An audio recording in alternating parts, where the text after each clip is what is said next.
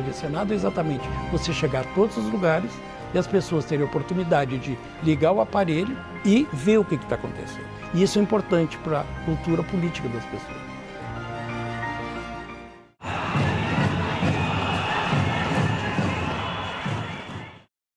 O programa a seguir é livre para todos os públicos.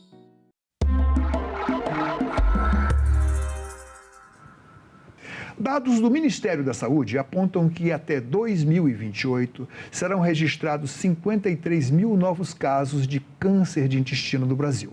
Uma doença que muitas vezes não apresenta sintomas, na qual o sucesso do tratamento depende do diagnóstico precoce. Agora o SUS anuncia um novo protocolo de rastreamento e quem vai conversar conosco aqui é o Dr. Gustavo Ribas, médico da Assessoria Política da Prevenção e o Controle do Câncer da Secretaria de Saúde do Distrito Federal. Seja bem-vindo, Dr. Gustavo. Muito obrigado pela sua presença. Olá a todos que nos acompanham. Obrigado. Eu que agradeço a grande oportunidade. Uma honra estar aqui na TV Senado para falar de um tema tão relevante, tão importante e de impacto na nossa população. Qual a importância que tem essa mudança de protocolo? Queria que o senhor falasse um pouco da história dessa doença aqui do Brasil, de como é feito o diagnóstico, o que muda agora? Nós temos, no âmbito nacional, essa incorporação do teste imunofecal, imunoquímico fecal, de extrema importância na avaliação para a pesquisa do que todos já conhecem ou já ouviram falar, do sangue oculto nas fezes, que é um método de rastreamento. É muito importante, porque ele substitui o antigo teste o imunofecal atual, ele está em substituição ao antigo teste pelo pesquisa guaiaco, de sangue oculto. De sangue oculto, pelo guaiaco, que tinha muitas variáveis, apresentava muitas alterações e muitos falsos positivos. E a pessoa tinha que colher várias vezes, várias amostras de fezes e era recomendado, não pode comer isso, não pode comer carne, não pode comer nada que tenha coloração vermelha, né? Exatamente, tinha muita alteração e muito preparo específico para ser feito. Já o FIT, o teste imunofecal, não tem essa preparação tão específica e ele apresenta no âmbito nacional uma previsibilidade de sensibilidade e especificidade em torno de 85%, 86%, que é um bom dado. Então, ele vem para agregar na investigação, no rastreamento, é importante que se frise isso, aquelas pessoas que são assintomáticas, não têm sintomas nenhum relacionados ao aparelho digestivo, às queixas gastrointestinais, principalmente intestino. Quando a gente fala do exame antigo, que era a pesquisa de sangue oculto nas fezes, podemos deduzir que o sintoma, quando acontece, é sangramento, né, nas fezes. Exatamente. Identificava o sangramento. Lembrando que ele poderia gerar muitos falsos positivos por meio de uma alimentação inapropriada para aquele período do exame ou outras ações relacionadas. Mas é importante que se frise que, apesar de ser um teste mais simples, o imunofecal, ele também tem suas considerações, suas ponderações. É importante porque ele detecta a hemácia. Então, onde há hemácia nas fezes, ele vai detectar. E a hemácia pode estar presente numa doença anorretal, por exemplo, numa hemorroida, que está de difícil controle, com sangramento, ou até mesmo um sangramento digestivo alto, que pode detectar hemácias nesse conteúdo fecal. Então, é importante que o cidadão tenha essa previsibilidade de que não tenha alguma doença localizada que possa gerar o sangramento. Qual a faixa etária e o perfil das pessoas que podem ter essa doença? E como é que vem se dando a importância, se esse tipo de câncer é frequência, qual a frequência dele aqui no país? A faixa etária de rastreio que se preconiza pelo Ministério da Saúde, lembrando que o rastreio é destinado para aquela população assintomática, isto é, não apresenta sintomas. E é um rastreio que a gente busca fazer de forma organizada, isto é, o cidadão, a pessoa vai até uma UBS, uma unidade básica de saúde, ser submetida a esse teste imunofecal.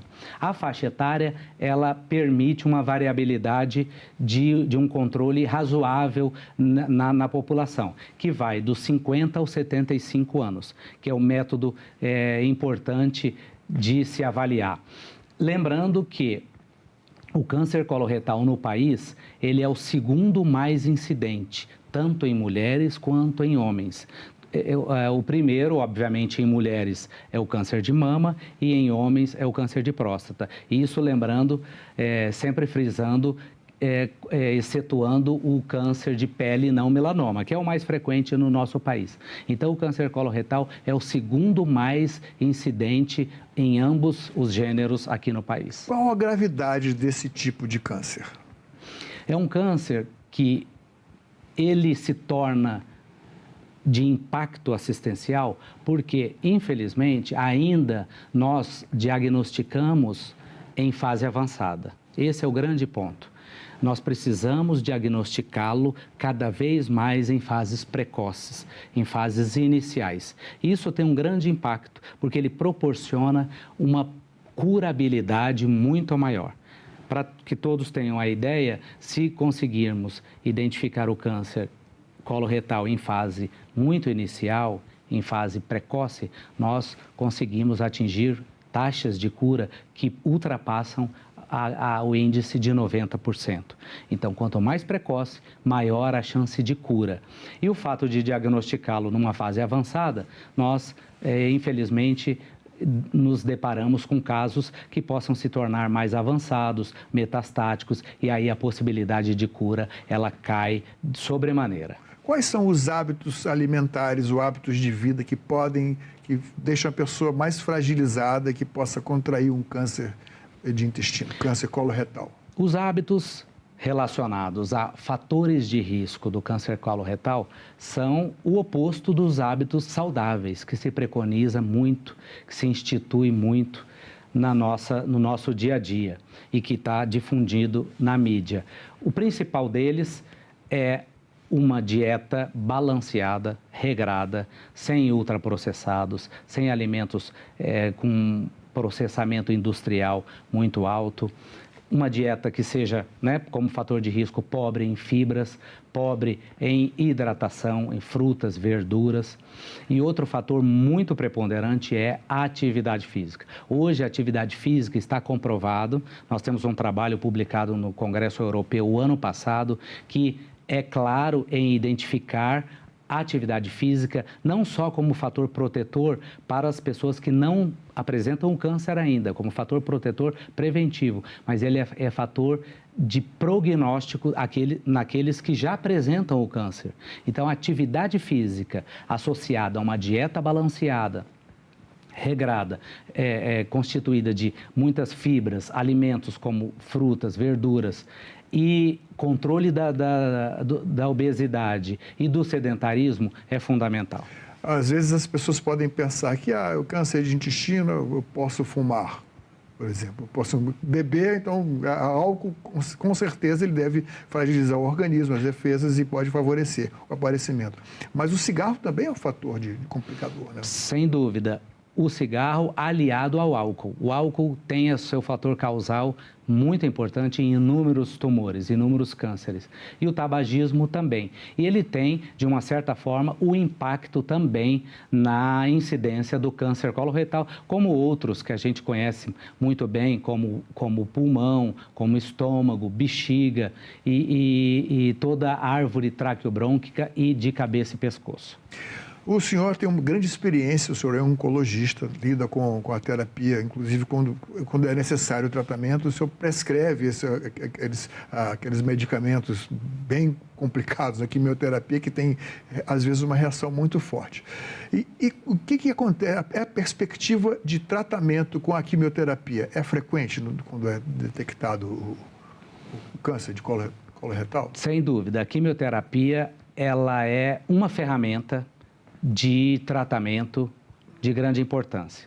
Só que é importante lembrarmos que, na última década, nós tivemos o grande impacto da imunoterapia, Então, a imunoterapia tem o grande papel no tratamento do câncer coloretal associado à quimioterapia no tratamento, seja o inicial ou seja já em estágios mais avançados. Então, hoje, na verdade, é uma composição de tratamento, são tratamentos multimodais, que a gente chama, múltiplas formas de tratamento, que envolvem tanto quimioterapia como imunoterapia. E, obviamente, a gente tem que diferenciar de acordo com o perfil genético, o perfil molecular daquele tumor que é expresso naquele determinado paciente. Então, nós identificamos determinadas variações, determinadas mutações genéticas que têm a sinalização para que entremos com o tratamento, seja quimioterápico, seja imunoterápico ou terapia-alvo, que é o que a gente chama com os novos anticorpos monoclonais. Então, o tratamento, hoje em dia, ele é multimodal. E no caso de cirurgia? A cirurgia, ela vem depois do tratamento quimioterápico e imunoterápico? Ou não? Muito importante a sua colocação. A cirurgia, ela tem o seu papel relevante na conduta dos pacientes oncológicos, naqueles pacientes que apresentam tumores. E aí eu volto a frisar, muito importante o diagnóstico precoce, para que tenhamos a possibilidade de cura. E a cirurgia entra justamente nesse cenário de proporcionar a cura. Então, a cirurgia, para aqueles casos iniciais, para aqueles casos não avançados, ela tem um propósito claro, ela tem possibilidade de gerar a cura. Então, a cirurgia tem propósito curativo, sim, e faz parte do arsenal de tratamento, junto com a quimio e com a imunoterapia. E agora, a gente não quer de maneira alguma criar um clima de insegurança, mas quer chamar a atenção para a importância do diagnóstico precoce. O que terá acontecido no caso daquela artista Preta Gil, que ela tinha todos os recursos, inclusive foi até fora do país, submeteu a vários tratamentos. E aí significa que, mesmo com muitos recursos, nem sempre é possível a cura, não?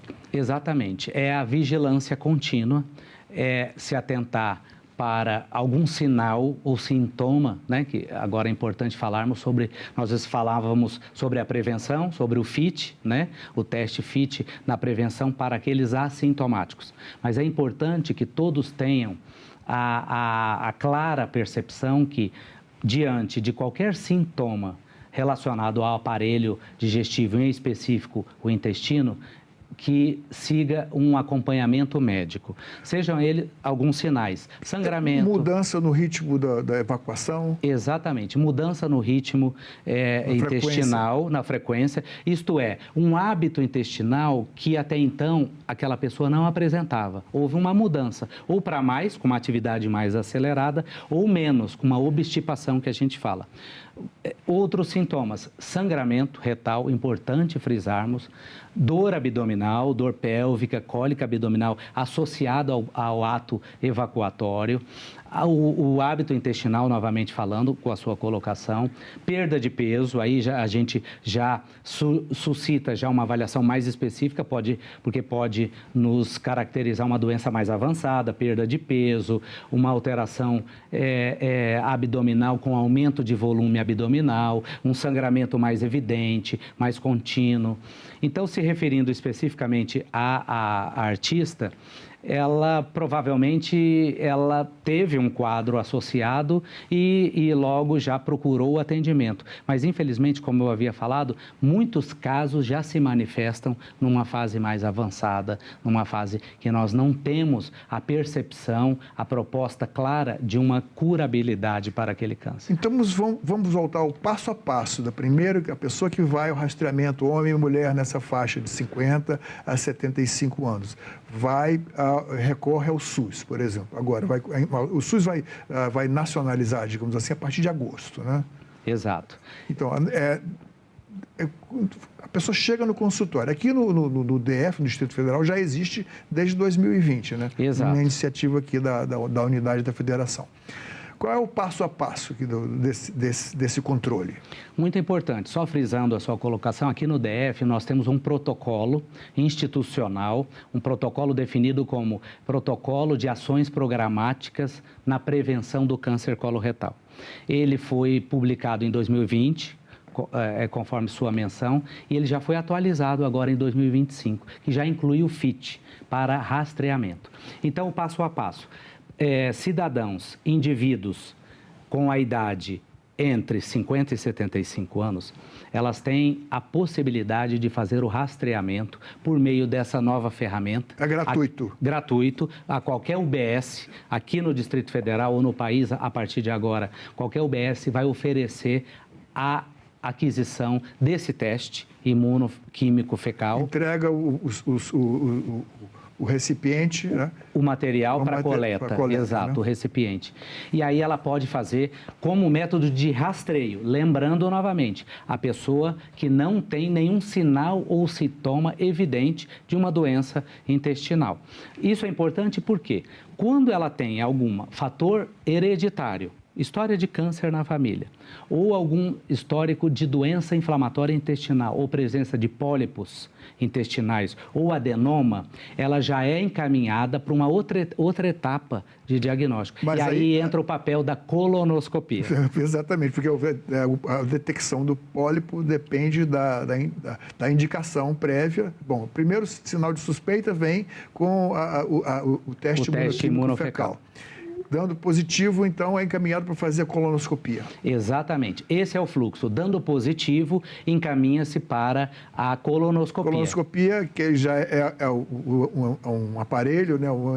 Digamos assim, é um colonoscópio que é inserido, a pessoa tem que... mediante sedação, né? Isso tem que ser num ambiente cirúrgico, né? No ambiente pode ser até não precisa ser num grande hospital, mas tem que ter uma presença de um anestesista e do especialista lá no diagnóstico. E aí, o que ele pode achar lá dentro? Exatamente. Essa é outra etapa do diagnóstico. Então, lembrando que pacientes vieram de um FIT positivo, né, de um teste positivo, colonoscopia por meio de um teste endoscópico, o colonoscópio com visualização direta de todo o aparelho intestinal, principalmente intestino grosso, e é visualizado, é feito em clínicas especializadas ou em hospitais, com um acompanhamento de especialista, como o anestesista e equipe de enfermagem, e mediante qualquer alteração da parede intestinal, da mucosa do intestino, volto a frisar, a presença de pólipos, presença de adenoma, que a gente vai identificar depois com histopatológico, que é a biópsia, que é a peça microscópica, ou outros sinais, como doença inflamatória intestinal, ou doença de Crohn, ou retocolite ulcerativa. Isso vai determinar... Que causa um sangramento também. Exatamente, né? O sangramento. Tem que saber por que sangrou. Então vai procurar. Esse é o caminho. O porquê que sangrou, o que levou ao sangramento e esse é o fluxo que leva ao diagnóstico. Se é alguma importante. lesão que é sinal de um possível câncer, pode ser até retirado lá na colonoscopia. Né? Exatamente. O pólipo, a presença de pólipo na parede intestinal é sinônimo de ressecção. Isto é, retirada. Se retira o pólipo, corta, cauteriza e encaminha para análise... análise química, histológica. Histológica, análise de material saber qual biológico. É a natureza ali. Bom, aí nesse caso, no caso que dá positivo alguma lesão, já se constata o câncer coloretal, qual é o passo? Na positividade, encaminha-se para o especialista, que é o proctologista, para avaliar todo o contexto daquela doença que se apresentou. Se a lesão é localizada, se a lesão tem características de invasão da parede do órgão, né, do intestino, se já tem outros sinais que o paciente possa perceber, ou alteração na cavidade abdominal, ou linfonodos inguinais, que são os gânglios, né, que a gente avalia. E, a partir desse momento que se faz o diagnóstico do câncer coloretal, a abordagem, isso é muito importante que enfatizemos para todo cidadão, toda a população. A abordagem, ela passa a ser multidisciplinar. Então, o paciente vai ser avaliado pelo proctologista, depois pelo oncologista, depois vai, como o senhor muito bem mencionou, o cirurgião oncológico, para avaliar a possibilidade de uma proposta curativa cirúrgica. É avaliado dentro de um contexto de uma unidade que é de alta complexidade, que tenham o oncologista, o proctologista, o radioterapeuta, eventualmente, ou o cirurgião oncológico e toda a equipe de enfermagem e toda a equipe focada no atendimento desse paciente. Ou seja, o câncer que antes era considerado, o diagnóstico de câncer, não, era quase que uma sentença de morte, digamos assim. Mas hoje, vários tipos de câncer são detectados e tratados. Mudou completamente esse conceito, né? Esse conceito, esse pensamento é totalmente proscrito. Tem cura. Tem cura, tem possibilidade de tratamento. Por isso que a gente enfatiza que taxas giram em torno de 90% de cura quando a gente faz o diagnóstico precoce. Quando a lesão é muito inicial, muito incipiente, muito precoce, que é fácil de retirar, por meio até mesmo de procedimentos endoscópicos ou até mesmo uma cirurgia. Então, o conceito de que não há cura para o câncer e que é uma sentença de morte, ele está totalmente afastado. Mesmo em casos que são de difícil detecção, né? Mas o que isso, de uma maneira geral, para a saúde da população dessa faixa etária de 50 a 75 anos, vai representar, em termos macro, falando assim? Extrema importância é a cultura da prevenção, a cultura da conscientização de que hábitos saudáveis promovem saúde. Hábitos saudáveis evitam o câncer. Como já mencionamos, atividade física regular, se tem um cálculo de que precisamos ter ao menos 150 horas semanais de atividade física, uma dieta regrada, 150 pobre. Minutos. Exato. Dentro de um período de uma semana, né? Que daria em média de 30 minutos por semana, uma caminhada rápida. Por 5 dias. Exato. Atividade física é muito regular, ligada a alimentos saudáveis, não consumo de ultraprocessados, do álcool, do controle do peso, do sedentarismo e do tabagismo. Isso é muito importante. Dados mundiais apontam que cânceres são preveníveis em até 40% dos casos, isto é, nós podemos evitar os cânceres em até 40% dos casos com medidas saudáveis de promoção de saúde. Em termos de percentual de cura, o que é a imunoterapia que foi recentemente introduzida?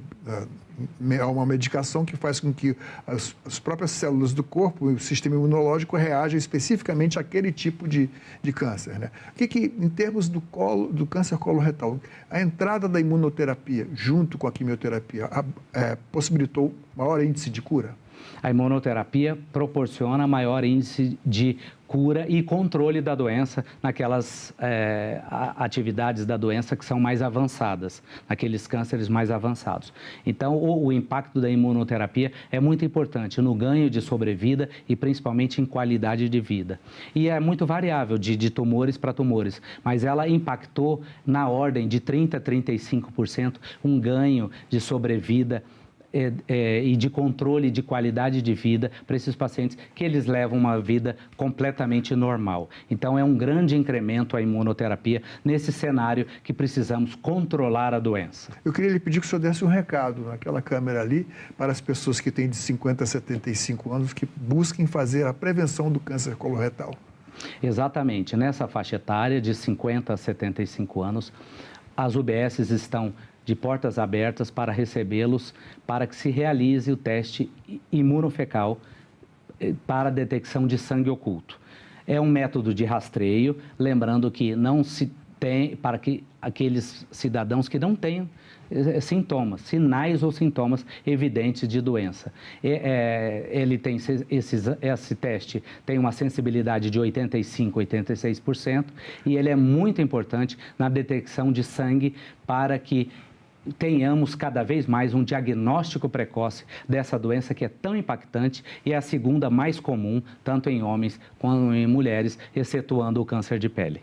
Doutor Gustavo, muito obrigado pela sua presença aqui no nosso programa. Espero convidá-lo, que o senhor volte outras vezes aqui, Cidadania. Eu que agradeço o convite, estou à disposição para temas tão importantes quanto esse. Um abraço a todos. Essa entrevista e todos os nossos outros programas estão disponíveis para você rever ou compartilhar no nosso site, senado.leg.br/TV, ou então pelo nosso canal no YouTube. Inscreva-se lá e marque o sininho para receber notificações. Obrigado pela companhia e até o próximo Cidadania.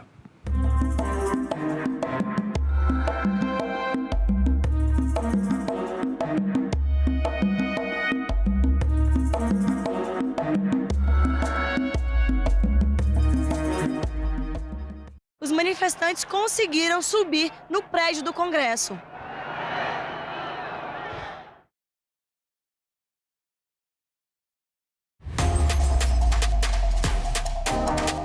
A TV Senado está com tudo pronto para mais uma temporada.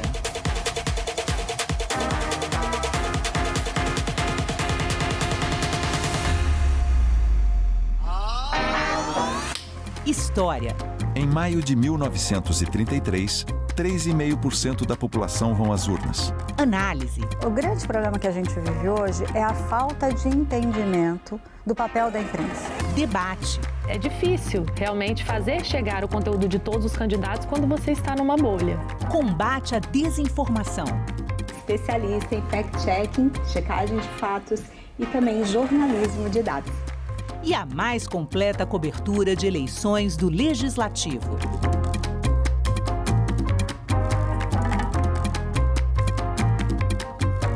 TV Senado, democracia todo dia. A gente tem muitos casos de crianças que declaram isso, que eles se sentem respeitadas, ouvidas, né? Sempre tem roda de conversa no começo e no fim da aula, todo mundo sentando, todo mundo do mesmo nível, não é o professor em pé, as crianças ou enfileiradas ou sentadas e o professor num outro nível, né? É todo mundo no mesmo nível, vai dando espaço para participação, vai dando tema para as pessoas se colocarem, vai levando pergunta para as crianças levarem para casa para trazer a resposta e para refletir em cima, né? Então, não é só o esporte, é mais do que o esporte, né? Então, isso para as crianças, elas se sentem respeitadas, elas se sentem ouvidas. A minha opinião tem valor, né? O que eu falo é ouvido. A gente tem momentos em que só nós é que fazemos a atividade. Então nós temos protagonismo. E isso é autoestima. A violência tinha que ser trabalhada nas escolas, na igreja, na comunidade, para que as pessoas pudessem entender o que realmente é violência.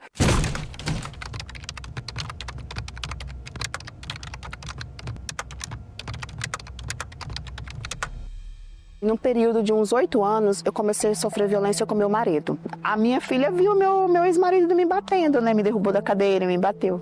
Aí no outro dia, é a famosa lua de mel, com café na cama, chama de meu amor. E a mulher acaba perdoando isso. Ele me chamava de doida e que eu não ia encontrar ninguém porque não era uma pessoa que não tinha uma boa aparência, que ninguém ia me querer mais. E isso me deixou assim desmotivada. Eu estava sempre deitada na cama no meu quarto, eu não queria conversar. Se você percebe que o seu parceiro, né, utiliza expressões, tem condutas, tenta te manipular e faz você inclusive duvidar da sua capacidade, da sua autoestima e inclusive da sua sanidade, entenda que você vivencia uma violência. Hoje eu sou totalmente diferente do que eu era antes. Eu fiquei desempregada durante 7 anos e sofrendo. E eu não tinha nunca coragem de sair do relacionamento. Mas a partir do momento que eu consegui o trabalho, eu saí desse relacionamento e segui a minha vida.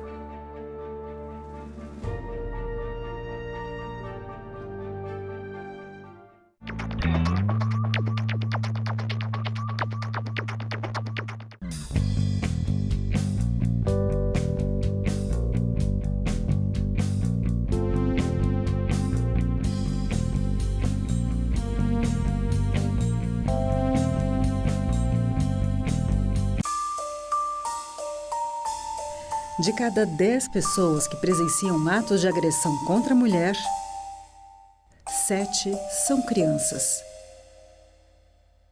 A maioria delas, filhos e filhas da vítima. Essa violência tem que acabar. Acolha, denuncie, ligue 180.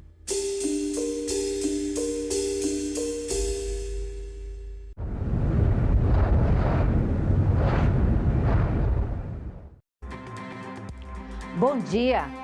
Senado retoma hoje os trabalhos após a pausa do fim de julho.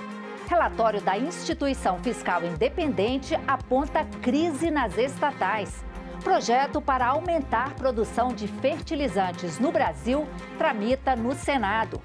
E veja também a programação das comissões do Senado. Bom dia, hoje é segunda-feira, 3 de agosto e o Senado Notícias está no ar.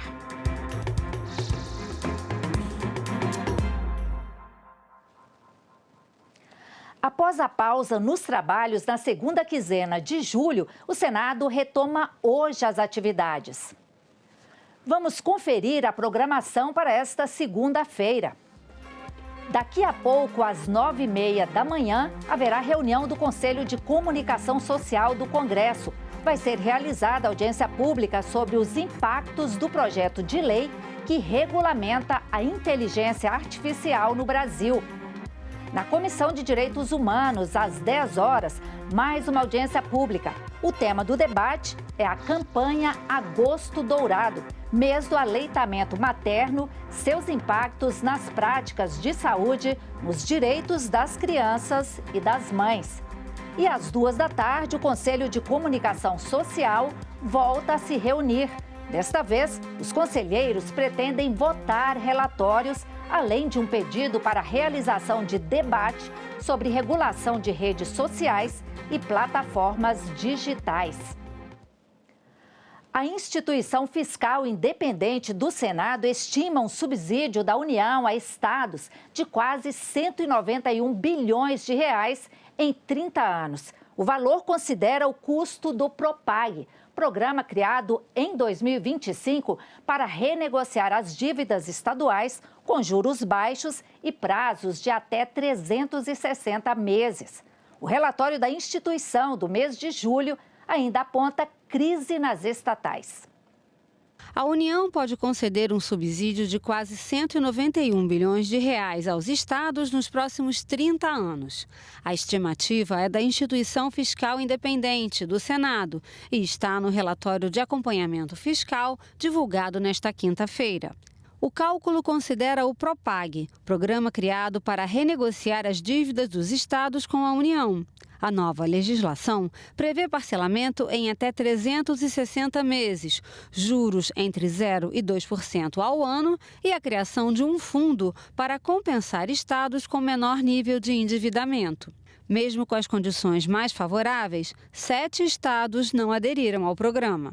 O relatório também analisa a situação financeira das empresas estatais e aponta a deterioração dos indicadores econômicos e financeiros de companhias como os Correios, a Infraero, a Codevasf e a Engeprom.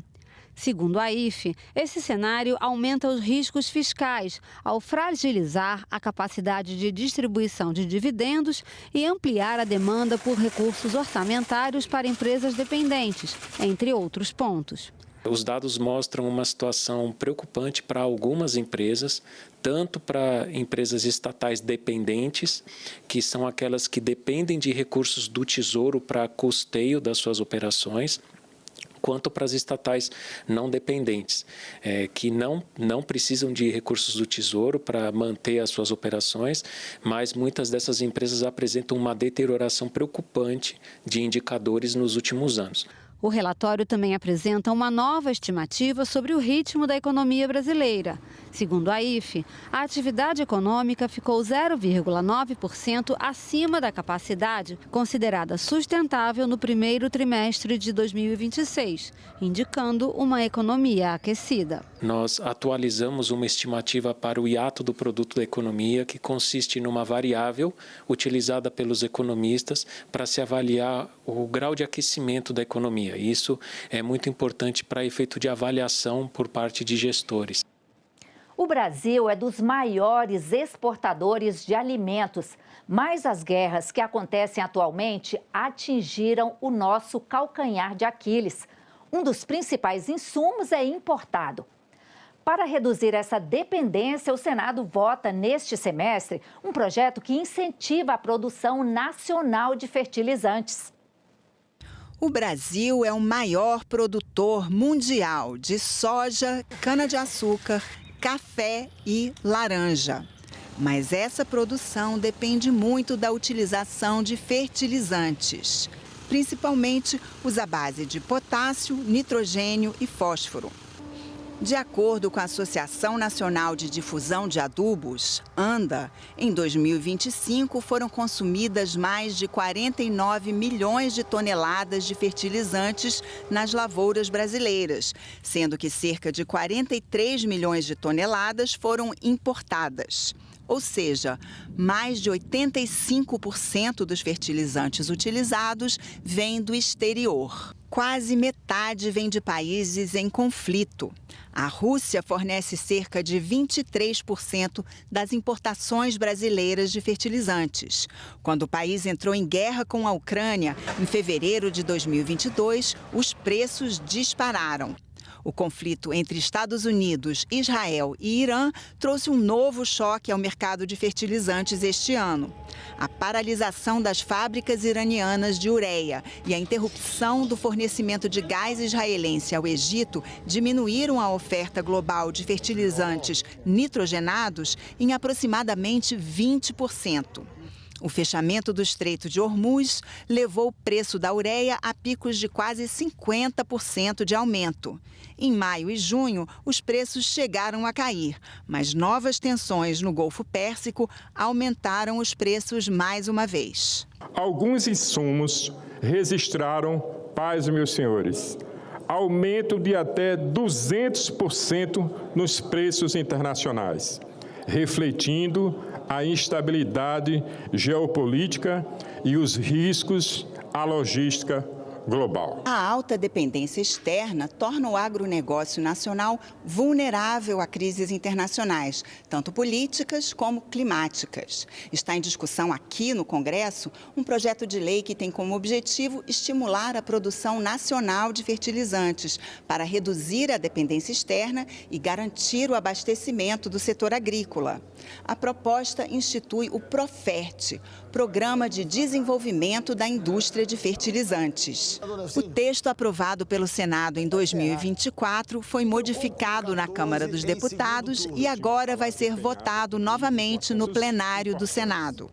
Foram incorporados mecanismos modernos de governança, critérios ambientais, instrumentos de financiamento, estímulos à inovação tecnológica, metas graduais de fortalecimento da produção nacional e sistemas permanentes de monitoramento dos resultados do programa. Na opinião da relatora, o PROFERT é importante para a segurança alimentar e para a defesa nacional. O Brasil nunca será autossuficiente em fertilizantes. E nem deve ser, na minha humilde opinião.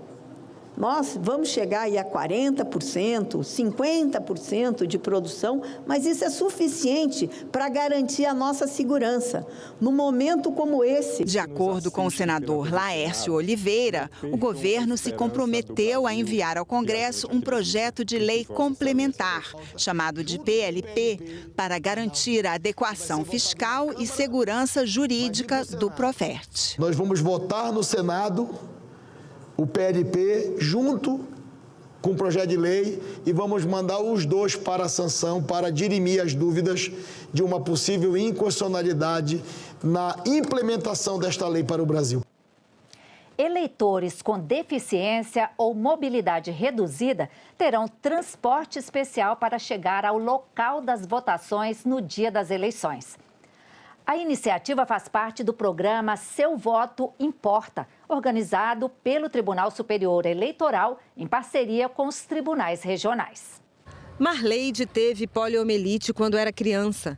As sequelas da doença se agravaram com o tempo e há 15 anos ela passou a depender de uma cadeira de rodas para se locomover. Desde então, a falta de acessibilidade passou a ser um obstáculo para que ela pudesse exercer várias atividades, até um dos direitos mais importantes da cidadania, o voto. Tinha que pegar o ônibus, né, e ir até o Recanto das Emas para poder votar. E aí eu não fui votar.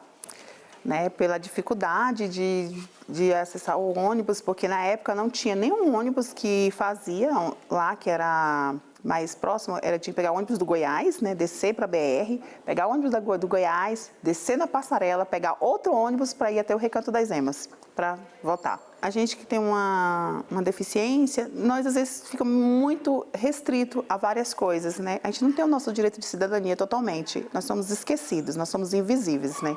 Para mudar histórias como a da Marleide, a Justiça Eleitoral criou o programa Seu Voto Importa, que prevê transporte gratuito para eleitores com deficiência ou com mobilidade reduzida. A iniciativa chega no momento em que o número de eleitores com deficiência cresceu mais de 40% em relação às últimas eleições. Quem quiser utilizar o transporte oferecido pela Justiça Eleitoral deverá fazer o pedido até 20 dias antes das eleições. O programa foi inspirado em experiências já desenvolvidas por tribunais regionais eleitorais, como o de Pernambuco. Nós abrimos um número de WhatsApp, esse número funciona como uma central de agendamento. Nós divulgamos esse número largamente, amplamente na imprensa e esses eleitores com todos os tipos de deficiência nos procuram. Então nós transportamos eleitores com deficiência visual, deficiência auditiva, paralisia cerebral, síndrome de Down, autismo, deficiência física, todos os tipos de deficiência nós atendemos. São mais de 500 eleitores transportados ao longo desses anos. O TRE, à medida que recebe esse pedido de agendamento pelo WhatsApp, monta um roteiro, no dia das eleições vai buscar esse eleitor em casa, leva ele para votar até o local de votação e traz ele de volta até a casa dele com toda a segurança e com um apoio técnico bem interessante, porque cada uma dessas vans que transporta os eleitores, ela vai com um bombeiro militar. O Programa Nacional prevê que cada tribunal regional eleitoral poderá firmar parcerias com órgãos públicos e entidades para oferecer o transporte gratuito. A disponibilidade do serviço vai depender dos acordos celebrados em cada estado. Além do transporte, a Justiça Eleitoral também ampliou o número de sessões eleitorais com acessibilidade. Para Marleide, a expectativa é que as novas medidas eliminem barreiras. O transporte indo até a nossa casa, pegando a gente, levando até o local de votação e trazendo, isso vai facilitar muito, né? Isso é uma acessibilidade muito viável para todas as pessoas que têm uma deficiência. E você não deixaria de votar? Não deixaria, jamais. O mês de agosto é dedicado à conscientização sobre a importância do combate à violência doméstica e familiar contra a mulher. É o Agosto Lilás. A data faz referência à Lei Maria da Penha, assassinada no dia 7 de agosto de 2006. E aqui no Senado, uma sessão especial marcada para a próxima sexta, dia 7, vai celebrar os 20 anos da Lei Maria da Penha e fortalecer o enfrentamento da violência contra a mulher. O Agosto Lilás é uma campanha nacional para alertar a população sobre a importância da prevenção e do enfrentamento à violência doméstica e familiar contra a mulher. Para fortalecer a mobilização, o Senado vai destacar numa sessão especial os avanços e desafios da Lei Maria da Penha e das políticas de prevenção, proteção e acolhimento às vítimas. A gente tem uma pesquisa muito interessante do Data Senado, que é a Pesquisa Nacional de Violência contra a Mulher, que apontou que em 2025, cerca de 3,7 milhões de mulheres sofreram algum tipo de violência doméstica e familiar. É um percentual muito alto e a pesquisa apontou que, nesse 40% dos casos, algum adulto presenciou, testemunhou a violência e nada fez. E o que é mais alarmante, que passados aí 2 décadas da sanção da Lei Maria da Penha, a pesquisa apontou que só 19% das mulheres disseram conhecer bem a legislação. Esses dados nos mostram o quanto é importante conscientizar. Segundo o Anuário Brasileiro de Segurança Pública, o feminicídio cresce a cada ano. No ano passado, 1.571 mulheres foram assassinadas, uma média de 4 vítimas por dia. A agressão física faz parte, né, que é a violência física, mas nós temos a violência psicológica, que hoje é a grande maioria, né? E dentro desse grupo da violência psicológica, nós temos a violência psicológica propriamente dita, o crime de perseguição e as ameaças. Então, esses 3 crimes, eles formam um grande... acho que a maior parte dos crimes que hoje nós temos relatados nas delegacias, né, que está dentro da violência psicológica. Nós temos as agressões morais e também crimes patrimoniais e sexuais. Então, é um arcabouço que não se limita à violência física. E quando essa mulher se vê, se enxerga dentro dessas violências que não são visíveis, ela demora muito tempo para buscar ajuda. A sessão solene também vai comemorar os 20 anos da Lei Maria da Penha. Este marco legal na proteção às mulheres, que inclui o pacote antifeminicídio, vem sendo atualizado pelo Congresso. Entre as inovações recentes estão o aumento para até 40 anos de prisão nos casos de feminicídio e o cumprimento de 55% da pena para a progressão de regime. O Senado aprovou e também já está valendo a perda do poder familiar e do cargo público pelo agressor. A delegada destacou que iniciativas como Agosto Lilás são relevantes para combater a violência contra a mulher. É muito importante para trazer uma visibilidade maior, né? E alcançar, de fato, mulheres que têm ainda desconhecimento. Já teve um estudo do próprio Senado dizendo que, acho que mais de 35% das mulheres conheciam a fundo a Lei Maria da Penha, o restante não. Então, é algo que a gente precisa se disseminar, até porque a maioria das violências que ocorrem, elas são invisibilizadas, elas são normalizadas. É um xingamento, um empurrão, uma humilhação, e que isso vai trazendo problemas de saúde mental para a autoestima dessa mulher. E nós ficamos por aqui. Você pode rever as reportagens desta edição na nossa página na internet, senado.leg.br/TV. Muito obrigado pela sua companhia e continue sintonizado aqui na TV Senado.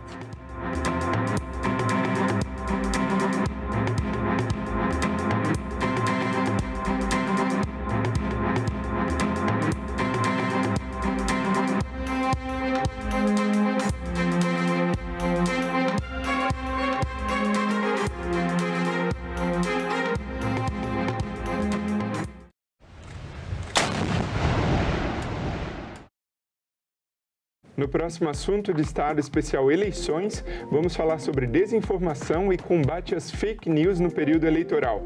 E a nossa convidada é Patrícia Blanco, especialista em comunicação e liberdade de expressão. É muito importante que a gente analise uma informação não só no meio onde a gente recebe, mas em outros meios para que a gente possa validar se aquela informação é verídica ou não. Assunto de Estado, hoje, 20h, aqui na TV Senado. A TV Senado está com tudo pronto para mais uma temporada.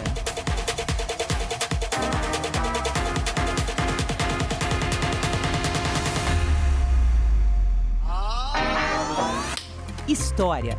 Em maio de 1933, 3,5% da população vão às urnas. Análise. O grande problema que a gente vive hoje é a falta de entendimento do papel da imprensa. Debate. É difícil realmente fazer chegar o conteúdo de todos os candidatos quando você está numa bolha.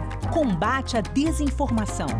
Especialista em fact-checking, checagem de fatos e também jornalismo de dados. E a mais completa cobertura de eleições do Legislativo.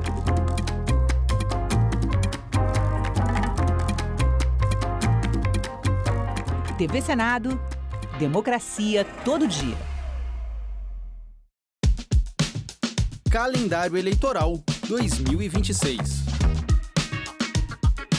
De 20 de julho a 20 de agosto, os grupos específicos de eleitoras e eleitores que podem solicitar à Justiça Eleitoral autorização para votar em outra sessão ou local de votação são pessoas com deficiência ou mobilidade reduzida, indígenas, quilombolas, integrantes de comunidades tradicionais e residentes de assentamentos rurais, militares e agentes de segurança pública que estarão em serviço no dia da eleição, além de magistradas, magistrados, servidoras e servidores da Justiça Eleitoral e integrantes do Ministério Público Eleitoral em atividade na data da votação. Presas e presos provisórios, adolescentes em unidade de internação, além de pessoas em situação de rua.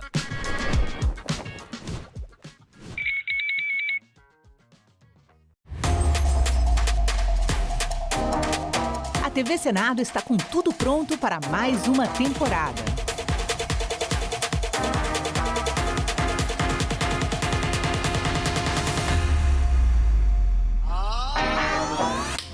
história.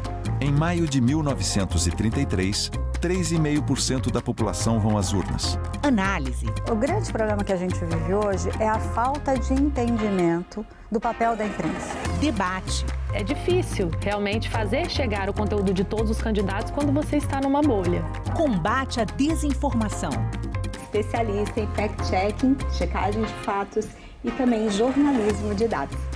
E a mais completa cobertura de eleições do Legislativo.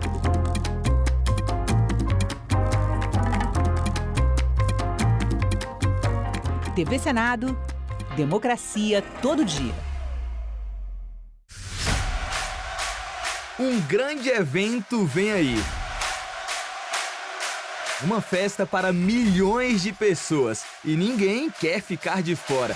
Se você pensou em Copa do Mundo, acertou também. Mas eu tô falando mesmo é das eleições 2026. Em outubro, a Justiça Eleitoral vai fazer o meio de campo. Mas nessa disputa, quem decide é você. Você e mais 156 milhões de eleitoras e eleitores. E a vitória é da democracia.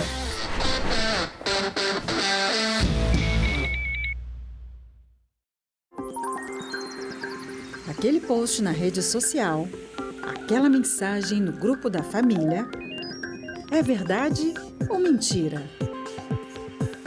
Se você receber uma informação duvidosa sobre o Senado, mande para o Senado Verifica, um serviço de checagem que analisa notícias e responde se a informação é falsa, verdadeira ou imprecisa. Ficou na dúvida? Senado Verifica. No próximo assunto de Estado Especial Eleições, vamos falar sobre desinformação e combate às fake news no período eleitoral. E a nossa convidada é Patrícia Blanco, especialista em comunicação e liberdade de expressão. É muito importante que a gente analise uma informação não só no meio onde a gente recebe, mas em outros meios para que a gente possa validar se aquela informação é verídica ou não. Assunto de Estado. Hoje, 8 horas da noite, aqui na TV Senado. Você sabe que dia que tem eleição esse ano? Eu não sei. Não sei. Dia 4 de outubro. E se você estiver viajando no dia da eleição, você sabe se é possível votar ou não? Nos dias de hoje, eu não sei, porque a gente tem que ir, né, até a sessão para votar. Da questão de viagem, eu nunca parei para pensar. Tipo assim, se eu estivesse viajando, né, não ia votar. Sim, eu posso votar em trânsito. Sabe tudo? Se você souber que vai estar em outra cidade nos dias de votação, pode pedir o voto em trânsito. Mas atenção, isso só vale para quem vai estar em capitais ou cidades com mais de 100 mil eleitoras e eleitores. Funciona assim: se a viagem for para uma cidade do mesmo estado, dá para votar para deputado federal, deputado estadual, senador, governador e presidente da República. Já se a pessoa vai para outro estado, só é possível votar para presidente. Dá para solicitar o voto em trânsito pelo autoatendimento eleitoral no site do TSE ou em algum cartório eleitoral. Você só precisa de um documento oficial com foto. Mas é preciso ficar atento ao prazo, de 20 de julho a 20 de agosto. E quem for para outro país? Nesse caso, não tem voto em trânsito e é preciso justificar a ausência, o que pode ser feito pelo e-título ou pelo site do TSE. Tem também a situação inversa. Uma eleitora ou eleitor que vive em outro país, mas vai estar no Brasil no dia da eleição. Nesse caso, dá para votar sim, mas só para presidente. É importante lembrar que o voto em trânsito é uma mudança temporária. Depois das eleições, o título volta automaticamente para a sessão eleitoral original.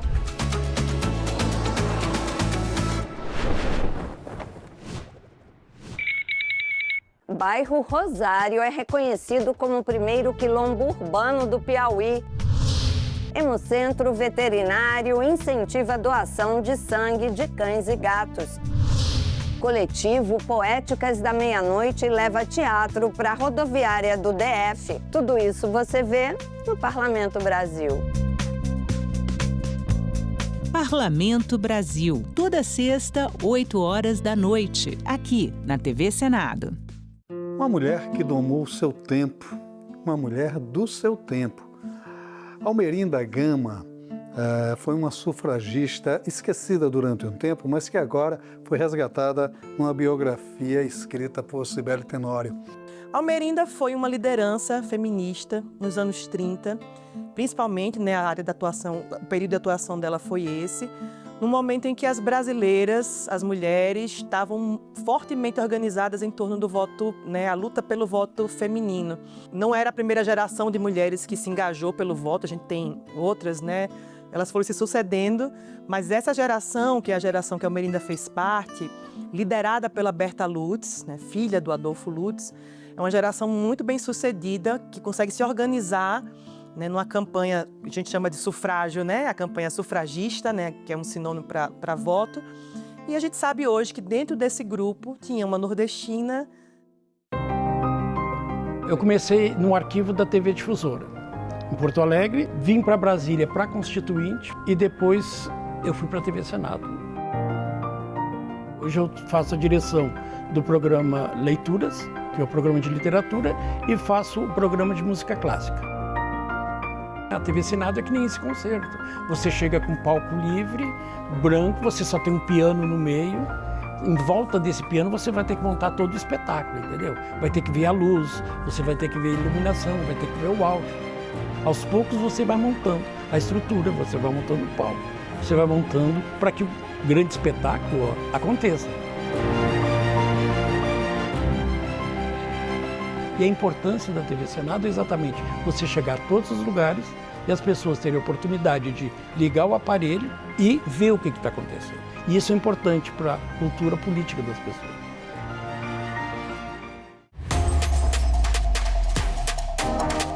A TV Senado está com tudo pronto para mais uma temporada.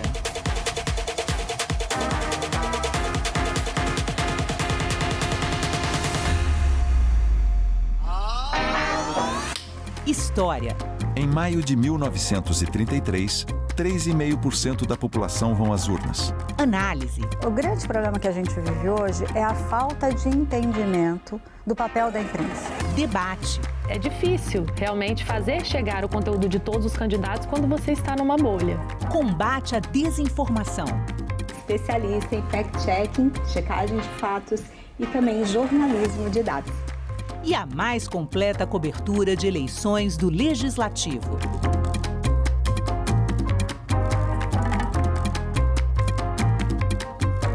TV Senado, democracia todo dia. Agora é lei.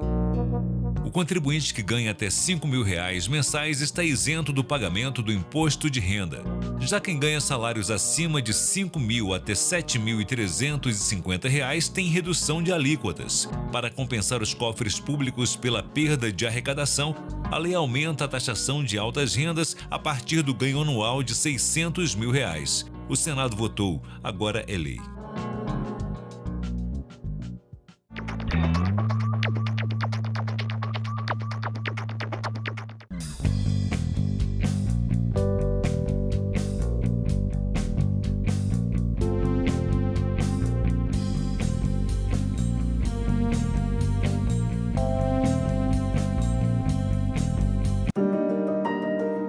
Eunice Miquiles foi a primeira senadora a romper a barreira da exclusividade masculina no Senado. A gente acompanha esse dia da articulação onde ela vai conseguir emplacar a ministra da Educação, mas a gente acompanha também como elas viviam nessa época, Esse projeto, ele tem a função de fazer as pessoas que vêm visitar o Congresso conhecerem um pouco mais da história do Parlamento. No filme de realidade virtual, você tem uma câmera que capta 360 e não tem cortes. A gente nunca gravou dentro de um carro em realidade virtual, então a gente conseguiu esse carro que era maior do que os outros, para a gente fazer uma cena onde a pessoa vai se sentir teletransportada para dentro de um carro daquele período, e um carro muito lindo que os senadores usavam, aquele tipo de carro. A visita, ela deixa de ser só uma visita turística e ela vira uma visita também, de alguma forma, emocional.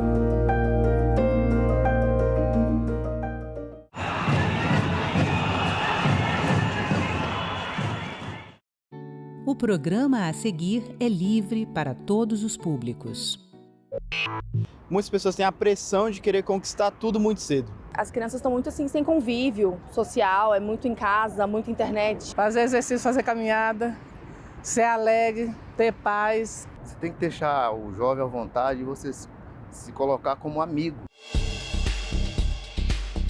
O pedestre tem responsabilidade, ciclista... Fiz uma cadeira na academia, me foi negado pela história e pelo meu país. Hoje nós podemos, com o nosso megafone, que é o diploma na mão, nós não podemos recuar nesse debate. Declaro aberta a 7ª reunião da Comissão do Senado.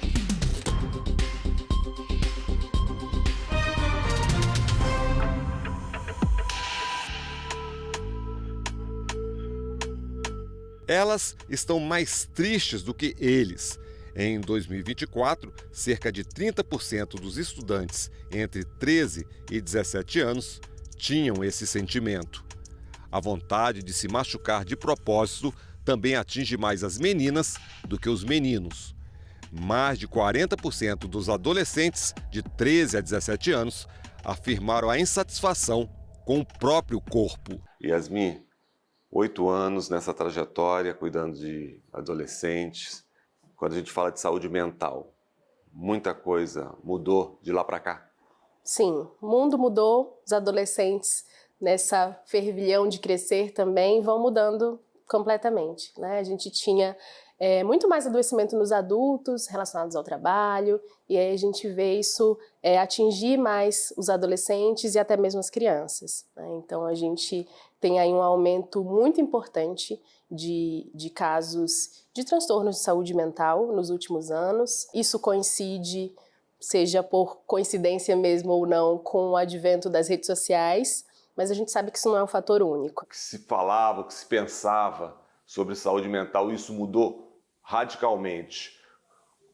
Em que momento isso mudou e por que mudou? A gente vinha antigamente ainda com um estigma muito forte quando a gente falava de saúde mental, né? Muitas vezes associado à ideia de loucura mesmo, de não funcionamento dentro da sociedade.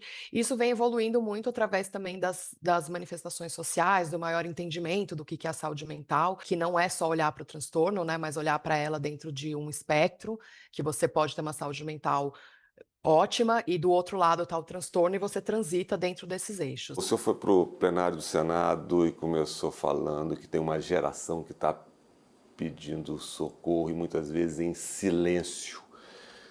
Por que isso? É inegável que nós temos num momento que grande parte da juventude está atravessando, digamos, um período muito triste da sua própria história, da história deles, né? Eu venho acompanhando isso e a pesquisa mais recente mostra, né? Grande parte da juventude brasileira está desanimado, está triste. Muitos cometem aquela violência nos pulsos e outros dizem que não têm expectativa de um futuro melhor. O mundo digital é um vilão, não tenha dúvida, cara. Essa coisa do jovem se isolar na tela de um aparelho, de um celular, e ficar nesse mundo virtual, ele esquece que a vida é real. Vamos começar lá do início, aos 14 anos. 14 anos.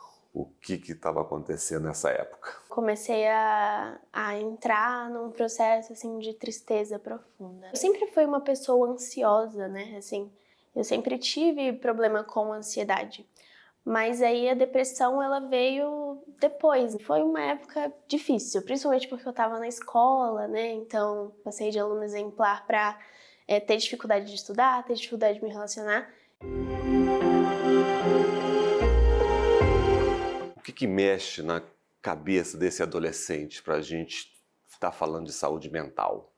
A gente tem aí nessa época a formação da nossa personalidade também. Começa desde a infância, na adolescência a gente vai encontrando os nossos grupos, encontrando a nossa rede de apoio. Isso tá diferente no mundo, né? A gente está num mundo muito mais virtual do que o contato realmente físico, orgânico. O próprio bullying, né? Que sempre existiu, mas existia lá, naquele ambiente, os pais estavam observando, quando chegava um pai, isso parava, a pessoa ia para casa, isso parava, e hoje isso continua, né? Porque na casa ele tem acesso também às redes, é um bullying que perdura aí todas as esferas da vida daquele indivíduo. Bullying, na sua época, me parece que poderia ser até ser uma brincadeira, mas no seu discurso o senhor fala, bullying não é brincadeira. Bullying é uma agressão. Ele vem de todo sentido, porque você é negro, a tua orientação sexual, se você é migrante ou imigrante. Essa formação, infelizmente, ela vem das próprias famílias. O combate ao bullying é super importante, não é isso? E como é que ele afeta a saúde mental de jovens e adolescentes? Com certeza, o bullying é um grande fator de risco aí para problemas de saúde mental, principalmente de adolescentes, porque, de novo, essa fase de mudança, né? Então tem mudança física e também tem a mudança mental que esses jovens atravessam, e existe nesse momento uma necessidade muito grande de pertencer a grupos, né? Então essa violência, seja ela física, mas principalmente, né, a violência verbal, ela acaba afetando muito a saúde mental quando ela gera exclusão, né? Quando ela gera essa dor, esse sofrimento de não pertencer, de não ser bonito o suficiente, de não ser inteligente o suficiente, de não ter, de repente, tantos seguidores ou de não ter tantas curtidas. Agora, tudo isso entra, então, agora como fatores de popularidade, entre aspas, desse pertencimento. Isso aconteceu por algum motivo específico ou não? De repente, você começou a ter esse sentimento? A gente vai se sentindo um pouco menos disposto, um pouco menos vontade de estar em ambientes com muita gente, de conversar com as pessoas e se incomoda com o barulho. E a relação com os colegas de escola, esse distanciamento, eles notaram? Como é que foi esse relacionamento a partir daí? Eu me isolei. Eu me distanciei de todas as pessoas, eu não conseguia prestar atenção nas aulas, eu dormia nas aulas.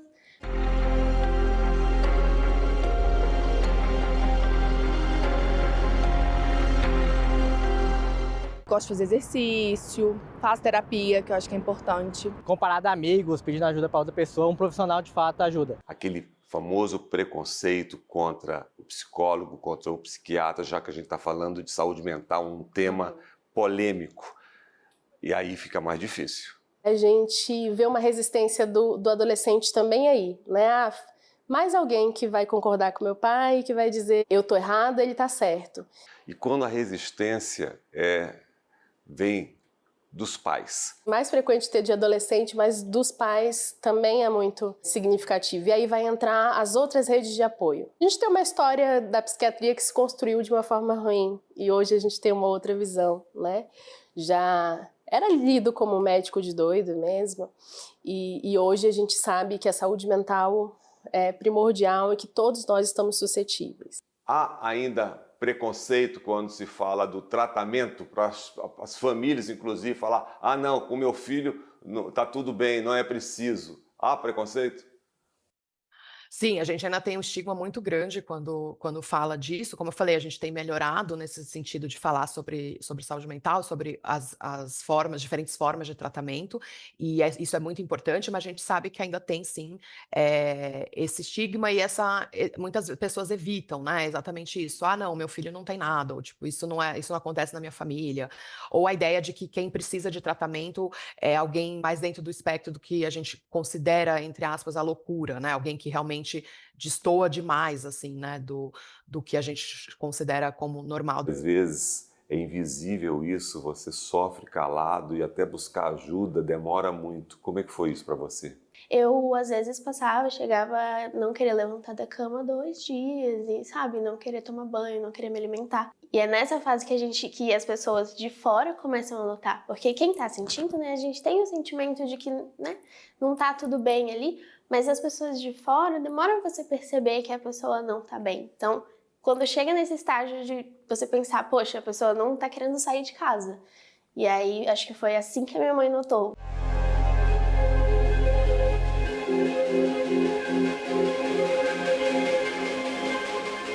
No caso dos jovens, dos adolescentes, quais são os sinais? Quando é que os pais têm que se preocupar? O que a gente costuma dizer, os especialistas também costumam trazer, primeiro é observar mudanças bruscas de comportamento. Ao acompanhar o seu filho ou sua filha, por exemplo, se ele deixa de fazer alguma atividade que ele fazia muito antes, se ele perde interesse em atividades que ele costumava ter mais interesse, isso são sinais que a gente deve monitorar, porque podem indicar algum tipo de sofrimento psíquico. Também, por exemplo, não querer mais ir para a escola, dormir muito ou deixar de dormir, mudanças de padrão de alimentação, né, de sono, de interação social, então de repente quer ficar mais isolado. Isso tudo são sinais que podem indicar, sim, um alerta. Quando há sinais, existe o adoecimento acontecendo e não há a procura pelo socorro, quais são as consequências? O objetivo é que a gente veja logo no início que talvez um ajuste de menos horas de telas, mais uma atividade física, uma rotina de sono para que aquilo se organize, já vai resolver. E aí a gente vai com os passinhos, né? Então, organizou isso, ainda temos algumas coisas, de repente a gente vai precisar de uma intervenção psicológica.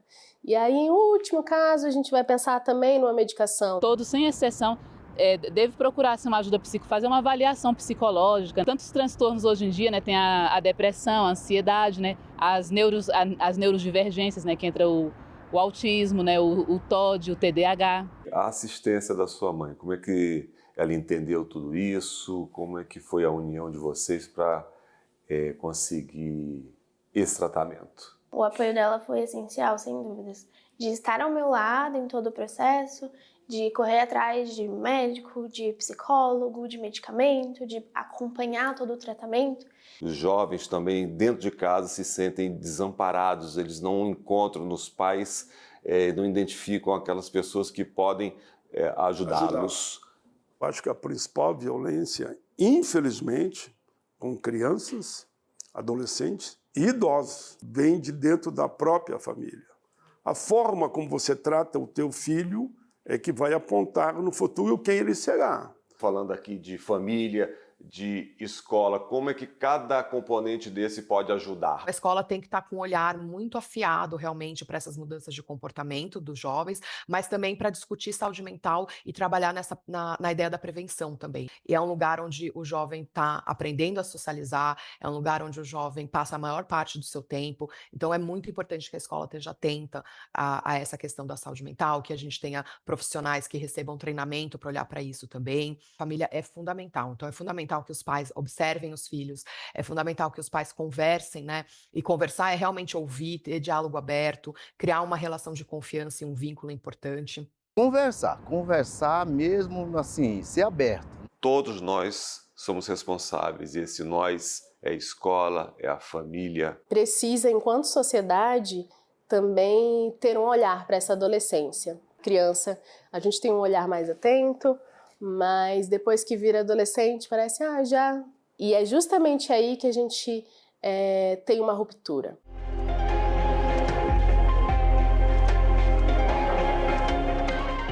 Na sua visão, como é que a rede social impacta na questão da saúde mental de crianças e adolescentes? Precisa uma reeducação em relação ao próprio celular. Você vê hoje crianças com 2, 3, 4, 5 anos já grudada no celular. Em que momento a rede social tem uma relação forte com essa questão da saúde mental? Essa geração de adolescentes agora é a primeira geração que, de fato, é exposta à rede social desde criança, né? Então, a gente consegue agora começar a entender como isso impacta na saúde mental desse grupo. A rede social, ela acaba tendo impactos em diversos níveis. Então, por exemplo, a questão da autoestima, né, e da comparação com o outro. Meninas, principalmente, a questão da imagem corporal é muito afetada por isso.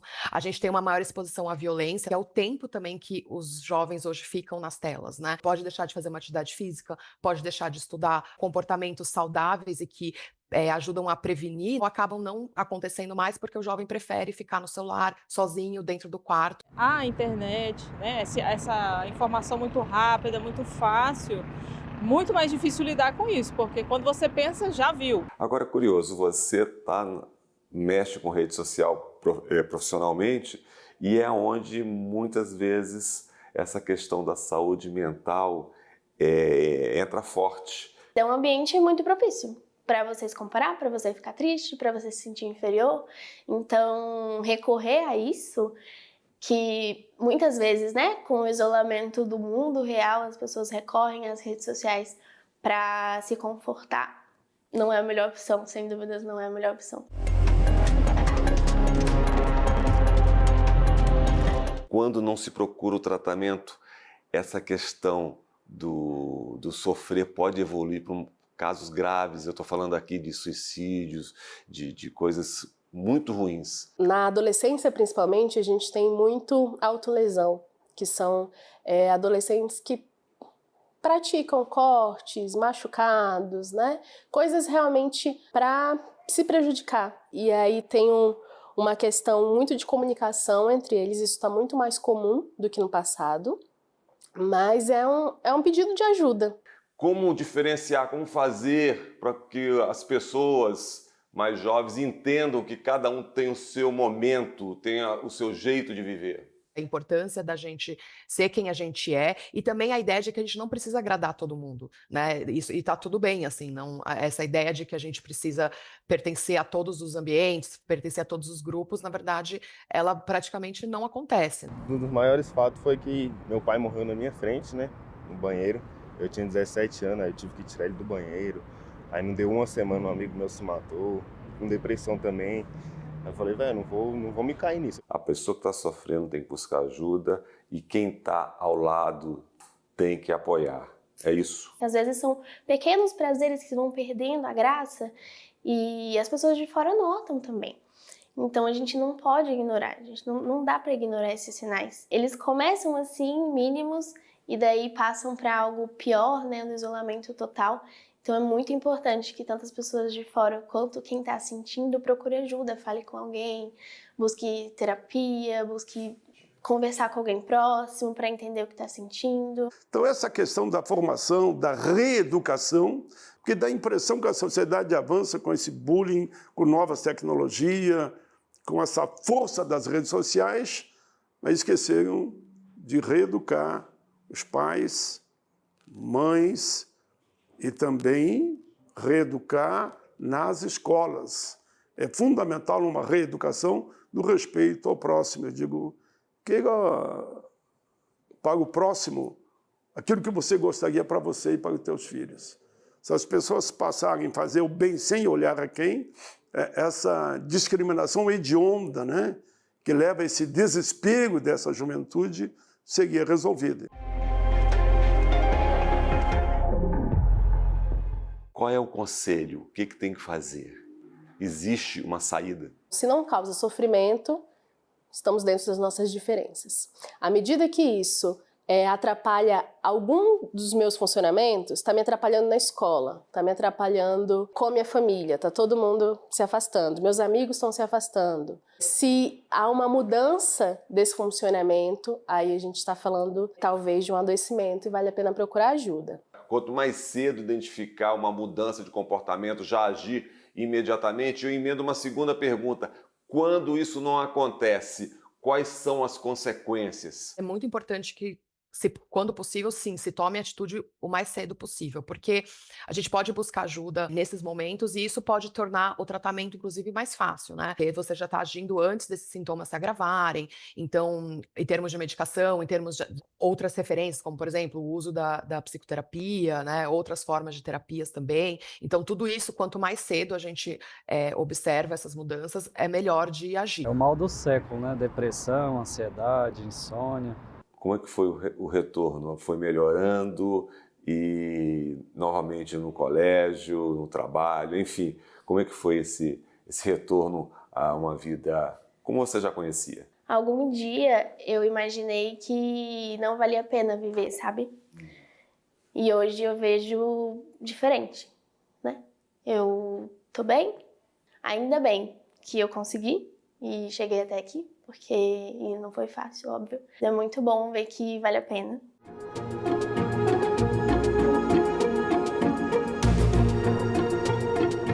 Como é que o Congresso Nacional, como é que as políticas públicas podem corrigir essa questão da saúde mental de crianças e adolescentes? O papel de nós aqui no Parlamento, como você muito bem, nós temos uma tribuna, nós temos comissões, mas tem que se aprofundar cada vez mais na valorização da nossa juventude. Você tem uma legislação onde o SUS abraça esses jovens e adolescentes no tema saúde mental. Assim como o envelhecer tem mais transtornos, a adolescência é um outro grande pico. E é importantíssimo que eles tenham acesso, né, à informação, a saber onde procurar, a ter essa resposta, esse apoio quando procurarem, né, ter acesso ao tratamento. Assistência pública existia à época, você conseguiu, como é que foi? A gente buscou, na época, o CAPS. Primeiro que para buscar o psicólogo, né, que foi lá o primeiro passo, já é muito difícil público, não tem. E aí, quando eu precisei buscar psiquiatra, eu não tinha assistência porque eu era menor de idade. Normalmente no CAPS ou no hospital psiquiátrico público são a partir de 18 anos, então não tive essa assistência. Tem uma legislação, um sistema único de saúde, o SUS, que apoie crianças e adolescentes no tratamento de saúde mental. É uma coisa fundamental. Ter acesso a isso na saúde pública é indispensável. Só assim a gente vai conseguir solucionar os problemas de verdade. Pro psicólogo, ele falou, não precisa vir pra cá não, vai pro psiquiatra. Fui, aí me indicaram remédio. Fala um pouquinho sobre o que mudou da psiquiatria e da saúde mental. Evoluiu de que forma?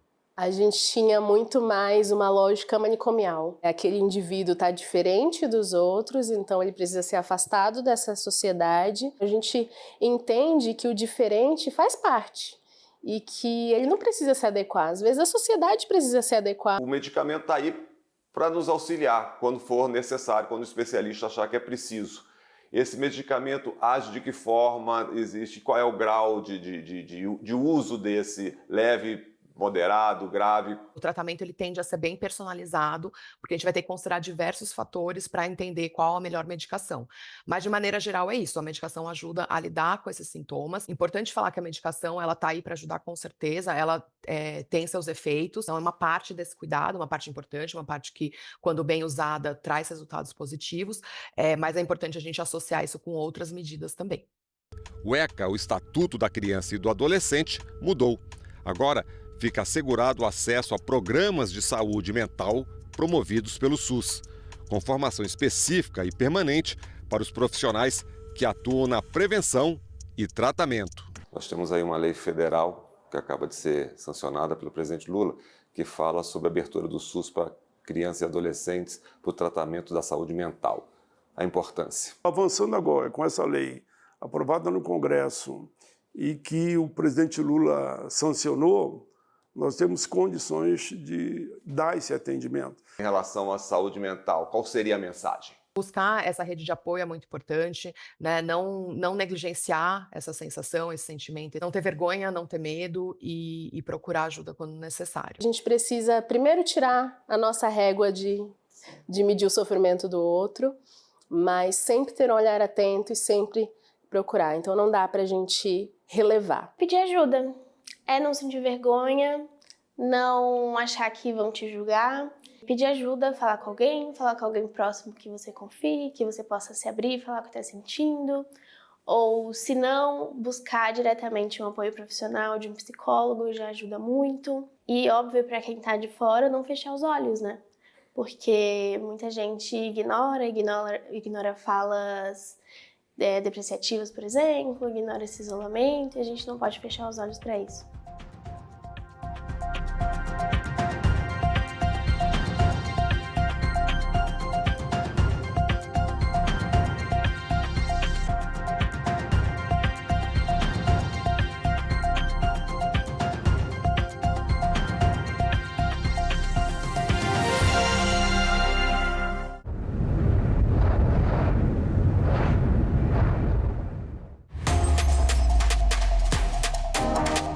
A TV Senado está com tudo pronto para mais uma temporada.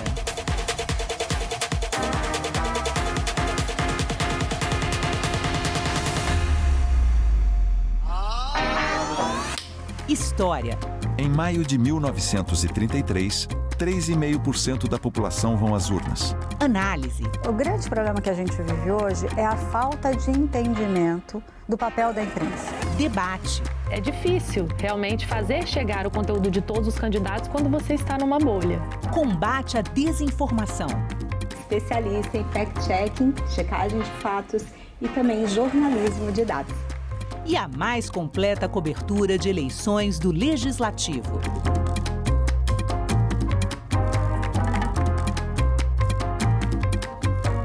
TV Senado, democracia todo dia. Geralmente, quem tem para venda acaba postando em grupos do Facebook. Acho que é o principal foco, né? O principal meio de comunicação que o pessoal usa para estar vendendo. Você não vende nenhum desses animais? Não. Você pode chegar aqui com o dinheiro que for, não sai nenhum daqui. E você precisou fazer um Facebook só para comprar? Por quê? Por segurança. Amigos, parentes, tem muita gente que não tem nem ideia que eu tenho o bicho em casa. E você não quer que essas pessoas saibam? Não. Por quê? Medo de ser denunciado e perder eles, né? No fundo, são pessoas que amam animais. Amam de uma maneira tão desastrosa ou tão inconsequente, é um amor tão inconsequente que elas não conseguem enxergar o mal que elas fazem ao próprio objeto do amor delas. A TV Senado foi a primeira emissora legislativa nacional. A TV Senado foi lá, sem nenhuma discriminação. A TV Senado confere transparência, legitimidade. A TV Senado também valoriza a cultura, a memória. Vida longa, TV Senado! A TV Senado está fazendo 30 anos com os olhos no futuro, na TV 3.0. A partir de junho, o Brasil inaugura o novo padrão de televisão. A rede pública e a rede legislativa iniciam suas transmissões experimentais da TV 3.0 simultaneamente com toda a TV aberta brasileira. A TV Senado é, ao mesmo tempo, janela para a democracia e espelho para o país se ver e pensar. 30 anos da TV Senado. Democracia todo dia, em todas as telas, ao vivo e 3.0.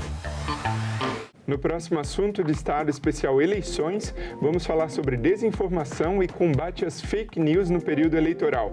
E a nossa convidada é Patrícia Blanco, especialista em comunicação e liberdade de expressão. É muito importante que a gente analise uma informação não só no meio onde a gente recebe, mas em outros meios para que a gente possa validar se aquela informação é verídica ou não. Assunto de Estado, hoje, 20h, aqui na TV Senado.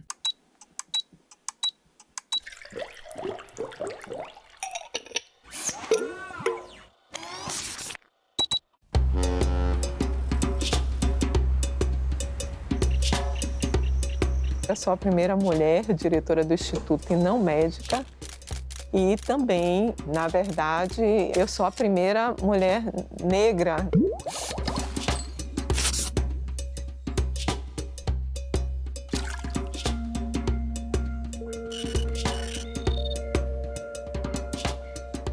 E eu sempre fui muito fascinada pelos mecanismos, a fisiopatologia da doença falciforme e as questões sociais. Ela não tem uma cura, mas o indivíduo, por ter uma doença sistêmica, ele precisa de um tratamento que envolve diferentes especialidades. E aí é que entra a questão social. Nós trabalhamos há muito tempo com os pacientes, com as famílias, com os clínicos e nós conseguimos mudar alguns aspectos no acompanhamento do paciente e também com relação a políticas públicas. A criança que vai para a escola, ela tem uma alteração, uma doença que faz com que às vezes eles precisem ser internados. Se ele é internado, ele precisa de classe hospitalar, precisa de um acompanhamento clínico adequado e precisa de uma compreensão também por parte dos educadores. Então, todo cuidado ele tem que ser mantido desde o nascimento da criança, com acompanhamento pediátrico e também com as várias especialidades. Então, o governo tem que se preparar para fazer esse aporte, já que nós fazemos o diagnóstico da doença no teste do pezinho. Aqui na Bahia, pelo teste do pezinho, a cada 640 nascimentos você tem uma pessoa com doença falciforme. Nós temos uma prevalência mundial elevada da doença falciforme, principalmente no continente africano, e essa prevalência elevada da doença terminou também ocorrendo em determinados países e continentes. Nós tivemos uma imigração forçada de indivíduos da África. O Brasil tem uma prevalência grande, uma incidência grande de doença falciforme, e o estado da Bahia é o estado que tem a maior prevalência e incidência da doença. A doença falciforme é uma doença genética, ela é decorrente da presença da hemoglobina S, que ocorre devido a uma alteração no gene da globina, e o aspecto mais grave da doença é quando o indivíduo herda os dois genes para a hemoglobina S. O que acontece é o seguinte: a hemoglobina, ela é uma proteína que está no interior do glóbulo vermelho, né, do eritrócito, e ela fixa o oxigênio. Então, ela é responsável pelo transporte do oxigênio. Como a hemoglobina ela tem uma alteração na cadeia de globina, ela tem uma dificuldade nesse transporte do oxigênio. Devido a essa deprivação de oxigênio, a hemoglobina ela tende a polimerizar. A polimerização da hemoglobina no interior do eritrócito muda a forma do eritrócito. Então, o eritrócito termina assumindo uma forma alongada. E isso dificulta a passagem do eritrócito. Apesar da doença falciforme ser uma doença genética, é uma doença que tem repercussões hematológicas, inflamatórias e uma repercussão sistêmica. O indivíduo ele tem alterações de infecção, ele tem alterações oftalmológicas. É muito frequente o acidente vascular cerebral em crianças, principalmente até os 5 anos de idade, retinopatia, alterações ósseas, e um aspecto muito frequente da doença são as crises de dor e também as crises que nós chamamos crises vaso-oclusivas.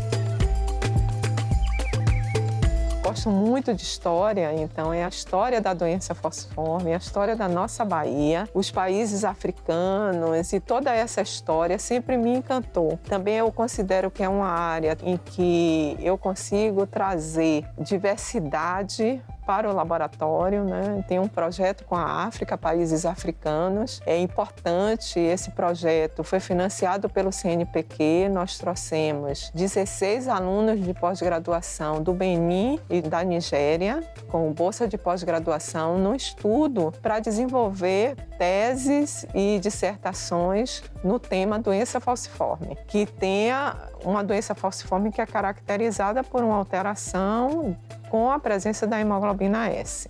Nós trabalhamos com aspectos genéticos da doença, aspectos inflamatórios da doença e também os aspectos laboratoriais, aspectos bioquímicos, a busca de biomarcadores de prognóstico com relação a cada um dessas alterações clínicas que o indivíduo apresenta. Agora nós estamos desenvolvendo um estudo mais da qualidade de vida da família e dos pacientes, porque a gente sabe que você tem uma criança doente, você mexe com toda a estrutura familiar. E é importante porque, como ela é uma doença grave, é uma doença que precisa de um cuidado especial, de uma equipe multiprofissional, é importante essa interação da gente com toda a família, né, com o paciente, com a equipe clínica que cuida do paciente. É um trabalho que tem várias nuances, do social, do histórico e o aspecto humano também, de estar com a família, de acompanhar e não só tratar como um número, como um indivíduo que vai fazer parte de um estudo, mas que também ele vai ser beneficiado com os resultados que nós obtivemos. E a gente tem feito isso. A pessoa que eu me transformei, ela é reflexo do trabalho que eu desenvolvi ao longo dos anos. Eu tenho um cuidado muito especial com a pessoa, com o ser humano. Isso me ajudou. O que eu desenvolvo no laboratório, com os pacientes, com as famílias, eu levei para a gestão na diretoria do Instituto. Eu conheci o Instituto, eu ainda era aluna da graduação. Então, quando eu venho trabalhar aqui, eu penso na comunidade que hoje eu estou dirigindo. Então, eu termino que eu sei da vida de cada uma das pessoas que estão aqui, porque eu acho importante que você administre com amor.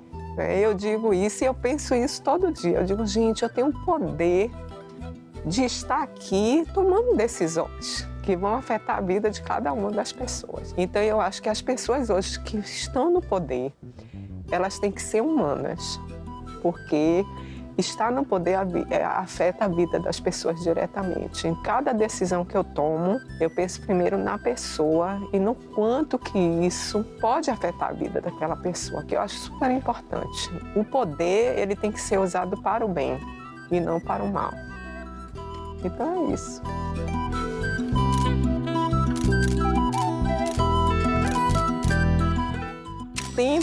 O tempo, todos nós somos passageiros e a gente tem que aproveitar a nossa estadia aqui para deixar o melhor. Dentro do meu coração, eu tenho que fazer o que é melhor para as pessoas. Isso é você, na verdade, pensar no tempo. O quanto que nós somos frágeis. Vida é para ser vivida, é para ser feliz e é para a gente fazer tudo que a gente gosta. E deixar muitas pessoas que realmente, quando você for, sintam falta de você, mas que também tenham um sorriso e que digam, olha, ela fez diferença.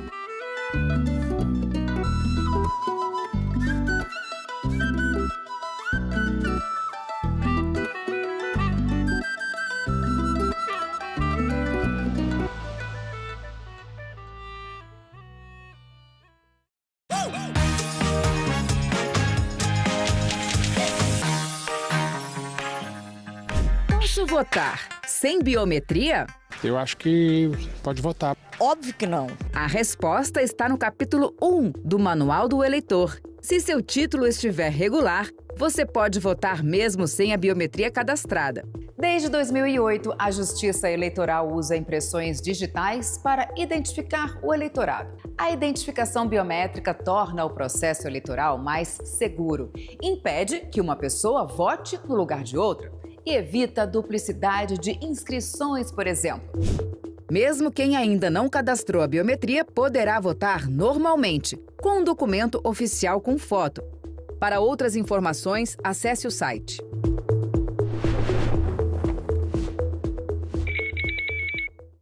A cultura dos povos indígenas vive de rastros pela cidade.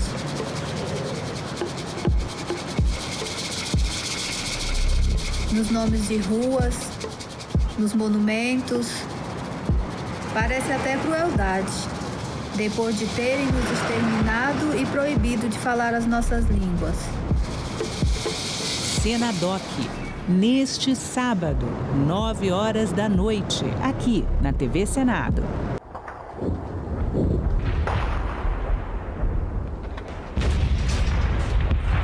Toda a guerra é terrível, mas a Primeira Guerra Mundial foi uma guerra de trincheiras, as pessoas morriam na trincheira. Então o Rui estava acompanhando desde 14, estava preocupado. E quando ocorre a invasão de um neutro, a Bélgica, pela Alemanha, ele falou, não, a Alemanha tem que ser condenada. E o Brasil tem que mudar a posição. O Brasil estava neutro. Os Estados Unidos também estava neutro. O Brasil entrou, digamos, do lado das democracias ocidentais na Primeira Guerra Mundial. Na Segunda Guerra Mundial, o Getúlio Vargas estava numa posição ambígua. Quem era o chanceler do Getúlio Vargas era Oswaldo Aranha. O Oswaldo Aranha que propõe a mudança da posição brasileira pró-aliados e se baseia em quem? No Rui Barbosa. Por isso que o Brasil fala grosso na política internacional. O Brasil é um país que tem coerência. O Brasil tem legitimidade. Declaro aberta a sessão solene. Se não existe parlamento, não existe democracia. O governo via todos como se fosse comunista. A fila não para de crescer para a passagem da revista lá na esplanada dos ministérios. Deve ser sempre lembrado o que foi dito por Ulisses Guimarães. Traidor da Constituição é traidor da pátria. O homem disse, não, quem fala? Eu disse, Ariano Suassuna.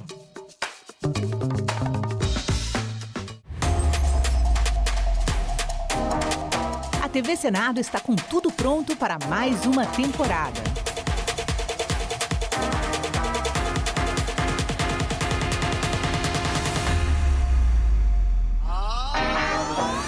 História. Em maio de 1933, 3,5% da população vão às urnas. Análise. O grande problema que a gente vive hoje é a falta de entendimento do papel da imprensa. Debate. É difícil realmente fazer chegar o conteúdo de todos os candidatos quando você está numa bolha. Combate à desinformação. Especialista em fact-checking, checagem de fatos e também jornalismo de dados. E a mais completa cobertura de eleições do Legislativo.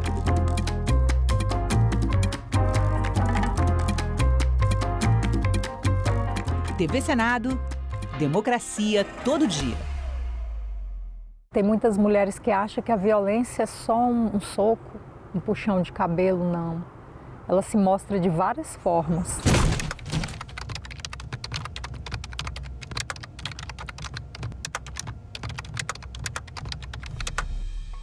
Era briga, era ciúme, era confusão. Ah, mulher minha não vai estudar. Quem é que vai te querer com esse tanto de filho? Mulher minha não dança. Mulher minha não tem amizade com homem, as falas que eu ouvia.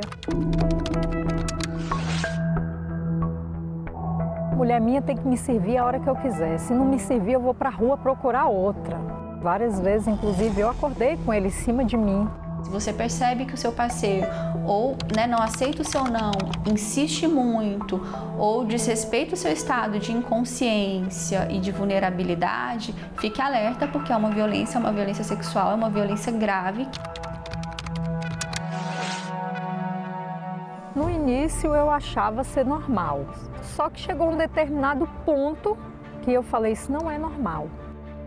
Buscar ajuda, uma rede de apoio de outras mulheres, psicólogos e se cuidar. Uma boa dose de amor próprio. Eu separei, hoje eu faço tudo o que eu quero.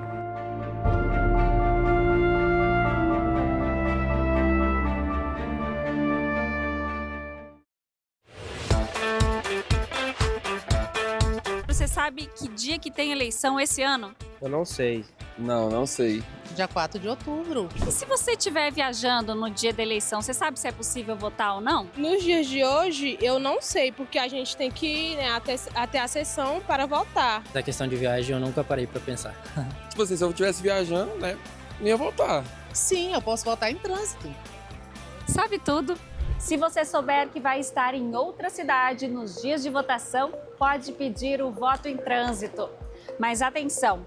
Isso só vale para quem vai estar em capitais ou cidades com mais de 100 mil eleitoras e eleitores. Funciona assim: se a viagem for para uma cidade do mesmo estado, dá para votar para deputado federal, deputado estadual, senador, governador e presidente da República. Já se a pessoa vai para outro estado, só é possível votar para presidente. Dá para solicitar o voto em trânsito pelo autoatendimento eleitoral no site do TSE ou em algum cartório eleitoral. Você só precisa de um documento oficial com foto. Mas é preciso ficar atento ao prazo, de 20 de julho a 20 de agosto. E quem for para outro país? Nesse caso, não tem voto em trânsito e é preciso justificar a ausência, o que pode ser feito pelo e-título ou pelo site do TSE. Tem também a situação inversa. Uma eleitora ou eleitor que vive em outro país, mas vai estar no Brasil no dia da eleição. Nesse caso, dá para votar sim, mas só para presidente. É importante lembrar que o voto em trânsito é uma mudança temporária. Depois das eleições, o título volta automaticamente para a sessão eleitoral original.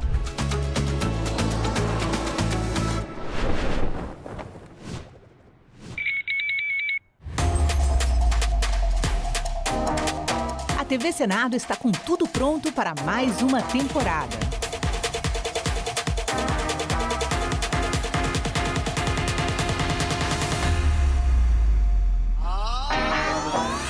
História.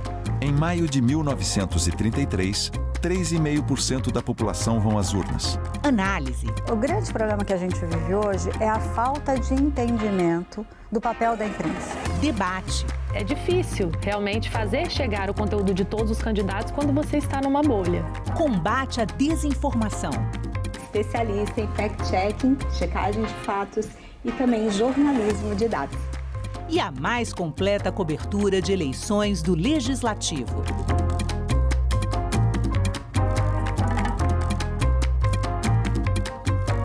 TV Senado, democracia todo dia.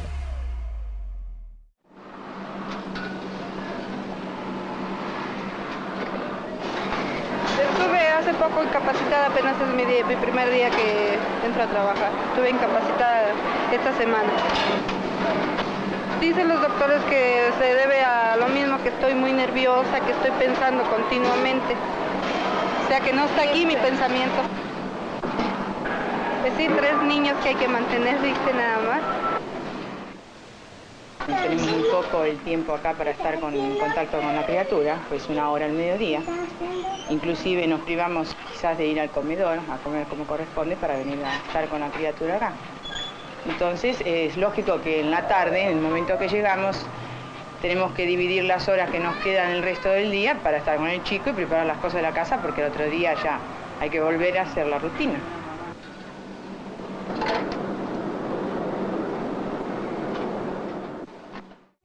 Você, mulher que quer entrar para a política, agora pode contar com o Guia da Candidata.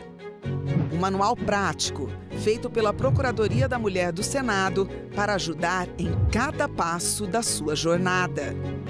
A publicação mostra o que você precisa para começar. Estar em dia com a justiça.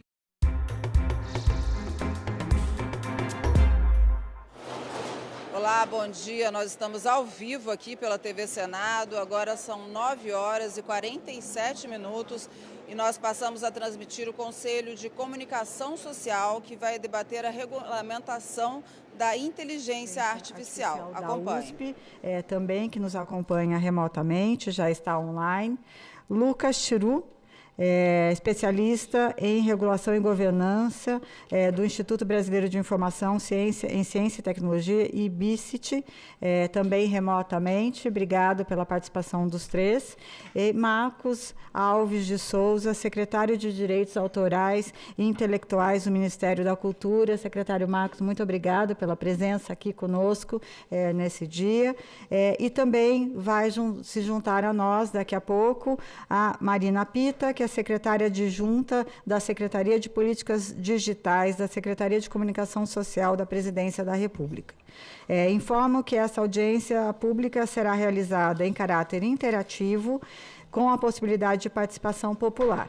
Para isso, as pessoas que tenham interesse em participar com comentários e perguntas podem fazê-lo por meio do portal E-Cidadania, no endereço www.senado.leg.br/e-cidadania e do Alô Senado pelo telefone 0800 061 2211. Antes de dar início às exposições, é preciso registrar um histórico e a atual situação do PL 2338 de 2023. Este projeto surgiu a partir de uma iniciativa do então presidente do Senado Federal, o senador Rodrigo Pacheco, que em 17 de fevereiro de 2022 criou a comissão de jurista responsável por subsidiar a elaboração de substitutivo sobre a inteligência artificial no Brasil.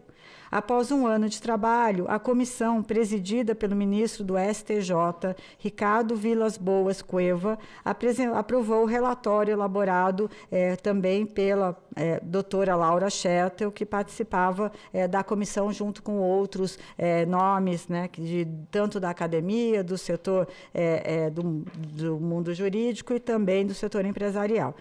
Da sociedade civil, era um grupo bastante plural e diverso, criado para elaborar esse primeiro relatório. E em 13 de maio de 23, no mesmo dia em que empossou a 6ª composição deste Conselho de Comunicação Social, o presidente Rodrigo Pacheco propôs o projeto de lei 38, que passou a ser analisado por uma comissão temporária interna sobre inteligência artificial no Brasil, presidida pelo senador Carlos Viana e relatada pelo senador Eduardo Gomes. A comissão realizou diversas audiências públicas e analisou 197 emendas até aprovar seu parecer em 5 de dezembro de 2024. Na semana seguinte, o plenário do Senado Federal analisou novas emendas, aprovou o substitutivo e encaminhou o projeto à Câmara dos Deputados. Em 29 de abril de 25, a Câmara enviou o projeto para uma comissão especial que designou como relator o deputado Aguinaldo Ribeiro. Desde então, a comissão vem realizando audiências públicas para aprimoramento da proposta e que agora aguarda, estamos aqui aguardando a apresentação do relatório do deputado Aguinaldo Ribeiro, para que também a gente possa se debruçar sobre ele e verificar se foi feito algum tipo de alteração, ou até de inclusão e de melhoria ou não do projeto de lei que saiu do Senado, foi aprovado no Senado.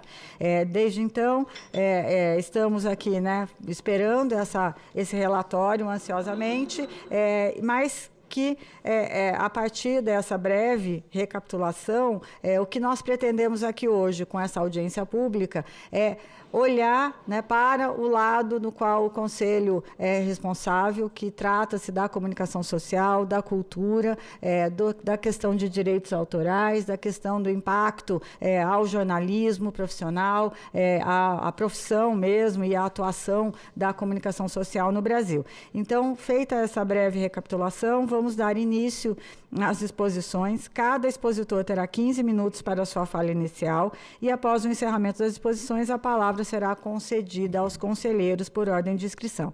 Então, para dar início e já dando as boas-vindas, eu queria passar a palavra ao Sérgio Branco, cofundador e diretor do ITS Rio, para a participação remota por 15 minutos. Sérgio, muito obrigado pela sua participação. Espero que a gente possa, vamos ouvi-lo e, com certeza, a sua participação será de grande valia para nós aqui do Conselho. Muito obrigado. Muito obrigado, eu que agradeço. Bom dia a todas e todos presentes remotamente ou presencialmente. Agradeço o convite do Conselho de Comunicação Social na pessoa de sua presidente, que nos recebeu, e peço licença para compartilhar minha tela, porque tem uma apresentação breve, que vai respeitar o prazo de 15 minutos, mas que vai me ajudar a organizar melhor as ideias e apresentá-las no prazo que eu tenho.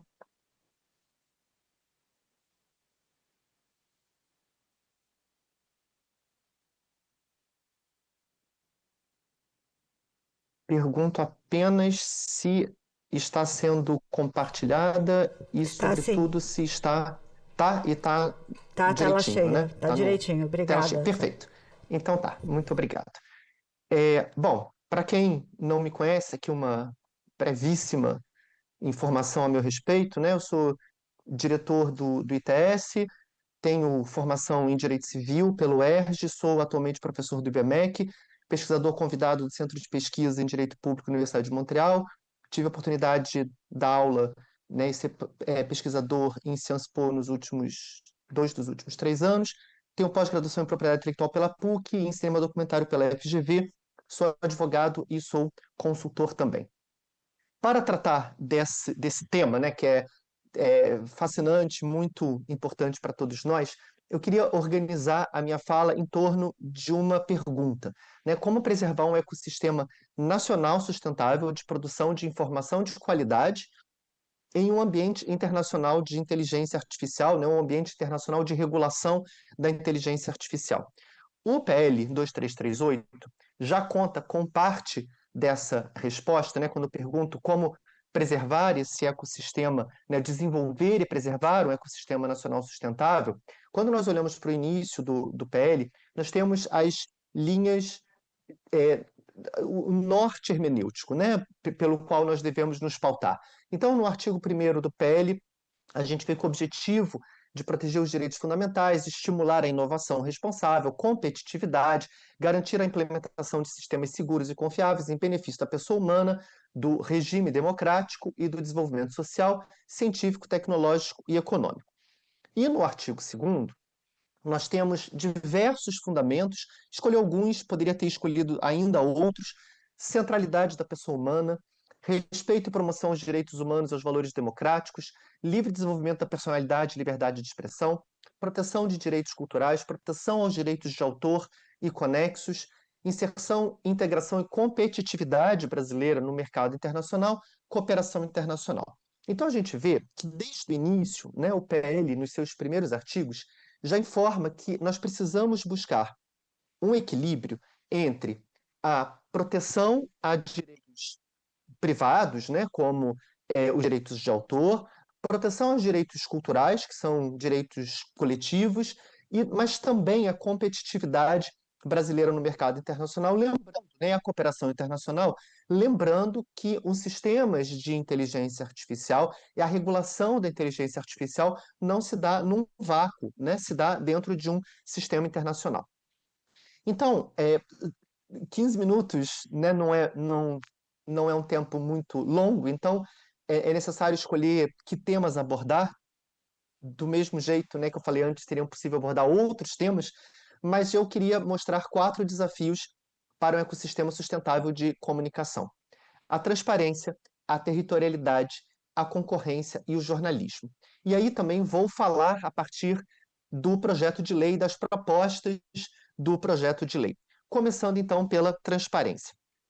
A transparência, e aqui, né, eu estou me atendo a uma discussão relacionada a direitos culturais, a direitos autorais, por isso eu estou fazendo referência ao artigo 62 do PL, que é o que trata da transparência do uso de dados nas ferramentas, né, ou nos sistemas de treinamento de inteligência artificial.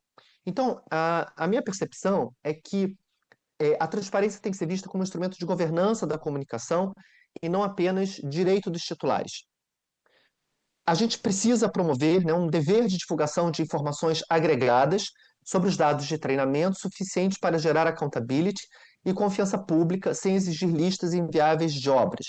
Não que o PL estivesse prevendo isso, o PL prevê sumários, mas é muito importante a gente ter em mente que é preciso dar transparência aos sistemas, né? Quando um sistema, uma ferramenta de inteligência artificial está sendo treinada, desenvolvida, com o uso de obras protegidas por direitos autorais, é importante que a gente saiba que bases de dados estão sendo usadas. É inviável uma lista com todas as obras, isso não é possível, até porque muitas obras não têm nomes, até porque muitas obras são homônimas, né? Imagina como é que você lista fotografias, por exemplo, mas é necessário que a gente saiba quais são as bases de dados que estão sendo utilizadas justamente para que, havendo transparência, haja um maior grau de confiança. Quando a gente fala de transparência, a gente precisa gerar confiança nos sistemas, né, no processo de treinamento dos sistemas dedicados à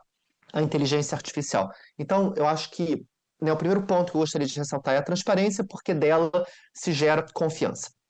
O segundo ponto, da territorialidade, e esse ponto é um ponto muito sensível, a meu ver, porque do jeito como essa questão é posta no PL, ela tem uma intenção louvável, mas que, a meu ver, né, pela minha forma de entender o problema, pode gerar algumas desvantagens. É isso que eu vou tentar mostrar aqui para vocês, né?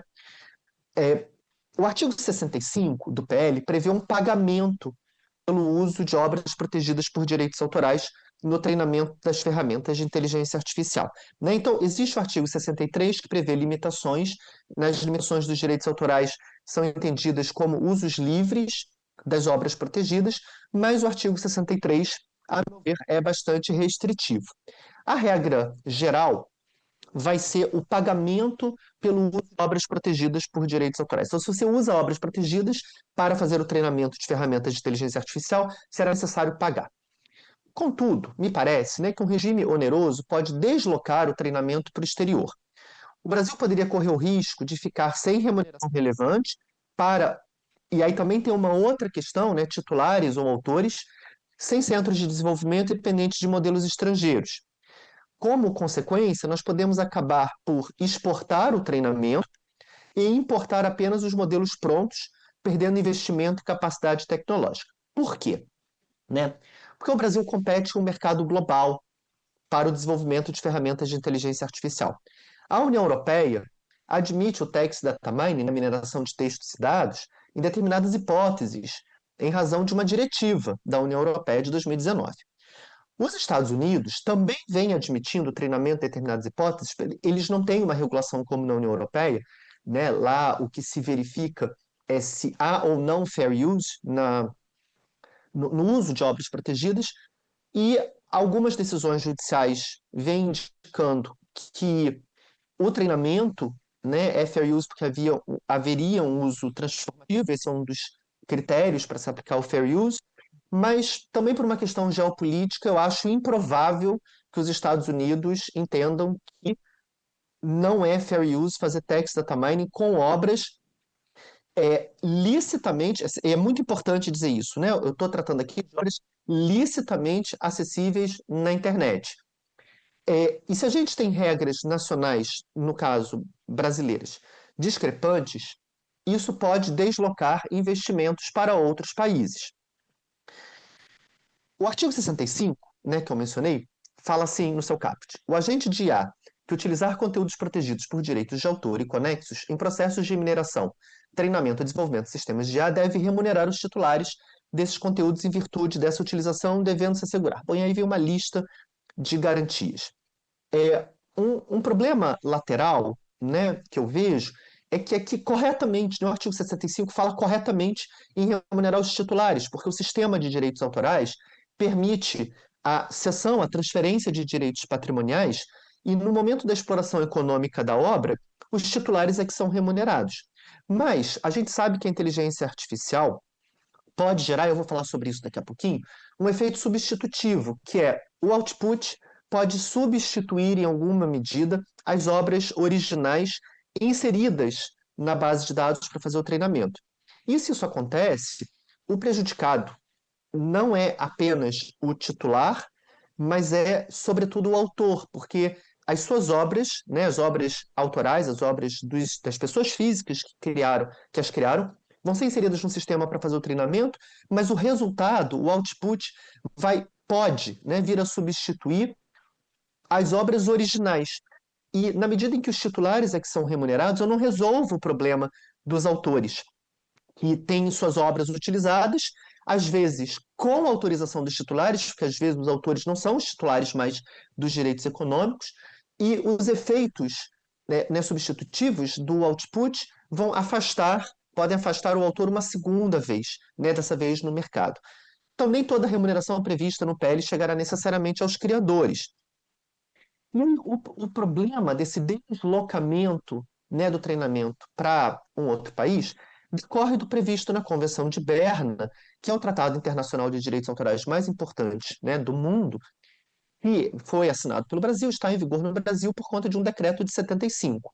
E o artigo 5º, inciso número 2 de Berna, lá no finalzinho, né, essa parte que está marcada, fala assim: por conseguinte, afora as estipulações da presente convenção, a extensão da proteção e os meios processuais garantidos ao autor para salvaguardar os seus direitos regulam-se exclusivamente pela legislação do país onde a proteção é reclamada. Então, né, o texto é meio confuso, mas o que ele quer dizer é o seguinte: se eu, autor brasileiro, tenho as minhas obras, que eu publiquei no Brasil, utilizadas para fazer treinamento em outro território, ou seja, minhas obras estão sendo usadas em outro território, eu preciso reclamar a respeito desse uso, contestar esse uso nesse outro território. Mas se o outro território for a Europa, ou os Estados Unidos, ou qualquer território que permita o treinamento, né, de novo, de obras licitamente acessíveis, né? Eu não estou falando de nada que esteja por trás de paywall, que você tenha que violar medidas de proteção tecnológica, nada disso. Mas se você faz o treinamento desses textos por hipótese, né, que estão na internet, em um país onde esse treinamento é permitido, gratuitamente, né, quer dizer, sem um pagamento, a gente corre o risco do treinamento se deslocar para esses países sem que haja remuneração nem para os autores, nem para os titulares no Brasil e sem que haja desenvolvimento de ferramentas de inteligência artificial aqui, né? E lembrando que o PL prevê a proteção aos direitos autorais, mas também o desenvolvimento, né, a promoção da competitividade brasileira diante do cenário internacional. Então, um treinamento em outro território pode acarretar, né, o treinamento em outro território pode acarretar a falta de pagamento de direitos autorais e o não desenvolvimento de modelos nacionais competitivos. O artigo 65 produz 3 consequências distintas, relacionadas a direitos autorais, concorrenciais e geopolíticas, né? Geopolíticas, evidentemente, na medida em que cada território, cada país ou cada território vai criar suas próprias regras mais ou menos permissivas acerca do treinamento de ferramentas de inteligência artificial. Com relação à concorrência, também pode ser uma consequência derivada do artigo 65, né? Porque grandes empresas, mesmo que a gente fale, não, no Brasil nós vamos optar pelo pagamento, né? A gente entende que o pagamento é relevante, o pagamento é importante, e é claro que a iniciativa é louvável, né? Respeita os direitos autorais e quer promover o pagamento. Mas mesmo que a gente admita esse pagamento e queira, inclusive, isso poderia ser um problema do ponto de vista do direito internacional. Mas se a gente quiser aplicar uma extraterritorialidade na lei brasileira, né? Mesmo que você faça treinamento fora, você vai ter que pagar. Grandes empresas conseguem licenciar grandes conteúdos, né? Porque isso custa muito. Agora, startups e instituições sem fins lucrativos talvez não consigam. Então, o custo regulatório pode ser proporcional, né? Por exemplo, às medidas de transparência. Agora, custos 60 segundos. Os custos obrigatórios de licenciamento funcionam como barreiras de entrada e favorecem a concentração de mercado. Então, as big techs licenciam e continuam competindo, as startups talvez não consigam licenciar e podem sair do mercado. Para concluir, já ouvi que tem 60 segundos, jornalismo, né? O maior custo do jornalismo é a apuração dos fatos. O jornalismo possui uma vulnerabilidade específica, fatos não são protegidos por direitos autorais. Assim, a IA pode reproduzir rapidamente o resultado econômico da atividade jornalística sem copiar literalmente a forma de expressão. O debate, neste caso, diz respeito também à sustentabilidade econômica da comunicação profissional. Então, concluindo, os eixos... Olá, bom dia. Estamos de volta ao vivo aqui pela TV Senado. Você estava acompanhando o Conselho de Comunicação Social, mas nós passamos a transmitir agora a Comissão de Direitos Humanos, que vai debater o aleitamento materno no Agosto Dourado. Acompanhe. Eficaz. Comunico a todos que essa reunião será interativa, transmitida ao vivo e aberta à participação dos interessados por meio do portal e-Cidadania na internet, no endereço senado.leg.br/e-Cidadania ou pelo telefone 0800 061 2211. O relatório completo, com todas as manifestações, estará disponível no portal, assim como as apresentações que forem utilizadas pelos expositores. A nossa senadora está presente hoje na audiência, então eu queria convidar a senadora para sentar aqui do meu lado. Por favor, senadora. Cadê a minha senadora? Vem cá, senadora.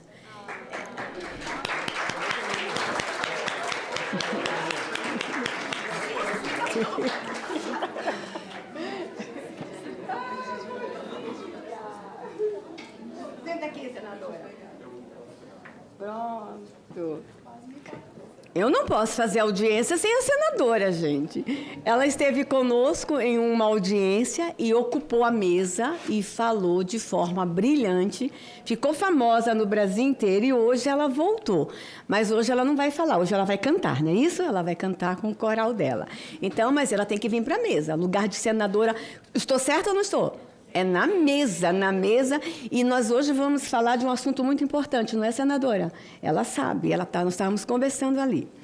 Senhores, o objetivo da audiência pública de hoje é promover o debate sobre o aleitamento materno, seus impactos nas práticas de saúde, na proteção dos direitos das crianças e das mães e os desafios para o fortalecimento das políticas voltadas à primeira infância.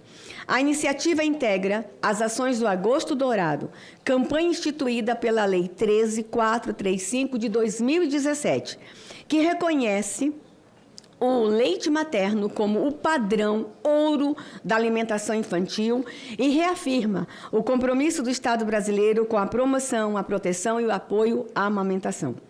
Ao promover essa audiência, a Comissão de Direitos Humanos cumpre sua missão constitucional de acompanhar políticas públicas que assegurem a efetividade dos direitos humanos. Falar de aleitamento materno é falar do direito à vida, à saúde, à alimentação adequada, ao desenvolvimento integral da criança e à proteção da maternidade. Inclusive, muita gente está perguntando por que a audiência está sendo na Comissão de Direitos Humanos. Eu estou justificando. É direito da criança o aleitamento. Então, nós estamos na comissão certa. E essa é a comissão que cuida do direito da criança, do direito da mulher, do direito da mãe. Então, nós estamos no fórum certo. É a Comissão de Direitos Humanos. Trata-se de uma política pública que produz benefícios simultaneamente para crianças, mulheres, famílias e para toda a sociedade. As evidências científicas são inequívocas. A Organização Mundial da Saúde e o Unicef recomendam o aleitamento materno exclusivo até os 6 meses de idade e sua continuidade, com alimentação complementar adequada, até os 2 anos ou mais.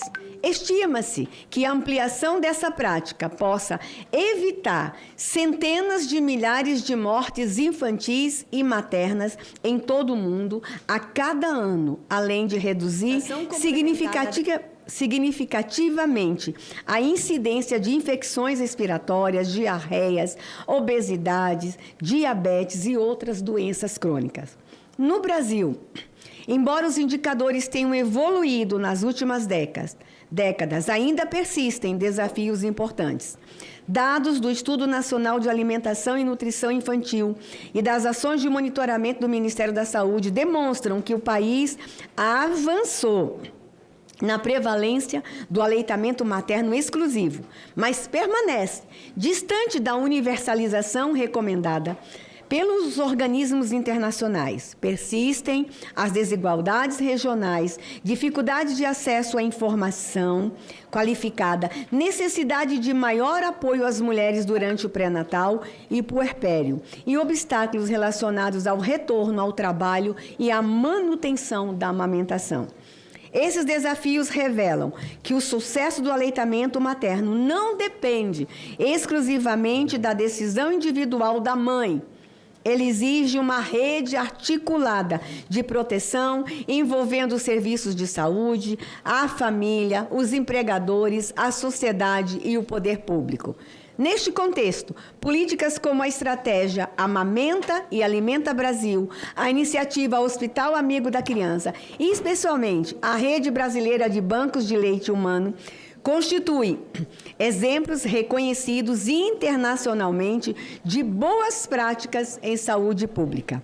É motivo de especial satisfação destacar a presença nessa audiência de representantes do Ministério da Saúde, da Organização Pan-Americana da Saúde, do Unicef, da Rede Brasileira de Bancos de Leite Humano, da Sociedade Brasileira de Pediatria e do Corpo de Bombeiros Militar do Distrito Federal, nossa gloriosa corporação, cujo programa de aleitamento materno demonstra como a integração entre instituições pode ampliar o acesso ao leite humano por meio da coleta domiciliar e do apoio logístico às famílias. A diversidade deste painel certamente enriquecerá o debate e contribuirá para o aperfeiçoamento das políticas públicas nacionais.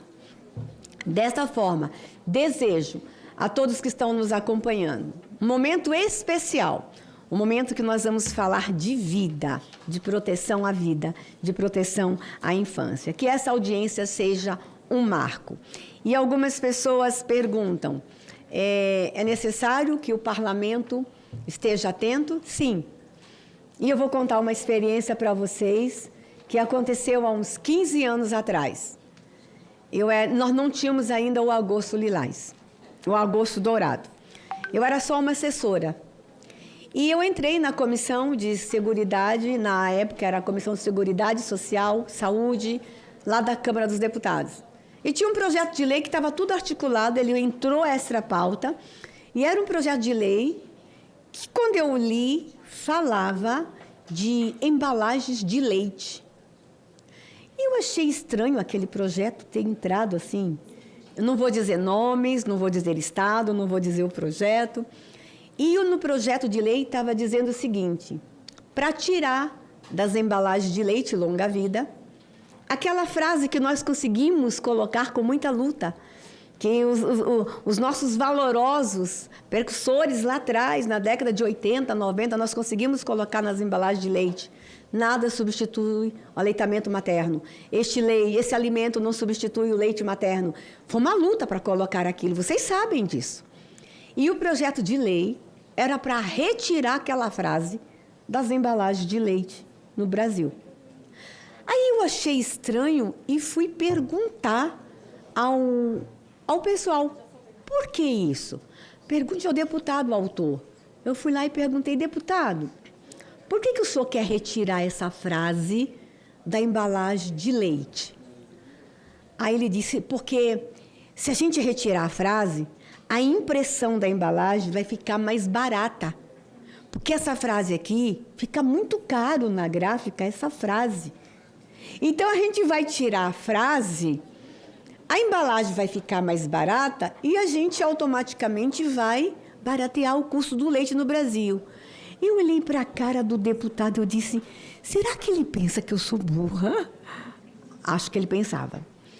Aí eu fui conversar com o assessor dele disse assim, senadora, pensa... Eu não era senadora. Doutora, pensa o seguinte, se em cada cidade do Brasil, uma pessoa, na hora que pegar a embalagem de leite, lê, uma pessoa, são 5.600 municípios, lê, este alimento não substitui o leite materno. E uma pessoa em cada cidade deixar de comprar 1 litro de leite, são 5.600 litros de leite que a gente não vai vender. Eu disse, então o problema é dinheiro? É dinheiro, mas no outro sentido. Nós queremos incentivar as pessoas a comprarem mais leite. Eu disse, eu não acredito nisso. Aí eu sei que entrou uma deputada e a gente pediu vistas ao projeto. E na outra sessão, nós lotamos a comissão de mães amamentando. E aí a gente ganhou no peito. Literalmente no peito. Então, o parlamento precisa estar atento, porque, por mais que esteja consagrada a campanha do Agosto Dourado, por mais que esteja consagrado o entendimento e que essa geração hoje está consciente do aleitamento materno, se a gente não estiver atento aqui no parlamento também, nós podemos ser surpreendidos com boas iniciativas que, na verdade, não são tão boas assim. Tem outros interesses. Então, por isso, o Senado Federal está aqui em alerta. Nós estamos falando para essa geração, mas nós fizemos questão de trazer a próxima geração para o debate também. A próxima geração de mães para o debate também, de pais, para entenderem a importância e começarem agora, podemos falar agora, já na sala de aula, sobre o aleitamento materno. Nesse sentido, teremos agora a apresentação artística do coral da Associação Viver. Essa instituição, que fica na cidade estrutural, ao lado do aterro sanitário, foi fundada e é mantida pela Igreja Presbiteriana do Cruzeiro por meio de doações e por meio de repasses públicos também. Atendem crianças de 6 a 14 anos no contraturno escolar, com atividades como canto, coral, informática, judô, jiu-jitsu, vôlei, futsal, dança, jogos e brincadeiras e capelania. Além disso, fornecem 4 refeições diárias a essas crianças, café da manhã, almoço, lanche, jantar. E é nessa associação que nós temos a nossa senadora Isabelle, né, Isabelle? O coral irá cantar 3 músicas em sequência. São as seguintes músicas: Ousado Amor, Maria Maria e Pais e Filhos. Senadora, pode ir para o seu lugar para cantar, depois, se a senhora quiser, pode voltar para a mesa. Tá, senadora Isabelle? O regente do coral, José Dantas Will. Muito obrigada, eu quero agradecer ao regente e ao coral por estarem conosco. Nós vamos começar a nossa audiência com o que nós temos de mais belo no Distrito Federal, as nossas crianças.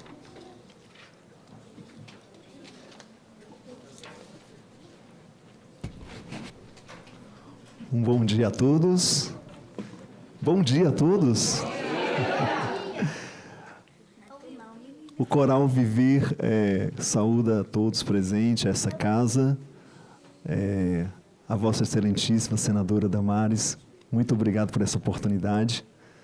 E queremos trazer uma mensagem através dessas canções, mensagem dos nossos dias, o amor de Deus que jamais poderá estar tão longe de nós. A cultura, né? As Marias do nosso Brasil, e falar um pouquinho também sobre pais e filhos nessa relação tão calorosa e amorosa que deve ser.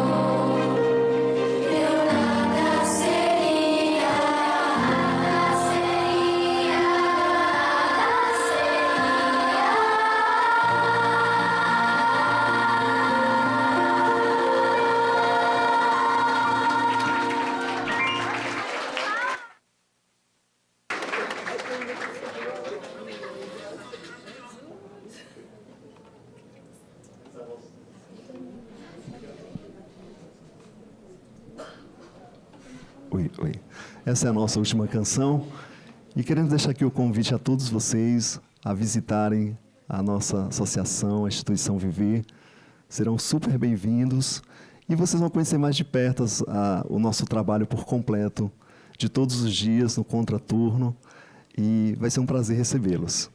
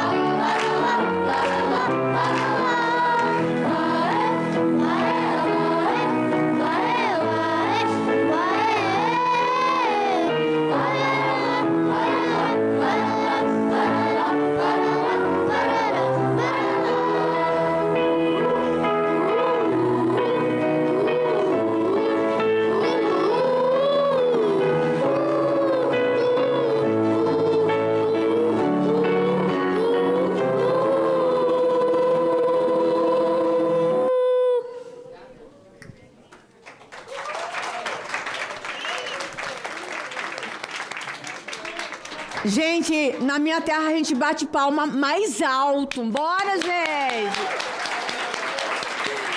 Quero agradecer a Associação Viver por estar com a gente. Vocês cantaram lindamente. Parabéns à Igreja Presbiteriana do Cruzeiro pelo projeto. Estão todos convidados. Minha senadora já vai embora. Vem cá, senadora, dá um abraço. Isabelle, vem cá. Eu quero agradecer ao maestro, a todos da associação. Obrigada pelo trabalho. Obrigada, viu? Obrigada pelo trabalho que vocês estão fazendo com essas crianças. E muito obrigado, crianças. Vocês brilharam novamente aqui no Senado Federal. Muito obrigada. Pronto. Tchau para vocês. Foi uma alegria. As crianças estão ocupando o Senado Federal. Nós avisamos. Querem Damares presidente da comissão? As crianças vão ocupar o Senado Federal. Obrigada, secretaria. Obrigada, maestro. Obrigada. Eu quero convidar agora os nossos expositores. Pessoas que aceitaram o convite de estar conosco nesse grande debate. Nós temos de forma presencial, eu quero que já ocupe a mesa, a Stephanie Amaral, especialista em saúde e nutrição do Unicef do Brasil. Obrigada, Stephanie, por estar conosco. Pode ocupar a mesa aqui, fica aqui à minha direita. Eu quero convidar para vir também para a mesa a Miriam Oliveira dos Santos, representante da Rede Brasileira de Bancos de Leite Humano, da Fiocruz. Muito obrigada, doutora Miriam.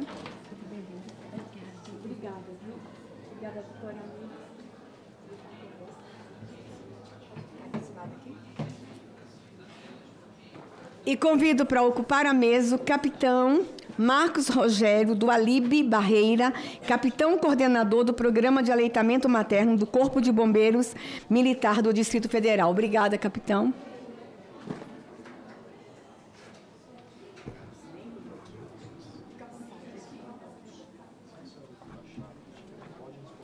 Nós ainda temos como convidados que participarão via online, por videoconferência, Sônia Sônia, vou ver se eu acerto o seu nome, tá? Sônia Issoyama, acho que acertei, Venâncio, coordenadora geral de atenção à saúde das crianças, adolescentes e jovens do Ministério da Saúde. Obrigada, doutora Sônia, por estar conosco. Ainda temos, em forma de videoconferência, Rosicleide Souza Pinheiro, doutora Rosicleide, pediatra e neonatologista da Sociedade Brasileira de Pediatria, Departamento Científico de Aleitamento Materno. Obrigada, doutora, por estar conosco. E também, de forma online, Luzinete Bandeira, consultora nacional da Coordenação de Sistemas e Serviços de Saúde do Escritório da OMS no Brasil. Obrigada, doutora, por estar conosco. Nós vamos fazer uma combinação aqui com a mesa, um acordo. Para a gente não perder as conexões, nós vamos fazer o seguinte: uma pessoa vai falar que está aqui na mesa e a gente já dá a palavra para dois que estão de forma de videoconferência, para a gente não ter o risco de perder a conexão. Pode ser?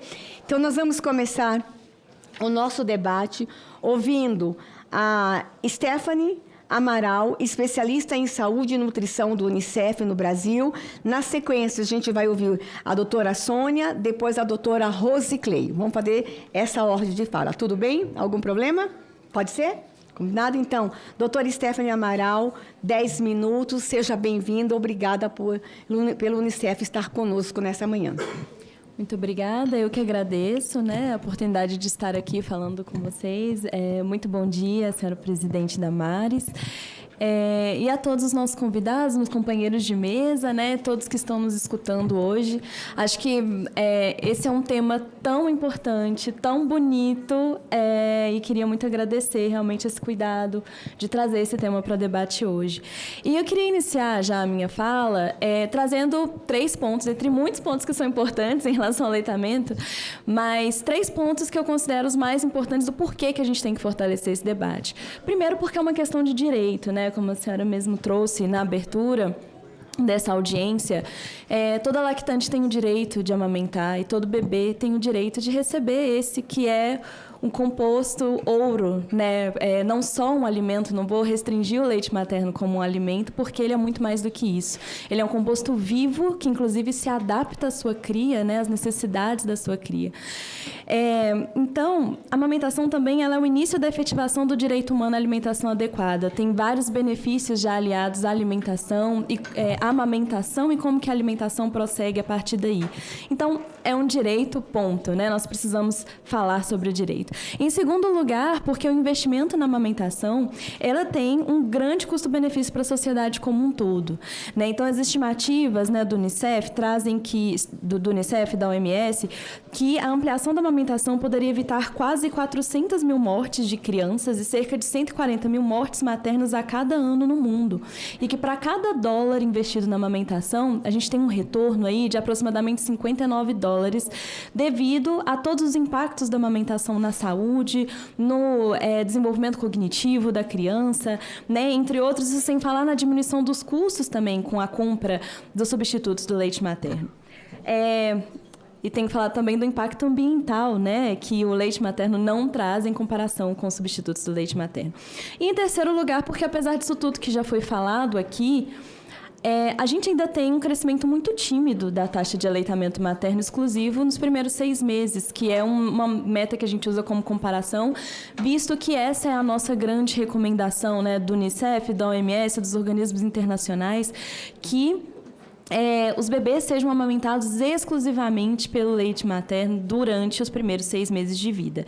Então, em 2012, a taxa de aleitamento exclusivo nos primeiros 6 meses era em torno de 37%, hoje é em torno de 47%, e o Brasil segue essa mesma tendência, né? Em 2012 também era por volta de 37% e hoje também está por volta de 47%.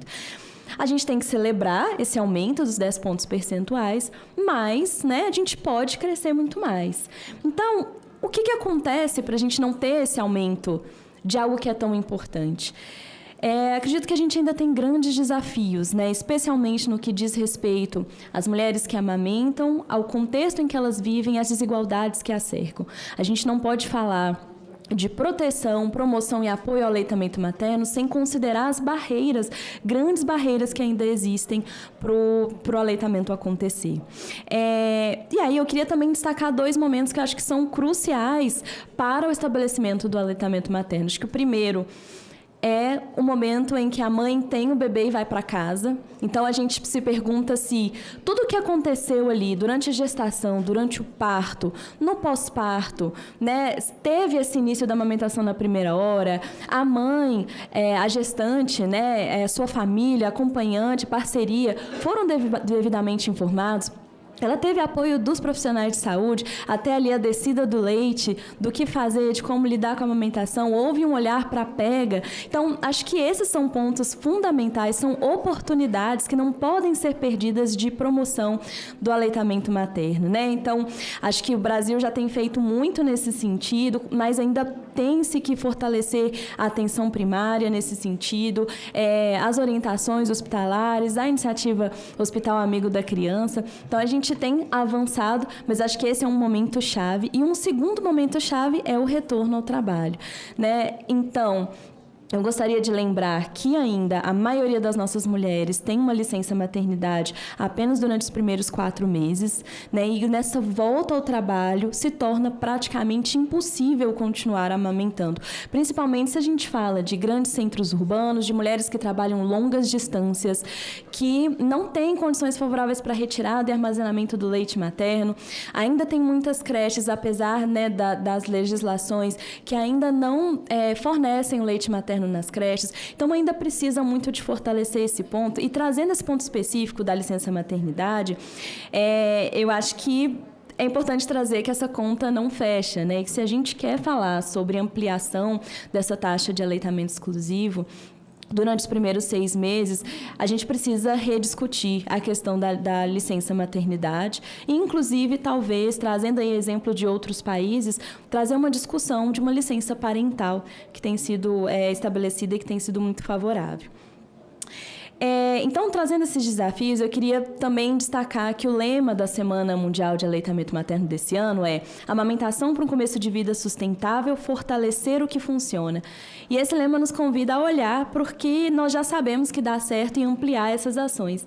E ao longo dessa trajetória que nós temos de promoção do aleitamento materno, a gente já sabe muito das oportunidades e dos gargalos, né, que a gente tem em relação às políticas públicas para efetivação desse direito. Então, eu queria destacar algumas dessas políticas que são marcos aqui no Brasil e que, inclusive, vão ser mencionados aqui. Começo falando do Banco de Leite, né, que é o nosso orgulho brasileiro, o maior banco de leite que existe no mundo e que, inclusive, exporta isso para outros países. Então, isso é muito bom de saber que o Brasil tem cada vez mais, né, trazido essa oportunidade de mães que não podem amamentar seus bebês prematuros, que tem essa oportunidade de oferecimento do leite materno que salva vidas. Queria trazer também que na América Latina, o Brasil é um dos poucos países que realmente implementa o código, né, que aqui é colocado como a Lei 11.265, ou a conhecida NBCAL, que regulamenta a comercialização dos alimentos para lactantes e crianças na primeira infância. Isso é muito importante como proteção para o leite materno e, novamente, o Brasil se destaca aí na América Latina. E também o protagonismo recente no Brasil, né, junto ao México, numa agenda internacional de proteção do aleitamento materno na Assembleia Mundial de Saúde, propondo a resolução relacionada ao marketing de substitutos do leite materno, marketing digital. Bom, então, essas são iniciativas que mostram, né, como que o Estado consegue trabalhar para proteger, para promover, para apoiar o aleitamento materno. E, como estabelece o Estatuto da Criança e do Adolescente, é dever da família, da comunidade, da sociedade em geral, do poder público assegurar esses direitos com prioridade absoluta. Então, eu queria deixar aqui essa mensagem de que fortalecer o que já funciona significa garantir que nenhuma mulher esteja sozinha ao amamentar, ou nessa função, ou no desejo de amamentar. Significa assegurar que as políticas públicas, os serviços de saúde, os ambientes de trabalho e as redes de apoio estejam alinhados para proteger esse direito. Então, eu agradeço aqui essa casa, né, que traz esse tema tão importante para debate. Queria também destacar que um avanço importante desse ano, que foi também a discussão sobre a ampliação da licença paternidade, que foi fruto, né, foi proposta nessa casa, passou, está em implementação agora, e acho que é um dos passos também muito importantes para que essa parceria, né, o homem na licença paternidade possa ali acompanhar e apoiar o aleitamento materno, os cuidados com o bebê, ali no início da vida do bebê. E queria colocar, né, a gente precisa realmente discutir, colocar esse direito como prioridade absoluta, e o Unicef se coloca à inteira disposição desta casa, do setor público, dos serviços de saúde, para continuar apoiando e promovendo esse direito. Muito obrigada. Obrigada, Stephanie. Obrigada. Para quem está ligando a televisão agora, para quem está começando a nos acompanhar pelas redes sociais, nós estamos debatendo hoje a importância do aleitamento materno, porque nós estamos no Agosto Dourado. É um mês inteiro, desde 2017, nós temos um mês inteiro dedicado ao tema. E talvez alguém está dizendo, mas o que eu tenho a ver com isso? Tudo. Não é isso, doutora Miriam? É um tema que envolve toda a sociedade. Por exemplo, na sua igreja que você frequenta, tem uma cadeira de aleitamento? Tem um espaçozinho para a mulher amamentar durante a missa ou durante o culto? Aí na sua empresa, tem um lugar especial para as funcionárias poderem amamentar? Aqui no Senado a gente tem uma sala, fica lá do outro lado da rua, e às vezes eu sinto essa necessidade de quando tem mães nas nossas audiências públicas. Nós temos um bebê aqui. Se essa mãe tiver que amamentar, ela vai ter que correr aqui num cantinho, nós vamos ter que conversar com o Senado para trazer para mais perto do público que frequenta as nossas audiências públicas esse suporte. Mas eu pergunto, todas as empresas estão envolvidas, doutora? Todas as instituições da sociedade estão já envolvidas com o tema aleitamento materno no diz respeito a uma única mãe. E quando a senhora falou aqui, Stephanie, da licença paternidade, o pai participar desse processo, a família toda se envolve com esse processo. Então, hoje, essa comissão faz um debate, nós estamos trazendo dados, números, nós estamos trazendo iniciativas, mas a gente quer muito, ao final dessa audiência, motivar todo mundo a participar das campanhas de incentivo ao aleitamento materno. Nesse sentido, nós vamos ouvir agora a Sônia Issoyama, acertei, né, Sônia? Venâncio, coordenadora geral de atenção da saúde das crianças, adolescentes e jovens do Ministério da Saúde. Obrigada, doutora Sônia, por estar conosco. Bom dia a todas as pessoas. Eu quero começar parabenizando a senadora Damares pela iniciativa dessa audiência tão importante, para debater esse tema tão importante. Eu queria também agradecer o convite, a oportunidade, né, de participar desse momento tão especial. Eu não sei se a senadora Isabela ainda está aí, mas em nome da senadora Isabela também quero cumprimentar todas as crianças e adolescentes, né, que nos brindaram com esse momento tão emocionante, né, que tocou aí os nossos corações, e dizer que é um prazer, né, participar dessa audiência ao lado de tantas pessoas, representando instituições, né, que trabalham em prol da amamentação aqui no país. Eu queria pedir licença, permissão para compartilhar uma apresentação.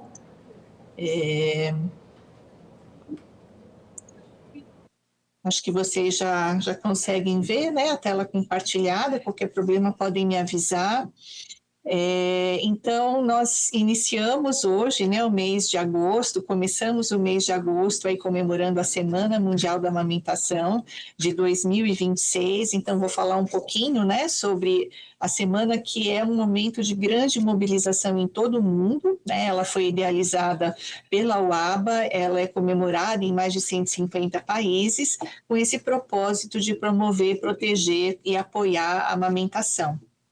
Então, as semanas, né, de amamentação, elas têm esse objetivo de informar a população sobre a importância de monitorar os avanços no aleitamento materno, também consolidar a implementação da amamentação por meio das políticas públicas e diretrizes, né, que alcançam toda a cadeia de apoio às mulheres e às famílias, engajar os indivíduos e organizações, né, como a senadora falou.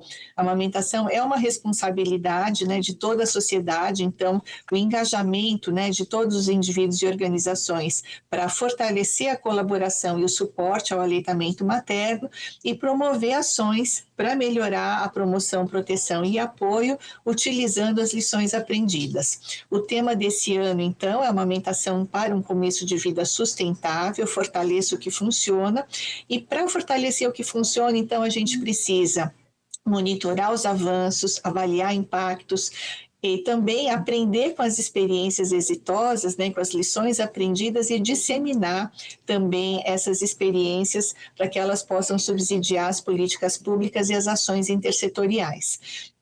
Já foi aqui falado, né, sobre os benefícios da amamentação, então não vou me alongar. São inúmeros os benefícios para as crianças, destacando aí a importância, né, para a redução da mortalidade infantil. É a intervenção isolada que tem o maior potencial para a redução da mortalidade infantil, mas também, né, protege contra doenças crônicas, e também a gente tem estudos mostrando um impacto positivo, né, no desenvolvimento do cérebro e na inteligência.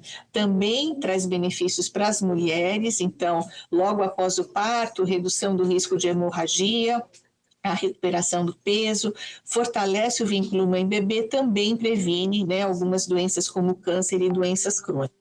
E os benefícios, né, para a sociedade e o planeta como um todo, uma vez que é um alimento sustentável, que vai contribuir para a melhora da nutrição, educação e saúde, e reduzir também os gastos do sistema de saúde. Como já foi falado, né, o Brasil vem expandindo a prática da amamentação. Porém, né, a gente tem algumas metas aí para 2030, então eu trouxe aqui só um panorama de alguns indicadores. Nós temos, da última pesquisa nacional de alimentação e nutrição infantil de 2019, que 62%, né, das crianças eram amamentadas na primeira hora de vida. A nossa meta para 2030 é 70%, 45,8% de amamentação exclusiva em menores de 6 meses. A nossa meta é 60%, chegar a 60% em 2030, e 35,5% de crianças amamentadas até os 2 anos, sendo a nossa meta para 2030 alcançar os 60%.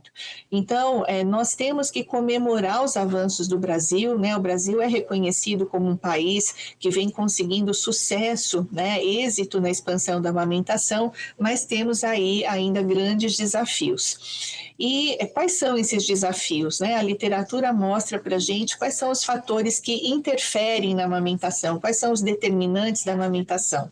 Então, a gente tem que considerar, né, os determinantes individuais, que são as características da mãe, do bebê e dessa relação entre eles, as características ambientais, então como funcionam os sistemas e serviços de saúde, o apoio da família e comunidade, as condições do emprego e local de trabalho.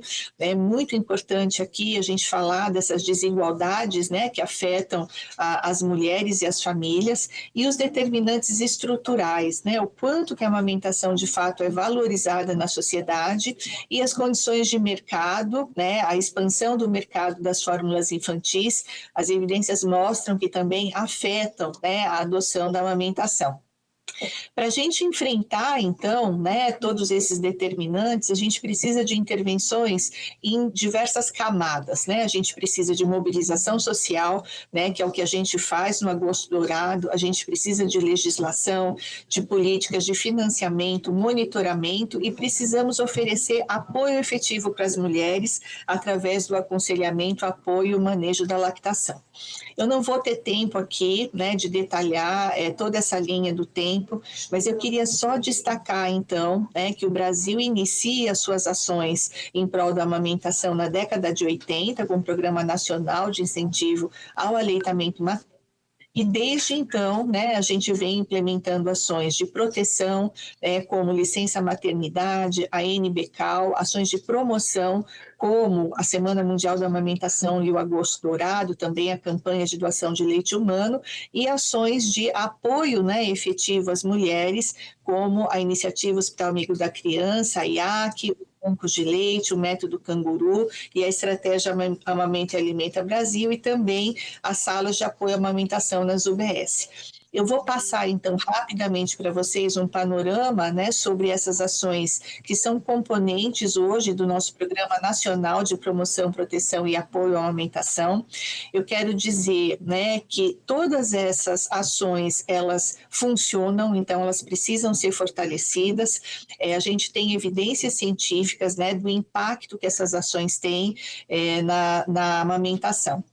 Então, começando aí pela NBCAL, né, a gente tem a implementação em 1988, é a principal estratégia que a gente tem para regulamentar a promoção comercial, rotulagem e a comercialização dos produtos para lactentes e crianças na primeira infância. Então, a importância dela, a senadora Damares, né, citou aí o episódio da tentativa de retirar a frase, né, da embalagem de leite. Então, olha a importância, né, que essa ação tem, de fato, para a proteção da amamentação. Também Stephanie já citou, né, que o Brasil liderou a aprovação de uma resolução na Assembleia Mundial de Saúde também para enfrentar o marketing digital dos substitutos do leite materno, né, que tem sido um grande desafio aí na atualidade. E a gente segue, né, formando os profissionais para conhecerem essa legislação tão importante. Então, a gente tem aí cerca de 12 mil profissionais formados, né, num curso oferecido pelo SUS em relação à NBCAL. Eu acho que a Miriam vai falar bastante, né, sobre a Rede Brasileira de Bancos de Leite Humano. Só destacar que, de fato, assim, é um grande orgulho, né, do nosso país. Ela vem sendo implementada desde 1998, é a maior rede do mundo de bancos de leite. Atualmente, a gente tem 239 bancos de leite humano, 261 postos de coleta de leite humano, e a gente sabe, né, do papel importante dos bancos de leite, não somente para a coleta, processamento, né, e a distribuição do leite para os bebês prematuros nas unidades neonatais, mas também a importância dos bancos de leite nesse apoio direto às mulheres que amamentam. A iniciativa Hospital Amigo da Criança, então, né, desde 1992, é uma estratégia que qualifica o cuidado ao nascimento, né, e os primeiros dias de vida, promovendo e apoiando a amamentação. A gente tem no país 464 avaliadores da IAC, 334 hospitais amigos da criança, o que significa, né, o que impacta em cerca de 25% dos nascimentos das crianças brasileiras em hospitais amigos da criança. As campanhas de mobilização social, então, nós temos aí a Semana Mundial, né, que estamos comemorando, o Agosto Dourado, temos também o Dia Nacional de Doação de Leite Humano. Essas campanhas são muito importantes, né, para sensibilizar e conscientizar toda a sociedade sobre a importância da amamentação. Temos também o método Canguru, que é a principal estratégia, né, para a gente promover a amamentação para os recém-nascidos de baixo peso, prematuros. A gente tem evidências, né, científicas robustas do impacto do método Canguru nas taxas de amamentação, e temos, né, 333 maternidades com leitos, né, do método Canguru, 1.548 leitos no país. A estratégia Mulher Trabalhadora que Amamenta, uma parceria com a SBP, né, o Ciclei está aqui também, acho que vai falar sobre isso. Ela tem, na verdade, né, trabalha tanto o incentivo à ampliação da licença maternidade para 180 dias pelas empresas, a existência das creches no local de trabalho e a implantação das salas de apoio à amamentação, né? Então, nós temos atualmente 437 salas certificadas pelo Ministério da Saúde, estamos incentivando também a implantação dessas salas nas unidades básicas de saúde, temos 108 tutores dessa ação distribuídos nos estados, né, para apoiar a sua implementação. Essa estratégia é muito importante no retorno da mulher ao trabalho, né, isso aumenta a satisfação da mulher, melhora a sua produtividade, faz com que as crianças adoeçam menos, né, então é uma estratégia que precisa ser adotada pelos empregadores. A estratégia Amamenta e Alimenta Brasil é a principal estratégia para trabalhar a questão da amamentação e a implementação do Guia Alimentar para crianças brasileiras menores de 2 anos na atenção primária à saúde. Então, a atenção primária à saúde, ela inicia, né, esse trabalho de incentivo à amamentação já durante o pré-natal, e depois da alta da maternidade, a atenção primária acolhe, né, recebe a mulher, a família, o bebê, e pode oferecer, então, todo o apoio necessário para a amamentação. A gente tem, então, mais de 9.000 tutores dessa estratégia formados no Brasil, em mais de 2.000 municípios. Porém, né, como eu disse, a gente tem um desafio, né, para alcançar as metas da OMS para 2030, a gente precisa expandir essas ações, né, em todo o território nacional, a gente precisa de escala, e isso, né, depende também de uma articulação dos entes federativos, né, federal, estadual, municipal, precisa da articulação entre a atenção primária e os demais níveis de atenção, e também da integração intersetorial, né, o envolvimento da educação, assistência social e o compromisso de toda a sociedade. Eu quero finalizar, né, reforçando que sim, né, acho que esse é o espaço mais adequado para a gente discutir a amamentação, uma vez que a amamentação é um direito da mulher e da criança, é uma responsabilidade de toda a sociedade.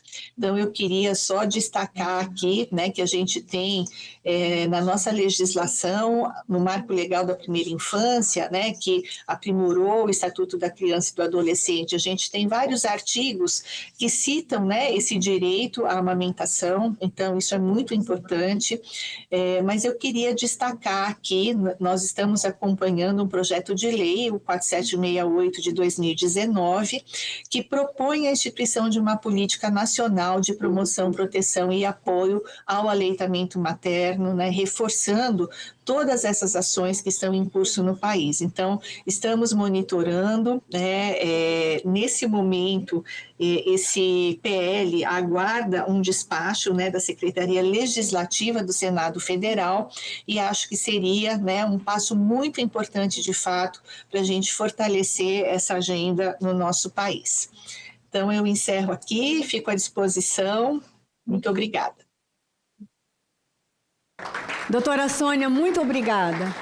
E eu estava comentando aqui com as colegas aqui do lado. Metas ousadas, hein? Metas ousadas. Sair de 35% para 60%. O número de crianças até 2 anos de idade amamentadas, eu acho que são metas ousadas, mas parabéns pelo trabalho que vocês estão fazendo. E quando a senhora apresentou a linha do tempo, que tudo começou, essa grande revolução pela amamentação na década de 80, 81, depois a Constituição veio com a licença maternidade e todas as campanhas a partir daí, eu olho para trás e pergunto, começamos tarde. Por quê? Eu me lembro que eu era uma jovem ativista de direitos humanos e eu tinha que ir para comunidades rurais, doutora Sônia, falar de amamentação com as mães, porque vendeu-se a ideia que a fórmula era melhor que o leite materno. E ainda se falava também sobre a vaidade.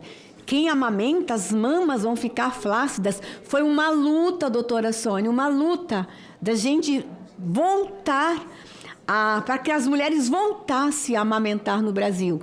E aí todo mundo fala assim, mas isso já está decidido. Não está. Aí não viu ali a luta dela com relação ao marketing digital hoje para a gente motivar as pessoas a participarem de campanhas. Então, eu queria fazer um desafio aos influencers do Brasil. E alguns que ganham milhões de reais nas redes sociais. Bora, transformem hoje, a partir de hoje, os perfis de vocês em dourado. Eu quero convidar o Brasil inteiro. Bora lá. No seu perfil, coloque uma imagem dourada a partir de hoje. Bora ficar o mês de agosto todo mundo com perfil na cor dourada. Vamos nos envolver na campanha. Vamos falar da importância do aleitamento materno. Parabéns ao Ministério da Saúde, a toda a equipe pelo que estão fazendo. E eu espero que até 2030 a gente consiga alcançar todas as metas estabelecidas. Parabéns, doutora Sônia. Uma alegria ter a senhora conosco. Na sequência, nós vamos ouvir a doutora Rosicleide Souza Pinheiro, pediatra e neonatologista da Sociedade Brasileira de Pediatria, Departamento Científico de Aleitamento Materno. Doutora, é uma alegria ter a senhora conosco.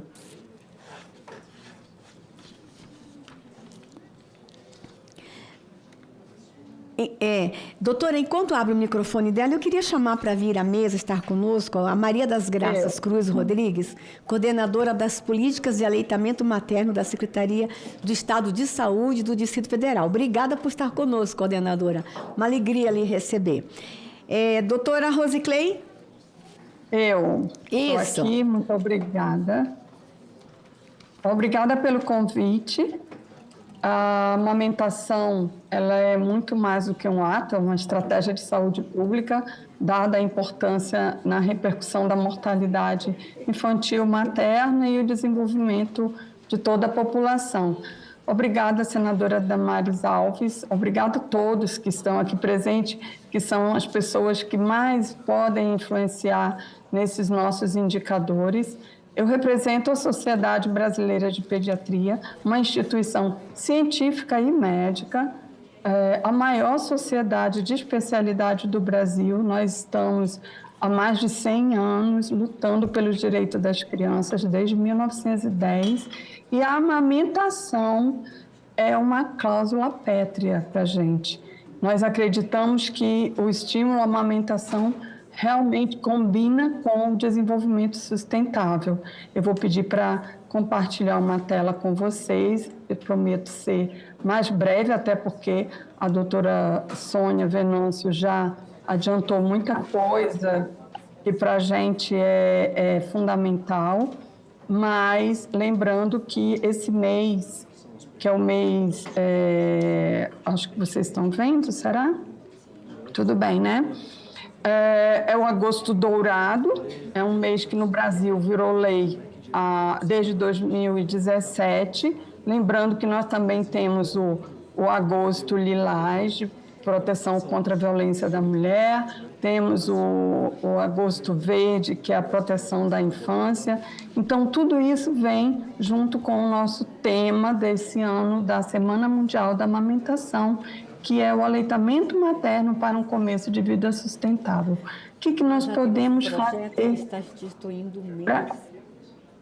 para melhorar os nossos indicadores? Então, a SMAN, que ocorre nessa primeira semana de agosto, ela ocorre em mais de 120 países, juntos pela mesma causa. No Brasil, a mobilização ocupa o mês inteiro, que é o Agosto Dourado, visto que é o padrão ouro de alimentação, e ele vem justamente identificar, avaliar e ampliar o que já mostrou resultado, como a doutora Sônia já mostrou. Então, a gente tem a intenção de monitorar, de avaliar, de ampliar e de mostrar o quanto que é importante a gente manter essas ações. Então, amamentar é um direito, nós já vimos isso é constitucional, a mulher ela tem o direito à licença maternidade desde a década de 1940, então as leis trabalhistas, o Brasil também é exemplo para o resto do mundo, a gente pode ver que alguns países até estendem a licença maternidade por mais tempo, mas não com um retorno financeiro de 100%, como o Brasil já investe nisso desde a CLT. Então, é um direito da criança, porque é o alimento seguro e disponível desde a primeira hora de vida, dá proteção imunológica, ou seja, a criança vai ficar menos doente, vai ter menos mortalidade, tem um vínculo afetivo e um desenvolvimento pleno. A criança que é amamentada exclusivamente nos 6 primeiros meses de vida é uma criança que vai ter um QI pelo menos 3,8 acima da média geral de quem não é amamentada, e com isso vai diminuir a desigualdade social também.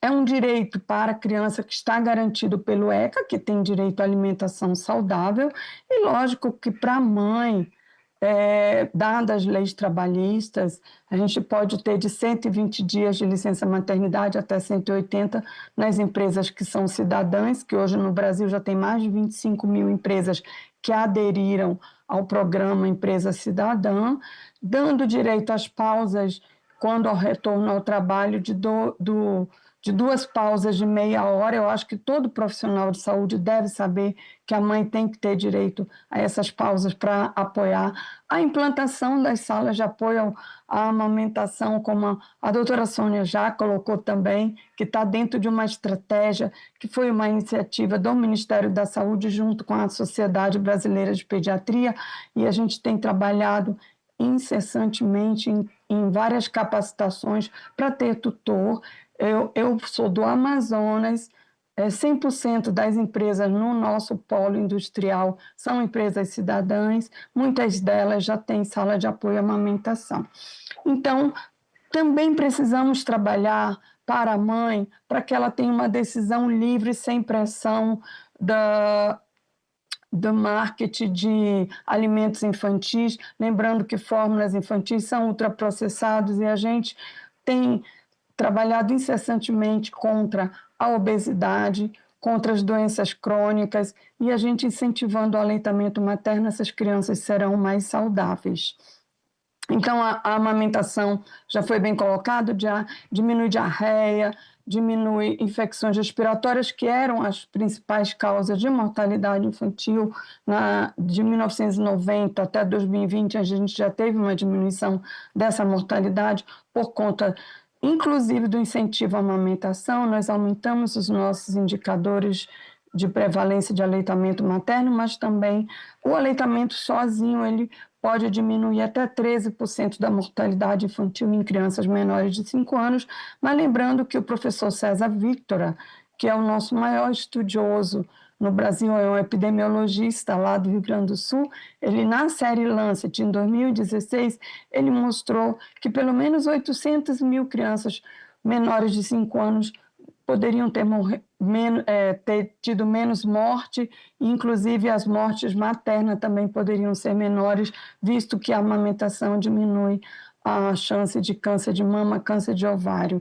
Então, as doenças crônicas, que hoje são as que mais contribuem para a mortalidade infantil e mortalidade no mundo, podem ser diminuídas através da prática da amamentação, por isso que nós precisamos proteger. O último estudo nacional de nutrição infantil que a gente tem relatado, que é o ENANI de 2019, mostrou que mais de 96% das crianças foram amamentadas alguma vez, e as mães, elas tinham vontade. A amamentação ela precisa ser iniciada durante o pré-natal, por isso a importância de ter pelo menos 3 consultas no pré-natal falando sobre a amamentação, para que as mães tirem as dúvidas e consigam amamentar logo de início. Mas só 62% foram amamentadas na primeira hora de vida. Crianças que nasceram bem, que não tiveram intercorrência, que não foram prematuras, essas crianças tiveram a oportunidade de ter o contato pele a pele e de serem amamentadas. 10 em cada 10 crianças, só 6 tiveram essa chance. Então, o que está acontecendo para que a gente consiga incentivar esses nenéns a serem amamentados na primeira hora? E quando a gente pensa que da primeira hora até 6 meses nós tivemos uma perda aí de pelo menos 15%, ou seja, por que essas crianças não continuaram sendo amamentadas? Lembrando que a nossa CLT só dá 120 dias de licença maternidade, e se a empresa cidadã vai a 180. Então, daí a gente incentivar para que todas as crianças possam ter a oportunidade de serem amamentadas exclusivamente por 6 meses. E lembrando também que somente 43% das crianças, segundo o ENANI, continuavam sendo amamentadas no 2º ano de vida, e a gente quer chegar a 60%. Então, a média de amamentação fica em torno de 15,9 meses, 1 ano e 3 meses.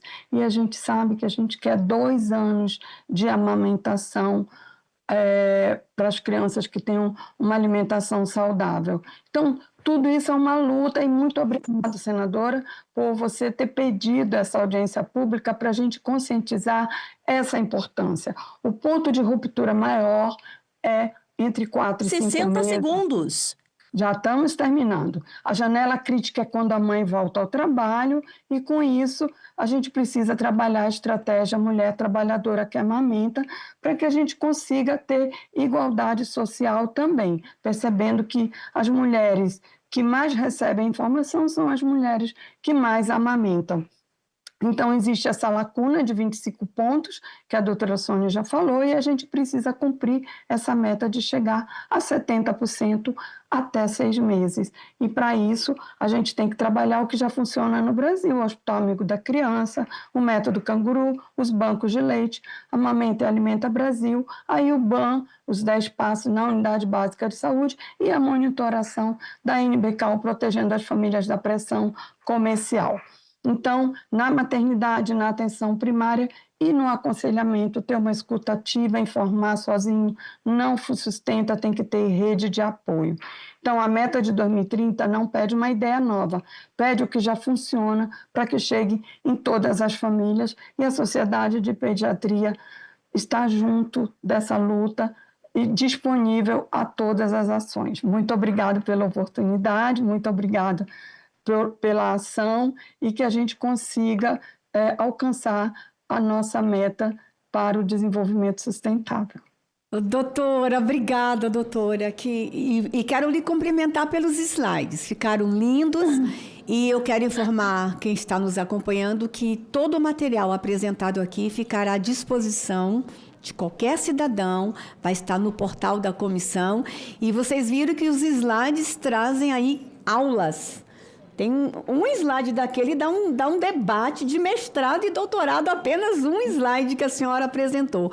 Obrigada, doutora. Obrigada. E sucesso no trabalho de vocês. E a senhora trouxe uma informação aqui que até eu vi as pessoas se incomodarem aqui. Peraí, o aleitamento materno, ele inclusive implica no QI da criança. E olha quantas doenças evita. E eu sei que algumas mães agora que não conseguem amamentar ficaram ali, e agora? O que eu faço? O que eu faço? Meu bebê não tem acesso ao meu leite, não consigo. Aí vem a solução. Vem os bancos de leite no Brasil. E é o que a gente vai, neste exato momento, ouvir agora a doutora Miriam. Doutora Miriam, mas nós estamos numa nação imensa, numa nação que desde a primeira fala aqui foi falado sobre as desigualdades regionais. Eu ainda tenho cidades no Brasil que não têm energia elétrica. Eu ainda tenho regiões no Brasil extremamente isoladas. Como aceitar o desafio do banco de leite no Brasil em regiões isoladas, regiões ribeirinhas? Como vocês estão lidando com isso? É possível a gente alcançar a meta de vocês de banco de leite em todos os lugares do Brasil para que todas as crianças tenham direito ao leite materno, para que nenhuma criança fique para trás? Nós estamos ansiosos para te ouvir, doutora, e muito obrigado por estar conosco. Primeiramente, gostaria de agradecer à senadora Damares por essa iniciativa, que é de extrema importância para todos. Falar que eu estou aqui representando a Rede Banco de Leite Humano, mas também a todos os trabalhadores que trabalham nessa rede espalhado pelo nosso país. Tá? Inclusive, aqui no plenário, a gente tem vários representantes desses funcionários que trabalham, que correm e que fazem esse trabalho. É importante a gente pensar que toda criança necessita do melhor alimento no início da vida. A Rede de Banco de Leite Humano, ela é uma casa de apoio à amamentação. Então, todas as mulheres que desejam amamentar, seja ela gestante, quer tirar dúvidas, seja ela amamentando, ela pode nos procurar com o objetivo de ser apoiada. E uma coisa que acontece é que a maioria das mães que a gente consegue apoiar no aleitamento materno, elas se tornam doadoras de leite humano.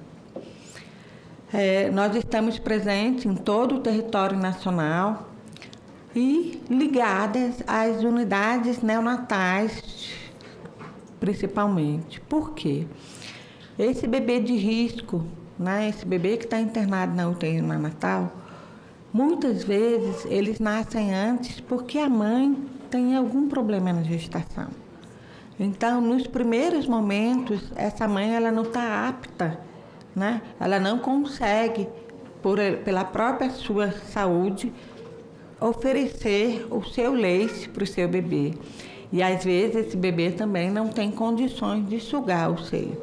Então, o Banco de Leite Humano ele está centrado, neste momento, no atendimento das crianças que estão internadas nas unidades neonatais.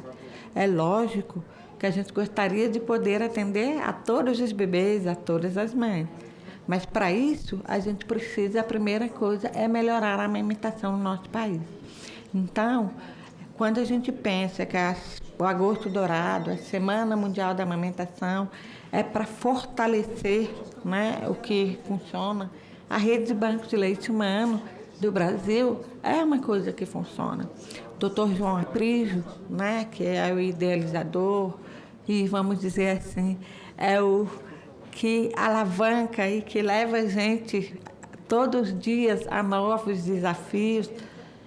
Ele já foi reconhecido pela Organização Mundial da Saúde 2 vezes pelo seu trabalho, né, desse trabalho coletivo que ele coordena. E, com isso, surgiram muitos desafios.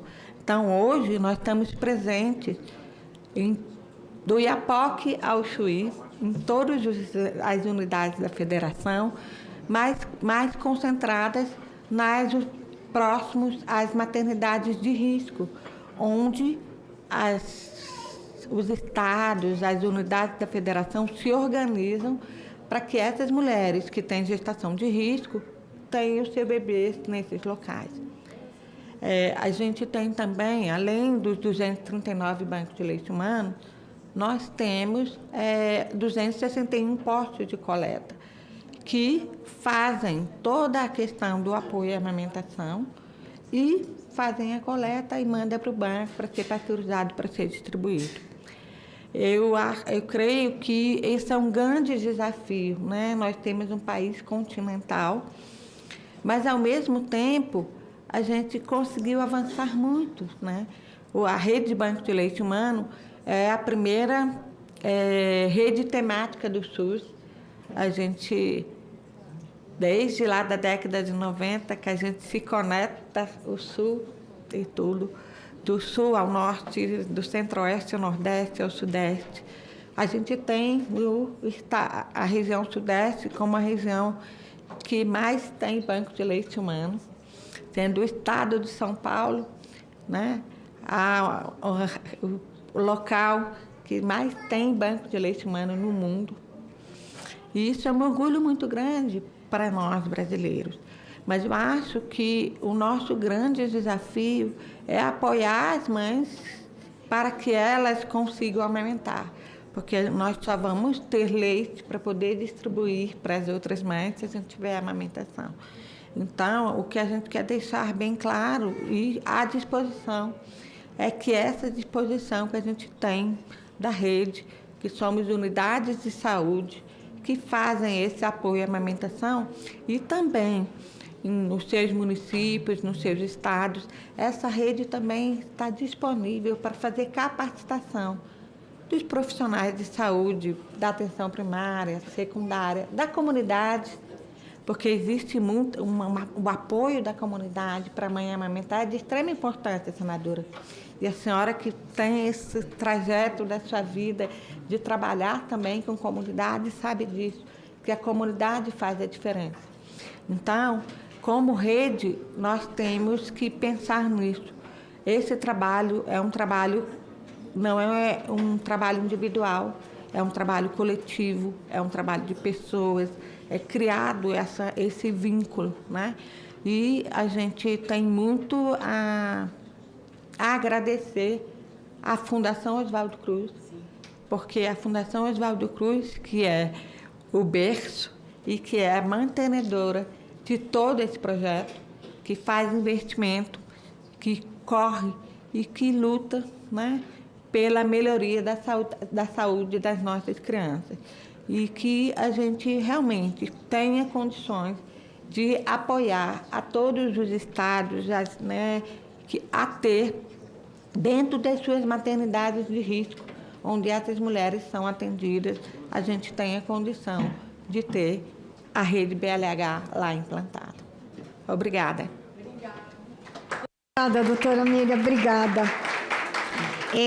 Hoje a gente tem o banco de leite, mas quando eu era criança, tinha as mães de leite. Eu não sei se tem alguém aqui da minha idade que vai lembrar que havia até um afeto nessa relação. As crianças tinham a mãe, a madrinha e a mãe de leite, que eram as mulheres que voluntariamente amamentavam bebês de mães que não conseguiam amamentar. E eu me lembro que na nossa igreja, eu venho do sertão do Nordeste, nós tínhamos as irmãs de leite. As crianças cresciam dizendo, é minha irmã de leite, a minha mãe amamentou ela.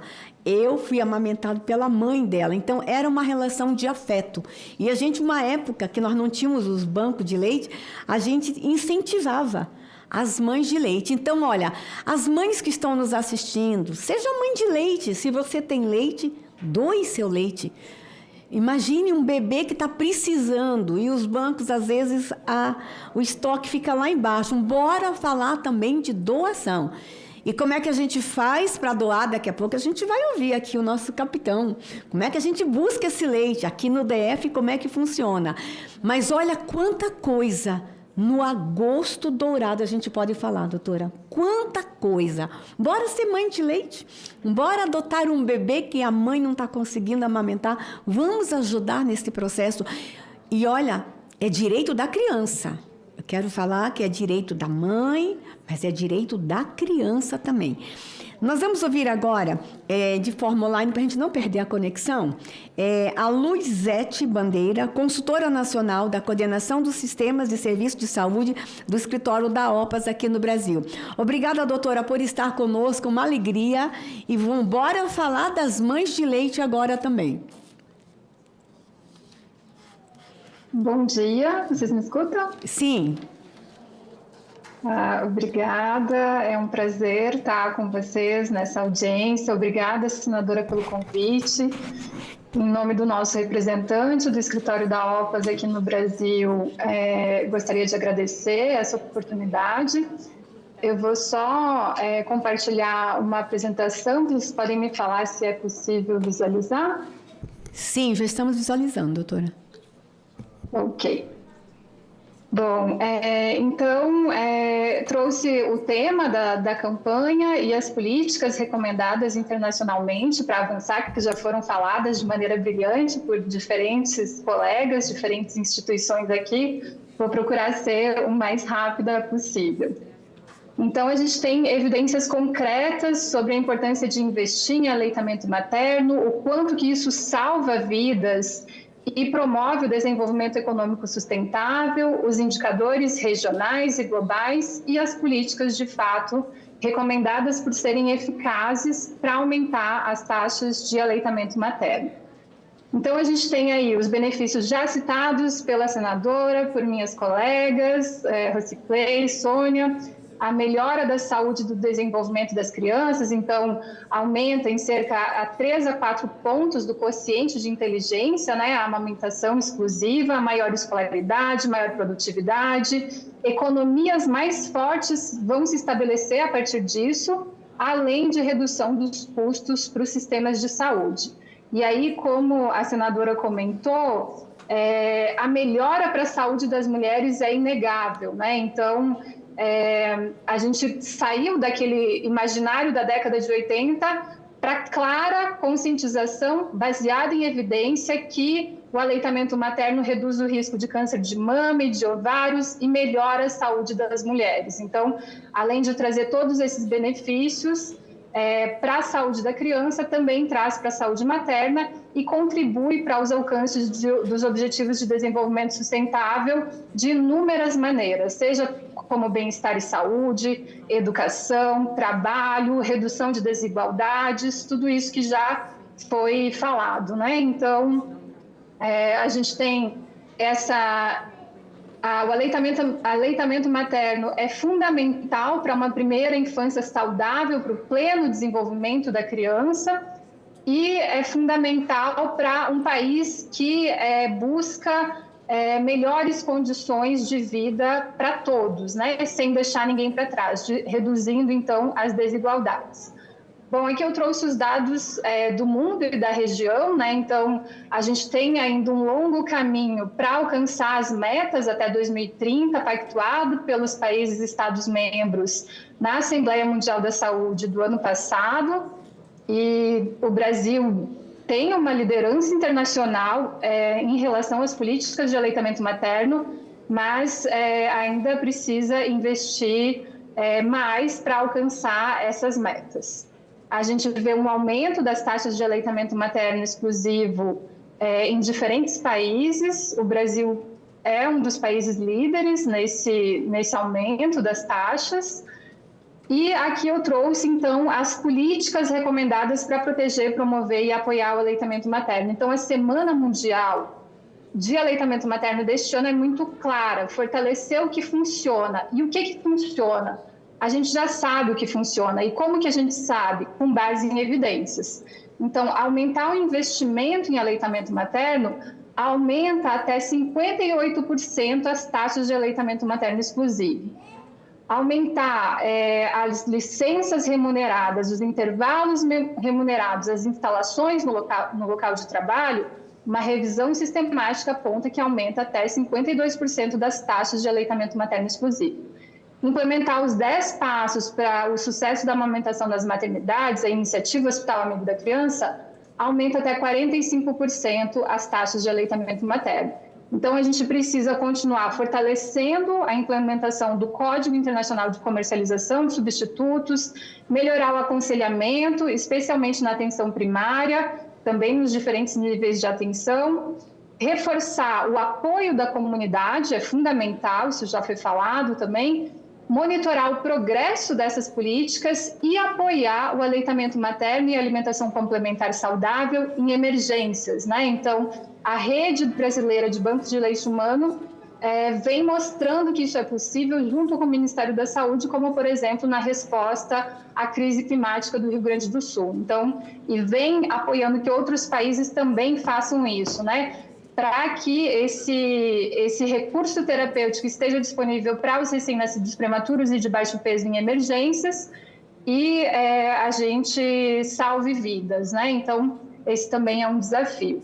Aqui um pouco do panorama global de como que está a implementação dessas políticas. Vocês podem ver que a meta até 2030 é 25% dos países investindo pelo menos $5 por habitante no financiamento de doadores ao aleitamento materno. A gente tem apenas 4%.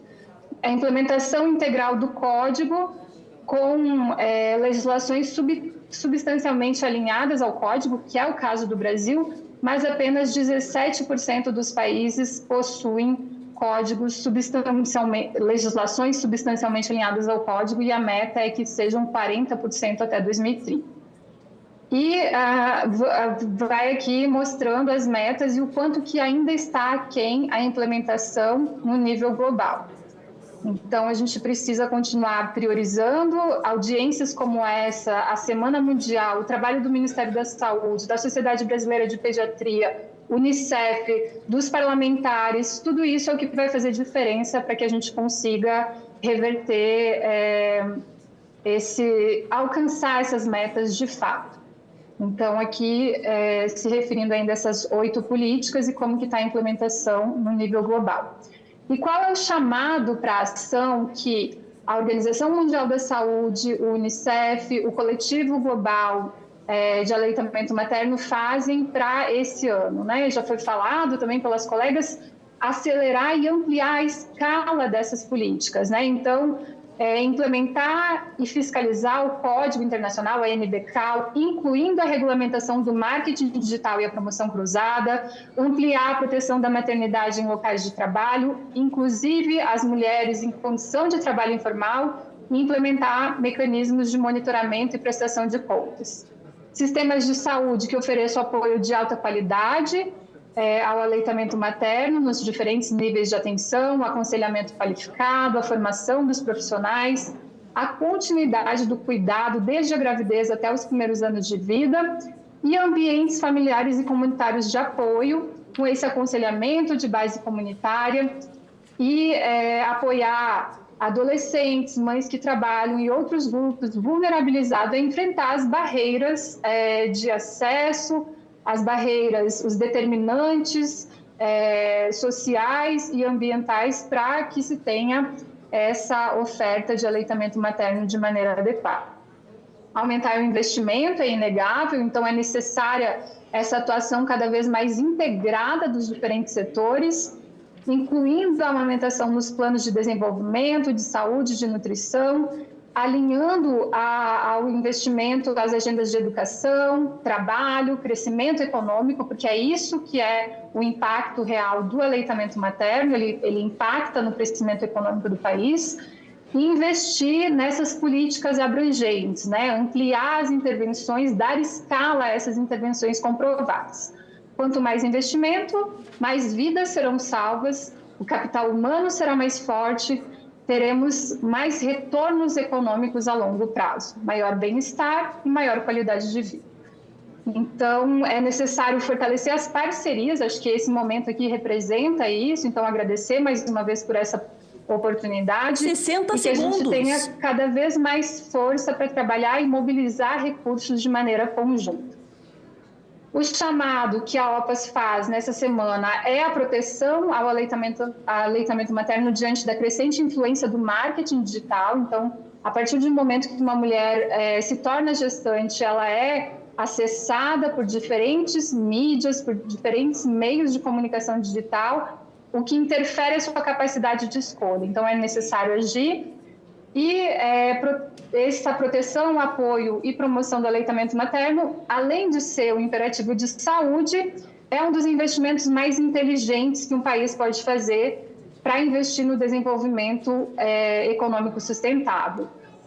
Inegavelmente, essas intervenções são comprovadas e o retorno econômico também. Então, a nossa tarefa é esse desafio de investir para escalar essas ações e torná-las acessíveis a todos.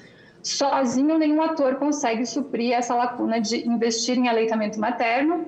E é isso, a gente tem determinantes que são estruturais, ambientais, para além dos individuais.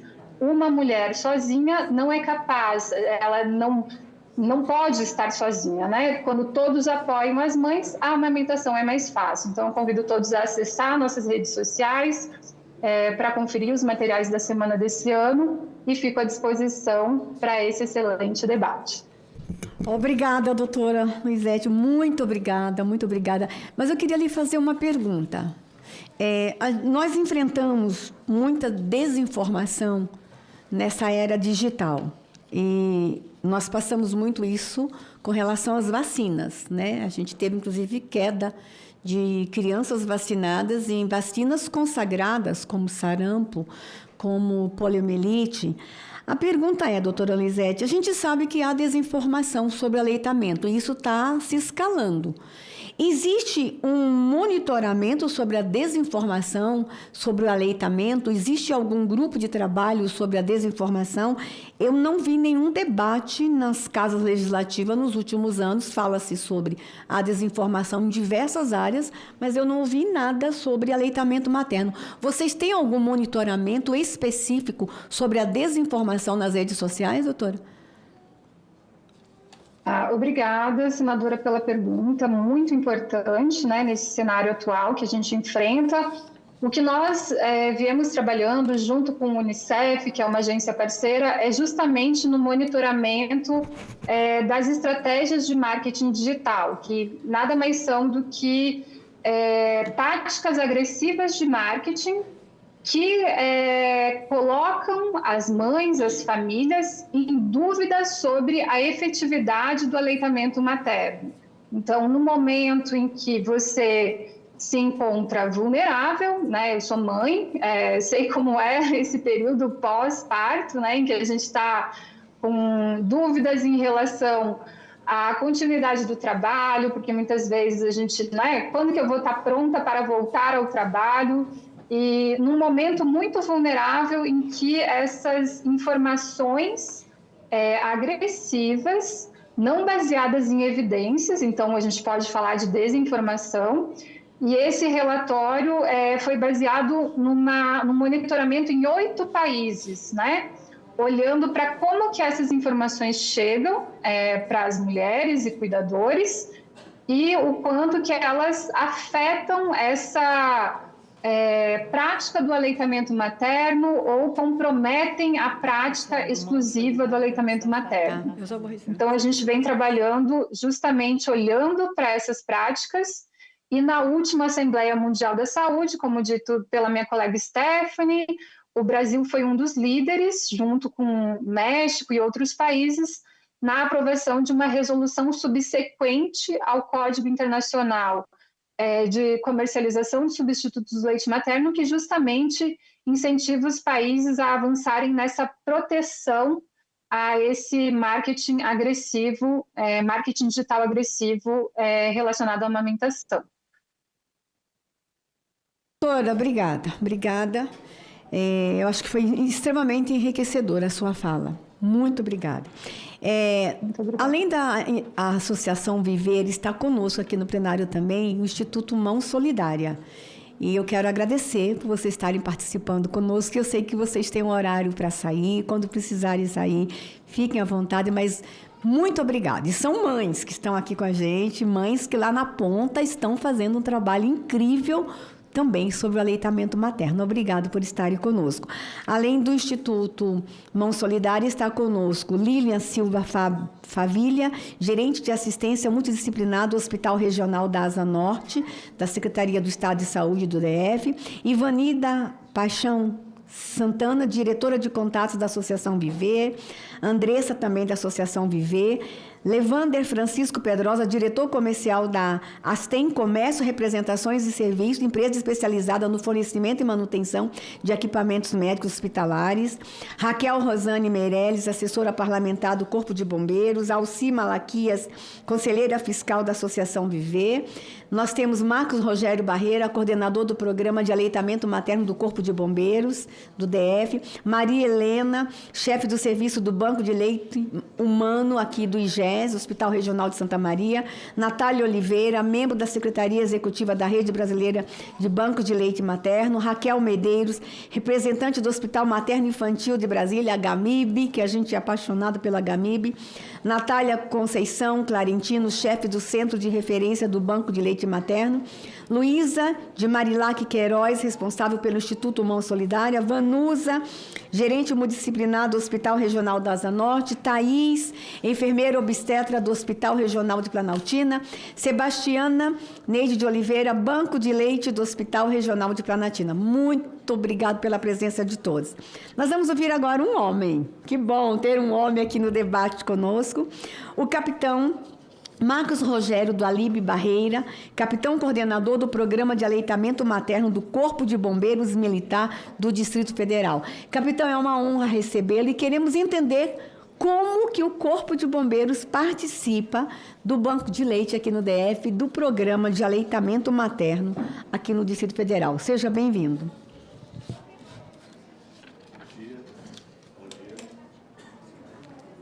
Bom dia a todos. Em especial a senadora Damares pela iniciativa, pela nobre iniciativa de abordar um tema tão importante, não só para o bebê, não só para a mãe, mas para toda a família, para toda a sociedade, Saúdo a todos presentes aqui, virtualmente também, os que estão virtualmente presentes, O Corpo de Bombeiros, ele se orgulha e é uma honra para o Corpo de Bombeiros estar participando desse programa, dessa promoção, desse apoio à primeira infância, à família. O Corpo de Bombeiros, senadora, hoje ele é o braço que chega à mãe, doadora, dentre várias mãos ali, que compõem todo esse programa, um programa tão importante. O Corpo de Bombeiros ele é um facilitador para a mãe. Você imagina como seria difícil, na rotina dessa mãe, do dia a dia, ela com os afazeres dela que continuam, ali, várias mulheres aqui já passaram por essa situação de ser mãe, de ter seu bebê, tem seus compromissos ali em casa, seus compromissos ali com aquele bebezinho, Então o Corpo de Bombeiros ele é esse facilitador, ele vai às mães, O nosso trabalho em conjunto com a Secretaria, hoje aqui no Distrito Federal, em parceria com a Secretaria de Saúde, é a de coleta e de transporte do leite materno. A gente cobre todo o Distrito Federal, a gente se orgulha disso e a gente também cobre boa parte da nossa região geoeconômica, o nosso entorno. E são mães, muitas mães que vêm, né, aqui ao Distrito Federal ter seu bebê aqui, e aqui elas recebem todo o apoio, né, recebem todo o apoio, tanto internamente, né, e elas continuam tendo esse apoio, né, por parte da Secretaria de Saúde, né, por parte do Corpo de Bombeiros também, indo até lá, até as suas residências, fazer essa coleta, né, deixar o material necessário para que ela possa também estar fazendo ali fazer essa retirada, esse armazenamento, dando todo o apoio, né? Então, basicamente, o Corpo de Bombeiros, ele usa da sua expertise logística, né, para chegar a essas mães. É uma parceria de sucesso. Desde... A gente conta aqui com a enciclopédia, né? Que eu chamo a doutora Miriam de enciclopédia, né? Mas é desde 89, né, doutora Miriam, que existe essa parceria de sucesso. E desde o primeiro momento que o Corpo de Bombeiros ele se fez presente nessa parceria, a gente viu ali no primeiro dia fruto, né? Dessa eficiência, dessa logística, dessa expertise que a gente tem, que o Corpo de Bombeiros tem, né? Eu vou relatar aqui... falar uma situação que ocorreu no primeiro dia, né, doutora? Ela não me deixar mentir, que a equipe de Corpo de Bombeiros foi trabalhar no primeiro dia de coleta, né? E essa coleta era feita durante todo o dia por outras equipes, né? O Corpo de Bombeiros saiu, pegou todo o material e retornou meio-dia, por volta de meio-dia, 13 horas. E o pessoal ele foi preparar todo aquele material novamente. Não, o pessoal, não, a coleta já foi toda feita, já foi toda executada. Então, a gente entra, né, com essa parte técnica nossa operacional, né? É uma missão muito afiada com aquela nossa missão, que é a de vidas alheias, riqueza salvar. Né? Eu ouvi agora há pouco um brado aqui indicando o tempo, né? E isso me veio à memória do seguinte: o Corpo de Bombeiros ele atende várias ocorrências, né? E essa coleta diária que hoje, nesse momento, vários bombeiros estão rodando todo o Distrito Federal em torno, para a gente é uma ocorrência. Para a gente é uma ocorrência, tá?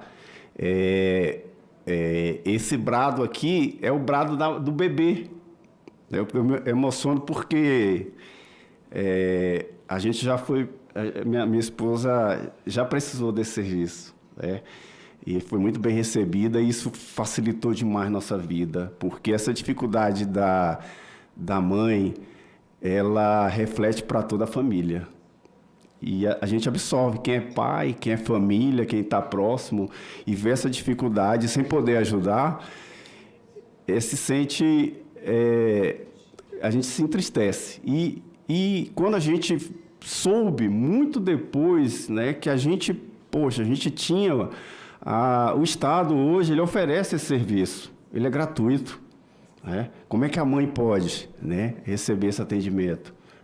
São vários canais, ela pode ir diretamente. Se a mãezinha ela tem um leite, né, ela amamenta seu bebê, está tendo dificuldade, né, doutora? Ela pode buscar um banco de leite, né? Como é que ela faz para doar? Né? Há essa facilidade, são vários canais ali que ela pode estar buscando, né? Hoje a gente conta com um telefone aqui no DF, né? O 160, opção 4. A gente tem um site também, onde ela pode ali estar buscando fazer o seu cadastro, pegar às vezes muitas informações ali que pode facilitar ela ali na amamentação. E a partir desse conhecimento, ela consegue amamentar, e eu vou falar pela experiência que eu tive dentro de casa. Minha esposa com dificuldade para amamentar, e assim que ela soube que ela teve esse auxílio, né, do banco de leite, ela pôde amamentar o bebê, a nossa bebê, né, e ela pode ser doadora. Ela foi doadora. Então, eu pude acompanhar quase todo esse processo e os benefícios que esse programa ele traz para a sociedade. Então, o Corpo de Bombeiros não pode se refutar isso. A nossa missão é vidas alheias, é riqueza salvar. Então, a riqueza o símbolo, está aqui, né? O símbolo, nesse padrão, é o dourado, é o alimento ouro, que propriedades que existem nesse leite são, assim, a gente, imensuráveis, né? A gente vê os benefícios que ele traz, né? Uma vacina natural, é o benefício para o bebê, é o benefício para a mãe, né? É o benefício para a família.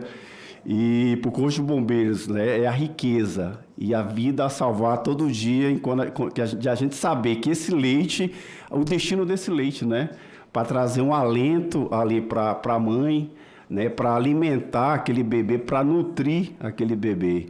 Então, basicamente, o Corpo de Bombeiros ele trabalha com essa missão, né? E isso a gente exporta, a gente se alegra de hoje a gente ser autossuficiente, do Corpo de Bombeiros poder, o Corpo de Bombeiros do Distrito Federal poder atender a toda a sociedade do Distrito Federal, né?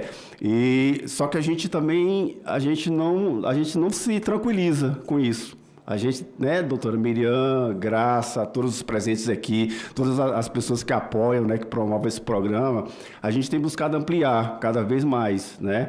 Divulgar esse serviço, mostrar como ele tem sido feito aqui, tentado aprimorar também, né? Isso a gente não pode nunca se tranquilizar, a gente tem que melhorar, né? A gente tem sempre que estar melhorando e a gente tem tentado, da melhor forma, estar levando também essa expertise, né? A forma que a gente trabalha aqui para outros estados e também para outros países, né? Então, assim, eu agradeço demais, senadora, a iniciativa, tá? Dessa audiência tão importante, num momento tão importante, o Agosto Dourado, e que esse momento eles possam estar se replicando, não somente nesse período, mas sempre, né? A gente precisa muito divulgar, né? A gente precisa divulgar. E eu falo isso porque eu sou do Corpo de Bombeiros. A época que eu entrei já se tinha equipes já trabalhando dentro da Secretaria de Saúde. Já vou finalizar aqui. E eu senti que a gente precisa divulgar mais, a gente precisa ajudar, porque eu sei que beneficia, ajuda a família e ajuda os bebês que estão internados. Muito obrigado, Deus abençoe a todos. Obrigada, capitão. O senhor trouxe afeto para a nossa audiência. Quando o senhor disse que quando tem um incêndio, toca uma campainha, um alarme, e vocês saem com as viaturas.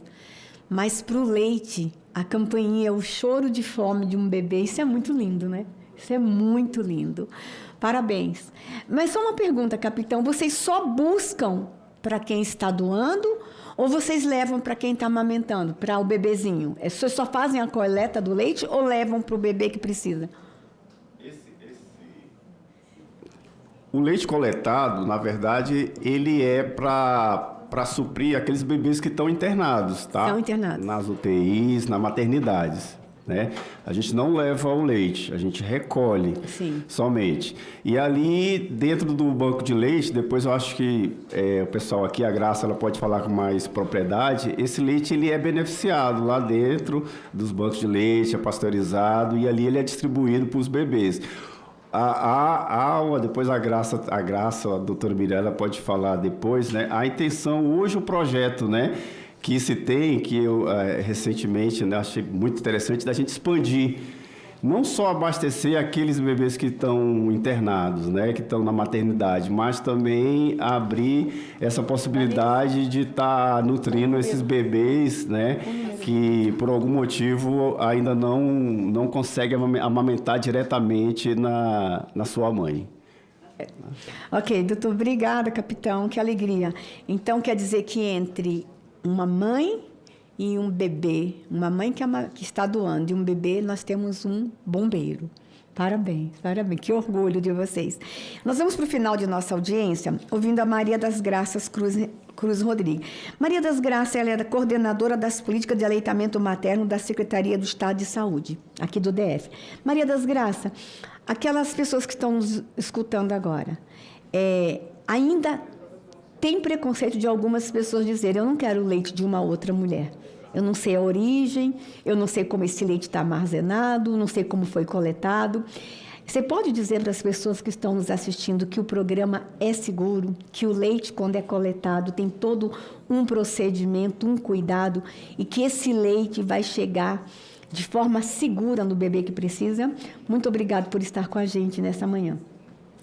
Bom dia, eu que agradeço. É uma honra muito grande estar nessa mesa tão seleta, né, onde a gente tem a nossa enciclopédia, citado pelo Dualib, onde a gente tem o Corpo de Bombeiros do Distrito Federal, né, e agradeço muito a sua iniciativa, né, nós agradecemos no DF, mas eu gostaria primeiro de cumprimentar, pedir a licença da senhora para cumprimentar uma pessoa aqui que está representando todas as mulheres do Brasil, né, que são mulheres que precisam ser acolhidas a partir desse momento. Então, eu quero cumprimentar a Maria Helena e o seu bebê, que está na barriga, que é o nosso alvo primordial, né? É o nosso alvo primordial nesse agosto dourado, no nosso trabalho de amamentação.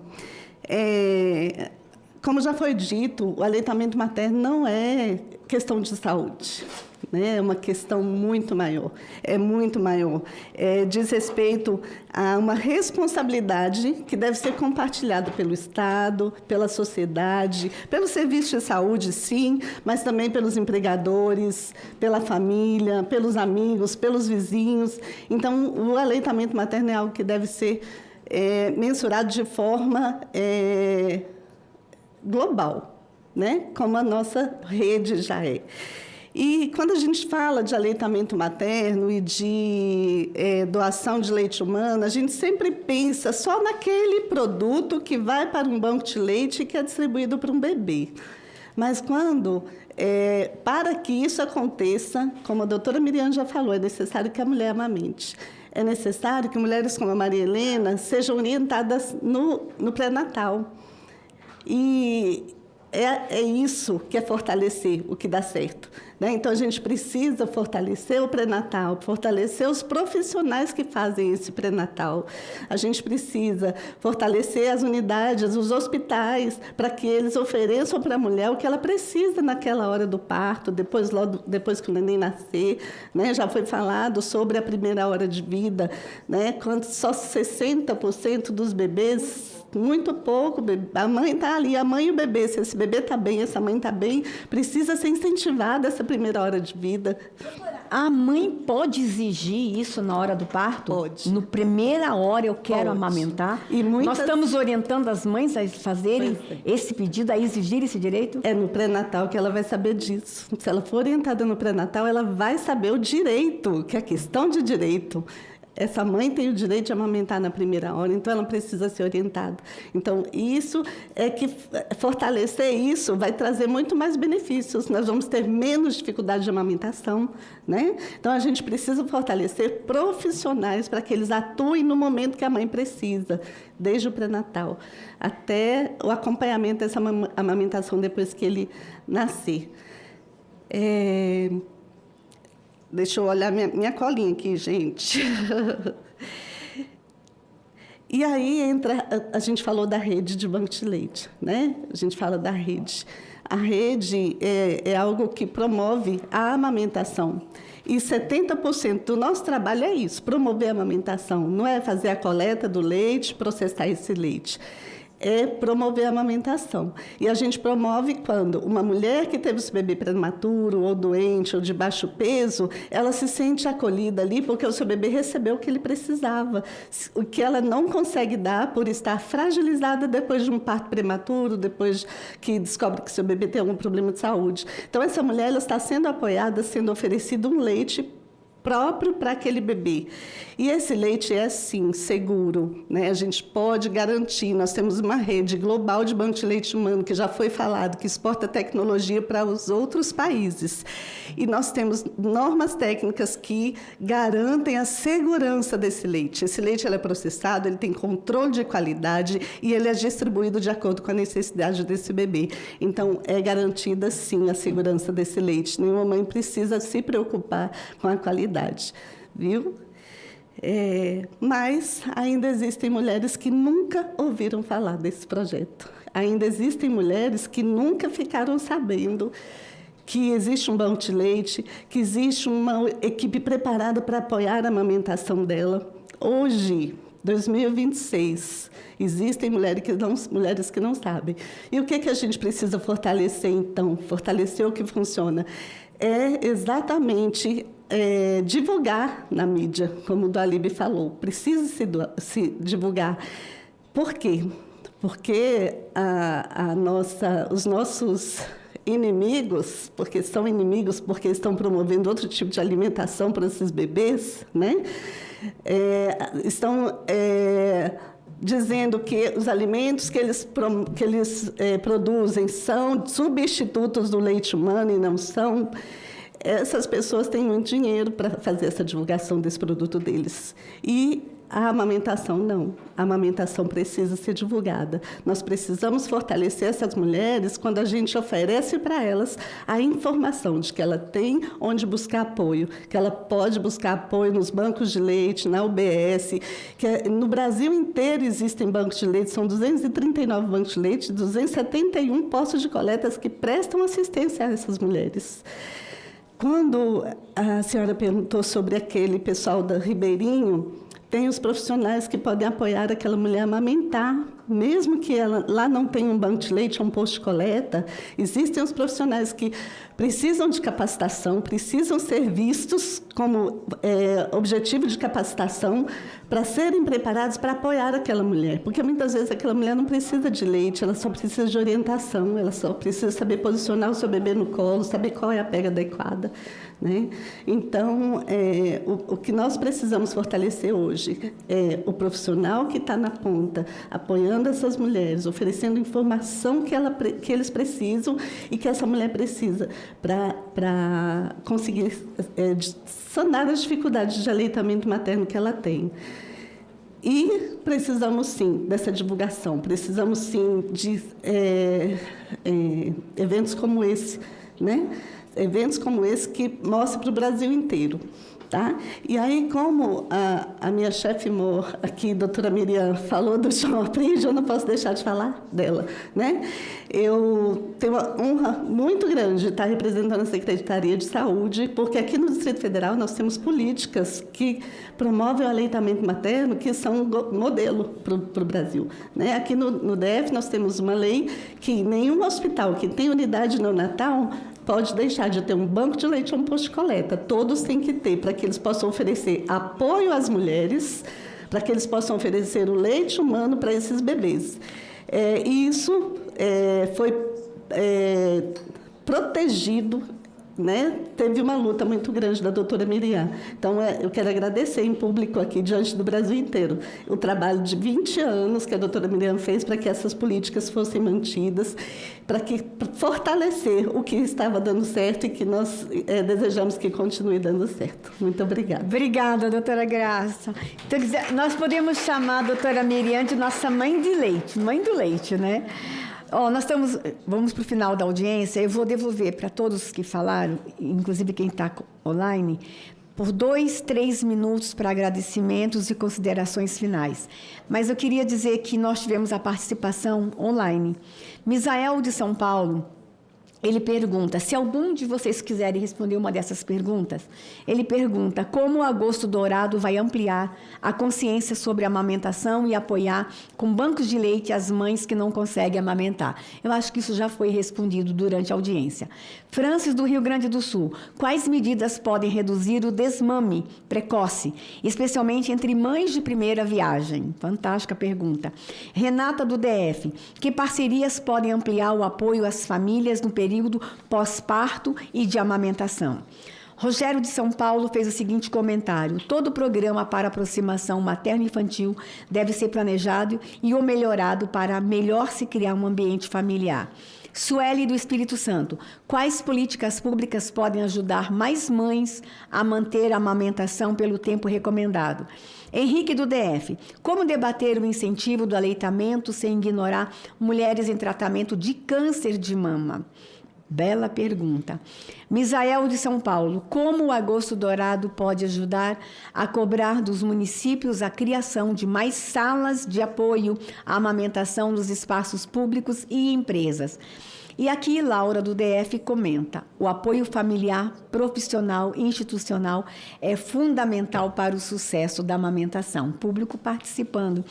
A nossa audiência pública teve, na nossa TV Senado, uma grande audiência, todo mundo acompanhando.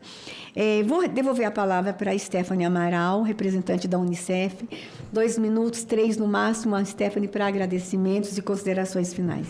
Sim, bom, eu queria agradecer novamente. Acho que foi um debate muito rico, né? Acho que nós aprendemos, celebramos e conversamos realmente sobre o que precisa ser fortalecido. E eu queria deixar, assim, até principalmente para quem está nos escutando, né, na nossa população, assim, amamentar é fisiológico, mas nem sempre é instintivo, né?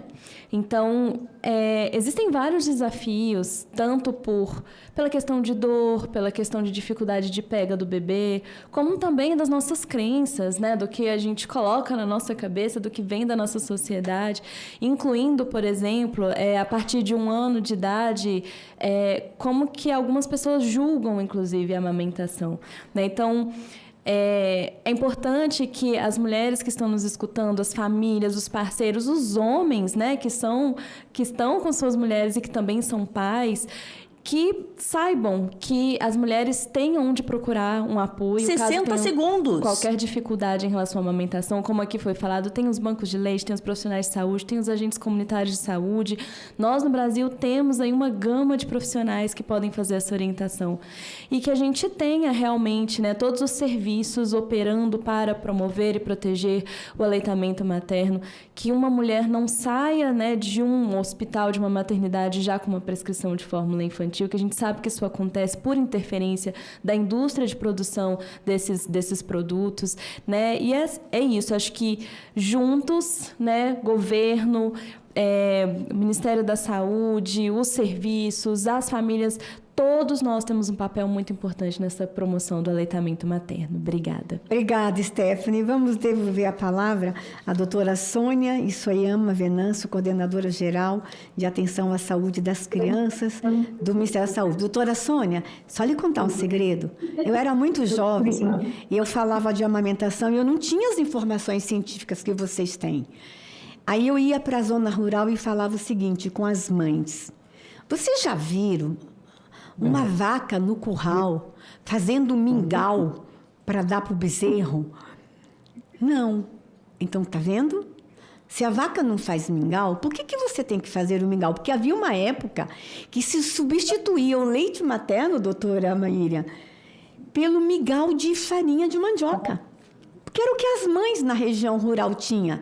Então, elas pegavam um leite e enfiavam a farinha de mandioca para substituir pelo leite materno. E era esse argumento que eu usava. E dava certo, viu? Dava certo. Doutora Sônia, 3 minutos para considerações finais. Obrigada, senadora. Bom, eu queria agradecer mais uma vez, então, essa oportunidade, né? Acho que foi um momento muito importante, muito rico de debate. O Agosto Dourado, ele significa esse momento de uma grande mobilização no nosso país, um momento em que a gente comemora os nossos avanços e a gente reflete, né, sobre como a gente pode avançar cada vez mais. Então, eu queria deixar uma mensagem aqui, né, como a Luizete falou, a gente já sabe o que dá certo, o que a gente tem que fortalecer, né? Quando a gente trabalha a amamentação, a gente tem que trabalhar protegendo, promovendo e apoiando, né? Então, a promoção é o que a gente está fazendo aqui, essa grande mobilização para disseminar cada vez mais as informações, né? Tem algumas perguntas aí que foram feitas, como a gente pode, né, ampliar os conhecimentos da população. Então, o Agosto Dourado é muito importante para isso. A gente tem que proteger com leis, né? Então, ampliação da licença maternidade, avançar na licença parental, fortalecer a implementação da nossa NBCAL, né? Que é uma legislação muito avançada aqui no país, mas ela precisa ser cumprida, e fortalecer, né, os nossos serviços de saúde para oferecerem o apoio que as mulheres e as famílias necessitam. Nesse sentido, né, eu quero reforçar a importância também da atenção primária à saúde. Atenção primária, as unidades básicas estão em todos os municípios do país, né, e a gente tem trabalhado para qualificar cada vez mais os profissionais para que possam oferecer esse apoio necessário à amamentação. Além das unidades básicas, então, a gente vem trabalhando a qualificação das maternidades, né, o fortalecimento da rede de bancos de leite humano, a expansão das salas de apoio à amamentação. Então, é através do fortalecimento dessas ações que a gente vai conseguir avançar. Eu quero dizer, né, reafirmar aqui o compromisso do Ministério da Saúde e também fazer um convite, né, para que todos se engajem para fortalecimento dessa agenda. Muito obrigada. Obrigada, doutora Sônia, obrigada. Antes da senhora desligar seu computador, quero dizer que nós vamos deliberar como iniciativa dessa comissão que vamos enviar ainda hoje para o presidente do Senado um ofício para a imediata distribuição do projeto de lei 4768 de 2019, que é o projeto de lei que institui a Política Nacional de Promoção, Proteção e Apoio ao Aleitamento Materno.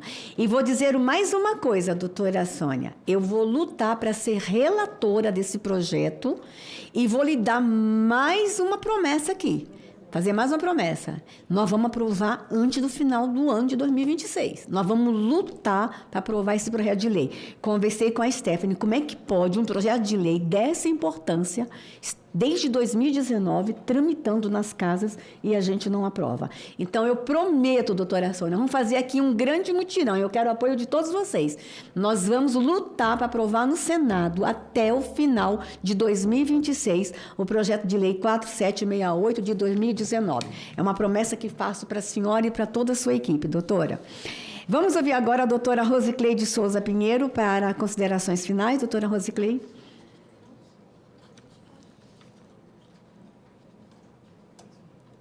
Liga o microfone dela. Doutora Rosicleide, nós não estamos te ouvindo. Só um instantinho, peraí. Tá ligado? Vê se não é o seu que está desligado, Rosicleide. Não, não estamos te ouvindo. Liga de novo. Não, liga de novo o seu microfone. Tenta agora. Pronto, pronto. Deu? Deu. Deu certo? Deu. Então, pronto. Mais uma vez, obrigada. Né? Obrigada, senadora. Obrigada a todos que tivemos a oportunidade de fazer um debate tão rico. Como é importante nós protegermos a amamentação. A gente lembra que amamentar não é uma escolha individual, a gente já percebeu isso pelos estudos. É uma estratégia global para promover a saúde de toda a população, para promover equidade, ou seja, todos têm que ter a oportunidade de ter a experiência de fazer o melhor pela família, pelos seus filhos. Promover o desenvolvimento econômico do nosso país e a sustentabilidade ambiental também. Então, investir na amamentação é investir no cumprimento da Agenda 2030. Mais uma vez, a agenda tem 17 objetivos e pelo menos uns 9 estão cobertos pelo aleitamento materno. Nós temos muitas estratégias. A Sociedade Brasileira de Pediatria tem investido em todos os setores, principalmente naquela lacuna de 4 a 6 meses do desmame precoce na mulher trabalhadora que amamenta no retorno ao trabalho, que elas não precisem optar entre trabalhar ou amamentar e que todos tenham os mesmos direitos. Muito obrigada pela oportunidade. Obrigada, doutora Rosicleide, muito obrigada. Doutora Luizete Bandeira, da OPAS, 3 minutos para considerações finais.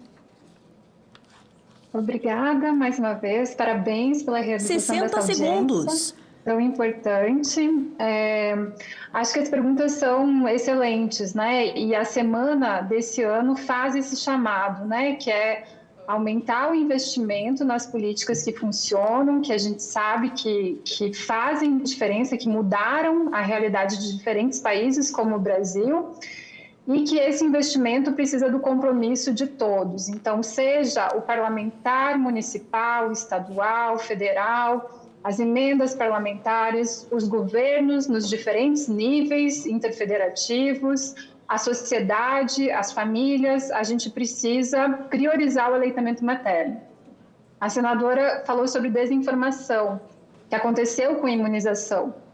E o aleitamento materno é uma das intervenções de saúde pública mais efetivas, assim como imunização. Então, a gente está falando de uma intervenção que salva vidas, que promove desenvolvimento 60 segundos. Econômico sustentável e equitativo, como já foi falado. Então, a gente precisa continuar fazendo esse bom trabalho, né? Acho que o Brasil segue num caminho de um trabalho de excelência, caracterizado pelo compromisso de diferentes atores da sociedade, pelo governo, pelo legislativo, e a gente precisa continuar avançando e sabe como fazer isso. Acho que o Brasil mostra isso também, que sabe muito bem, tanto que tem a maior rede de bancos de leite do mundo, né? Então, são mulheres brasileiras que doam leite humano por meio de uma rede pública, né? E que promove isso em outros países. Então, a gente tem tudo para continuar fazendo ainda melhor. Agradeço mais uma vez pela oportunidade. Obrigada, doutora. Foi uma alegria tê-la conosco. Para considerações finais, capitão Marcos Rogério, eu vou deixar a senhora por último. A senhora é a nossa mãe. Novamente aqui agradecer, senadora Damares, tá, pela iniciativa, tá, e dizer que o Corpo de Bombeiros do Distrito Federal, ele se sente muito à vontade de estar participando, né, promovendo, né, nesse apoio, né, e que a gente também está aqui disponível, né, dentro do que a gente pode para estar apoiando também, tá, outros entes também, né. E muito obrigado, tá? Muito obrigado a todos. Obrigada, capitão. Tem uma boa notícia, gente. A mesa diretora já informou aqui a secretaria que já vai estar no próximo despacho com o presidente do Senado o nosso pedido. Tá vendo? Como vale a pena uma audiência pública como essa? Doutora Maria das Graças, 3 minutos para considerações finais. A senhora falou sobre monitoramento dessa informação, né? Nós temos como monitoramento do aleitamento materno, da implementação da NBCAL, que foi falada no início pela doutora Sônia. Então, a gente tem a Rede Internacional de Defesa do Direito de Amamentar, que é um órgão internacional, mas no Brasil, como ela falou também, né, nós temos protagonismo no mundo em relação a esse monitoramento. Então, é importante citar a IBFAM, né, que é a sigla desse órgão, como um grande parceiro e um grande ator da promoção, proteção e apoio à amamentação durante os últimos 30 e poucos anos. Então, a gente precisa citar a IBFAM como um órgão que tem feito o seu papel. E muito obrigada mesmo. Esse momento foi muito forte, foi muito importante. Eu acredito que gostaria que muitas pessoas pudessem assistir esse evento, porque foram dadas informações importantíssimas e que podem chegar a quem pode mudar, como a gente já viu aí que aconteceu, né?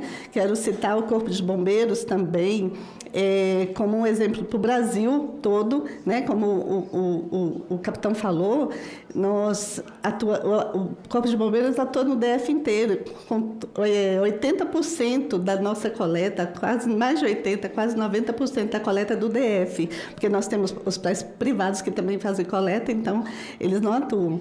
Mas o Brasil inteiro precisa disso. O Brasil inteiro precisa de romper essas barreiras da dificuldade da coleta do leite, né? Então, eu quero finalizar minha fala com isso. Nós precisamos fortalecer o que funciona. E os nossos profissionais que atuam em amamentação, os nossos bombeiros que podem fazer a coleta, né? 60 segundos. E algo muito importante que precisa ser dito, e estou muito feliz que seja a última coisa, precisamos capacitar os nossos profissionais de saúde que estão se formando. Sim. Precisamos atuar dentro das universidades, dentro das escolas, para que os profissionais já saiam entendendo a importância do aleitamento para a saúde, não só para as crianças, para a saúde da população inteira. Porque a gente sabe que o aleitamento materno não é só para a infância, é para a vida inteira. Muito obrigada. Obrigada, Graça. Vamos ouvir por 3 minutos a mãe do leite, né? A enciclopédia sobre aleitamento materno, bancos de leite humano no Brasil. Doutora Miriam. Primeiramente, agradecer, né, a iniciativa da senadora Damares e também agradecer, eu acho que não só em nome da RBLH, mas de todos os profissionais que trabalham com aleitamento, desde a atenção primária até a atenção especializada, por esse momento que a senhora está dando para a gente, de correr atrás do PL, tá? Políticas de aleitamento materno do Brasil. O Brasil, ele é reconhecido no mundo, né, por esse trabalho, e ter uma lei para isso vai ser um incentivo muito grande. Queremos deixar à disposição a Rede Brasileira de Banco de Leite Humano, que busca diariamente qualificar todos os profissionais que estão na ponta, para que todo bebê que necessite, que está internado na unidade neonatal, receba o melhor alimento, tenha a melhor chance de início de vida. E lembrar, como vários falaram, que cada mãe que esteja amamentando, que tenha condições de ter uma rede de banco de leite próxima ao seu domicílio, que um pote de leite materno de 250 ml, por exemplo, pode alimentar até 10 bebês por dia. Né? Então, ela pode fazer a diferença nisso, né? Fazer esse ato. E, às vezes, as mães pensam, sabe, senadora? Uma coisa que muitas mães pensam, que ela precisa, eu vou precisar encher 2, 3, 4, 10 potes por semana. Não. Um pote de 250, onde ela tem uma semana para encher, vai fazer a diferença na vida de muitas crianças. E falo mais, não só de crianças, mas daquela mãe que está naquele momento fragilizada e precisando desse apoio. 60 segundos. Como que ela fosse abraçada por elas, por todos eles, tá? Então, muito obrigado a todas as doadoras de leite humano desse país, aos profissionais de saúde que estão aí nessa luta diária para melhorar a saúde da criança do nosso país. Obrigada, doutora Miriam, muito obrigada. Essa é uma comissão também que cuida dos direitos dos povos tradicionais, doutora Miriam.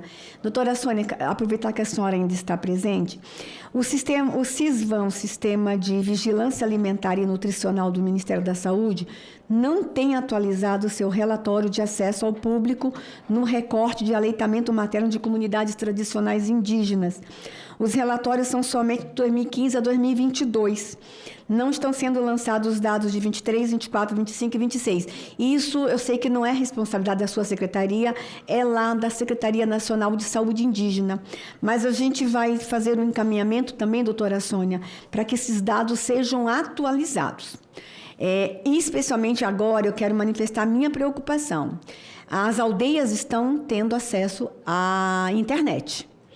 E o meu medo é as desinformações chegarem nas aldeias. E aí a gente ter uma queda no aleitamento materno entre os povos indígenas. Lembrando, doutora Sônia, e todos que estão me ouvindo, como eu estou falando para a sociedade, está todo mundo me assistindo, deixa eu falar numa linguagem que todo mundo possa entender. Em 99 e 2000, nós estávamos estudando sobre câncer de mama entre mulheres indígenas. Era quase que zero. E as pessoas perguntavam por quê? É porque elas vivem em contato com a natureza? Também, o estilo de vida delas é diferente do nosso. É porque elas têm uma alimentação saudável, elas têm acesso a um alimento mais fresco? Também. Mas o que mais implicava é porque a mulher indígena amamentava a criança até 2, 3 anos de idade. Então, as mulheres do Brasil que estão me ouvindo, sejam espertas. Vejam só, se aqui a gente está mostrando que a amamentação pode evitar o câncer de mama. Sejam espertas, mulheres. Sejam espertas. Vamos amamentar. A história está aí para nos mostrar. As mulheres indígenas estão aí para nos mostrar. E eu quero dar um recado também para as mulheres do Brasil. Deus é perfeito. Eu sei que o Estado é laico, mas como eu sou terrivelmente cristã, me permita falar uma coisa. Deus foi perfeito quando nos fez. E deixa eu mandar um recado para quem não crê em Deus. Nenhum cientista é maior que a natureza. Nenhuma empresa de fórmula ou de leite não natural é maior que a natureza. Não. A natureza, ela é perfeita. E quando Deus fez o peito da mulher aqui, ó, bem aqui em cima, por que Deus não fez o peito na perna? Porque o ato de amamentar está comprovado que esse olhar da mãe nos olhos do bebê também desenvolve afeto e vínculo. Então, veja como Deus é perfeito. A amamentação é vida, é vínculo, é afeto, é proteção. Então, eu precisava falar dessa forma bem popular para todo mundo do outro lado ouvir. Está muito além, é muito além que alimentar. É vida, é vínculo, é direito, e a gente vai continuar nessa comissão lutando pelos direitos da criança ser amamentada e da mãe amamentar, porque os dois são beneficiados. É Agosto Dourado. Venham todos vocês conosco nessa campanha. E eu quero agradecer aos especialistas que vieram aqui e trouxeram informações riquíssimas. Todos que estão de forma online, os que vieram de forma presencial. E dessa forma, a Comissão de Direitos Humanos da... Sônia respondeu sobre o CISVAN. Ah, Sônia, você quer responder sobre o CISVAN? Parece que você já fez uma pergunta, né? Que vai verificar com a questão... Ok, Sônia, ok, recebi sua mensagem aqui. Dessa forma, eu agradeço a todos os que participaram de forma presencial, online, todos que estiveram no plenário, todos que nos acompanharam pela TV Senado, e nós damos por cumprida a missão da Comissão de Direitos Humanos de iniciar a primeira reunião de agosto no Senado Federal. Olha que lindo! Foi sobre o Agosto Dourado. Muito obrigada a todos vocês. E assim, nada mais tendo a tratar, eu declaro encerrada a nossa reunião, nossa audiência pública. Obrigada a todos vocês.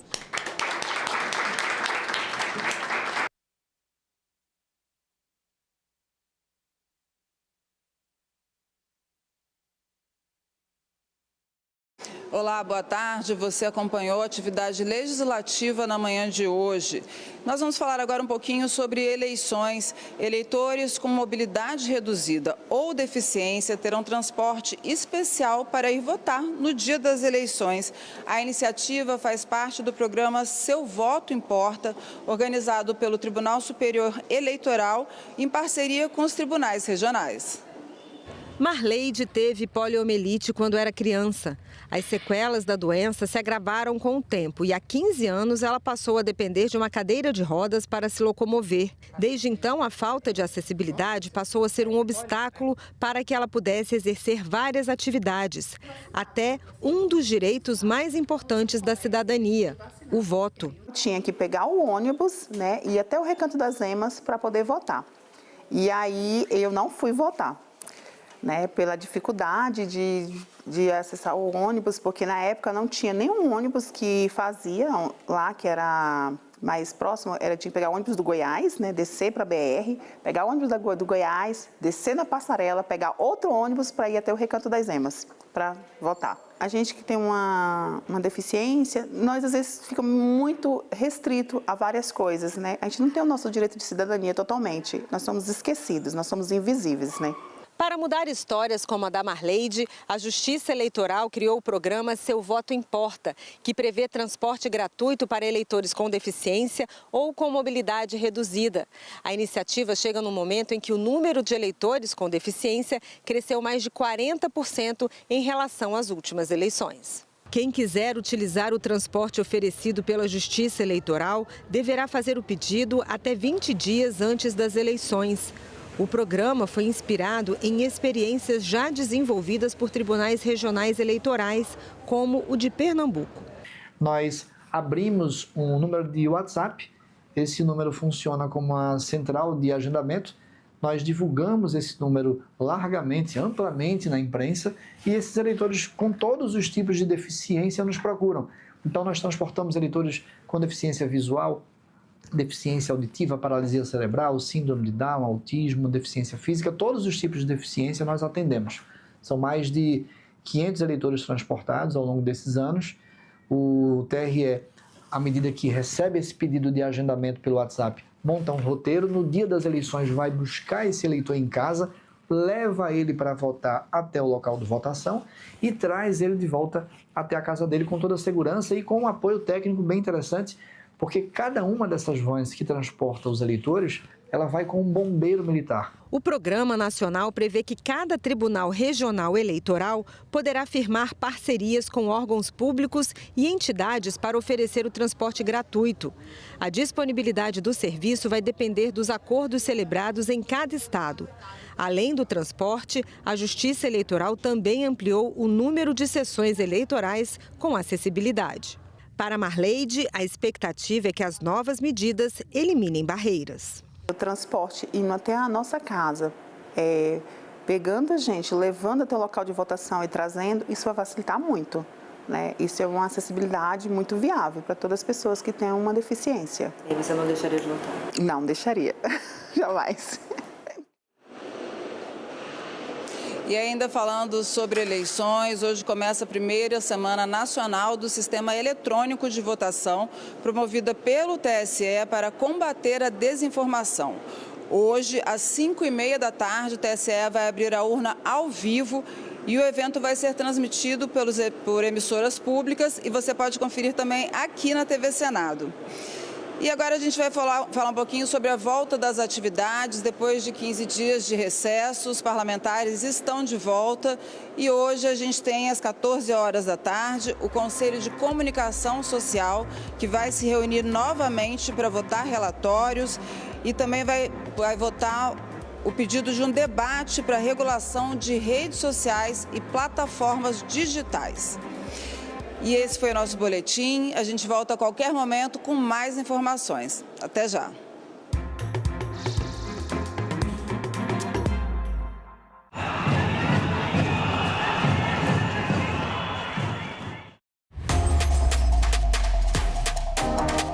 A TV Senado está com tudo pronto para mais uma temporada.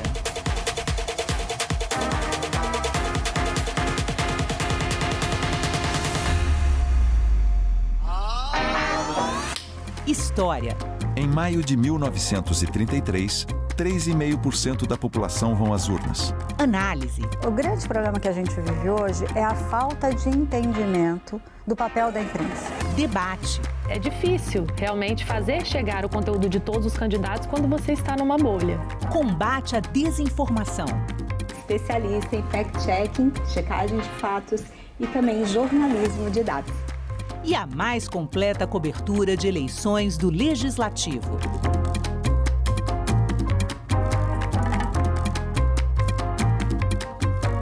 TV Senado, democracia todo dia.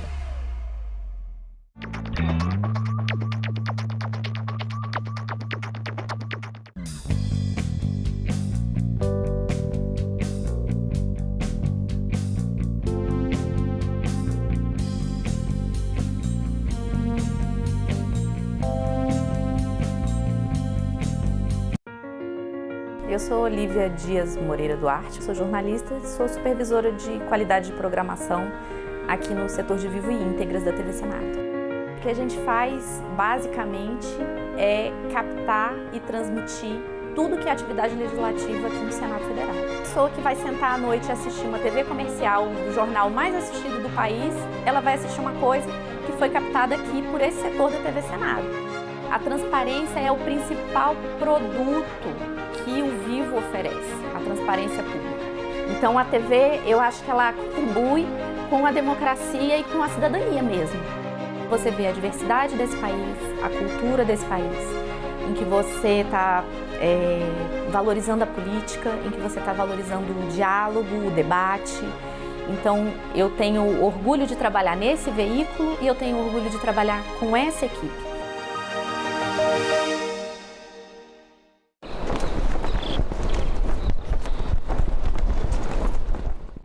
O programa a seguir é livre para todos os públicos.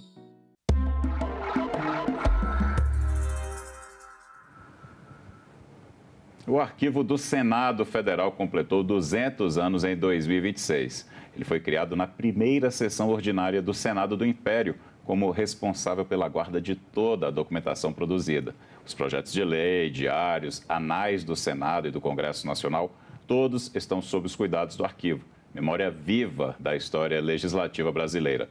Neste Cidadania, vamos saber mais sobre como é feito o trabalho da equipe do arquivo e os marcos históricos desses 200 anos. Meu entrevistado é o historiador e arquivista do Senado, Alexandre Alves. Alexandre, obrigado por vir aqui aos estúdios da TV Senado participar desse Cidadania, falando de um trabalho que eu tenho certeza que poucos brasileiros conhecem. Então, antes da gente ir atrás um pouquinho dessa história, são 200 anos de história, explica para a gente como é que é feito esse trabalho do arquivo. Primeiramente, eu agradeço o convite. Assim, eu estou muito lisonjeado de estar aqui representando a equipe da coordenação de arquivo do Senado Federal. Olha, o trabalho do arquivo ele é bem complexo assim, e dividido em várias etapas. Para quem não está muito habituado, a gente tem a parte, vamos dizer assim, do protocolo, que é justamente aqueles documentos que são recepcionados pelo Senado.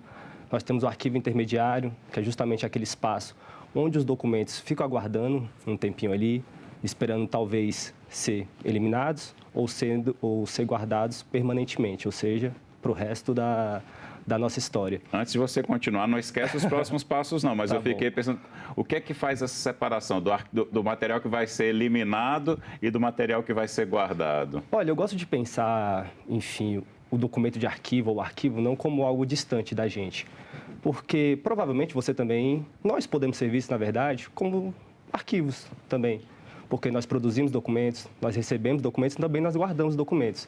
Então, nós temos aquelas informações que elas precisam estar pertinhos da gente, porque a qualquer momento elas podem ser necessárias. Nós temos aqueles documentos que ficam ali um pouquinho no cantinho, por exemplo, um diploma de curso superior. Não usual, mas em algum momento ele pode ser necessário. E tem aqueles documentos que eu guardo assim para o resto da minha vida. Na coordenação de arquivo, isso também funciona mais ou menos do mesmo jeito. Então, nós temos dois instrumentos arquivísticos. Um plano de classificação, que é justamente onde a gente define os assuntos. Nós temos uma tabela de temporalidade, que é onde a gente coloca justamente os prazos. Então, cada documento desse, dependendo do assunto ou da função que ele exerce aqui no Senado, ele tem um prazo a ser cumprido. Após esse prazo, ele passa por um processo de avaliação, que nós arquivistas, com uma comissão interdisciplinar, ou seja, formada por várias graduações, com vários campos, a gente se reúne e começa a definir esse documento aqui. Ele tem um valor histórico, ou seja, ele vai para a guarda permanente, ou esse documento aqui, ele pode ser eliminado.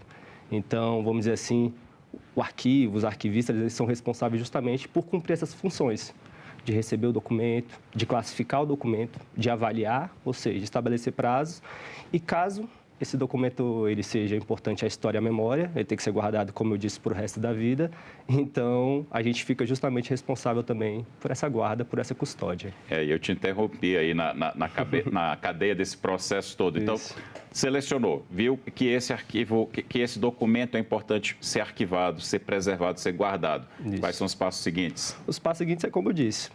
Após a avaliação, né, justamente, ele pode ser ou eliminado, ou ser guardado permanentemente, que a gente fala, quando tem um valor histórico. Como é que é essa guarda? Essa guarda ela é muito interessante porque, antes de entrar aqui no Senado, eu nunca havia visitado ou vivido realmente essa função de arquivista. Então, a gente realmente tem um acervo lá com uma determinada temperatura. Então, não pode ter essa mudança de temperatura justamente para não gerar fungos, não vamos esquecer. Como você disse na chamada aí, são 200 anos de história. Então, a gente tem documentos desde 1826 que devem ser guardados e permanecidos aqui dentro do Senado. Então, a gente tem essa medição de temperatura, tem a questão da umidade e a gente recebe, na verdade, informações dentro de uns relatórios, obviamente, né, já tudo automatizado, que a gente fica, no caso, acompanhando se eles estão bem guardados, se não está tendo uma mudança de temperatura. É bem interessante esse trabalho. É como você disse, são 200 anos de história, tem documento lá de trás, mas hoje está tudo digital. Como é que está sendo, como é que é feita essa guarda nos dias de hoje? Essa sua pergunta é muito boa, porque assim, Eu, particularmente falando, acho que é mais fácil você guardar um documento em papel do que um documento digital. Porque o documento papel está ali, você pode tocar, como eu disse, você pode tentar preservar de uma maneira, mantendo a umidade e a temperatura. Com o arquivo digital, isso já muda. Então, a gente tem que criar um sistema em que essa digitalização ela não seja corrompida, ela não seja alterada.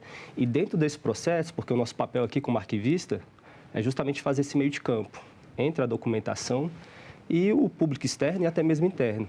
Então, a gente tem que difundir essa informação, esse documento. Então, para a gente publicar, para a gente disseminar, para a gente inserir isso no nosso arquivo digital do Senado Federal, nós temos uma plataforma própria para isso.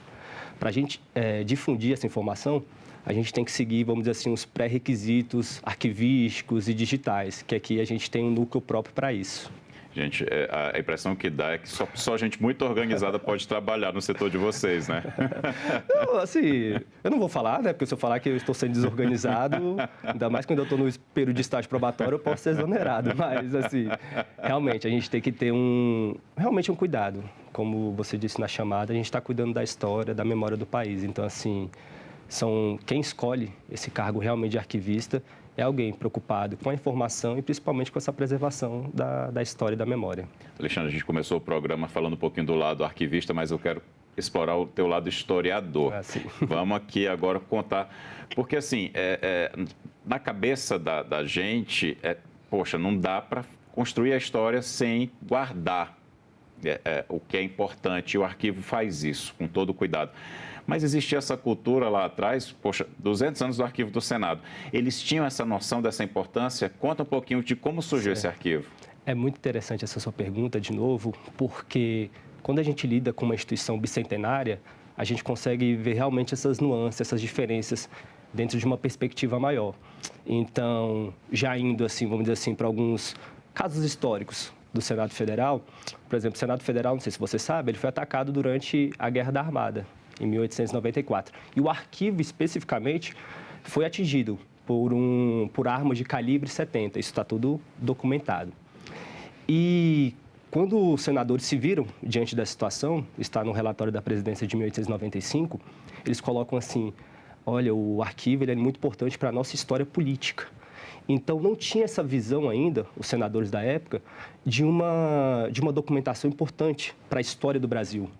Essa documentação está muito voltada realmente para dentro, para a questão da diplomação, de posse.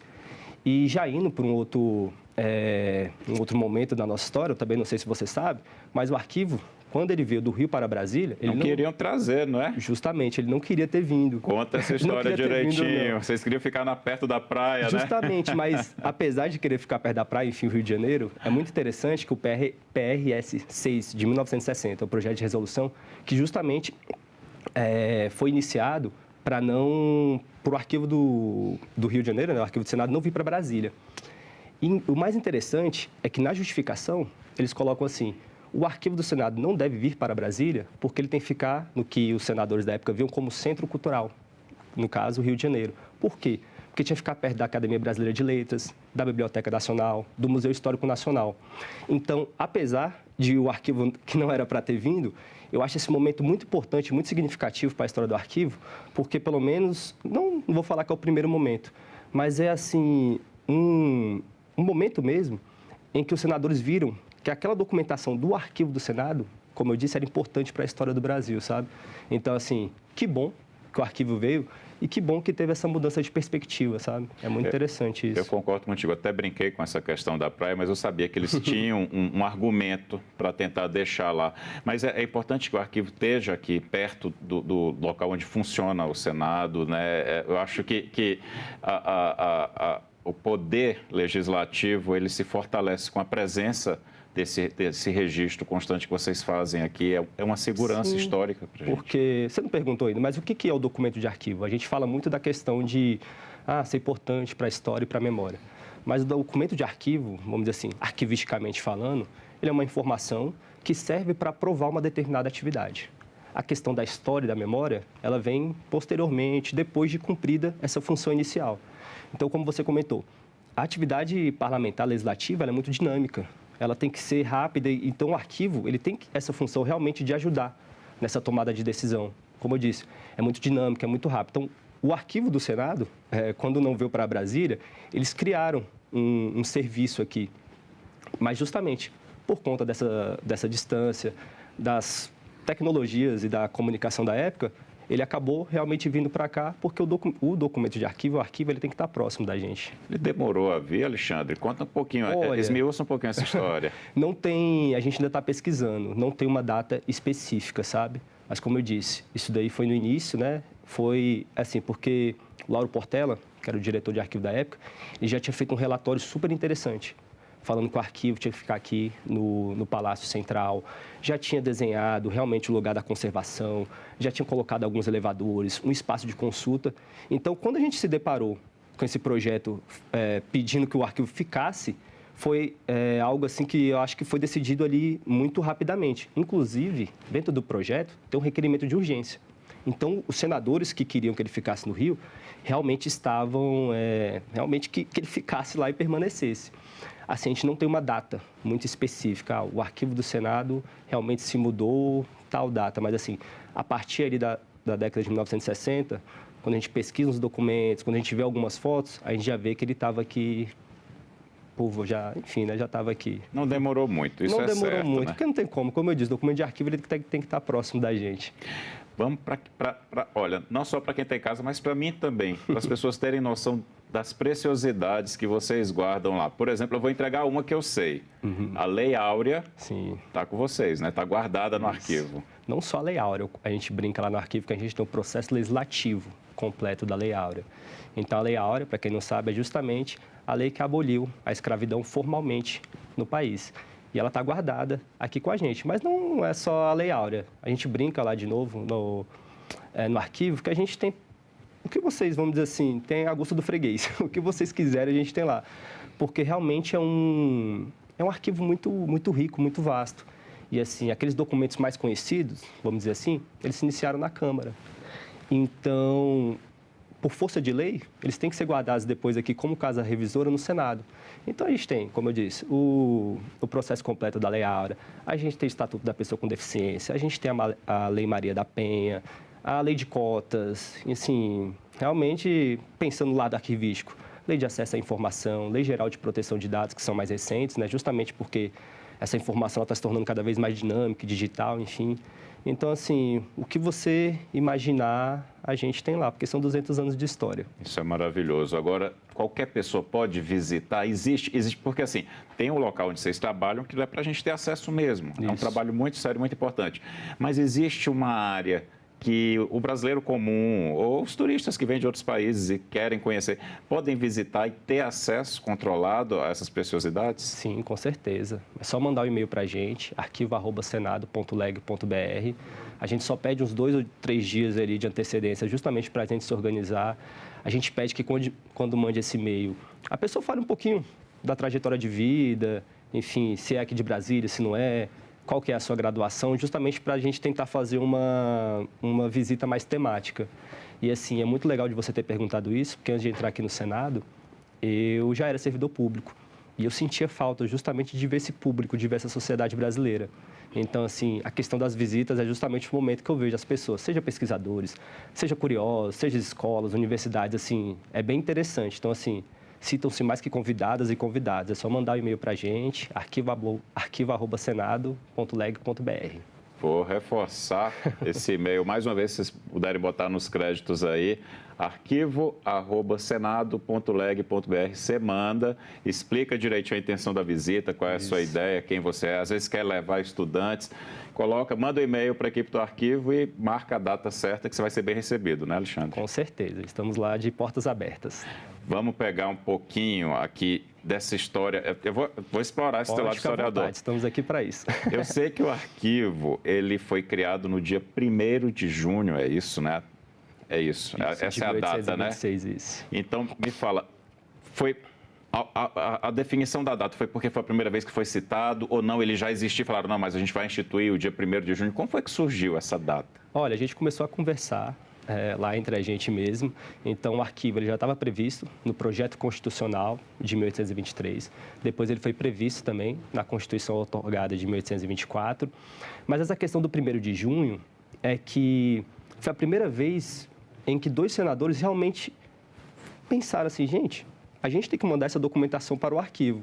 Então, eram 2 viscondes, o visconde de Nazaré e o visconde de Baipendi, eles estavam justamente querendo saber o que faria com uma documentação relacionada à comissão de polícia, que é mais ou menos a nossa comissão diretora hoje.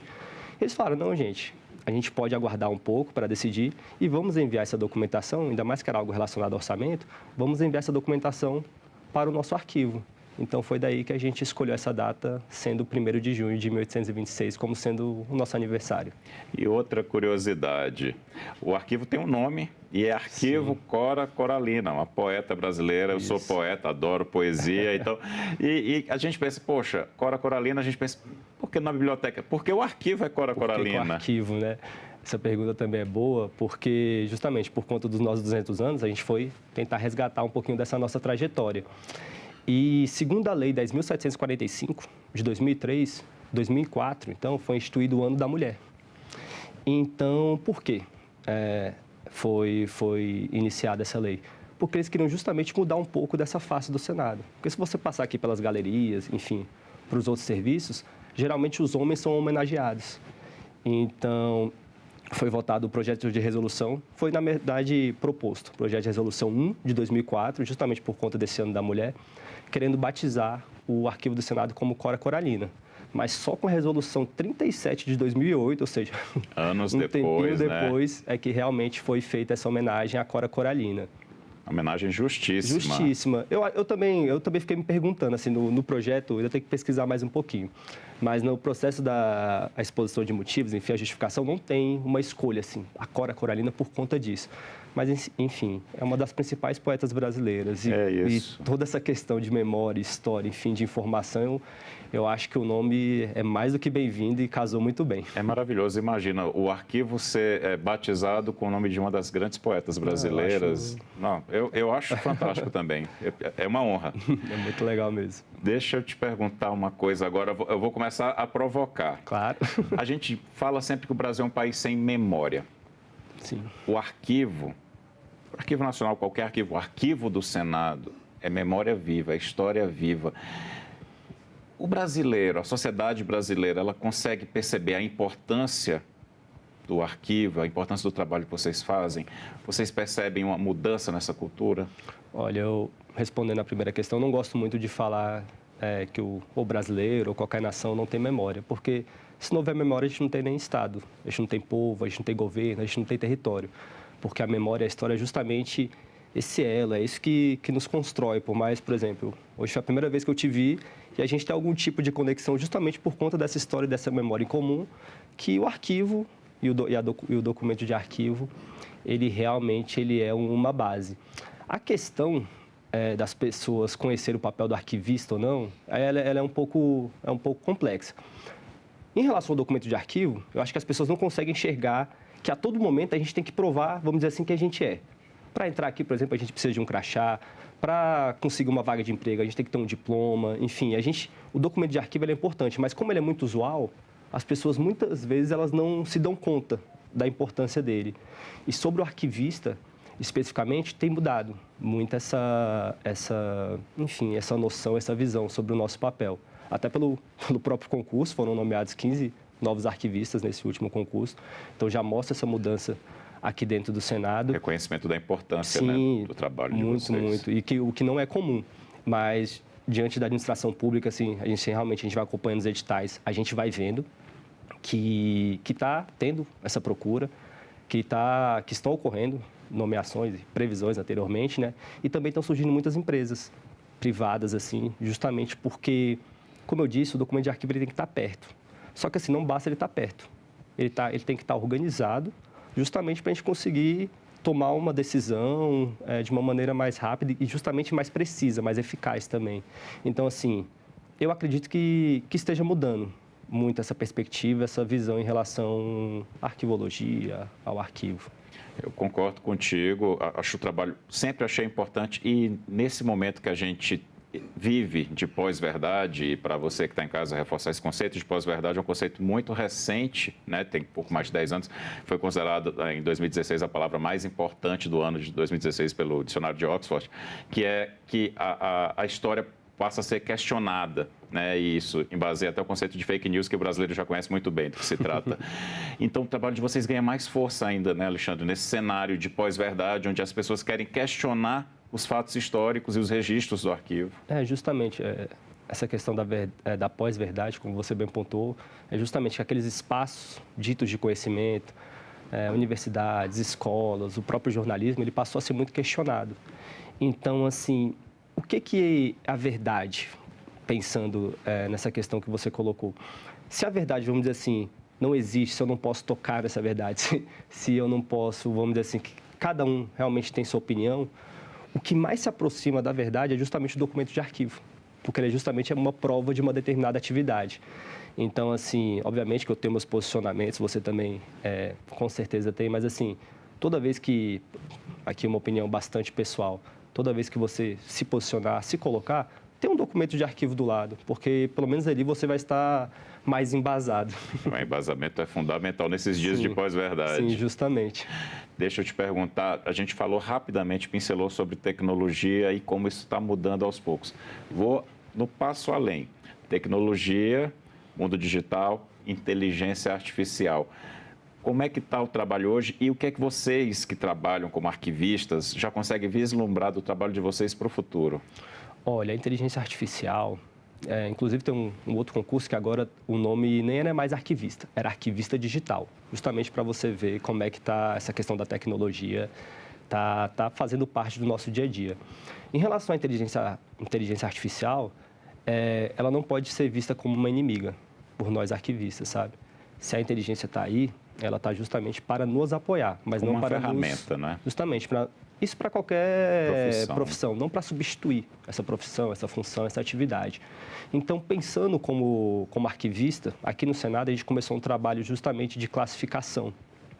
Então, a IA está justamente nos ajudando nesse ponto, porque a gente está tentando, de alguma maneira, que essa classificação ela seja um pouquinho mais dinâmica, mais rápida, sabe? Não, vamos dizer assim, nos substituir, como eu disse, mas que a gente oriente essa inteligência artificial, que ela consiga ler determinados dados, informações do documento e já conseguir classificar, entendeu? Então, assim, a IA, a gente gosta de falar muito que a digitalização, a inteligência artificial é o futuro, mas não, é o presente, sabe? Mas eu tenho um pouco de resistência, mas eu vejo com bons olhos. É aquela questão, é usar como ferramenta, mas não vai substituir o olhar humano e o critério humano também, não é? Com certeza. Gente, nós somos insubstituíveis, assim, pelo menos eu espero, não sei. Eu penso assim por também. Quanto tempo nós ainda estaremos aqui, mas assim, qualquer tecnologia, como eu disse, ela vem para nos ajudar, entendeu? Então, assim, ela não pode substituir o ser humano, porque é realmente, pensando em inteligência artificial, é o que a gente vai realmente treinar, que ela vai nos orientar e ela tem que ser utilizada justamente para facilitar o nosso dia a dia, tornar o nosso dia mais leve, mais divertido, com menos pressão. De novo, não para nos substituir, eu realmente não consigo ver a inteligência artificial ou qualquer tecnologia dessa forma e, particularmente, eu vejo essas tecnologias assim, para nos ajudar mesmo. Antes da gente encerrar, um caos de história que as pessoas não conhecem e que vocês têm ali guardado no arquivo, que seja interessante a gente saber. Olha, a gente tem uma muito boa. O nosso primeiro arquivista, vamos dizer assim, foi Alonso Pestana de Aguiar, é o que a gente tem mais informações. Ele era um amanuense, ele era responsável justamente por fazer as atas, ele e outros integrantes, né? E ele morou, acho que 10 ou 15 anos dentro do arquivo. Ele morava no arquivo do Senado, lá no Conde dos Arcos, lá no Rio de Janeiro. Só que o Alonso Pestana de Aguiar, ele era também membro da Guarda Nacional. Então, durante a Guerra do Paraguai, ele foi convocado para participar dessa Guerra do Paraguai. E, na hora lá, ele tentou se safar rapidinho. A estratégia dele não é muito legal, não é muito boa, na verdade. Ele deu um ex-escravizado, um liberto, Emílio de Aguiar, também com o mesmo sobrenome, no lugar dele. E está lá nos anais do Senado Federal, que justamente ele teria que cumprir 9 anos dentro da Guarda Nacional. No caso, o escravizado, o liberto que foi em seu lugar, sabe? Então, assim, tem essa história. eu não acho ela muito boa, pelo contrário, tenho minhas críticas, mas assim, de novo, o papel que a gente tem lá de arquivista, a gente tem que fazer justamente esse meio de campo, essa intermediação entre informação, entre a sociedade e a história. Então, quando eu me deparo com uma situação como essa, eu fico vendo o preço que as pessoas tinham no Brasil do século XIX ali, sabe? Então, assim, a gente não está lá, vamos dizer assim, só para contar história feliz e tudo mais. A gente tem que realmente fazer uma análise crítica. E aqui é que o meu lado historiador ele fica mais vivo, sabe? Eu sempre gosto de lembrar que o contrário da vida não é a morte, na verdade é o esquecimento. Então, o papel do arquivista é justamente esse, de tentar trazer à tona, tentar trazer vozes que, infelizmente, não são tão lembradas assim. Parabéns pelo trabalho de vocês que mantém viva a nossa memória, a nossa história, Alexandre. Muito obrigado, eu que agradeço. Eu agradeço também a você que nos acompanhou até aqui. Este programa já está disponível no site senado.leg.br/TV e também no canal da TV Senado no YouTube. Mais uma vez, obrigado pela companhia. A gente se vê na próxima edição do Cidadania.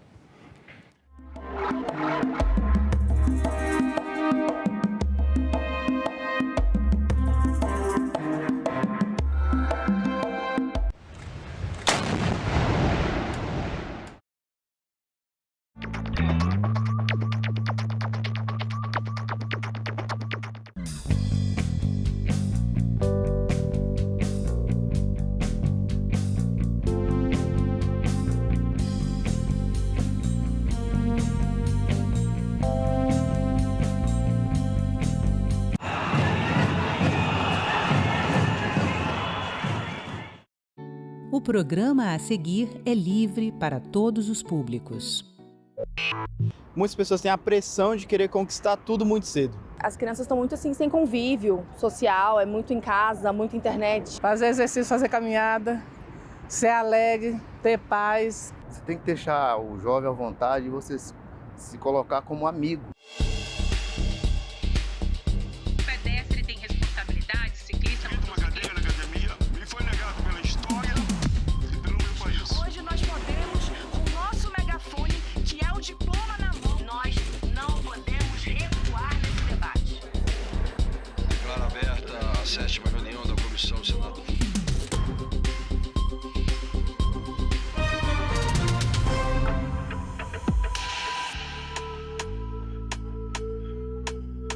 Elas estão mais tristes do que eles. Em 2024, cerca de 30% dos estudantes entre 13 e 17 anos tinham esse sentimento. A vontade de se machucar de propósito também atinge mais as meninas do que os meninos. Mais de 40% dos adolescentes de 13 a 17 anos afirmaram a insatisfação com o próprio corpo. Yasmin, 8 anos nessa trajetória, cuidando de adolescentes. Quando a gente fala de saúde mental, muita coisa mudou de lá para cá? Sim, o mundo mudou, os adolescentes nessa fervilhão de crescer também vão mudando completamente, né? A gente tinha muito mais adoecimento nos adultos relacionados ao trabalho, e aí a gente vê isso atingir mais os adolescentes e até mesmo as crianças, né? Então a gente tem aí um aumento muito importante de casos de transtornos de saúde mental nos últimos anos. Isso coincide, seja por coincidência mesmo ou não, com o advento das redes sociais, mas a gente sabe que isso não é um fator único. O que se falava, o que se pensava sobre saúde mental, isso mudou radicalmente. Em que momento isso mudou e por que mudou? A gente vinha antigamente ainda com um estigma muito forte quando a gente falava de saúde mental, né? Muitas vezes associado à ideia de loucura mesmo, de não funcionamento dentro da sociedade. Isso vem evoluindo muito através também das manifestações sociais, do maior entendimento do que é a saúde mental, que não é só olhar para o transtorno, né? Mas olhar para ela dentro de um espectro, que você pode ter uma saúde mental ótima e do outro lado está o transtorno e você transita dentro desses eixos. O senhor foi para o plenário do Senado e começou falando que tem uma geração que está pedindo socorro e muitas vezes em silêncio. Por que isso? É inegável que nós temos num momento que grande parte da juventude está atravessando, digamos, um período muito triste da sua própria história, da história deles, né? Eu venho acompanhando isso e a pesquisa mais recente mostra, né? Grande parte da juventude brasileira está desanimado, está triste. Muitos cometem aquela violência nos pulsos e outros dizem que não têm expectativa de um futuro melhor. O mundo digital é um vilão, não tenha dúvida, cara. Essa coisa do jovem se isolar na tela de um aparelho, de um celular, e ficar nesse mundo virtual, ele esquece que a vida é real. Vamos começar lá do início, aos 14 anos. 14 anos. O que estava acontecendo nessa época? Comecei a entrar num processo assim de tristeza profunda. Eu sempre fui uma pessoa ansiosa, né? Assim, eu sempre tive problema com ansiedade. Mas aí a depressão, ela veio depois. Foi uma época difícil, principalmente porque eu estava na escola, né? Então, passei de aluno exemplar para ter dificuldade de estudar, ter dificuldade de me relacionar. O que mexe na cabeça desse adolescente para a gente estar falando de saúde mental? A gente tem aí nessa época a formação da nossa personalidade também. Começa desde a infância, na adolescência a gente vai encontrando os nossos grupos, encontrando a nossa rede de apoio. Isso tá diferente no mundo, né? A gente está num mundo muito mais virtual do que o contato realmente físico, orgânico. O próprio bullying, né? Que sempre existiu, mas existia lá, naquele ambiente, os pais estavam observando, quando chegava um pai, isso parava, a pessoa ia para casa, isso parava, e hoje isso continua, né? Porque na casa ele tem acesso também às redes, é um bullying que perdura aí todas as esferas da vida daquele indivíduo. Bullying, na sua época, me parece que poderia ser uma brincadeira, mas no seu discurso o senhor fala, bullying não é brincadeira. Bullying é uma agressão. Ele vem de todo sentido. Porque você é negro, a tua orientação sexual, se você é migrante ou imigrante. Essa formação, infelizmente, ela vem das próprias famílias.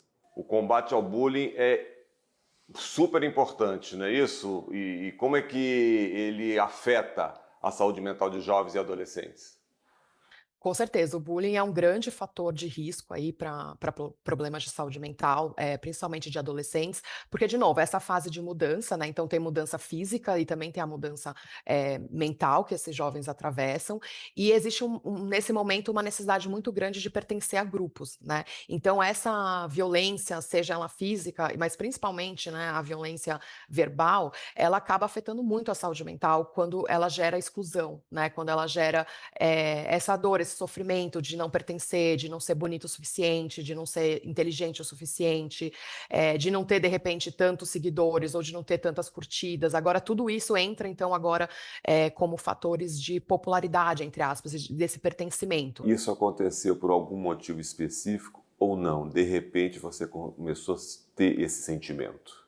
A gente vai se sentindo um pouco menos disposto, um pouco menos vontade de estar em ambientes com muita gente, de conversar com as pessoas, e se incomoda com o barulho. E a relação com os colegas de escola, esse distanciamento, eles notaram? Como é que foi esse relacionamento a partir daí? Eu me isolei. Eu me distanciei de todas as pessoas, eu não conseguia prestar atenção nas aulas, eu dormia nas aulas.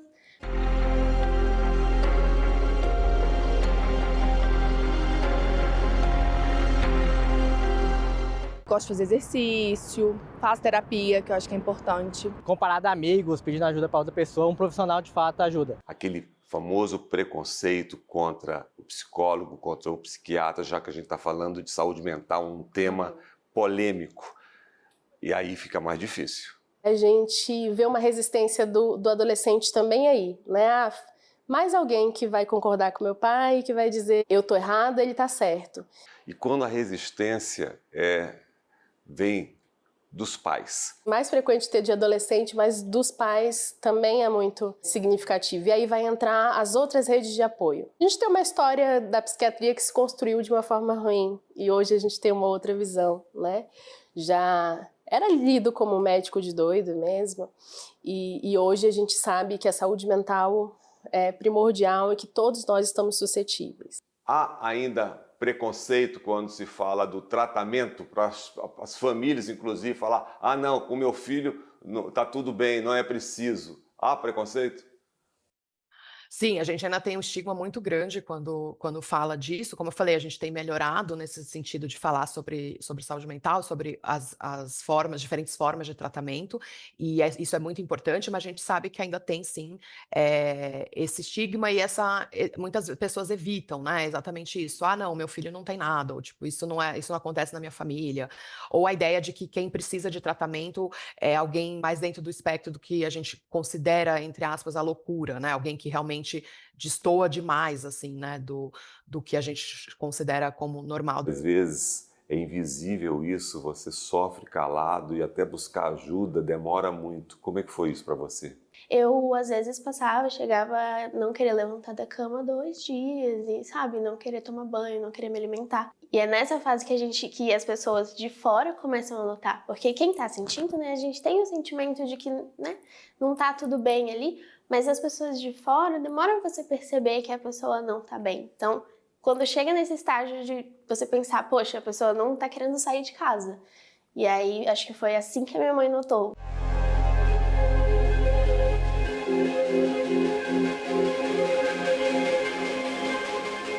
No caso dos jovens, dos adolescentes, quais são os sinais? Quando é que os pais têm que se preocupar? O que a gente costuma dizer, os especialistas também costumam trazer, primeiro é observar mudanças bruscas de comportamento. Ao acompanhar o seu filho ou sua filha, por exemplo, se ele deixa de fazer alguma atividade que ele fazia muito antes, se ele perde interesse em atividades que ele costumava ter mais interesse, isso são sinais que a gente deve monitorar, porque podem indicar algum tipo de sofrimento psíquico. Também, por exemplo, não querer mais ir para a escola, dormir muito ou deixar de dormir, mudanças de padrão de alimentação, né, de sono, de interação social, então de repente quer ficar mais isolado. Isso tudo são sinais que podem indicar, sim, um alerta. Quando há sinais, existe o adoecimento acontecendo e não há a procura pelo socorro, quais são as consequências? O objetivo é que a gente veja logo no início que talvez um ajuste de menos horas de telas, mais uma atividade física, uma rotina de sono para que aquilo se organize, já vai resolver. E aí a gente vai com os passinhos, né? Então, organizou isso, ainda temos algumas coisas, de repente a gente vai precisar de uma intervenção psicológica.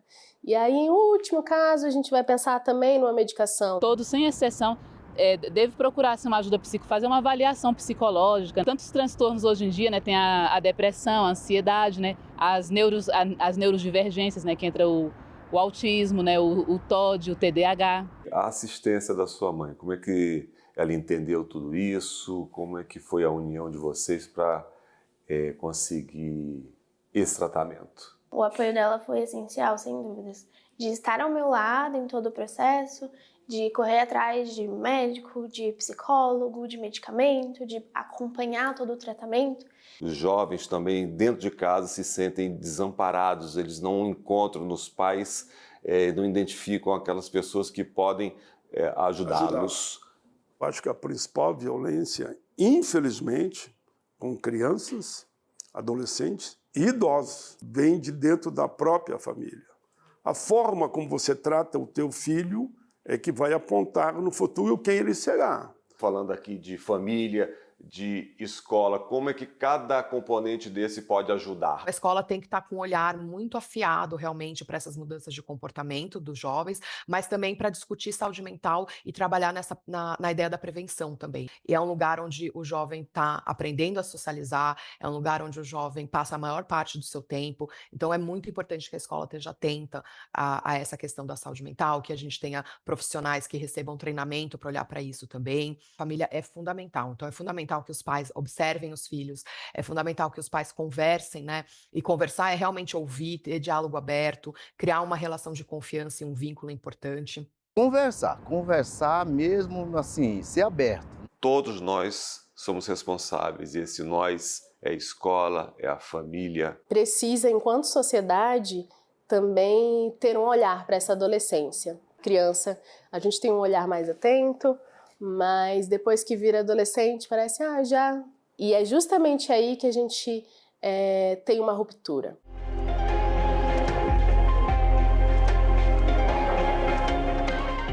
Na sua visão, como é que a rede social impacta na questão da saúde mental de crianças e adolescentes? Precisa uma reeducação em relação ao próprio celular. Você vê hoje crianças com 2, 3, 4, 5 anos já grudadas no celular. Em que momento a rede social tem uma relação forte com essa questão da saúde mental?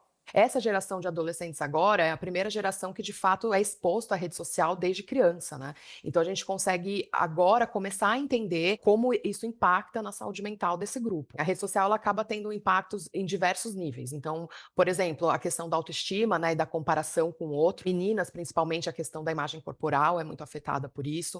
A gente tem uma maior exposição à violência, que é o tempo também que os jovens hoje ficam nas telas, né? Pode deixar de fazer uma atividade física, pode deixar de estudar, comportamentos saudáveis e que ajudam a prevenir, acabam não acontecendo mais porque o jovem prefere ficar no celular, sozinho, dentro do quarto. A internet, né, essa informação muito rápida, muito fácil, muito mais difícil lidar com isso, porque quando você pensa, já viu. Agora, curioso, você mexe com rede social profissionalmente e é onde muitas vezes essa questão da saúde mental entra forte. É um ambiente muito propício para você se comparar, para você ficar triste, para você se sentir inferior.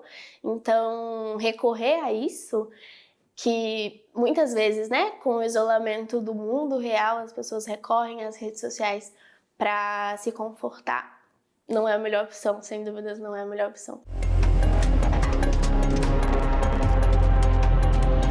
Quando não se procura o tratamento, essa questão do sofrer pode evoluir para casos graves. Eu estou falando aqui de suicídios, de coisas muito ruins. Na adolescência, principalmente, a gente tem muito autolesão, que são adolescentes que praticam cortes, machucados, né? Coisas realmente para se prejudicar. E aí tem uma questão muito de comunicação entre eles, isso está muito mais comum do que no passado. Mas é um pedido de ajuda. Como diferenciar, como fazer para que as pessoas mais jovens entendam que cada um tem o seu momento, tem o seu jeito de viver? A importância da gente ser quem a gente é e também a ideia de que a gente não precisa agradar todo mundo, né? Isso, e tá tudo bem, assim, não, essa ideia de que a gente precisa pertencer a todos os ambientes, pertencer a todos os grupos, na verdade, ela praticamente não acontece. Um dos maiores fatos foi que meu pai morreu na minha frente, né? No banheiro. Eu tinha 17 anos, aí eu tive que tirar ele do banheiro. Aí não deu uma semana, um amigo meu se matou, com depressão também. Eu falei, velho, não vou me cair nisso. A pessoa que está sofrendo tem que buscar ajuda e quem está ao lado tem que apoiar. É isso. Às vezes são pequenos prazeres que vão perdendo a graça e as pessoas de fora notam também. Então a gente não pode ignorar, a gente não dá para ignorar esses sinais. Eles começam assim, mínimos, e daí passam para algo pior, né, no isolamento total. Então é muito importante que tantas pessoas de fora quanto quem está sentindo procure ajuda, fale com alguém, busque terapia, busque conversar com alguém próximo para entender o que está sentindo. Então essa questão da formação, da reeducação, porque dá a impressão que a sociedade avança com esse bullying, com novas tecnologias, com essa força das redes sociais, mas esqueceram de reeducar os pais, mães, e também reeducar nas escolas. É fundamental uma reeducação do respeito ao próximo. Eu digo, para o próximo aquilo que você gostaria para você e para os teus filhos.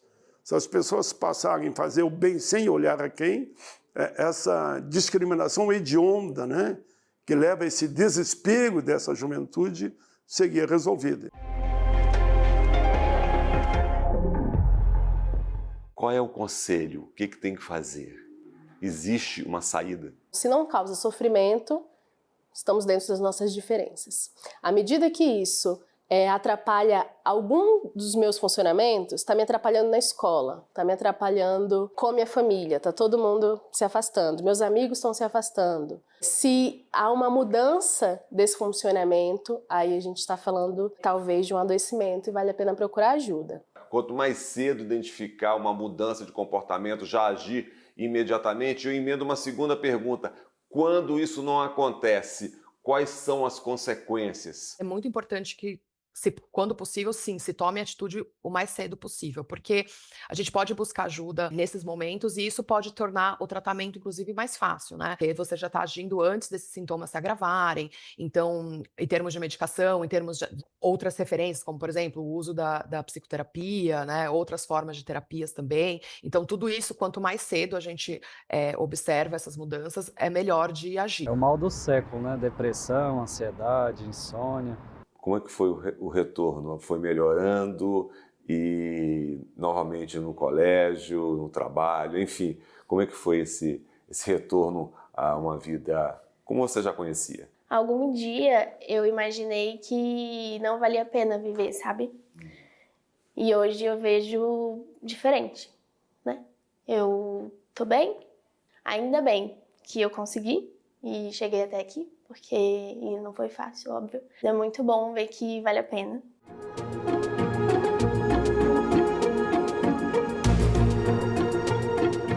Como é que o Congresso Nacional, como é que as políticas públicas podem corrigir essa questão da saúde mental de crianças e adolescentes? O papel de nós aqui no Parlamento, como você muito bem, nós temos uma tribuna, nós temos comissões, mas tem que se aprofundar cada vez mais na valorização da nossa juventude. Você tem uma legislação onde o SUS abraça esses jovens e adolescentes no tema saúde mental. Assim como o envelhecer tem mais transtornos, a adolescência é um outro grande pico. E é importantíssimo que eles tenham acesso, né, à informação, a saber onde procurar, a ter essa resposta, esse apoio quando procurarem, né, ter acesso ao tratamento. Assistência pública existia à época, você conseguiu, como é que foi? A gente buscou, na época, o CAPS. Primeiro que para buscar o psicólogo, né, que foi lá o primeiro passo, já é muito difícil público, não tem. E aí, quando eu precisei buscar psiquiatra, eu não tinha assistência porque eu era menor de idade. Normalmente no CAPS ou no hospital psiquiátrico público são a partir de 18 anos, então não tive essa assistência. Tem uma legislação, um sistema único de saúde, o SUS, que apoie crianças e adolescentes no tratamento de saúde mental. É uma coisa fundamental. Ter acesso a isso na saúde pública é indispensável. Só assim a gente vai conseguir solucionar os problemas de verdade. Pro psicólogo ele falou, não precisa vir pra cá não, vai pro psiquiatra. Fui, aí me indicaram remédio. Fala um pouquinho sobre o que mudou da psiquiatria e da saúde mental. Evoluiu de que forma? A gente tinha muito mais uma lógica manicomial. Aquele indivíduo está diferente dos outros, então ele precisa ser afastado dessa sociedade. A gente entende que o diferente faz parte e que ele não precisa se adequar. Às vezes a sociedade precisa se adequar. O medicamento está aí para nos auxiliar quando for necessário, quando o especialista achar que é preciso. Esse medicamento age de que forma? Existe? Qual é o grau de uso desse leve, moderado, grave? O tratamento ele tende a ser bem personalizado, porque a gente vai ter que considerar diversos fatores para entender qual a melhor medicação. Mas, de maneira geral, é isso. A medicação ajuda a lidar com esses sintomas. Importante falar que a medicação ela está aí para ajudar com certeza. Ela tem seus efeitos. Então, é uma parte desse cuidado, uma parte importante, uma parte que, quando bem usada, traz resultados positivos. Mas é importante a gente associar isso com outras medidas também. O ECA, o Estatuto da Criança e do Adolescente, mudou. Agora, fica assegurado o acesso a programas de saúde mental promovidos pelo SUS, com formação específica e permanente para os profissionais que atuam na prevenção e tratamento. Nós temos aí uma lei federal que acaba de ser sancionada pelo presidente Lula, que fala sobre a abertura do SUS para crianças e adolescentes para o tratamento da saúde mental. A importância. Avançando agora com essa lei aprovada no Congresso e que o presidente Lula sancionou, nós temos condições de dar esse atendimento. Em relação à saúde mental, qual seria a mensagem? Buscar essa rede de apoio é muito importante, né? Não negligenciar essa sensação, esse sentimento, não ter vergonha, não ter medo e procurar ajuda quando necessário. A gente precisa primeiro tirar a nossa régua de medir o sofrimento do outro, mas sempre ter um olhar atento e sempre procurar. Então não dá pra gente relevar. Pedir ajuda é não sentir vergonha, não achar que vão te julgar. Pedir ajuda, falar com alguém próximo que você confie, que você possa se abrir, falar o que está sentindo. Ou, se não, buscar diretamente um apoio profissional de um psicólogo já ajuda muito. E, óbvio, para quem está de fora, não fechar os olhos, né? Porque muita gente ignora falas depreciativas, por exemplo, ignora esse isolamento, e a gente não pode fechar os olhos para isso.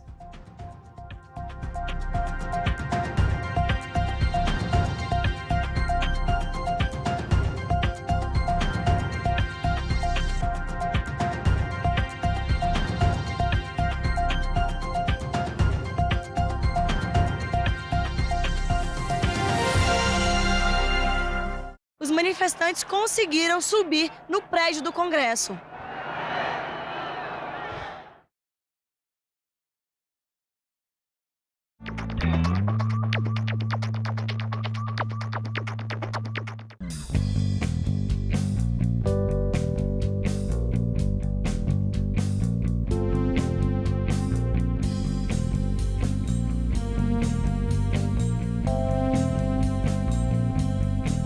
A gente também fala tupi. O nome do estado do Maranhão vem do tupi e é formado por dois termos, mar mais nhan. Mar é uma variação de embará, bará, que vem de Pará e significa mar ou Rio Grande.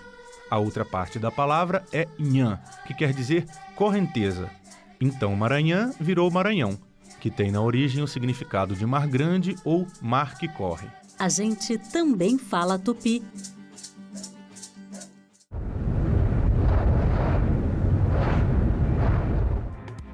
O Senado retoma hoje os trabalhos após a pausa do fim de julho.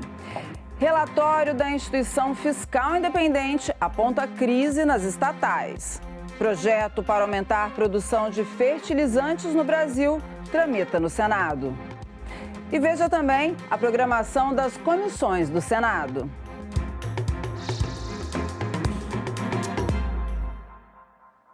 Olá, boa tarde. Agora são 13 horas e 30 minutos e o Senado Notícias está no ar.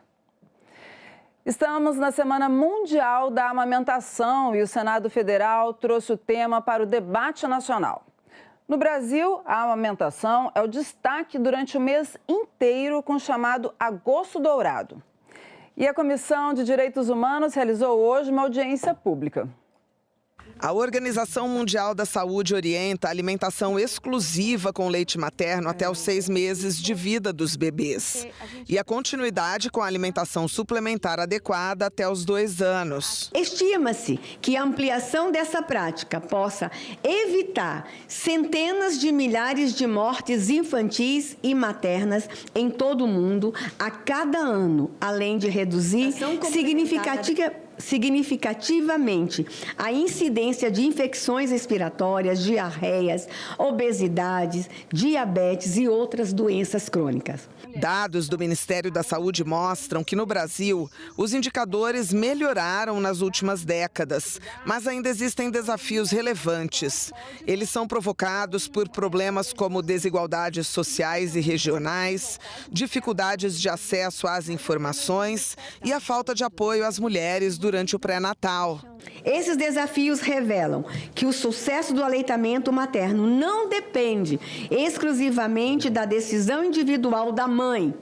Ele exige uma rede articulada de proteção envolvendo os serviços de saúde, a família, os empregadores, a sociedade e o poder público. Para o Unicef Brasil, outro grande desafio para que o aleitamento materno exclusivo ocorra, no mínimo nos 6 primeiros meses de vida da criança, é a licença maternidade de 4 meses para a maioria das mães brasileiras.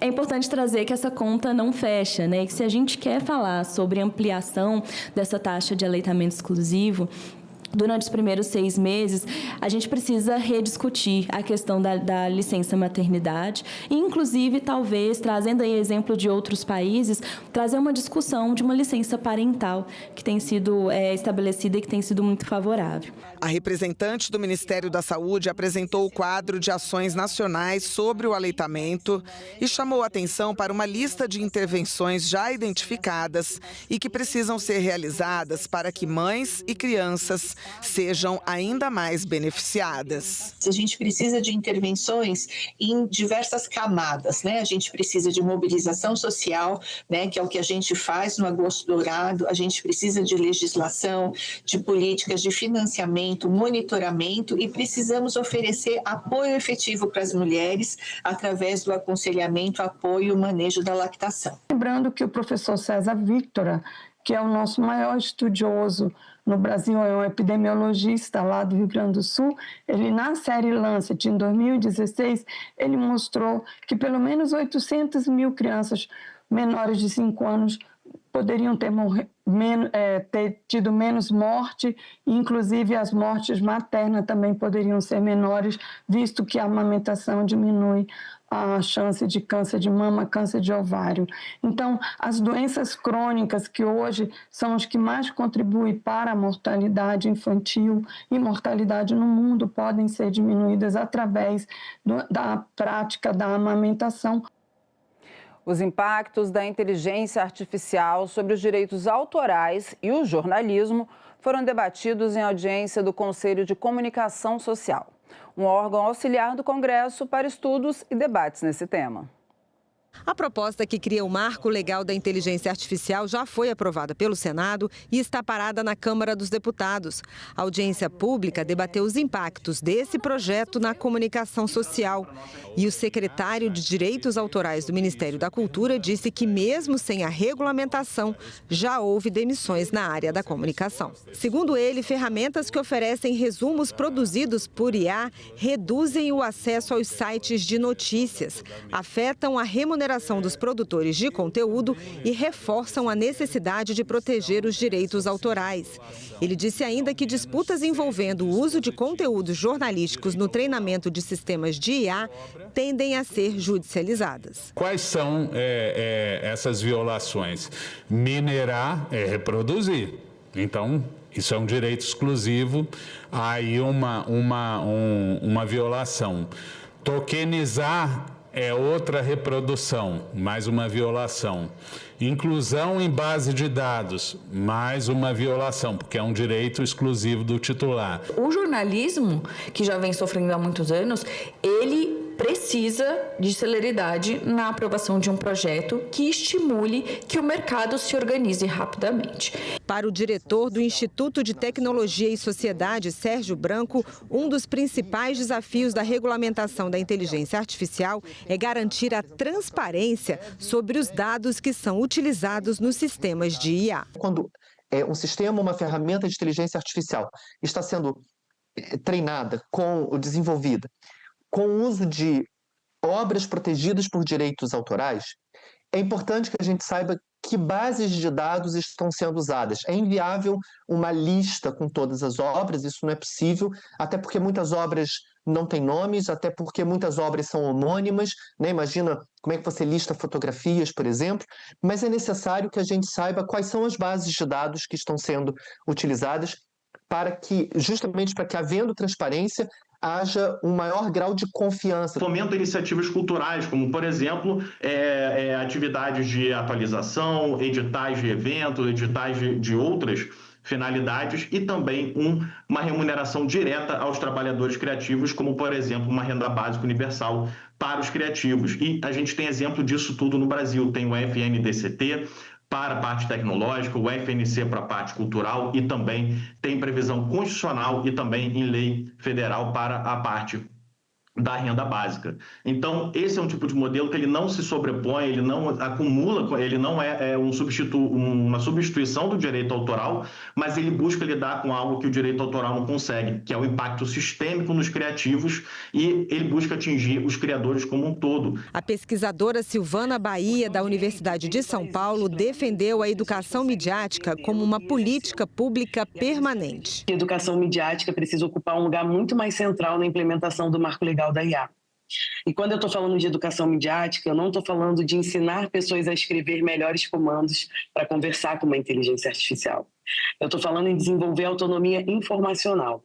Autonomia para compreender esses sistemas, para compreender como esses sistemas funcionam, para reconhecer os seus limites. Autonomia para identificar quando uma resposta parece convincente, mas não é necessariamente verdadeira.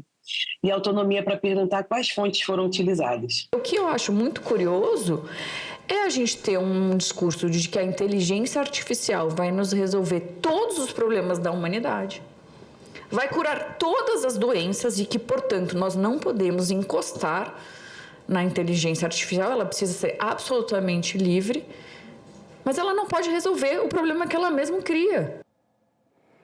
Pesquisadores indígenas que estavam em Brasília para conferências ecológicas aproveitaram para conhecer o Congresso Nacional e entender melhor como são feitas as leis. Na chegada ao Congresso, muitas poses para fotos e expectativa. A gente tem entender também, né, como é que funciona dentro do nosso Congresso, né, a lei que foi criada, que defende o direito dos povos indígenas também. Então, estamos aqui entender isso. Como funciona as leis, como funciona as leis que fazem parte das políticas públicas, né? Que vai ser parte das leis de educação, da saúde, das ambientais, tudo que vai aqui. Os pesquisadores de 3 etnias vieram a Brasília participar de uma conferência sobre restauração ecológica, um projeto feito em parceria pela FUNAI e o UNB. As pessoas que estão aqui agora, eles são os pesquisadores indígenas no âmbito do plano de recuperação. Mas a gente sabe, né, que as associações como a Rutucari, Passali e Ana Cedume, eles estão avançados nessa discussão e estão se preparando para discutir isso aqui na casa. Quanto mais essa aqui for realmente a casa do povo, mais os povos indígenas têm que estar aqui, né? Dentro do Congresso, mais poses. Eles conheceram os plenários da Câmara e do Senado. Circularam pelos corredores das 2 casas, passaram pelo túnel do tempo e participaram de uma oficina pedagógica na Comissão de Meio Ambiente do Senado, onde conheceram um pouco do funcionamento da casa e do processo legislativo. Estão fazendo o projeto para o Plano de Restauração Ambiental do Território Indígena Yanomami. Esse plano vai ser concluído em setembro e prevê uma série de ações com foco tanto ambiental, mas também social e sanitário, porque tudo isso está interligado. Vai prever uma série de políticas públicas para promover essa restauração. Então, eles chegaram até a Comissão de Meio Ambiente exatamente por esse foco. E agora são 13 horas e 41 minutos e vamos falar da pausa que teve na segunda quinzena de julho. O Senado retomou hoje as atividades. Daqui a pouquinho, às 2 da tarde, o Conselho de Comunicação Social vai se reunir. Só que dessa vez os conselheiros pretendem votar relatórios, além de um pedido para a realização de debates sobre regulação de redes sociais e plataformas digitais. E a instituição fiscal independente do Senado estima um subsídio da União a estados de quase 191 bilhões de reais em 30 anos. O valor considerado o custo do PROPAG, programa criado em 2025 para renegociar as dívidas estaduais com juros baixos e prazos de até 360 meses. O relatório da instituição do mês de julho ainda aponta crise nas estatais. A União pode conceder um subsídio de quase 191 bilhões de reais aos estados nos próximos 30 anos. A estimativa é da Instituição Fiscal Independente, do Senado, e está no relatório de acompanhamento fiscal divulgado nesta quinta-feira. O cálculo considera o Propag, programa criado para renegociar as dívidas dos estados com a União. A nova legislação prevê parcelamento em até 360 meses, juros entre 0% e 2% ao ano e a criação de um fundo para compensar estados com menor nível de endividamento. Mesmo com as condições mais favoráveis, 7 estados não aderiram ao programa. O relatório também analisa a situação financeira das empresas estatais e aponta a deterioração dos indicadores econômicos e financeiros de companhias como os Correios, a Infraero, a Codevasf e a Engeprom. Segundo a IFE, esse cenário aumenta os riscos fiscais ao fragilizar a capacidade de distribuição de dividendos e ampliar a demanda por recursos orçamentários para empresas dependentes, entre outros pontos. Os dados mostram uma situação preocupante para algumas empresas, tanto para empresas estatais dependentes, que são aquelas que dependem de recursos do Tesouro para custeio das suas operações, quanto para as estatais não dependentes, que não precisam de recursos do Tesouro para manter as suas operações, mas muitas dessas empresas apresentam uma deterioração preocupante de indicadores nos últimos anos.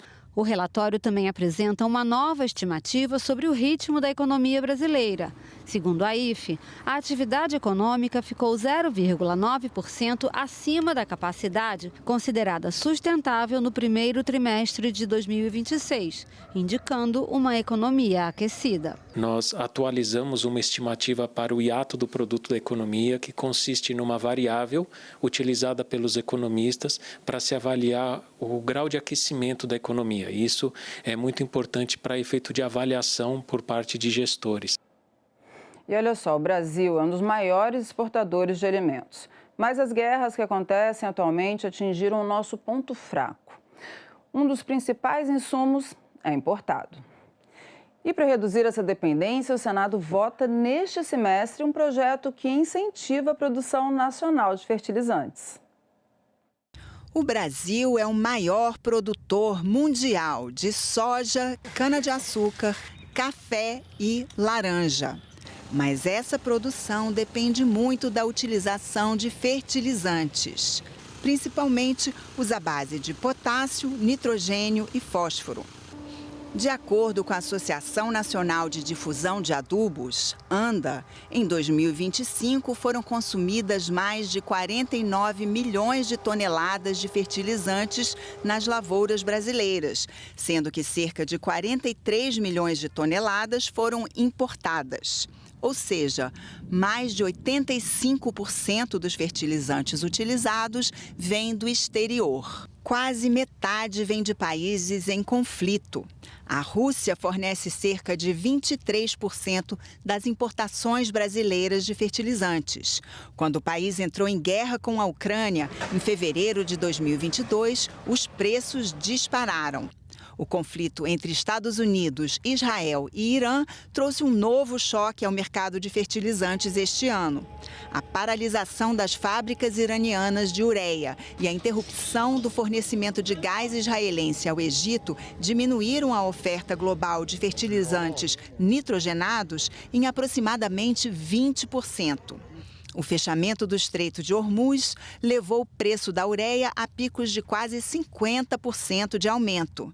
Em maio e junho, os preços chegaram a cair, mas novas tensões no Golfo Pérsico aumentaram os preços mais uma vez. Alguns insumos registraram, paz, meus senhores, aumento de até 200% nos preços internacionais, refletindo a instabilidade geopolítica e os riscos à logística global. A alta dependência externa torna o agronegócio nacional vulnerável a crises internacionais, tanto políticas como climáticas. Está em discussão aqui no Congresso um projeto de lei que tem como objetivo estimular a produção nacional de fertilizantes para reduzir a dependência externa e garantir o abastecimento do setor agrícola. A proposta institui o PROFERT, Programa de Desenvolvimento da Indústria de Fertilizantes. idade. O texto aprovado pelo Senado em 2024 foi modificado na Câmara dos Deputados e agora vai ser votado novamente no plenário do Senado. Foram incorporados mecanismos modernos de governança, critérios ambientais, instrumentos de financiamento, estímulos à inovação tecnológica, metas graduais de fortalecimento da produção nacional e sistemas permanentes de monitoramento dos resultados do programa. Na opinião da relatora, o Profert é importante para a segurança alimentar e para a defesa nacional. O Brasil nunca será autossuficiente em fertilizantes. E nem deve ser, na minha humilde opinião. Nós vamos chegar aí a 40%, 50% de produção, mas isso é suficiente para garantir a nossa segurança, num momento como esse. De acordo com o senador Laércio Oliveira, o governo se comprometeu a enviar ao Congresso um projeto de lei complementar, chamado de PLP, para garantir a adequação fiscal e segurança jurídica do Profert. Nós vamos votar no Senado o PLP junto com o projeto de lei e vamos mandar os dois para a sanção para dirimir as dúvidas de uma possível inconstitucionalidade na implementação desta lei para o Brasil. O mês de agosto é dedicado à conscientização sobre a importância do combate à violência doméstica e familiar contra a mulher. É o Agosto Lilás. A data faz referência à Lei Maria da Penha, assinada no dia 7 de agosto de 2006. E aqui no Senado, uma sessão especial marcada para a próxima sexta, dia 7, vai celebrar os 20 anos da Lei Maria da Penha e fortalecer o enfrentamento da violência contra a mulher. O Agosto Lilás é uma campanha nacional para alertar a população sobre a importância da prevenção e do enfrentamento à violência doméstica e familiar contra a mulher. Para fortalecer a mobilização, o Senado vai destacar numa sessão especial os avanços e desafios da Lei Maria da Penha e das políticas de prevenção, proteção e acolhimento às vítimas. A gente tem uma pesquisa muito interessante do Data Senado, que é a Pesquisa Nacional de Violência contra a Mulher, que apontou que em 2025, cerca de 3,7 milhões de mulheres sofreram algum tipo de violência doméstica e familiar. É um percentual muito alto e a pesquisa apontou que, nesse 40% dos casos, algum adulto presenciou, testemunhou a violência e nada fez. E o que é mais alarmante, que passados aí 2 décadas da sanção da Lei Maria da Penha, a pesquisa apontou que só 19% das mulheres disseram conhecer bem a legislação.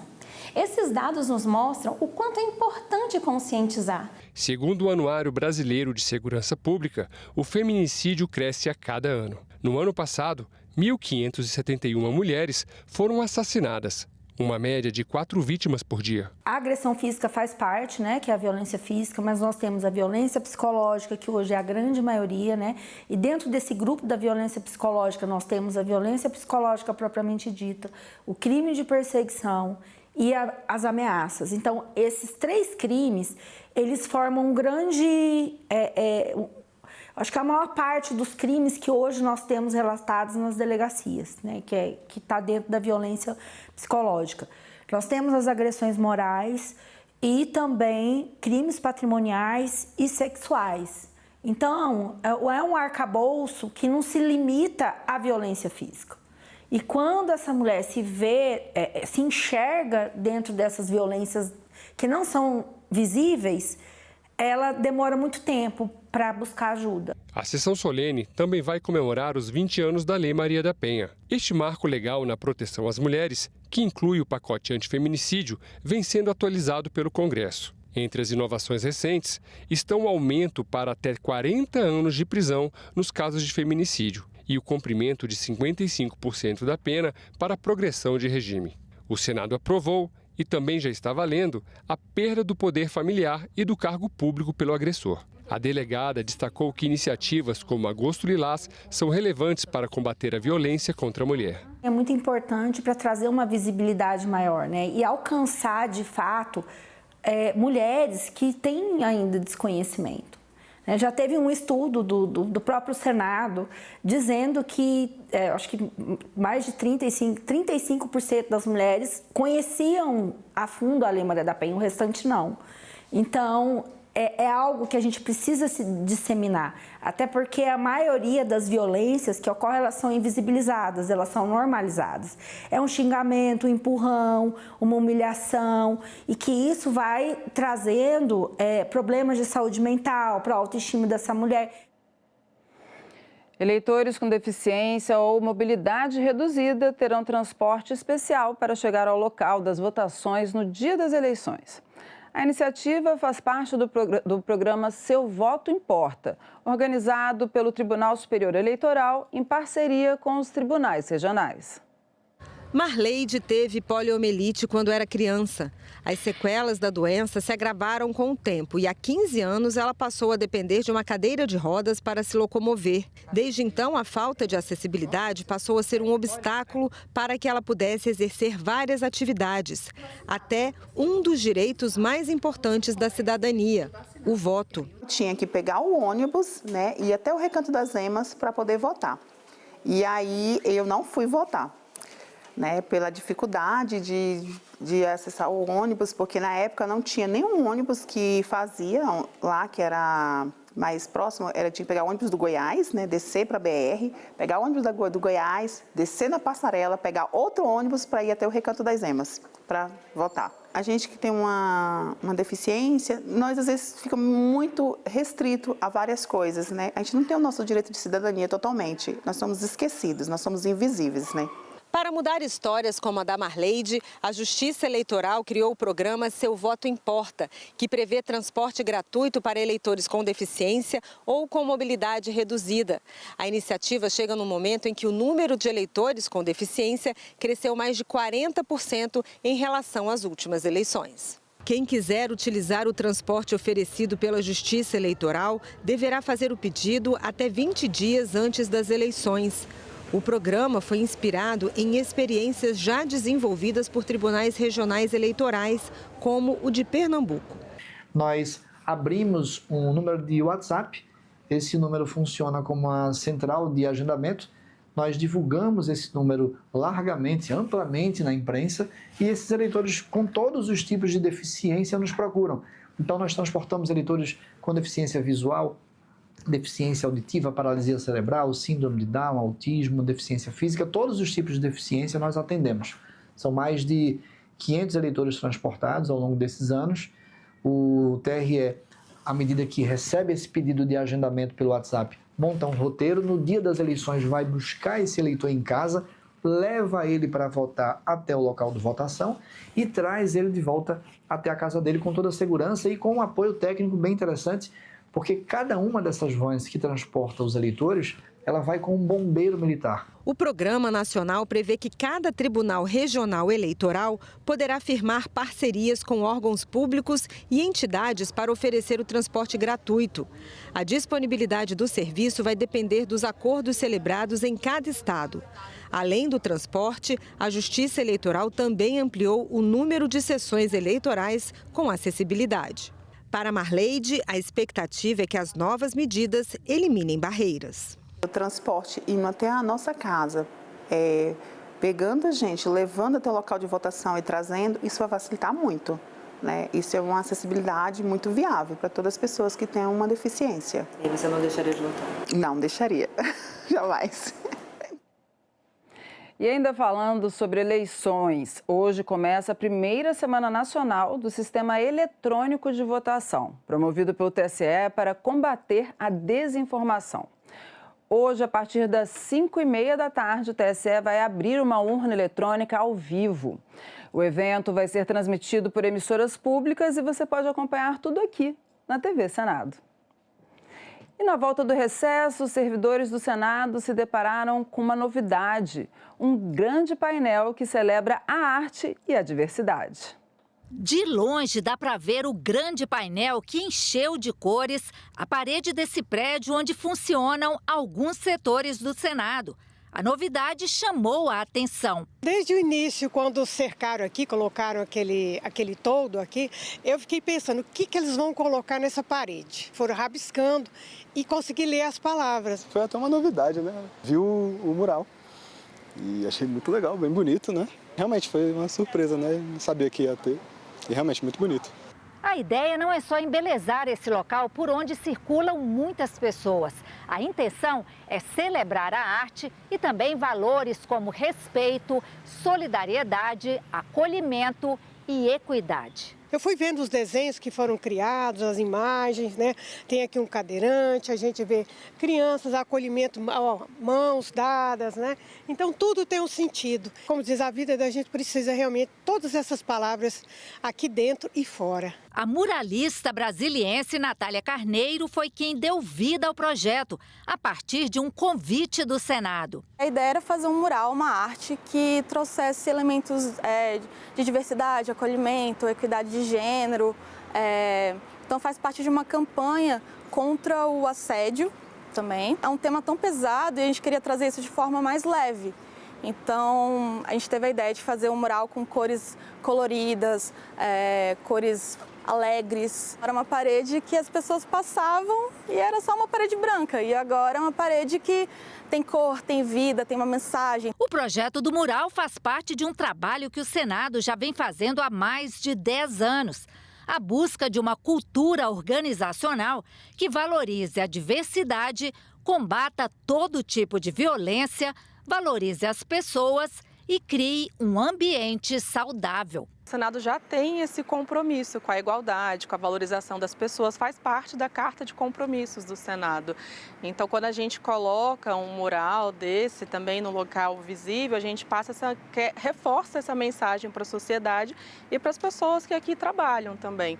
E nós vivemos, infelizmente, uma sociedade que ainda é violenta e que precisa de ter referência, precisa de ter repertório. Então, é por isso a importância de a gente colocar mensagens também positivas. Aquela mensagem sutil, né, que você passa aqui todo dia e todo dia você vendo um mural que por si só já mostra diversidade, né? É uma mensagem que vai ficando ali, né?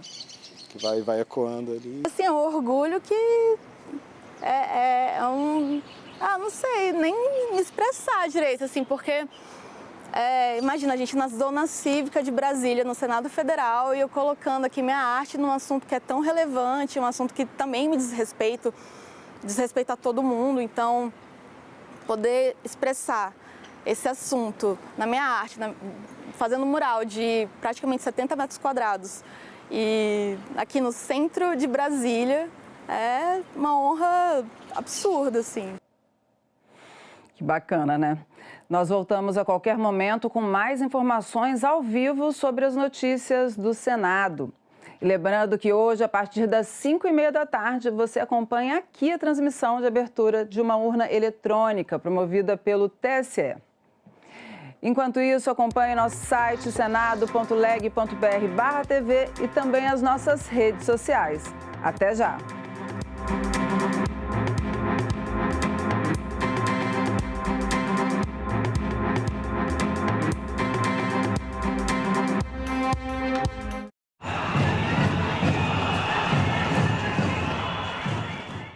No próximo assunto de Estado Especial Eleições, vamos falar sobre desinformação e combate às fake news no período eleitoral. E a nossa convidada é Patrícia Blanco, especialista em comunicação e liberdade de expressão. É muito importante que a gente analise uma informação não só no meio onde a gente recebe, mas em outros meios para que a gente possa validar se aquela informação é verídica ou não. Assunto de Estado, hoje, 20h, aqui na TV Senado. O IP tinha a função de criar propaganda política para que a população aceitasse o golpe de 64. Esses filmes passavam nas sessões de cinema, eram veiculados nas empresas na hora do almoço para o operariado e eles eram levados para o interior, para pracinhas do interior do Nordeste, interior de Minas Gerais. Leve à compreensão do homem, do povo, o valor da sua empresa para a comunidade brasileira.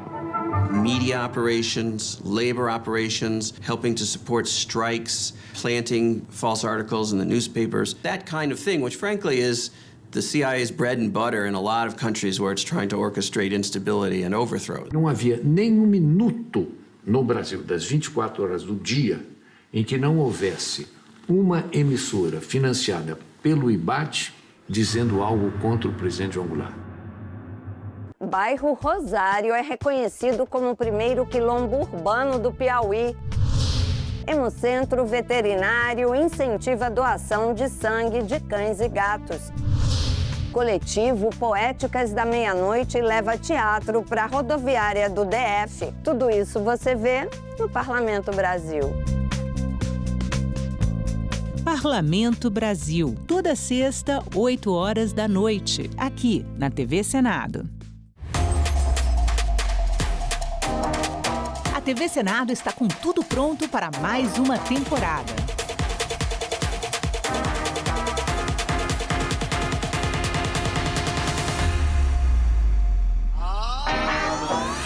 História.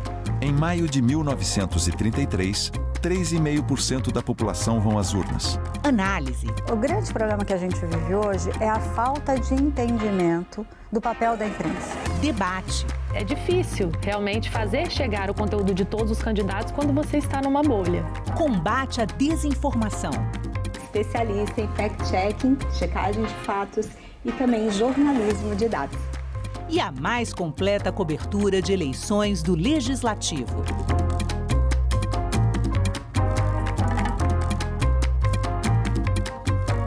TV Senado, democracia todo dia.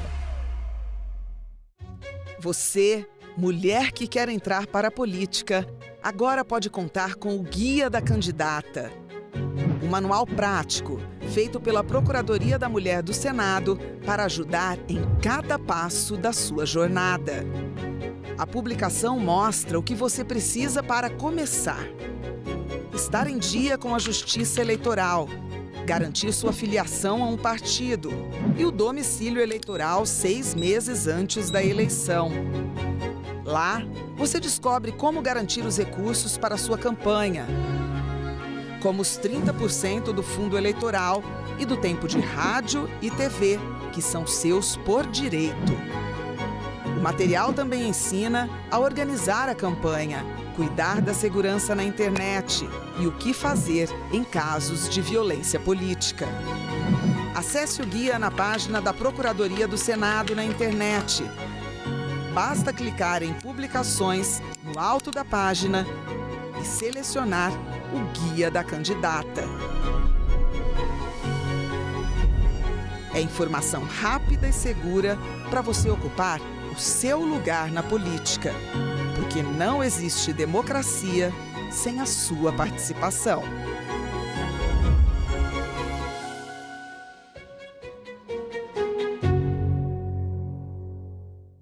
Agora é lei. A reforma tributária prevê 2 impostos, a Contribuição sobre Bens e Serviços, CBS, que é federal, e o Imposto sobre Bens e Serviços, IBS.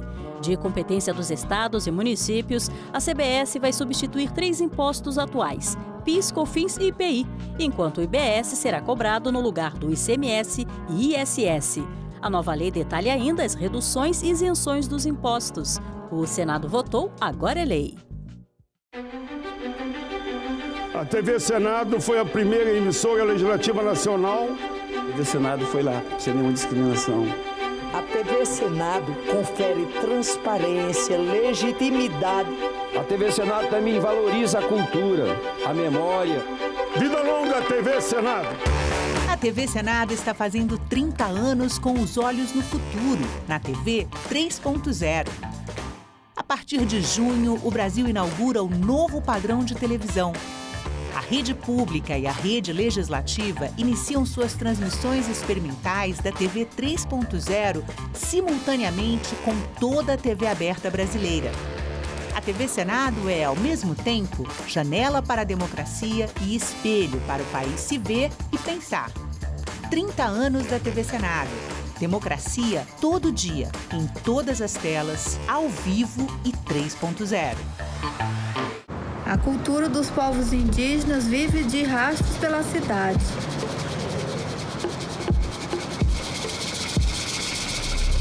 Nos nomes de ruas, nos monumentos. Parece até crueldade, depois de terem nos exterminado e proibido de falar as nossas línguas. Senadoc, neste sábado, 9 horas da noite, aqui na TV Senado. De cada 10 pessoas que presenciam atos de agressão contra a mulher, 7 são crianças. A maioria delas, filhos e filhas da vítima. Essa violência tem que acabar. Acolha, denuncie, ligue 180.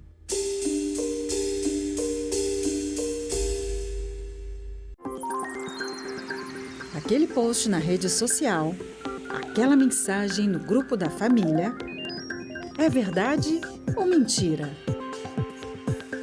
Se você receber uma informação duvidosa sobre o Senado, mande para o Senado Verifica, um serviço de checagem que analisa notícias e responde se a informação é falsa, verdadeira ou imprecisa.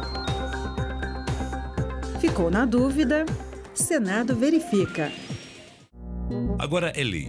O teste de cosméticos, itens de higiene e perfumes em animais domésticos e selvagens está proibido. A vedação vale para produtos com fins estéticos e de limpeza corporal. A medida torna necessária a busca por alternativas aos testes em animais. A lei estabelece um prazo de 2 anos para adequação às normas de testagem. Já os testes de medicamentos em animais continuam permitidos. O Senado votou, agora é lei.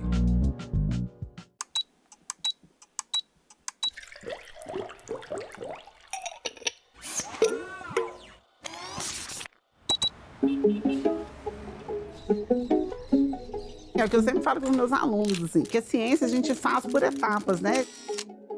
Na verdade, hoje em dia, eu não tenho essa preocupação de fazer a descoberta que vai revolucionar, porque a gente pavimenta o futuro. Eu não uso o DNA e as informações genéticas, porque lá atrás, né, começaram lá atrás a descobrir a estrutura do DNA, o RNA, etc. Então, eu estou usando o que fomentaram lá atrás. Então, eu espero que as minhas descobertas e o que eu for descobrindo agora, pavimenta o futuro de quem vem depois.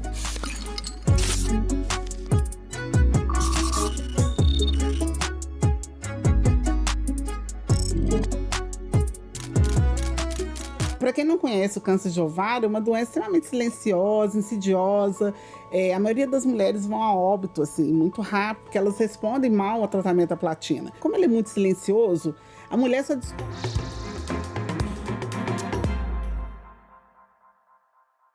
Olá, boa tarde. Estamos de volta e passamos a transmitir agora o Conselho de Comunicação Social, que volta a se reunir. Dessa vez para votar relatórios, além de um pedido para a realização de debates sobre regulação de redes sociais e plataformas digitais. Acompanhe.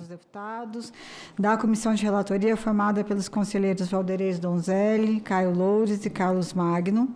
O item 2, relatório sobre o projeto de lei de número 4.675, de 25, do conselheiro Marcos Martins. Item 3, proposta de audiência pública para setembro sobre regulação de redes sociais e plataformas digitais. E item 4, apresentação do estudo sobre a implementação da nova NR1 no setor audiovisual da Comissão Temática de Regulamentação do Audiovisual Digital, composta pelos conselheiros Caio Loures, Sônia Santana, Marcos Martins, Valderez Donzelli e Júlio César Vinha. Na fase 3, relatórios de andamento dos trabalhos das comissões a serem proferidos pelos coordenadores. Fase 4, comunicações dos conselheiros. E fase 5, participação da sociedade civil. Comunicação de ausência e registro de presença. Informo que, devido à impossibilidade de comparecimento dos conselheiros Carlos Magno e da conselheira Samira de Castro, foram convocados para participar desta reunião os suplentes, a conselheira Carla Egídio e o conselheiro Paulo Zocchi. Informo que as conselheiras Rita Freire, Ana Flávia Cabral e os conselheiros Rafael Soriano e Paulo Zocchi participarão da reunião de forma remota. Informo, por fim, que o conselheiro Marcos Martins não poderá participar desta reunião.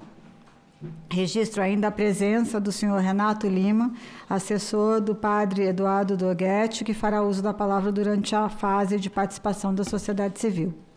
As conselheiras Ana Flávia e Zilda Martins já estão online. Cumprimento também as conselheiras Ana Flávia e Zilda Martins, que já estão online acompanhando essa reunião.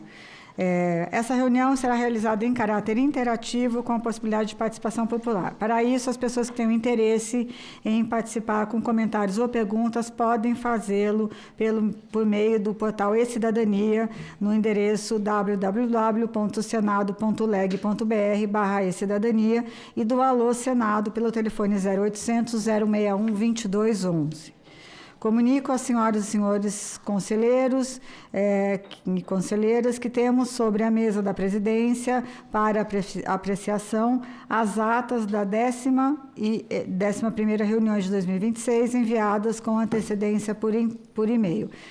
Não havendo objeção, proponho a dispensa da leitura das atas. As senhoras conselheiras e os senhores conselheiros que aprovam permaneçam como se encontram. Aprovado. Bom, fase de leitura, item 1 da pauta. Eu queria trazer aqui, em nome do Conselho de Comunicação, a pedido meu, uma inclusão de uma nota de repúdio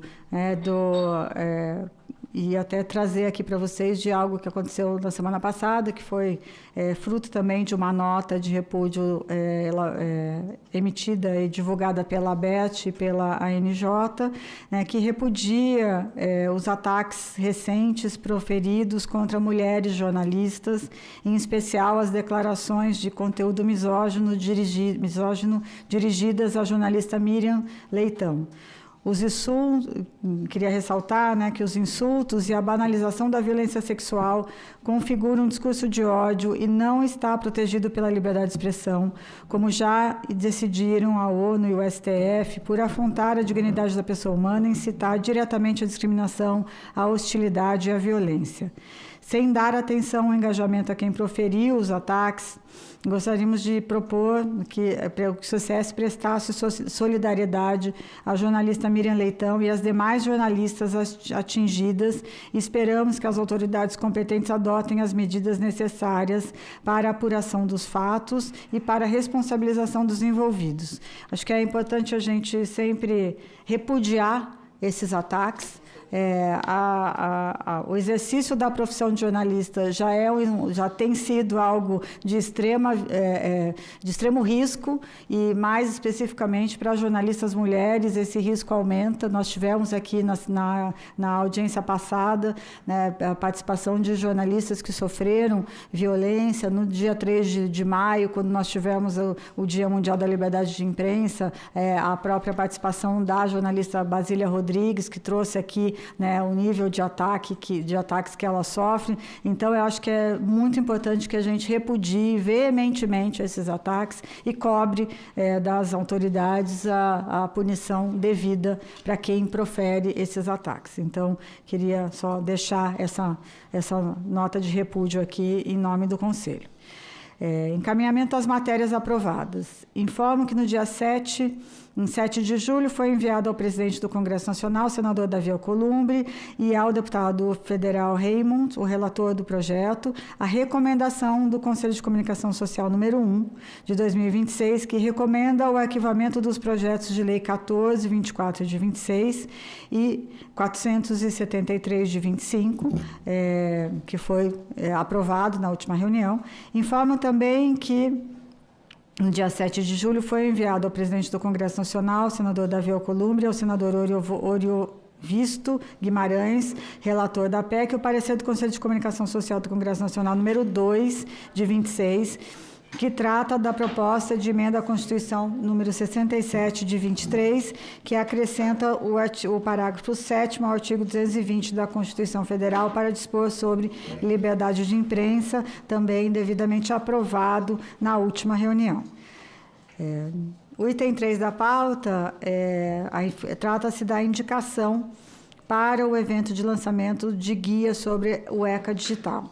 Informo que o Conselho de Comunicação Social indicou as conselheiras Ângela Sinhac e Ramênia Vieira para atuarem como co-realizadoras do evento de lançamento de guia sobre o ECA Digital proposto pela Frente Parlamentar Mista de Promoção de Saúde Mental, por meio do ofício ao presidente da Frente, o deputado Pedro Campos. O evento será realizado no Auditório Freitas Nobre do Congresso Nacional, no dia 25 de agosto de 2026, das 10 ao meio-dia.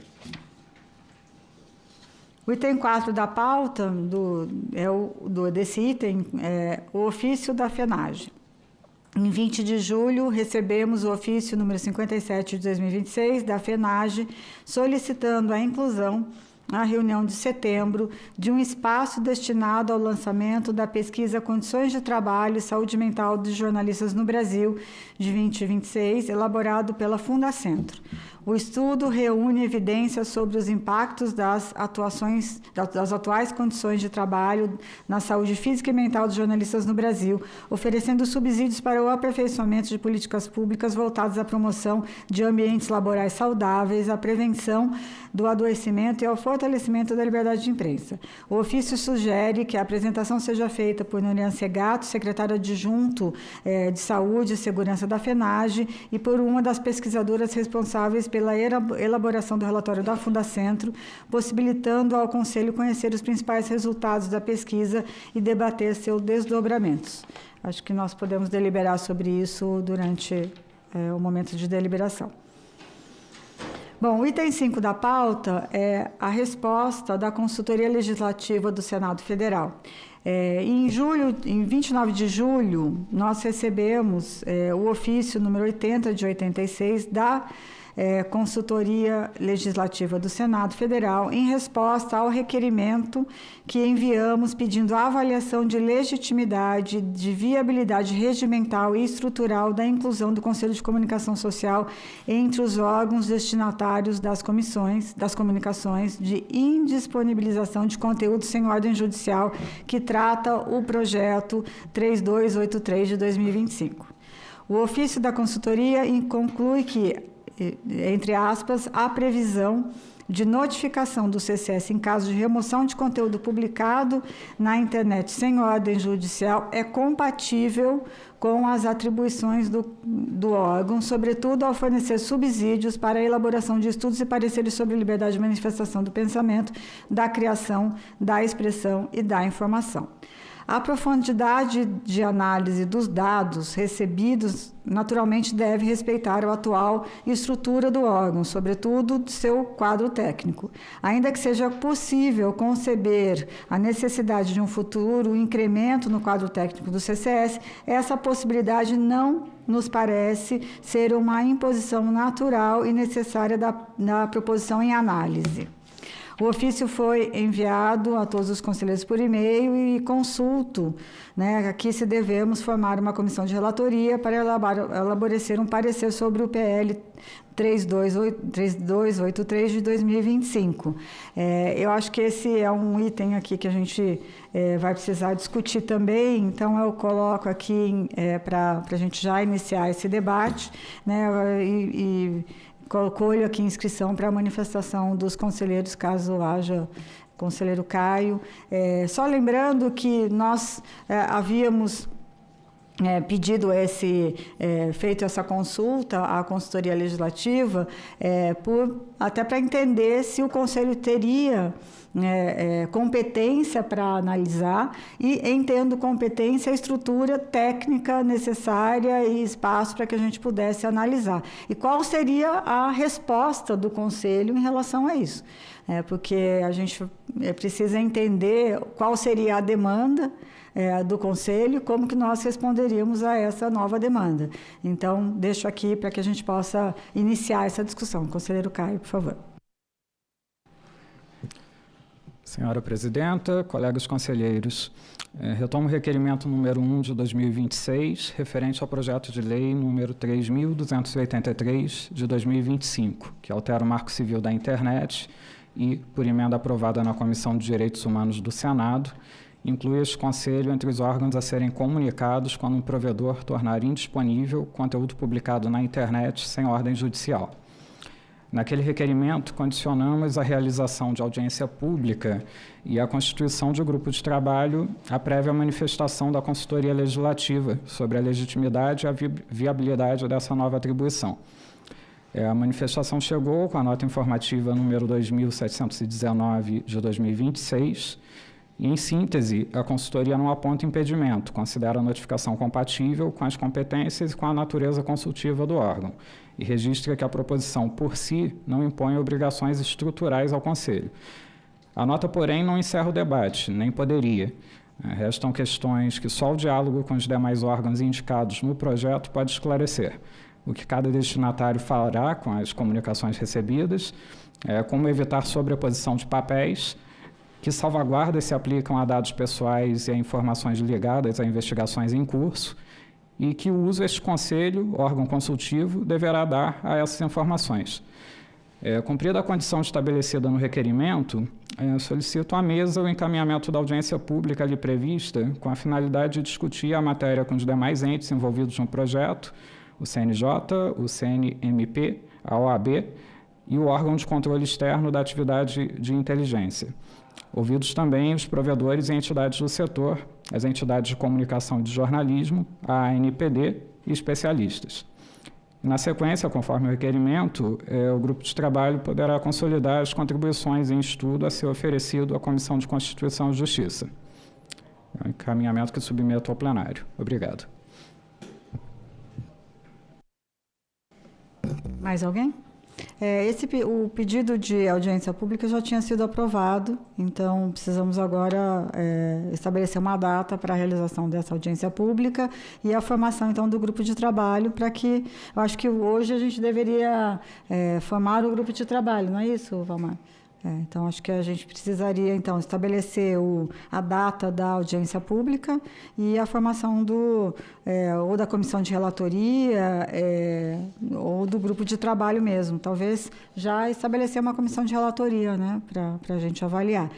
Nós temos como data, quer dizer, a próxima reunião de setembro será no dia 14 de setembro, por conta do feriado de 7 de setembro, será então na próxima segunda-feira, e a audiência pública que tinha sido aprovada para essa data era sobre a regulamentação de redes sociais e outras plataformas. E na de outubro... Essa está como proposta, ainda não foi aprovada. Ainda não foi aprovada. Então, consulto aqui se nós adiamos a de regulação de redes sociais para uma outra data, que essa não foi aprovada ainda, e agendamos essa audiência pública para setembro. Não sei, porque a gente tem um calendário aí já apertado, senão em outubro nós não teremos audiência pública, novembro tinha uma outra proposta, dezembro também, aí a gente tem... não sei qual o prazo do próprio relatório, né, do próprio projeto de lei. Ele está em discussão ainda? Como que está? Está parado, né? Bom, podemos voltar à decisão da audiência pública quando a gente avaliar o calendário, aí a gente coloca. Então, mas o que eu acho que a gente deveria fazer aqui, então, é criar a comissão de relatoria para analisar esse projeto. Estão todos de acordo? Então, vamos... Quem se habilita nessa comissão de relatoria? Olha lá. Não havendo quem se manifeste.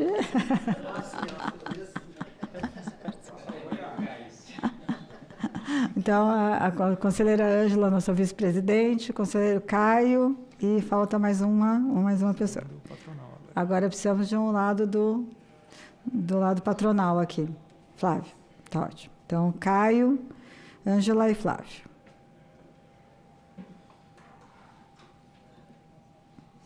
Ficamos, então, pendente para a definição da data da audiência pública.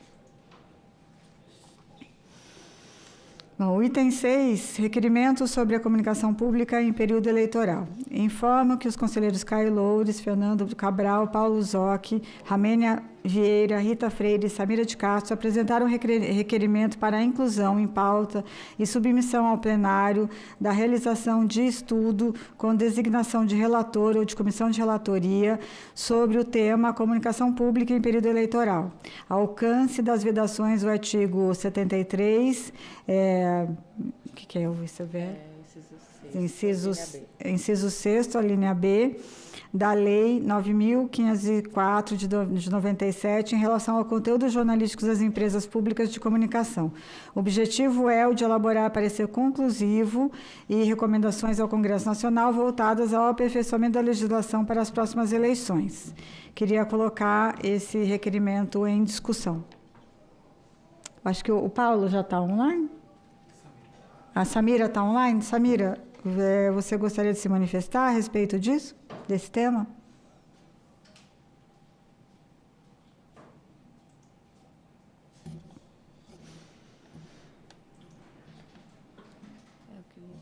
Amênia? Na verdade, eu vou até aproveitar o momento, porque hoje nós tivemos o bloqueio de contas de WhatsApp de várias pessoas, entre elas alguns jornalistas. Então, é um tema que a gente precisa se debruçar o mais rápido possível, porque a gente fala da questão do cerceamento, né, do direito à comunicação, e aí as pessoas tiveram suas contas deletadas e sem a justificativa, assim, dizer por que a motivação, né? No caso, a Flávia Quirino, que é jornalista do Brasil de Fato aqui de Brasília, que é um instrumento de trabalho dela, o WhatsApp, hoje está bloqueado. E ela relatou, né, no Instagram que ela não está fazendo comunicação, eles não justificam qual foi a decisão para tirar o WhatsApp dela e não tem um canal para reaver, né? Então, ela está ali comprometida, inclusive, no trabalho, e acho que é um tema que cada vez mais urge, que são esses cerceamentos, essa moderação que já acontece de forma velada dentro das redes sociais, né? Queria reforçar que essa proposta se mantenha para ser audiência em setembro. Ramênia, você pode falar um pouco mais sobre esse bloqueio? Foram dos jornalistas da EBC ou jornalistas de comunicação pública ou geral? Várias pessoas, inclusive cidadãos que não têm relação com as mídias, mas vários jornalistas também relataram o mesmo problema. Então, assim, a gente ainda não sabe qual é a proporção do cancelamento, mas saiu, inclusive, no Metrópolis hoje que várias pessoas estão relatando que suas redes sociais dentro do WhatsApp, que seu canal dentro do WhatsApp foi bloqueado e que as pessoas não conseguem se comunicar. Ângela. Conselheira, eu só queria tirar uma dúvida. Acho que o que a senhora está mencionando é em relação à retirada, enfim, da comunicação de jornalistas durante o período eleitoral. A minha dúvida é: a presidente Patrícia estava lendo esse requerimento sobre comunicação pública em período eleitoral e esse requerimento faz menção a um dispositivo da lei eleitoral que trata de publicidade institucional e não de jornalistas, enfim. É que quando autônomos. a gente propôs totalmente de regulação das redes, né? Discutir especificamente também do período eleitoral, porque a EBC, no caso, tirou algumas comunicações do ar e a gente queria esclarecimento sobre essas questões. Então, eu acho que as duas pautas elas acabam caminhando juntas. Na verdade, eu acho que eu vejo, caminham juntas mais ou menos, não sei, meu entendimento é esse. Acho que a audiência pública sobre regulação de redes, no qual entra essa questão de bloqueio de contas, eu acho que é um lado. O outro lado, eu acho que tem a questão da gente criar, de ter um estudo que fale sobre essa alteração da legislação eleitoral em relação a conteúdos jornalísticos. Então, eu separaria. Acho que a gente deveria separar. E aí, nesse sentido, eu queria ouvir a Samira, que pediu para falar, depois o Caio, mas eu queria fazer uma proposta de encaminhamento. Samira, por favor. Obrigada, conselheira. Vocês me escutam? Todos escutam? Aí? Sim, estamos te escutando. Infelizmente, aqui pela plataforma Zoom, eu escuto muito pouco vocês. E é por isso que eu deixei passar quando a presidente me chamou. Na verdade, presidente, esse requerimento, ele vem no sentido de que a gente possa ter subsídios aí a partir do Conselho de Comunicação Social sobre a questão da vedação do período eleitoral e o quanto essa vedação, de fato, se aplica à comunicação pública. Nós tivemos um convidado na audiência pública anterior, que é funcionário da EBC, o Pedro Vilela, que ele falou sobre o período eleitoral e a retirada do ar de cerca de 180 mil matérias jornalísticas, né? Conteúdos jornalísticos em vídeo, em áudio e em texto e em fotos. E acho que é uma matéria pertinente do Conselho de Comunicação se apropriar para a gente conseguir, de fato, avançar, inclusive, no entendimento da lei eleitoral. Existe um projeto de lei para a reforma, né, da lei eleitoral, e acho que a gente precisa aprofundar esse estudo de até onde se confunde, no que hoje parece ser muito o que está acontecendo, a publicidade institucional com o jornalismo e a comunicação pública, que para nós da seara do jornalismo entendemos que são completamente diferentes, mas para os parlamentares brasileiros e para os legisladores brasileiros, né, o judiciário, inclusive também o judiciário, há essa diferenciação. A consequência muito direta disso é que a sociedade brasileira perde, nesse momento, o acesso a cerca de 180 mil conteúdos jornalísticos que poderiam estar sendo acessados e que não falam especificamente de política, não mostram marcas de governo. Hoje, se a gente tiver uma campanha, um surto de ebola no Brasil, há uma limitação para uma campanha, por exemplo, em massa de vacinação e a cobertura jornalística. Então, eu defendo que a gente peça esse requerimento seja aprovado para que a gente possa aprofundar estudos com a consultoria legislativa nesse sentido. Obrigada, conselheira. Sim, acho que agora ficou bem claro. Conselheiro Caio, por favor. Eu fiz um resumo, acho até importante contextualizar para a nossa audiência. Como a colega falou, né, o tema foi debatido na última audiência pública. Então, resumidamente, em 2 de julho, às vésperas do Defesa Eleitoral, a empresa Brasil de Comunicação retirou do ar, em bloco, todo o acervo jornalístico publicado desde 2023 na Agência Brasil, na TV Brasil, na Rádio Nacional e na Rádio Agência Nacional. São cerca de 180 mil conteúdos, ao fundamento do artigo 73 da Lei das Eleições. O custo já é mensurável. Em uma semana, o alcance dos sítios da empresa caiu cerca de 65% e centenas de veículos que republicam a Agência Brasil ficaram sem a sua fonte, justamente na quadra em que o cidadão mais precisa de informação. A questão é de competência direta deste Conselho, enquanto órgão auxiliar do Congresso, em matéria de comunicação social. E o ponto de direito é preciso. O artigo 73 veda a publicidade institucional, a propaganda dos atos do governo, na definição do artigo 37, parágrafo 1º da Constituição. Não veda o jornalismo. E o jornalismo é a atividade fim da EBC, que a Lei nº 11.652 manda exercer com autonomia editorial. Publicidade e jornalismo são categorias distintas, tratadas como equivalentes ao equívoco na origem da medida. Passo ao relato que expõe as contradições da própria decisão e faço sem imputar má-fé. O que aponto é o erro de interpretação, não de conduta. A primeira contradição: a justificativa admite que os textos arquivados não são propaganda e ainda assim os arquiva, porque conferir um a um seria, nas palavras usadas, humanamente inviável. Restringe-se o que se reconhece legítimo, por dificuldade operacional. Segunda, a defesa da medida foi publicada no espaço noticioso da Agência Brasil e não nos canais institucionais da empresa, incorrendo na mesma confusão entre comunicação pública e comunicação de governo que pretendia criticar. Terceira e a mais eloquente, afirma-se que manter o acervo no ar seria quase descumprir o defeso, mas a própria empresa pediu ao Tribunal Superior Eleitoral autorização para desarquivá-lo.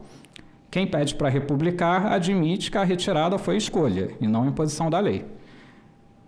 Chegou a encaminhamento. Justamente porque há esse processo no Tribunal Superior Eleitoral, faço uma ressalva. O artigo 29 do Regimento veda a este Conselho pronunciar-se sobre matéria sob apreciação judicial. E não é isso que propomos. Propomos o prospectivo e legislativo, a lacuna da lei que cabe ao Congresso corrigir como subsídio deste órgão. Então, apresentamos assim o requerimento número 2, de 2026, subscrito por 6 conselheiros, além de mim, os conselheiros Fernando Cabral, Paulo Zocchi, Ramênia Vieira, Rita Freire e Samira de Castro. Ele requer um estudo com relatoria sobre a aplicação das regras eleitorais ao jornalismo das empresas públicas de comunicação, do qual resultem recomendações ao Congresso Nacional para aperfeiçoar a legislação, e, em especial, para distinguir, no texto da lei, a publicidade institucional do conteúdo jornalístico. pede ainda que o estudo retorne a esse plenário na reunião subsequente, na forma do artigo 30 do regimento. O objetivo, portanto, não é julgar uma decisão, mas produzir norma melhor para as próximas eleições. O papel constitucional deste Conselho, subsidiar o Congresso Nacional, e é o que o requerimento propõe. E para o que peço o apoio dos pares. Muito obrigado. Obrigada, conselheiro. Acho que era esse o encaminhamento que eu queria propor. Ângela, você quer comentar? Não. Então, eu queria propor esse encaminhamento de aprovação da realização do estudo com a designação de relator, para que a gente possa avaliar na próxima reunião e também colaborar, né, com esse debate que é tão importante. Eu acho que são questões que confundir jornalismo mesmo público de propaganda oficial, publicidade oficial, realmente a gente tem que contestar aí, porque o jornalismo é prestação de serviços para o cidadão. Então, acho que a gente teria que avançar nesse sentido. Carla, por favor. Patrícia e conselheiros, eu estava lendo aqui o requerimento e queria só deixar um ponto que eu acho que é importante da gente explicitar, que está muito bem escrito, que o requerimento ele parte do caso da EBC, mas não se limita a ele. E seria muito importante que nesse estudo se olhasse também para como a gente consegue ver as agências de comunicação pública dos estados também, né? Qual é o impacto disso nos estados? Porque acho que a EBC foi muito noticiada, mas a gente sabe que isso também acontece em todos os entes federados. Então, só pedir que no estudo fosse ressaltado esse caráter de não olhar apenas para a EBC, mas olhar também como esse fenômeno está acontecendo nos estados. Obrigada.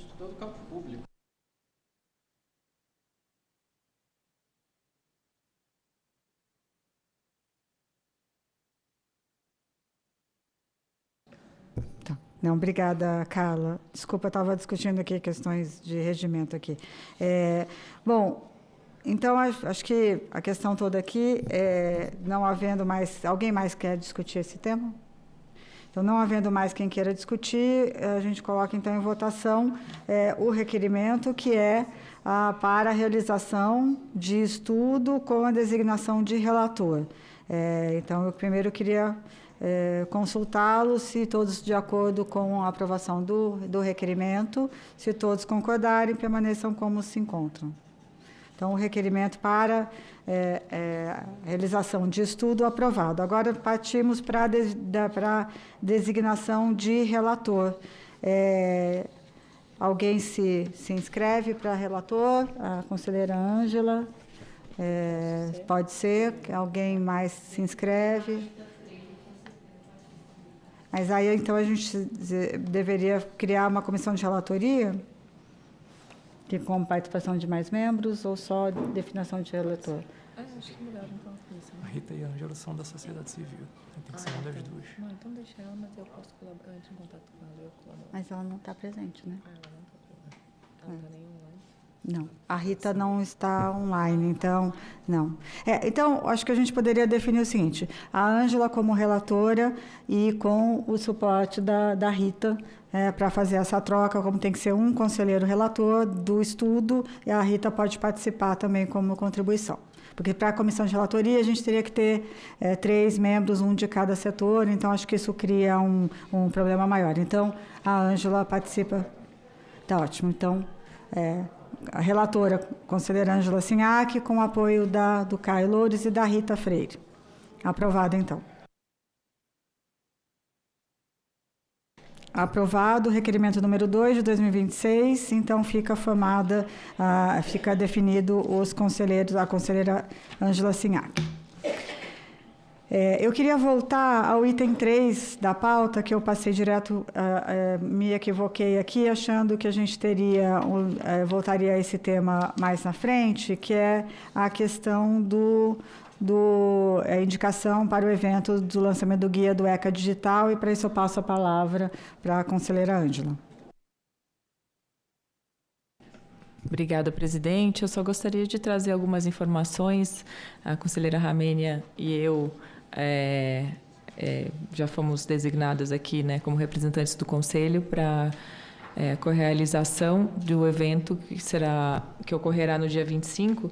Eu só queria fazer uma apresentação do evento para todos os conselheiros terem ciência do que se trata mais especificamente, que é bastante interessante. E nós estamos, o Conselho de Comunicação Social está como co-realizador, juntamente com a Frente Parlamentar Mista para a Promoção da Saúde Mental e o Instituto de Estudos para Políticas de Saúde. Então, é o seguinte, aqui o guia, o lançamento é do guia chamado A Gente Usa, A Gente Decide, que é o resultado de um processo de escuta com 24 adolescentes e jovens de todas as regiões do Brasil, construído pelo Junto Jovem, em parceria com o Instituto de Estudos para Políticas de Saúde, IEPS, e a Frente Parlamentar Mista para a Promoção da Saúde Mental. O documento sistematiza 14 recomendações concretas para a implementação do Estatuto Digital da Criança e do Adolescente, ECA Digital, e juntamente com o decreto regulamentar, com foco na proteção da saúde mental de crianças e adolescentes no ambiente digital. O lançamento oficial do guia no Congresso Nacional tem como propósito consolidar sua posição como referência técnica para gestores públicos, parlamentares, órgãos reguladores e plataformas digitais, além de reafirmar o compromisso da Frente Parlamentar com a pauta da saúde mental infanto-juvenil. O evento também busca dar visibilidade institucional ao protagonismo dos jovens autores das recomendações, que eles, inclusive, irão participar desse evento, estarão presentes. Coerente com o princípio metodológico que orienta todo o documento, jovens como especialistas de sua própria experiência digital. Considerando que 13 das 14 propostas do guia já são exigidas pela legislação vigente, o evento também cumpre função de mobilização política e de pressão institucional para que a fiscalização por parte da ANPD e demais órgãos competentes seja efetiva. Eram essas as informações que eu gostaria de trazer e todos estão convidados no dia 25, de 10 ao meio-dia, no auditório Freitas Nobre, da Câmara dos Deputados. Quem puder comparecer vai ser ótimo. Nós teremos lá alguns especialistas falando, os próprios jovens também vão participar e nós do Conselho também teremos um momento também de fala. Era isso, presidente. Obrigada. Obrigada, conselheira. Acho que vai ser bem importante depois para a gente ter aqui e já solicito que vocês tragam para a próxima reunião um relato de como foi e as contribuições. Eu estava lendo aqui a lista de projetos de lei, além daqueles que já alteram, de fato, o ECA Digital, mas aqui na parte de crianças e adolescentes tem diversos, acho que tem mais de 30 projetos que falam especificamente sobre isso. Alguns já até perderam a razão de ser, porque existe o ECA Digital, mas é um tema recorrente, acho que a gente precisa acompanhar de perto.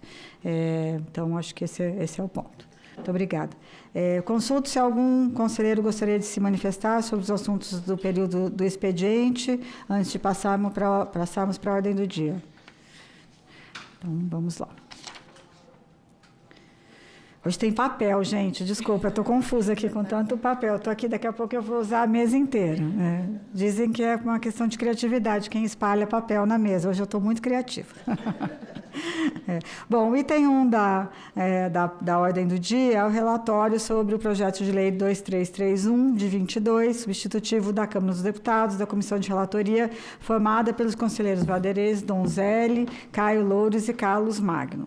Bom, só fazendo um recapitulamento aqui, nas últimas reuniões fizemos a leitura e concedemos vistas coletivas ao relatório apresentado pelo conselheiro Caio Loures sobre o PL 2331 de 22, que dispõe sobre os serviços de streaming audiovisual.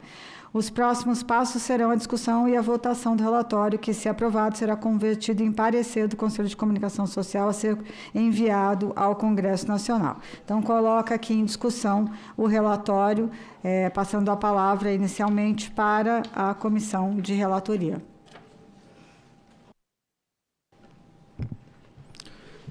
Senhora Presidenta, senhoras conselheiras e senhores conselheiros, a Comissão de Relatoria apresenta a versão final do relatório sobre o projeto de lei número 2331, de 2022, o marco regulatório do streaming, acompanhada da minuta de recomendação ao Senado Federal. Este documento é obra coletiva, incorpora as contribuições de diversas associações do setor audiovisual. Abra, Abrace, Abranima, API, APACE, Brave, CIAESP, CONE, FAMES, APAN, DBCA e GEDAR, além dos sindicatos, cujos subsídios e pleitos por soberania cultural, descentralização e proteção à propriedade intelectual nacional estão densamente refletidos ao longo do texto. Agradeço igualmente as contribuições da ABERT e das associações do setor editorial, a NJ e a ANER, encaminhadas pelo conselheiro Rafael Soriano. As manifestações cidadãs no portal E-Cidadania também foram conferidas e os apontamentos procedentes motivaram retificações pontuais, incorporadas à versão mais recente. Na minuta de recomendação, o item 2º, a linha B, passa a ter a seguinte redação: o que fixa as faixas de receita bruta anual da contribuição, anexo do substitutivo, rejeição que restaura o escalonamento do texto do Senado, a isenção de até 4,8 milhões, alíquota reduzida de 1,5% até 96 milhões e alíquota plena de 3% somente acima desse valor. Salvaguarda do mercado nacional de pequeno e médio porte. As demais retificações limitam-se à seção 4 e ao quadro síntese. Registram que o texto do Senado também prevê a proeminência do conteúdo brasileiro, em seu artigo 9º, e descrevem com exatidão o escalonamento da Condecine nas duas versões. Nenhuma delas altera as conclusões nem os encaminhamentos propostos, que se concentram a partir da seção 7. Ao contrário, a convergência das duas casas quanto à proeminência reforça a recomendação de aprovação do artigo 5º do substitutivo. Uma palavra sobre o formato. A opção pelo relatório decorre do regimento. A comissão temática foi constituída na forma do artigo 26, cujo parágrafo 2º prevê como seu produto a submissão de relatório ao plenário, e a forma conclusiva exigida pelo artigo 34, que habilita a deliberação sobre a recomendação e o seu encaminhamento ao presidente do Congresso Nacional, com remessa ao relator no Senado. O estudo previsto no artigo 3º seguirá à disposição para aprofundamentos. Sua natureza, porém, é diversa, subsidia, não conclui. E a conversão em estudo retiraria do Conselho a manifestação tempestiva na revisão em curso sob o rito dos artigos 285 a 287. Desde a última sessão, não foi recebida a proposição de texto alternativo nem voto em separado. Então, proponho assim, senhora presidenta, que o relatório e a minuta de recomendação sejam submetidos à votação nesta sessão. Muito obrigado. Alguém mais gostaria de se manifestar? Sobre o relatório, sobre a recomendação? Bom, então, não tendo mais não havendo mais quem queira discutir, coloque, então, em votação a proposta. Os conselheiros que concordam com o texto, acho que a gente pode colocar em votação assim, que já que não tem manifestação. Os conselheiros que concordam permaneçam como se encontram. Então, está aprovada a proposta. O relatório será convertido em recomendação do Conselho de Comunicação Social do Congresso Nacional número 2 e será enviado ao presidente do Congresso Nacional. Então, aprovado. Muito bem. Bom, item 2 da pauta, o relatório sobre o projeto de lei 4.675, de 2025, do conselheiro Marcos Martins. O conselheiro Marcos Martins teve um contratempo e não pôde participar e informou no final da semana passada que não teve condições de enviar o relatório previamente. Então, ele solicitou a retirada da pauta a pedido dele, quer dizer, na verdade foi a pedido, e então passamos esse item para a próxima reunião. Já passando para a próxima reunião. Bom, agora o item 3 é a proposta de audiência pública para setembro sobre regulação de redes sociais e plataformas digitais. A presidência propõe a realização de audiência pública sobre a regulação de redes sociais e plataformas digitais no mês de setembro. O objetivo é discutir as recentes mudanças no Marco Civil da Internet a partir das decisões do STF e dos decretos do Poder Executivo que regulamentaram essas decisões, bem como ouvir especialistas sobre outras mudanças propostas que estejam em tramitação no Congresso Nacional. Bom, a gente tem essa audiência para ser aprovada e outras, né, que entraram agora, a solicitação dessa audiência sobre o parecer, né, que a gente da consultoria legislativa para a inclusão da avaliação de legitimidade e de viabilidade regimental e estrutural do Conselho de Comunicação Social entre os órgãos destinatários das comunicações de indisponibilização de conteúdo sem ordem judicial, que trata o projeto de lei 3.283 de 2025. Então, a gente tem aqui na mesa duas sugestões de audiência pública, então coloco aqui em discussão como que a gente segue, se a gente aprova essa da regulamentação das redes sociais ou se a gente substitui por essa da avaliação, né, da inclusão do Conselho como avaliador aqui e receptor de retirada de conteúdo. Coloco em discussão. Carla. Patrícia, acho que é mais uma pergunta. Qual seria o enfoque dessa sobre regulação de redes sociais, plataformas digitais? Que acho que a gente tem aqui o tempo para entender que setembro a gente vai estar vivendo ainda um contexto eleitoral. E a depender do enfoque, isso pode ser importante para manter ainda em setembro. Na verdade, essa foi uma proposta da conselheira Rita Freire, de trazer depois que nós discutimos a regulação de IA no período eleitoral, a violência contra jornalistas, foi uma sugestão da gente continuar tratando sobre a questão da regulação, mas num outro momento visando especificamente a questão das redes sociais e das plataformas.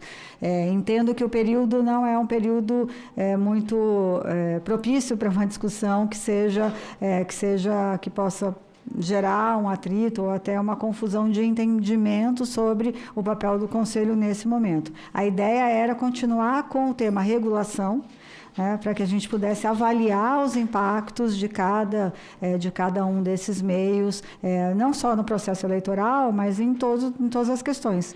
Por exemplo, relacionada à questão da proteção da criança e do adolescente, a questão de violência de gênero, por exemplo, como eu mencionei aqui no início da reunião. Então, era algo um pouco mais amplo que a gente deveria e acho que precisamos focar um pouco mais para não ficar uma discussão muito ampla que a gente não consiga detalhar ou trabalhar ou avançar. Mas eu passo a palavra para o conselheiro Flávio, por favor. Presidente, eu acho que a opinião nossa é de que nós deveríamos continuar discutindo a regulação, até porque você disse uma coisa muito importante. Acho que é fundamental que possamos focar mais nesse assunto. O assunto ficou amplo e genérico. Eu acho que é importante para todos nós que possamos focar mais nesse assunto que é tão importante e caro para todos nós. Você sugere um recorte específico, Flávio? Não, eu acho que genericamente. Eu acho que, inclusive, nós estamos nesse momento eleitoral, acho que é importante a gente estar nessa discussão também, esse momento que também é muito difícil, né? Depois que falamos sobre inteligência artificial, durante o período eleitoral, é muito importante que possamos discutir isso também, que é a regulação durante o período eleitoral. Tá bom. Conselheira Ângela, depois Ramênia, depois Carla. Presidente, eu sem discordar em absoluto com as considerações do conselheiro Flávio, da conselheira Carla, eu acho que essa audiência pública em relação à regulação acho que é extremamente importante diante das alterações que ocorreram agora no último, de maio para cá, né, relacionadas, seja em relação à decisão do Supremo Tribunal Federal, com a conclusão, e seja em relação à regulamentação, o decreto. Porém, a minha sugestão, e aí também uma sugestão fica a critério da maioria, seria inverter a ordem. E por quê que a minha sugestão? Acho que fica em relação a essa proposta de audiência pública a respeito do projeto de lei 3283, que trata de questão relacionado aos destinatários das comunicações para retirada de conteúdo, assim, por 2 motivos. Primeiro, porque é um projeto de lei que está tramitando e eu acho que é bem mais coerente com as atribuições do próprio Conselho debater sobre projetos de lei que estão em andamento. E também porque o próprio Conselho de Comunicação Social ele é mencionado neste projeto de lei. Então, acho que essa matéria, ainda que a gente saiba, como foi mencionado aqui pela nossa assessoria, que esse projeto está parado e, de fato, não deve andar durante o período eleitoral, mas é um assunto que está realmente passa pelo Conselho de Comunicação Social e acho que vai alterar muito a responsabilidade e as atribuições do Conselho se isso, de fato, andar. E aí minha sugestão seria, até por conta das atribuições, que seria um órgão consultivo de projetos de lei, né, que estão tramitando no Congresso. Talvez fosse o caso de trazer esse debate antes daquele que certamente tem muita relevância, mas, assim, é algo que já está estabilizado, assim, já existe, as normas já estão aí e não estão em debate no Congresso, pelo menos não esses pontos. Mas, assim, sem prejuízo e estou plenamente de acordo se a maioria entender de forma diversa. Ramênia, por favor. Só que o ponto que eu trouxe anteriormente, na verdade, era nesse. Eu estava lendo o item da pauta, achando que você já estava na ordem do dia. Reforçando, inclusive, esse problema que vai se agravar cada vez mais, que é a exclusão de redes sociais. E no caso do WhatsApp, que é acho que é uma das primeiras vezes que a gente vê de forma tão ampla pessoas sendo excluídas do WhatsApp. A gente tem a gente tem isso mais no Instagram, no X, no próprio Facebook, mas dessa forma no WhatsApp das pessoas terem suas contas bloqueadas de uma forma massiva, a gente não teve. E isso, num contexto eleitoral, acho que é muito problemático mesmo, assim, se a gente não vê. E aí, em relação à questão de projetos de lei, é que a gente não cita dentro dessa proposta de audiência projetos de lei específicos, mas projetos de leis tramitando sobre o assunto a gente tem. Então, acho que é isso, assim. Não sei nem se um projeto não engloba outros projetos que falam sobre o mesmo assunto. Conselheira Carla, por favor. Já falou? Não, eu achei que tinha pedido de novo. Nós temos aqui, eu acho que como bem pontuado, aqui nessa lista de projetos em tramitação, se a gente olhar, né, a quantidade de projetos de lei que tratam da regulação, né, de plataformas, eu acho que tem muitos aqui, né, que a gente precisa olhar. Acho que eu fiz um cálculo aqui. São inúmeros. Agora eu não sei onde eu anotei o número, mas são muitos e que realmente precisam ser discutidos aqui. Como encaminhamento, então, temos a proposta de fazer essa do PL em setembro, por uma resposta ao projeto em discussão, e 2 votos pela realização da manutenção da regulação de plataformas. Alguém mais? Quem mais? Eu vou fazer uma proposta seguinte: a gente mantém a de regulação de plataformas em setembro e fazemos essa aqui em novembro, e a de dezembro eu proponho que a gente faça uma sobre educação e letramento digital, midiático, e aí, porque lembrando que em outubro a gente não terá audiência pública, e aí no início do ano a gente faz sobre concessões. Então, acho que a gente já fecha assim o número de audiências. Pode ser assim? Claro. Carla, por favor. Presidente, acho que uma forma da gente olhar para essa amplitude pode ser tomar cuidado na hora de compor a mesa da audiência, para a gente trazer diferentes perspectivas, não perspectivas sobre o mesmo fenômeno, mas trazer enfoques distintos. Porque, de fato, o tema da regulação de plataformas ele é enorme. Então, a gente pode tentar trazer o olhar de gênero a partir, talvez, de um convidado, tentar pensar mas eu manteria ele amplo. Acho que a amplitude dele é o desafio do tema. Não tem como a gente restringir nesse momento.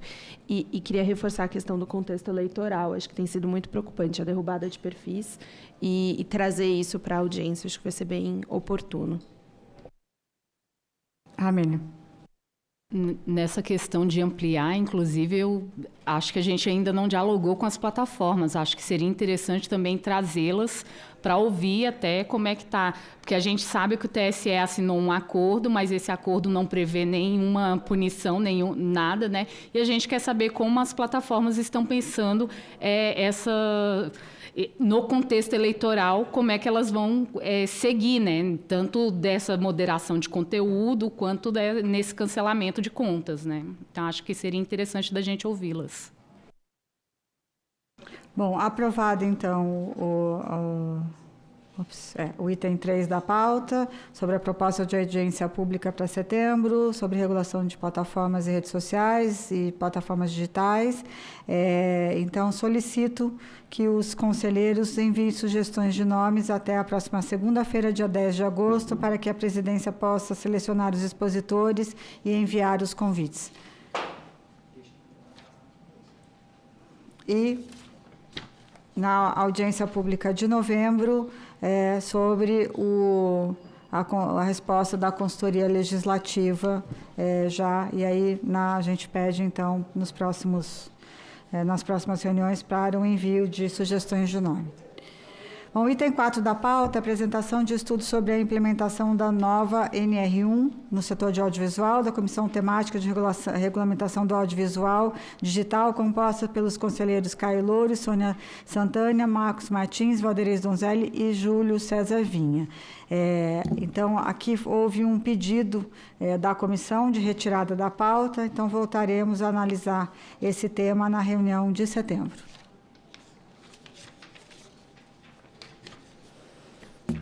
Bom, com isso, declaro encerrada a ordem do dia da presente reunião. Passo agora para o item 3, que também acho que a gente não vai ter nenhum, como foi pedido o adiamento, a gente dá o andamento dos trabalhos das comissões. Não consulto se a Comissão Temática sobre Projetos sobre Regulamentação de Plataformas Digitais, compostas pelos conselheiros Rita Freire, Carlos Magno e Samira de Castro, deseja apresentar relatório do andamento dos trabalhos. Como a Rita Freire e o Carlos Magno não estão e a Samira está remota, Samira, consulto se você tem alguma informação de encaminhamento ou se a gente deixa para a reunião que vem. Pedimos para a próxima reunião, presidenta. Tá ótimo, muito obrigada. Bom, a outra já tinha sido pedido para adiamento. Passamos agora à fase das comunicações dos conselheiros, de acordo com o artigo 39, parágrafo 6º, inciso 4 do Regimento Interno. Consulto se algum conselheiro gostaria de fazer uso da palavra para comunicações diversas e sugestões de pauta para a nossa próxima reunião.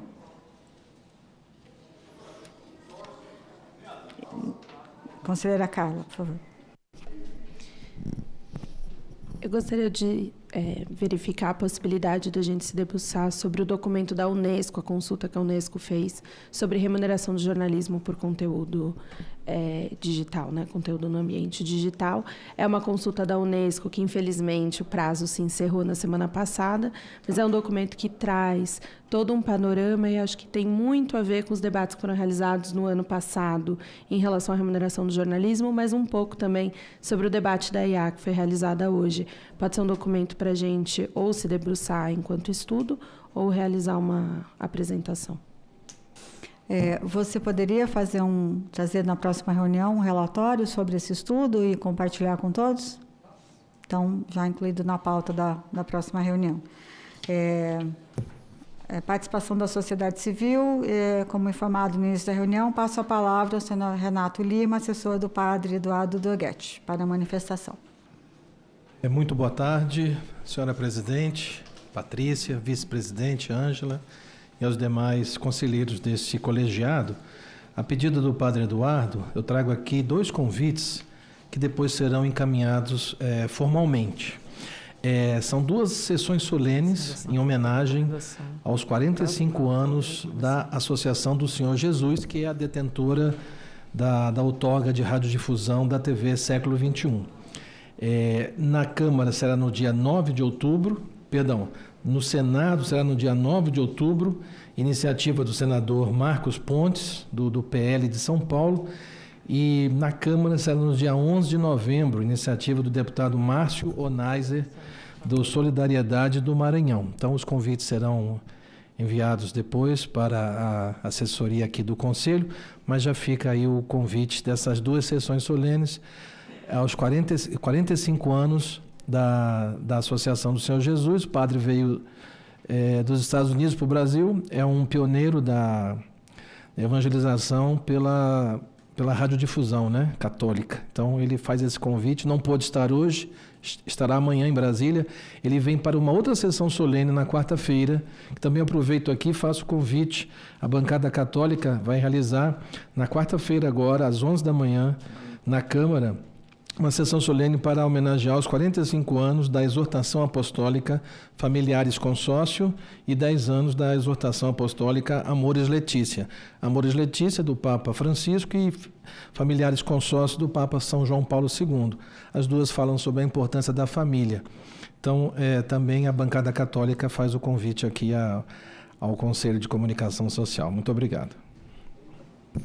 Obrigada, Renato, pelos convites e mande um abraço ao padre, por favor, Eduardo. Agora, consulte-se mais alguém da sociedade civil. Sônia, desculpa. Eu passei... Bom, só para comunicar que por conta de um acidente que ocorreu num SET, a questão de um mês atrás, o Sindicine, o STIC e o SATEDES criaram um manifesto em defesa da segurança dentro dos espaços de trabalho.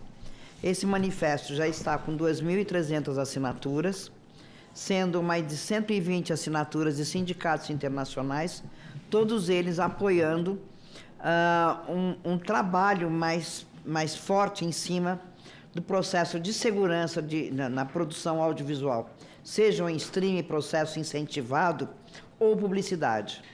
Então, esse é um manifesto muito importante, onde a gente está buscando realmente fazer o papel do sindicato, que é buscar a segurança e sairmos vivos dentro dos espaços de trabalho. Então, o final disso será levar esse manifesto aos diversos ministérios, né, Cultura, Trabalho, Previdência Social e Direitos Humanos, buscando uma forma da gente aumentar a segurança, o entendimento do que é segurança no audiovisual. É isso. Muito obrigada.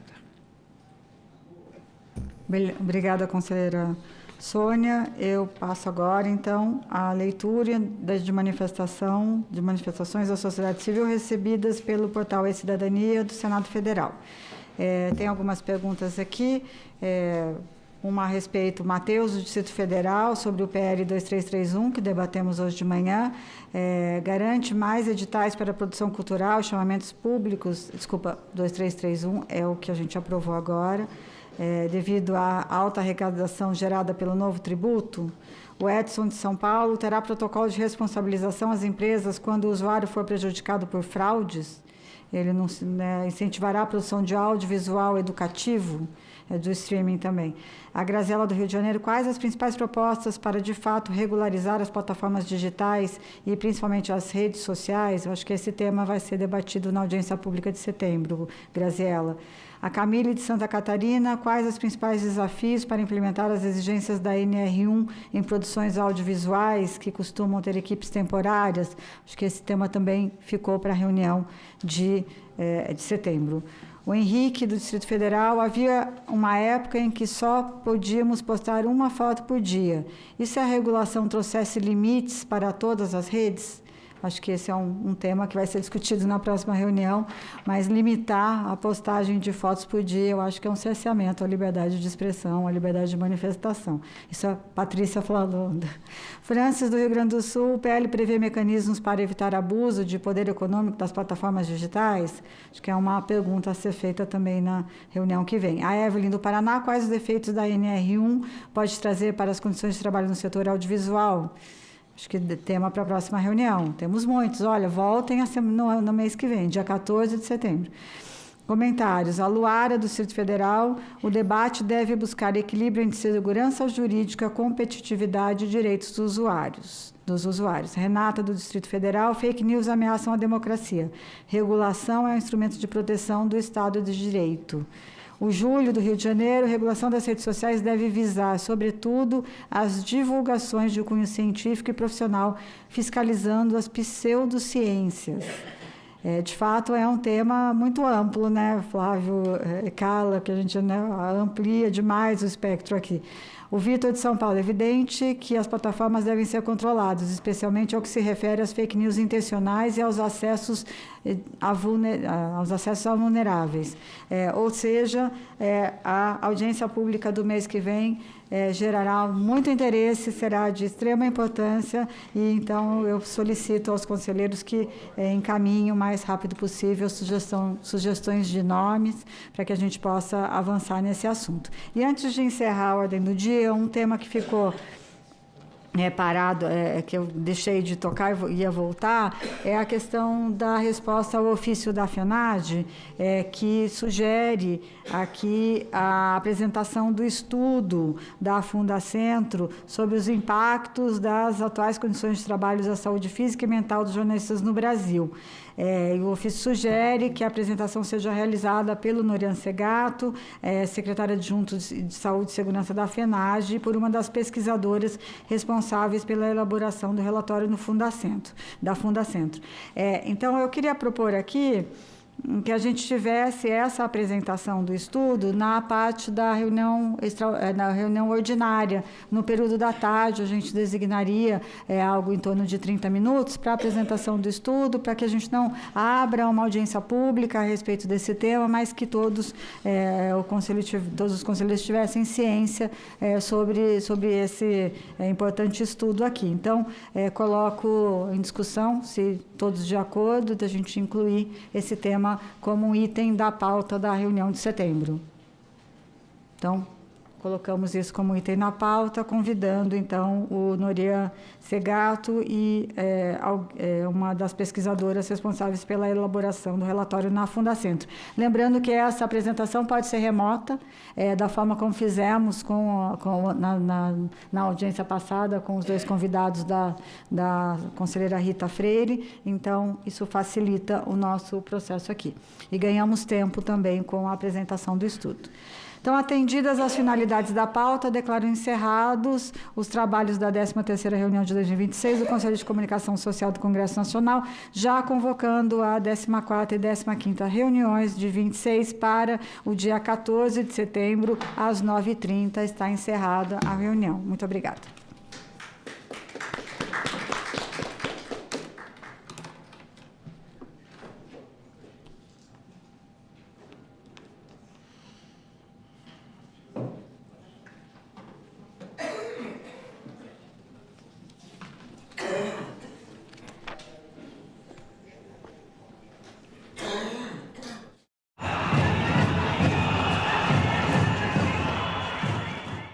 No próximo assunto de Estado Especial Eleições, vamos falar sobre desinformação e combate às fake news no período eleitoral.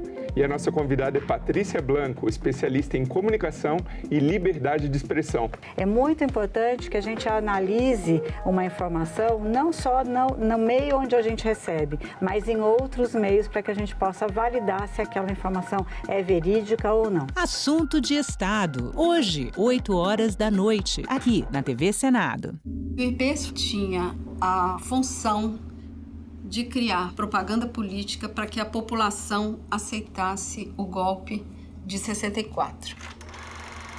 Esses filmes passavam nas sessões de cinema, eram veiculados nas empresas na hora do almoço para o operariado e eles eram levados para o interior, para pracinhas do interior do Nordeste, interior de Minas Gerais. Leve à compreensão do homem, do povo, o valor da sua empresa para a comunidade brasileira. Media operations, labor operations, helping to support strikes, planting false articles in the newspapers, that kind of thing, which frankly is the CIA's bread and butter in a lot of countries where it's trying to orchestrate instability and overthrow. Não havia nem um minuto no Brasil, das 24 horas do dia, em que não houvesse uma emissora financiada pelo IBAT dizendo algo contra o presidente João Goulart. Bairro Rosário é reconhecido como o primeiro quilombo urbano do Piauí. Hemocentro Veterinário incentiva a doação de sangue de cães e gatos. Coletivo Poéticas da Meia-Noite leva teatro para a rodoviária do DF. Tudo isso você vê no Parlamento Brasil. Parlamento Brasil, toda sexta, 8 horas da noite, aqui na TV Senado. A TV Senado está com tudo pronto para mais uma temporada.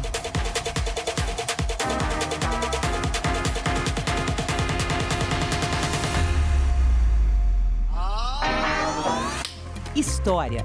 Em maio de 1933, 3,5% da população vão às urnas. Análise. O grande problema que a gente vive hoje é a falta de entendimento do papel da imprensa. Debate. É difícil realmente fazer chegar o conteúdo de todos os candidatos quando você está numa bolha.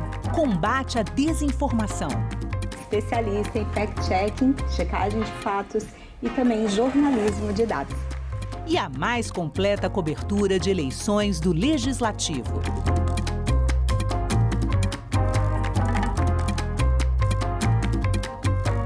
TV Senado, democracia todo dia.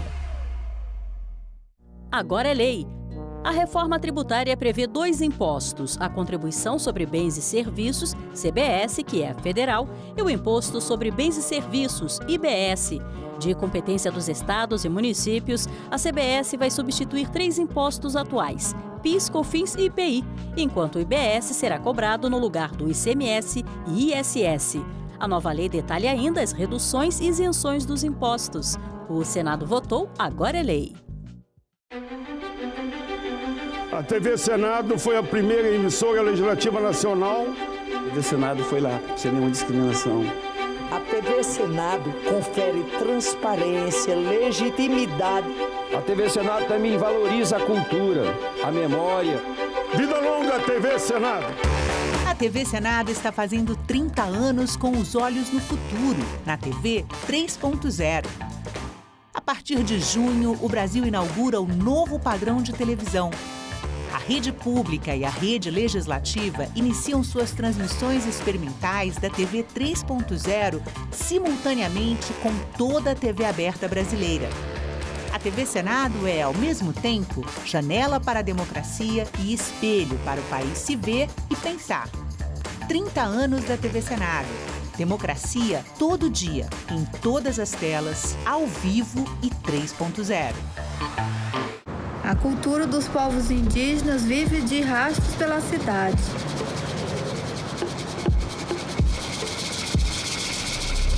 Nos nomes de ruas, nos monumentos.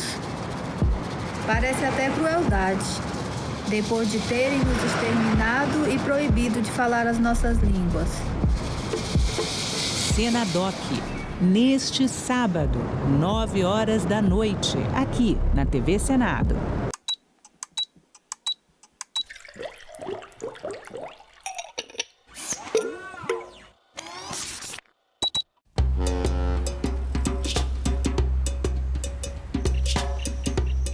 Eu sou a primeira mulher diretora do Instituto e não médica. E também, na verdade, eu sou a primeira mulher negra.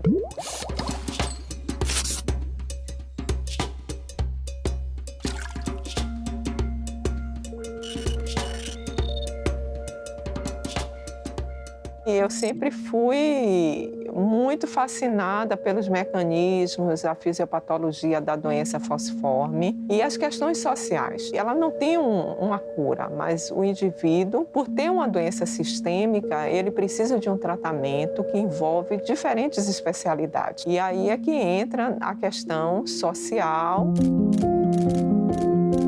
Nós trabalhamos há muito tempo com os pacientes, com as famílias, com os clínicos e nós conseguimos mudar alguns aspectos no acompanhamento do paciente e também com relação a políticas públicas.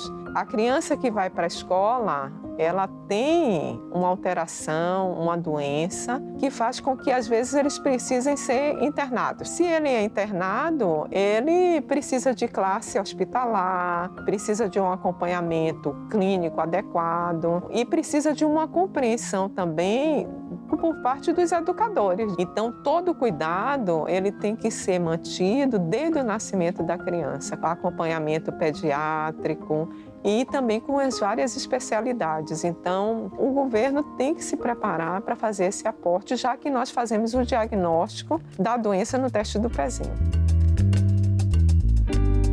Aqui na Bahia, pelo teste do pezinho, a cada 640 nascimentos você tem uma pessoa com doença falciforme. Nós temos uma prevalência mundial elevada da doença falciforme, principalmente no continente africano. E essa prevalência elevada da doença terminou também ocorrendo em determinados países e continentes. Nós tivemos uma imigração forçada de indivíduos da África. O Brasil tem uma prevalência grande, uma incidência grande de doença falciforme e o estado da Bahia é o estado que tem a maior prevalência e incidência da doença.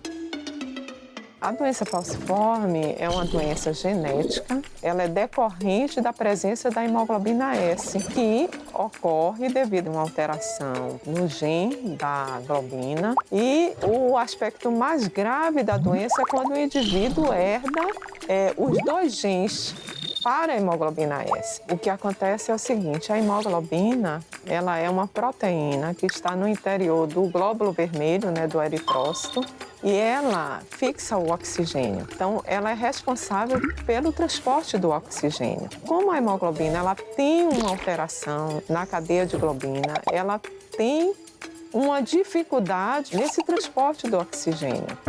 Devido a essa deprivação de oxigênio, a hemoglobina ela tende a polimerizar. A polimerização da hemoglobina no interior do eritrócito muda a forma do eritrócito. Então, o eritrócito termina assumindo uma forma alongada. E isso dificulta a passagem do eritrócito. Apesar da doença falciforme ser uma doença genética, é uma doença que tem repercussões hematológicas, inflamatórias e uma repercussão sistêmica. O indivíduo ele tem alterações de infecção, ele tem alterações oftalmológicas. É muito frequente o acidente vascular cerebral em crianças, principalmente até os 5 anos de idade, retinopatia, alterações ósseas e um aspecto muito frequente da doença são as crises de dor e também as crises que nós chamamos crises vaso-oclusivas. Gosto muito de história, então é a história da doença falciforme, a história da nossa Bahia, os países africanos e toda essa história sempre me encantou. Também eu considero que é uma área em que eu consigo trazer diversidade para o laboratório, Tem um projeto com a África, países africanos. É importante, esse projeto foi financiado pelo CNPq. Nós trouxemos 16 alunos de pós-graduação do Benin e da Nigéria, com bolsa de pós-graduação, no estudo para desenvolver teses e dissertações no tema doença falciforme, que tenha uma doença falciforme que é caracterizada por uma alteração com a presença da hemoglobina S. Nós trabalhamos com aspectos genéticos da doença, aspectos inflamatórios da doença e também os aspectos laboratoriais, aspectos bioquímicos, a busca de biomarcadores de prognóstico com relação a cada um dessas alterações clínicas que o indivíduo apresenta. Agora nós estamos desenvolvendo um estudo mais da qualidade de vida da família e dos pacientes, porque a gente sabe que você tem uma criança doente, você mexe com toda a estrutura familiar. E é importante porque, como ela é uma doença grave, é uma doença que precisa de um cuidado especial, de uma equipe multiprofissional, é importante essa interação da gente com toda a família, né, com o paciente, com a equipe clínica que cuida do paciente. É um trabalho que tem várias nuances, do social, do histórico e o aspecto humano também, de estar com a família, de acompanhar e não só tratar como um número, como um indivíduo que vai fazer parte de um estudo, mas que também ele vai ser beneficiado com os resultados que nós obtivemos. E a gente tem feito isso. A pessoa que eu me transformei, ela é reflexo do trabalho que eu desenvolvi ao longo dos anos. Eu tenho um cuidado muito especial com a pessoa, com o ser humano. Isso me ajudou. O que eu desenvolvo no laboratório, com os pacientes, com as famílias, eu levei para a gestão na diretoria do Instituto.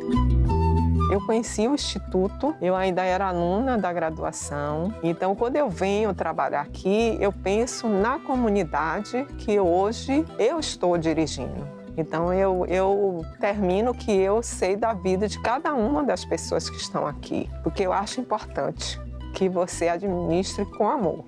Eu digo isso e eu penso isso todo dia. Eu digo, gente, eu tenho o poder de estar aqui tomando decisões que vão afetar a vida de cada uma das pessoas. Então, eu acho que as pessoas hoje que estão no poder, elas têm que ser humanas, porque estar no poder afeta a vida das pessoas diretamente. Em cada decisão que eu tomo, eu penso primeiro na pessoa e no quanto que isso pode afetar a vida daquela pessoa, que eu acho super importante. O poder, ele tem que ser usado para o bem e não para o mal.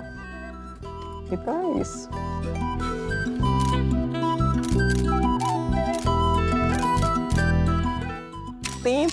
O tempo, todos nós somos passageiros e a gente tem que aproveitar a nossa estadia aqui para deixar o melhor. Dentro do meu coração, eu tenho que fazer o que é melhor para as pessoas. Isso é você, na verdade, pensar no tempo. O quanto que nós somos frágeis. Vida é para ser vivida, é para ser feliz e é para a gente fazer tudo que a gente gosta. E deixar muitas pessoas que realmente, quando você for, sintam falta de você, mas que também tenham um sorriso e que digam, olha, ela fez diferença.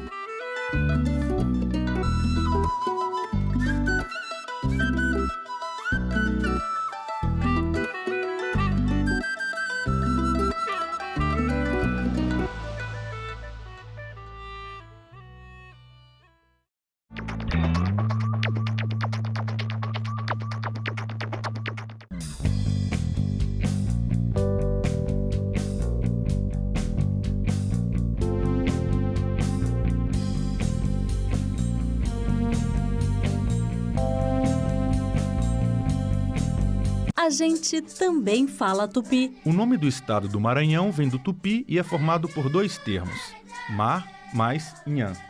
Mar é uma variação de embará, bará, que vem de Pará e significa mar ou Rio Grande.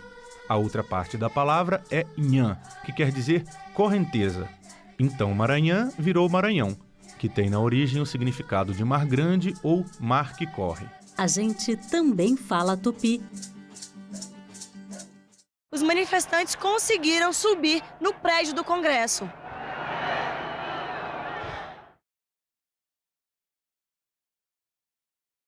O programa a seguir é livre para todos os públicos.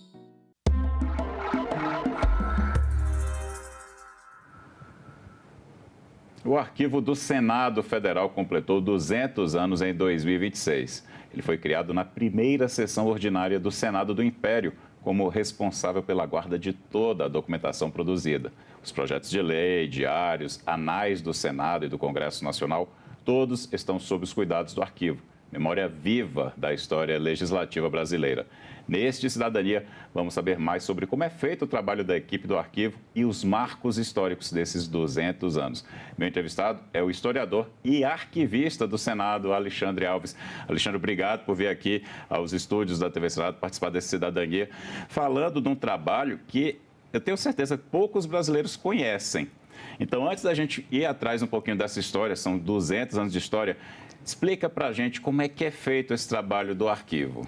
Primeiramente, eu agradeço o convite, assim, eu estou muito lisonjeado de estar aqui representando a equipe da coordenação de arquivo do Senado Federal.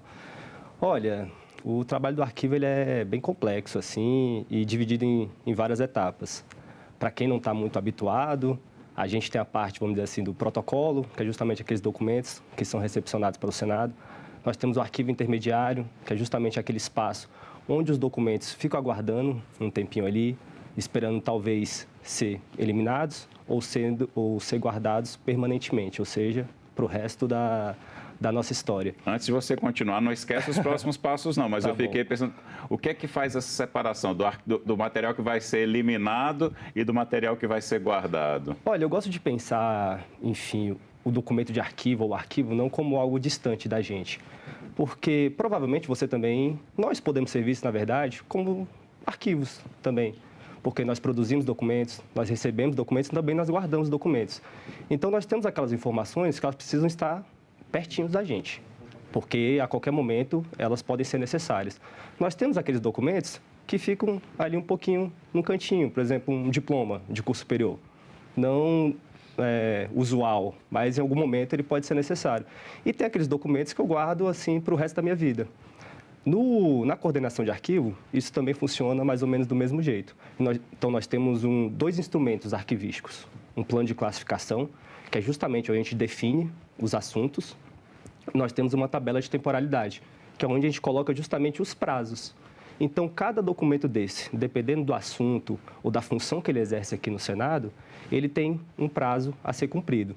Após esse prazo, ele passa por um processo de avaliação, que nós arquivistas, com uma comissão interdisciplinar, ou seja, formada por várias graduações, com vários campos, a gente se reúne e começa a definir esse documento aqui. Ele tem um valor histórico, ou seja, ele vai para a guarda permanente, ou esse documento aqui, ele pode ser eliminado. Então, vamos dizer assim, o arquivo, os arquivistas, eles são responsáveis justamente por cumprir essas funções, de receber o documento, de classificar o documento, de avaliar, ou seja, estabelecer prazos, e caso esse documento ele seja importante à história e à memória, ele tem que ser guardado, como eu disse, para o resto da vida. Então, a gente fica justamente responsável também por essa guarda, por essa custódia. Eu te interrompi aí na cadeia desse processo todo. Então, selecionou, viu que esse arquivo, que esse documento é importante ser arquivado, ser preservado, ser guardado. Isso. Quais são os passos seguintes? Os passos seguintes é como eu disse. Após a avaliação, né, justamente, ele pode ser ou eliminado, ou ser guardado permanentemente, que a gente fala, quando tem um valor histórico. Como é que é essa guarda? Essa guarda ela é muito interessante porque, antes de entrar aqui no Senado, eu nunca havia visitado ou vivido realmente essa função de arquivista. Então, a gente realmente tem um acervo lá com uma determinada temperatura. Então, não pode ter essa mudança de temperatura justamente para não gerar fungos, não vamos esquecer. Como você disse na chamada aí, são 200 anos de história. Então, a gente tem documentos desde 1826 que devem ser guardados e permanecidos aqui dentro do Senado. Então, a gente já tem essa medição de temperatura, tem a questão da umidade e a gente recebe, na verdade, informações dentro de uns relatórios, obviamente, né, já tudo automatizado, que a gente fica, no caso, acompanhando se eles estão bem guardados, se não está tendo uma mudança de temperatura. É bem interessante esse trabalho. É como você disse, são 200 anos de história, tem documento lá de trás, mas hoje está tudo digital. Como é que está sendo, como é que é feita essa guarda nos dias de hoje? Essa sua pergunta é muito boa, porque assim, eu particularmente falando, acho que é mais fácil você guardar um documento em papel do que um documento digital. Porque o documento papel está ali, você pode tocar, como eu disse, você pode tentar preservar de uma maneira, mantendo a umidade e a temperatura. Com o arquivo digital, isso já muda. Então, a gente tem que criar um sistema em que essa digitalização ela não seja corrompida, ela não seja alterada. E dentro desse processo, porque o nosso papel aqui como arquivista, é justamente fazer esse meio de campo entre a documentação e o público externo e até mesmo interno. Então, a gente tem que difundir essa informação, esse documento. Então, para a gente publicar, para a gente disseminar, para a gente inserir isso no nosso arquivo digital do Senado Federal, nós temos uma plataforma própria para isso. Para a gente difundir essa informação, a gente tem que seguir, vamos dizer assim, os pré-requisitos arquivísticos e digitais, que aqui a gente tem um núcleo próprio para isso. Gente, a impressão que dá é que só gente muito organizada pode trabalhar no setor de vocês, né? Não, assim, eu não vou falar, né? Porque se eu falar que eu estou sendo desorganizado, ainda mais quando eu estou no período de estágio probatório, eu posso ser exonerado. Mas, assim, realmente, a gente tem que ter realmente um cuidado. Como você disse na chamada, a gente está cuidando da história, da memória do país. Então, assim, quem escolhe esse cargo realmente de arquivista é alguém preocupado com a informação e principalmente com essa preservação da história e da memória. Alexandre, a gente começou o programa falando um pouquinho do lado arquivista, mas eu quero explorar o teu lado historiador. Vamos aqui agora contar, porque assim, na cabeça da gente, poxa, não dá para construir a história sem guardar o que é importante, e o arquivo faz isso com todo cuidado. Mas existia essa cultura lá atrás, poxa, 200 anos do arquivo do Senado. Eles tinham essa noção dessa importância? Conta um pouquinho de como surgiu esse arquivo. É muito interessante essa sua pergunta, de novo, porque quando a gente lida com uma instituição bicentenária, a gente consegue ver realmente essas nuances, essas diferenças dentro de uma perspectiva maior. Então, já indo, assim, vamos dizer assim, para alguns casos históricos do Senado Federal, por exemplo, o Senado Federal, não sei se você sabe, ele foi atacado durante a Guerra da Armada, em 1894. E o arquivo, especificamente, foi atingido por armas de calibre 70. Isso está tudo documentado. E quando os senadores se viram diante da situação, está no relatório da presidência de 1895, eles colocam assim, olha, o arquivo ele é muito importante para a nossa história política. Então, não tinha essa visão ainda, os senadores da época, de uma documentação importante para a história do Brasil. Essa documentação está muito voltada realmente para dentro, para a questão da diplomação, de posse. E já indo para um outro momento da nossa história, eu também não sei se você sabe, mas o arquivo, quando ele veio do Rio para Brasília... Não queriam trazer, não é? Justamente, ele não queria ter vindo. Conta essa história direitinho. Vocês queriam ficar perto da praia, né? Justamente, mas apesar de querer ficar perto da praia, enfim, o Rio de Janeiro, é muito interessante que o PRS 6, de 1960, o projeto de resolução, que justamente foi iniciado para o arquivo do Rio de Janeiro, né, o arquivo do Senado, não vir para Brasília. E o mais interessante é que na justificação, eles colocam assim, o arquivo do Senado não deve vir para Brasília porque ele tem que ficar no que os senadores da época viam como centro cultural, no caso, o Rio de Janeiro. Por quê? Porque tinha que ficar perto da Academia Brasileira de Letras, da Biblioteca Nacional, do Museu Histórico Nacional. Então, apesar de o arquivo que não era para ter vindo, eu acho esse momento muito importante, muito significativo para a história do arquivo, porque pelo menos, não vou falar que é o primeiro momento, mas é assim, um momento mesmo em que os senadores viram que aquela documentação do arquivo do Senado, como eu disse, era importante para a história do Brasil, sabe? Então, assim, que bom que o arquivo veio e que bom que teve essa mudança de perspectiva, sabe? É muito interessante isso. Eu concordo contigo, até brinquei com essa questão da praia, mas eu sabia que eles tinham um argumento para tentar deixar lá. Mas é importante que o arquivo esteja aqui, perto do local onde funciona o Senado, né? Eu acho que o poder legislativo, ele se fortalece com a presença desse registro constante que vocês fazem aqui. É uma segurança histórica para a gente. Porque você não perguntou ainda, mas o que é o documento de arquivo? A gente fala muito da questão de ser importante para a história e para a memória. Mas o documento de arquivo, vamos dizer assim, arquivisticamente falando, ele é uma informação que serve para provar uma determinada atividade. A questão da história e da memória, ela vem posteriormente, depois de cumprida essa função inicial. Então, como você comentou, a atividade parlamentar legislativa ela é muito dinâmica. Ela tem que ser rápida, então o arquivo ele tem essa função realmente de ajudar nessa tomada de decisão. Como eu disse, é muito dinâmico, é muito rápido. Então, o arquivo do Senado, quando não veio para Brasília, eles criaram um serviço aqui.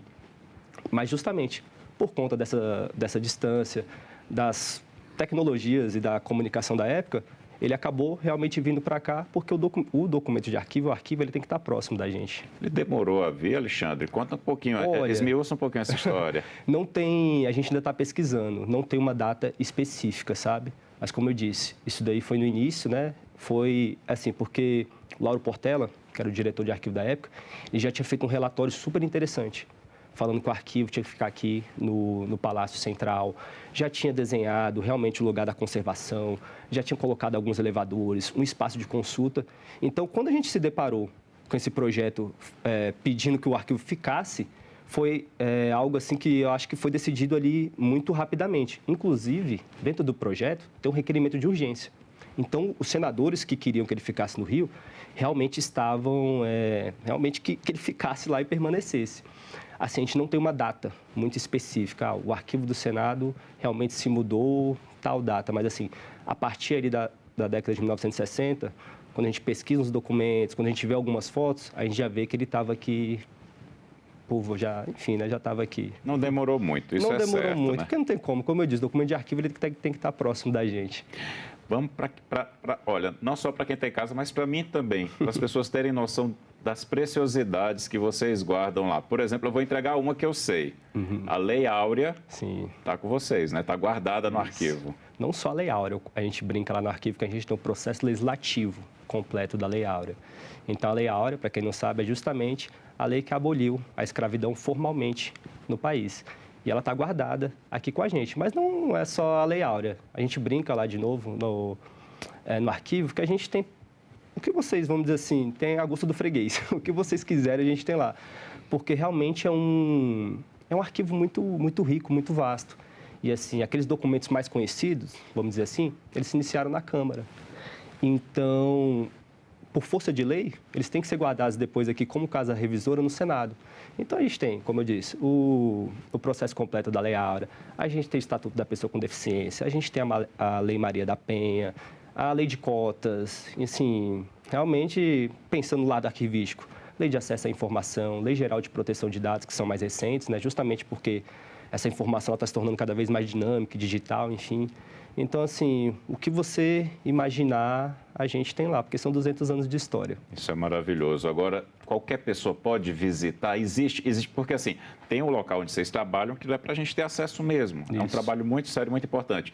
Mas existe uma área que o brasileiro comum ou os turistas que vêm de outros países e querem conhecer, podem visitar e ter acesso controlado a essas preciosidades? Sim, com certeza. É só mandar um e-mail para a gente, arquivo@senado.leg.br. A gente só pede uns 2 ou 3 dias ali de antecedência, justamente para a gente se organizar. A gente pede que quando mande esse e-mail, a pessoa fale um pouquinho da trajetória de vida, enfim, se é aqui de Brasília, se não é, qual que é a sua graduação, justamente para a gente tentar fazer uma visita mais temática. E, assim, é muito legal de você ter perguntado isso, porque antes de entrar aqui no Senado, eu já era servidor público. E eu sentia falta justamente de ver esse público, de ver essa sociedade brasileira. Então, assim, a questão das visitas é justamente o momento que eu vejo as pessoas, seja pesquisadores, seja curiosos, seja escolas, universidades, assim, é bem interessante. Então, assim, sintam-se mais que convidadas e convidados. É só mandar um e-mail para a gente, arquivo@senado.leg.br. Vou reforçar esse e-mail. Mais uma vez, se vocês puderem botar nos créditos aí, arquivo@senado.leg.br. Você manda, explica direitinho a intenção da visita, qual é a sua ideia, quem você é. Às vezes quer levar estudantes, manda um e-mail para a equipe do arquivo e marca a data certa que você vai ser bem recebido, né, Alexandre? Com certeza, estamos lá de portas abertas. Vamos pegar um pouquinho aqui dessa história. Eu vou explorar esse teu lado historiador. Estamos aqui para isso. Eu sei que o arquivo ele foi criado no dia 1º de junho, é isso, né? É isso. Essa é a data, né? Isso. Então, me fala, foi a definição da data foi porque foi a primeira vez que foi citado ou não? Ele já existia e falaram, não, mas a gente vai instituir o dia 1º de junho. Como foi que surgiu essa data? Olha, a gente começou a conversar lá entre a gente mesmo. Então, o arquivo ele já estava previsto no projeto constitucional de 1823. Depois, ele foi previsto também na Constituição outorgada de 1824. Mas essa questão do 1º de junho é que foi a primeira vez em que 2 senadores realmente pensaram assim, gente, a gente tem que mandar essa documentação para o arquivo. Então, eram 2 viscondes, o Visconde de Nazaré e o Visconde de Baipendi, eles estavam justamente querendo saber o que faria com uma documentação relacionada à comissão de polícia, que é mais ou menos a nossa comissão diretora hoje. Eles falaram, não, gente, a gente pode aguardar um pouco para decidir e vamos enviar essa documentação, ainda mais que era algo relacionado ao orçamento, vamos enviar essa documentação para o nosso arquivo. Então, foi daí que a gente escolheu essa data, sendo 1º de junho de 1826, como sendo o nosso aniversário. E outra curiosidade, o arquivo tem um nome e é Arquivo Cora Coralina, uma poeta brasileira. Isso. Eu sou poeta, adoro poesia. Então, e a gente pensa, poxa, Cora Coralina, a gente pensa, por que na biblioteca? Porque o arquivo é Cora Coralina. Porque o arquivo, né? Essa pergunta também é boa, porque justamente por conta dos nossos 200 anos, a gente foi tentar resgatar um pouquinho dessa nossa trajetória. E, segundo a Lei 10.745, de 2003, 2004, então, foi instituído o Ano da Mulher. Então, por quê foi iniciada essa lei? Porque eles queriam justamente mudar um pouco dessa face do Senado. Porque se você passar aqui pelas galerias, enfim, para os outros serviços, geralmente os homens são homenageados. Então, foi votado o projeto de resolução, foi, na verdade, proposto, o projeto de resolução 1 de 2004, justamente por conta desse Ano da Mulher, querendo batizar o arquivo do Senado como Cora Coralina. Mas só com a resolução 37 de 2008, ou seja, anos um depois, tempinho depois, é que realmente foi feita essa homenagem à Cora Coralina. Homenagem justíssima. Justíssima. Eu também fiquei me perguntando, assim, no projeto, eu tenho que pesquisar mais um pouquinho. Mas no processo da exposição de motivos, enfim, a justificação não tem uma escolha, assim, a Cora Coralina por conta disso. Mas, enfim, é uma das principais poetas brasileiras. E toda essa questão de memória, história, enfim, de informação, eu acho que o nome é mais do que bem-vindo e casou muito bem. É maravilhoso. Imagina o arquivo ser batizado com o nome de uma das grandes poetas brasileiras. Eu acho fantástico também. É uma honra. É muito legal mesmo. Deixa eu te perguntar uma coisa agora. Eu vou começar a provocar. Claro. A gente fala sempre que o Brasil é um país sem memória. Sim. O Arquivo Nacional, qualquer arquivo, o arquivo do Senado, é memória viva, é história viva. O brasileiro, a sociedade brasileira, ela consegue perceber a importância do arquivo, a importância do trabalho que vocês fazem? Vocês percebem uma mudança nessa cultura? Olha, eu, respondendo à primeira questão, não gosto muito de falar que o brasileiro ou qualquer nação não tem memória, porque se não houver memória, a gente não tem nem Estado, a gente não tem povo, a gente não tem governo, a gente não tem território. Porque a memória, a história é justamente esse elo, é isso que nos constrói. Por mais, por exemplo, hoje foi a primeira vez que eu te vi e a gente tem algum tipo de conexão justamente por conta dessa história, dessa memória em comum, que o arquivo e o documento de arquivo, ele realmente é uma base. A questão das pessoas conhecerem o papel do arquivista ou não, ela é um pouco complexa. Em relação ao documento de arquivo, eu acho que as pessoas não conseguem enxergar que a todo momento a gente tem que provar, vamos dizer assim, que a gente é. Para entrar aqui, por exemplo, a gente precisa de um crachá. Para conseguir uma vaga de emprego, a gente tem que ter um diploma. Enfim, o documento de arquivo é importante, mas como ele é muito usual, as pessoas muitas vezes elas não se dão conta da importância dele. E sobre o arquivista, especificamente, tem mudado muito essa noção, essa visão sobre o nosso papel. Até pelo próprio concurso, foram nomeados 15 novos arquivistas nesse último concurso. Então, já mostra essa mudança aqui dentro do Senado. Reconhecimento da importância, sim, né, do trabalho de vocês. Muito. E o que não é comum. Mas, diante da administração pública, assim, a gente vai acompanhando os editais, a gente vai vendo que está tendo essa procura, que estão ocorrendo nomeações e previsões anteriormente, né? E também estão surgindo muitas empresas privadas, assim, justamente porque, como eu disse, o documento de arquivo ele tem que estar perto. Só que assim, não basta ele estar perto. Ele tem que estar organizado, justamente para a gente conseguir tomar uma decisão de uma maneira mais rápida e justamente mais precisa, mais eficaz também. Então, assim, eu acredito que esteja mudando muito essa perspectiva, essa visão em relação à arquivologia, ao arquivo. Eu concordo contigo, acho o trabalho, sempre achei importante e nesse momento que a gente vive de pós-verdade, e para você que está em casa reforçar esse conceito de pós-verdade, é um conceito muito recente, né? Tem pouco mais de 10 anos, foi considerado em 2016 a palavra mais importante do ano de 2016 pelo dicionário de Oxford, que é que a história passa a ser questionada, né? E isso baseia até o conceito de fake news, que o brasileiro já conhece muito bem do que se trata. Então, o trabalho de vocês ganha mais força ainda, né, Alexandre, nesse cenário de pós-verdade, onde as pessoas querem questionar os fatos históricos e os registros do arquivo. Justamente, essa questão da pós-verdade, como você bem pontuou, é justamente que aqueles espaços ditos de conhecimento, universidades, escolas, o próprio jornalismo, ele passou a ser muito questionado. Então, assim, o que é a verdade, pensando nessa questão que você colocou? Se a verdade, vamos dizer assim, não existe, se eu não posso tocar nessa verdade, se eu não posso, vamos dizer assim, que cada um realmente tem sua opinião, o que mais se aproxima da verdade é justamente o documento de arquivo, porque ele justamente é uma prova de uma determinada atividade. Então, assim, obviamente que eu tenho meus posicionamentos, você também com certeza tem, mas assim, toda vez que, aqui uma opinião bastante pessoal, toda vez que você se posicionar, se colocar, tem um documento de arquivo do lado, porque pelo menos ali você vai estar mais embasado. O embasamento é fundamental nesses dias de pós-verdade. Sim, justamente. Deixa eu te perguntar, a gente falou rapidamente, pincelou sobre tecnologia e como isso está mudando aos poucos. Vou no passo além. Tecnologia, mundo digital, inteligência artificial. Como é que está o trabalho hoje e o que é que vocês que trabalham como arquivistas já conseguem vislumbrar do trabalho de vocês para o futuro? Olha, a inteligência artificial, inclusive tem um outro concurso que agora o nome nem era mais arquivista, era arquivista digital, justamente para você ver como é que está essa questão da tecnologia, tá fazendo parte do nosso dia a dia. Em relação à inteligência artificial, ela não pode ser vista como uma inimiga por nós arquivistas, sabe? Se a inteligência está aí, ela está justamente para nos apoiar, mas como não para ferramenta, né? Justamente para isso, para qualquer profissão, não para substituir essa profissão, essa função, essa atividade. Então, pensando como arquivista, aqui no Senado a gente começou um trabalho justamente de classificação.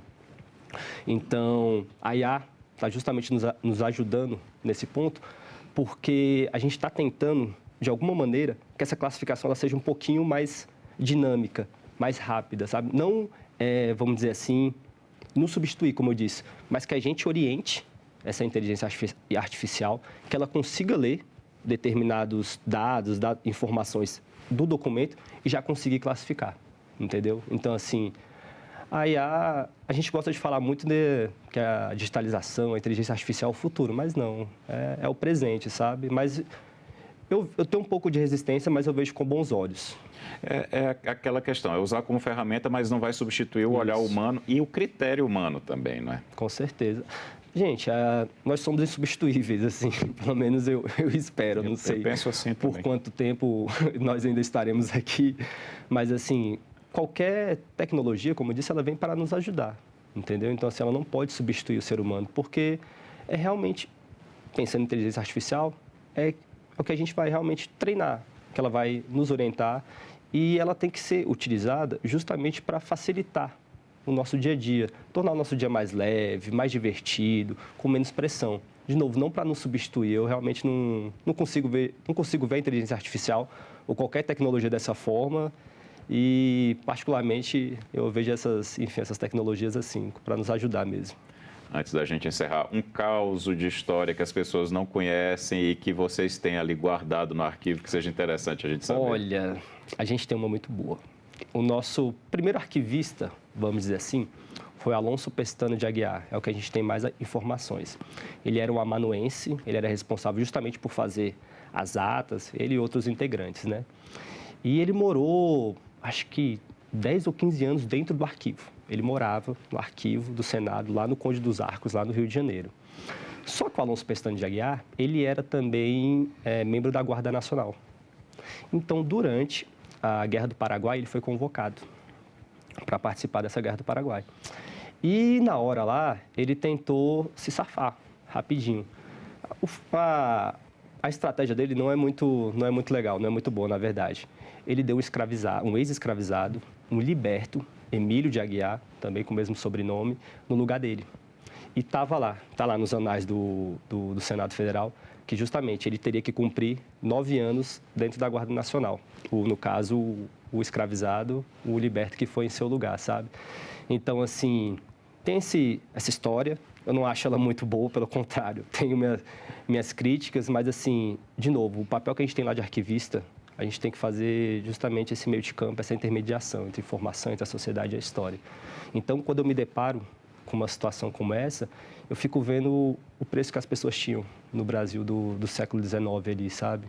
Então, assim, a gente não está lá, vamos dizer assim, só para contar história feliz e tudo mais. A gente tem que realmente fazer uma análise crítica. E aqui é que o meu lado historiador ele fica mais vivo, sabe? Eu sempre gosto de lembrar que o contrário da vida não é a morte, na verdade é o esquecimento.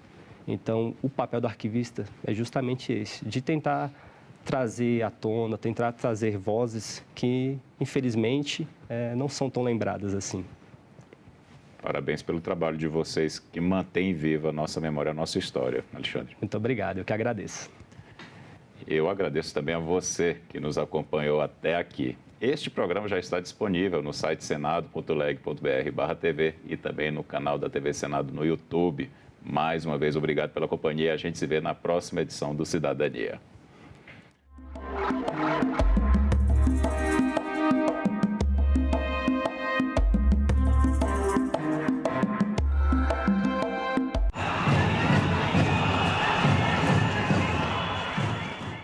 No próximo assunto do Estado Especial Eleições, vamos falar sobre desinformação e combate às fake news no período eleitoral. E a nossa convidada é Patrícia Blanco, especialista em comunicação e liberdade de expressão. É muito importante que a gente analise uma informação não só no meio onde a gente recebe, mas em outros meios para que a gente possa validar se aquela informação é verídica ou não. Assunto de Estado. Hoje, 20h, aqui na TV Senado. A TV Senado foi a primeira emissora legislativa nacional. A TV Senado foi lá, sem nenhuma discriminação. A TV Senado confere transparência, legitimidade. A TV Senado também valoriza a cultura, a memória. Vida longa, TV Senado! A TV Senado está fazendo 30 anos com os olhos no futuro, na TV 3.0. A partir de junho, o Brasil inaugura o novo padrão de televisão. A rede pública e a rede legislativa iniciam suas transmissões experimentais da TV 3.0 simultaneamente com toda a TV aberta brasileira. A TV Senado é, ao mesmo tempo, janela para a democracia e espelho para o país se ver e pensar. 30 anos da TV Senado.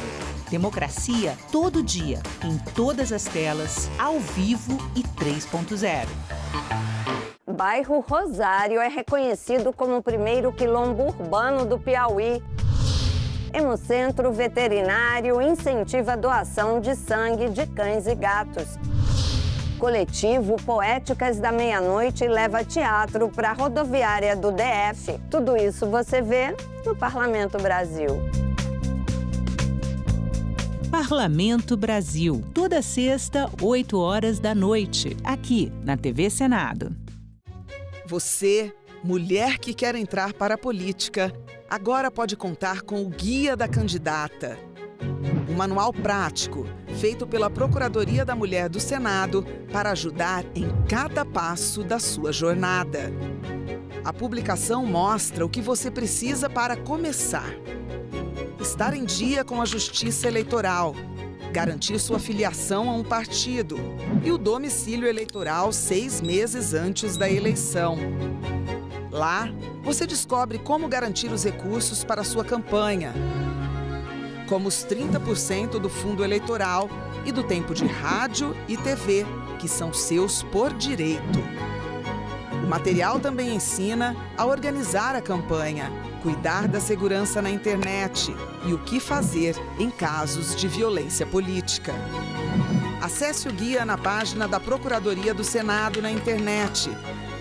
Basta clicar em Publicações no alto da página e selecionar o Guia da Candidata.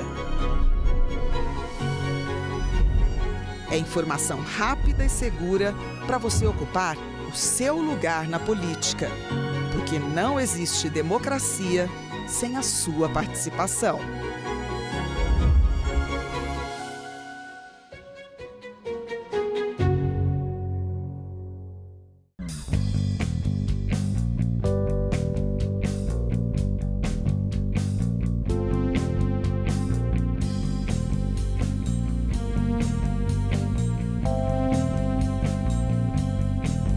A gente também fala tupi. O nome Sergipe tem origem no tupi e significa no Rio dos Siris. É formado por seri, que quer dizer siri, mais i, palavra para água ou rio, mais p, que significa a preposição em, no. O siri é uma espécie de crustáceo encontrado em locais de areia ou de mangue. O termo siri também vem do tupi e tem o significado de correr, deslizar, provavelmente em razão de como ele se move. A gente também fala tupi. Os manifestantes conseguiram subir no prédio do Congresso.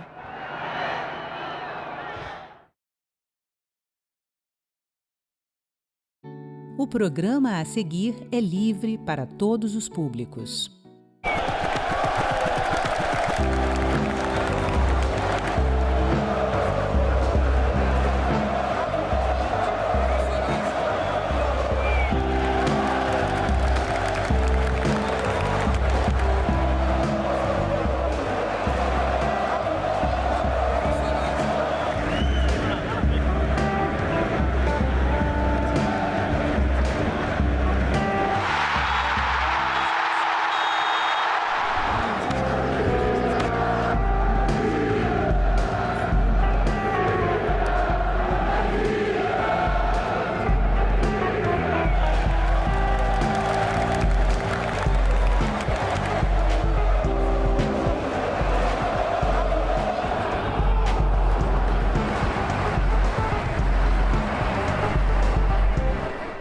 Primeiro, ela foi campeã nas quadras, vestiu a camisa da seleção brasileira e é considerada uma das melhores atacantes de todos os tempos no vôlei feminino. Ana Moser, atleta de elite, escolheu defender que esporte é para todos, independente da habilidade ou da sorte. Ela é medalhista olímpica, campeã mundial, com um histórico de títulos que nem dá para listar aqui. E a nossa convidada hoje, porque conhecer melhor a luta para democratizar o acesso ao esporte no Brasil pode nos ajudar a entender que Brasil é este, com 200 anos de independência.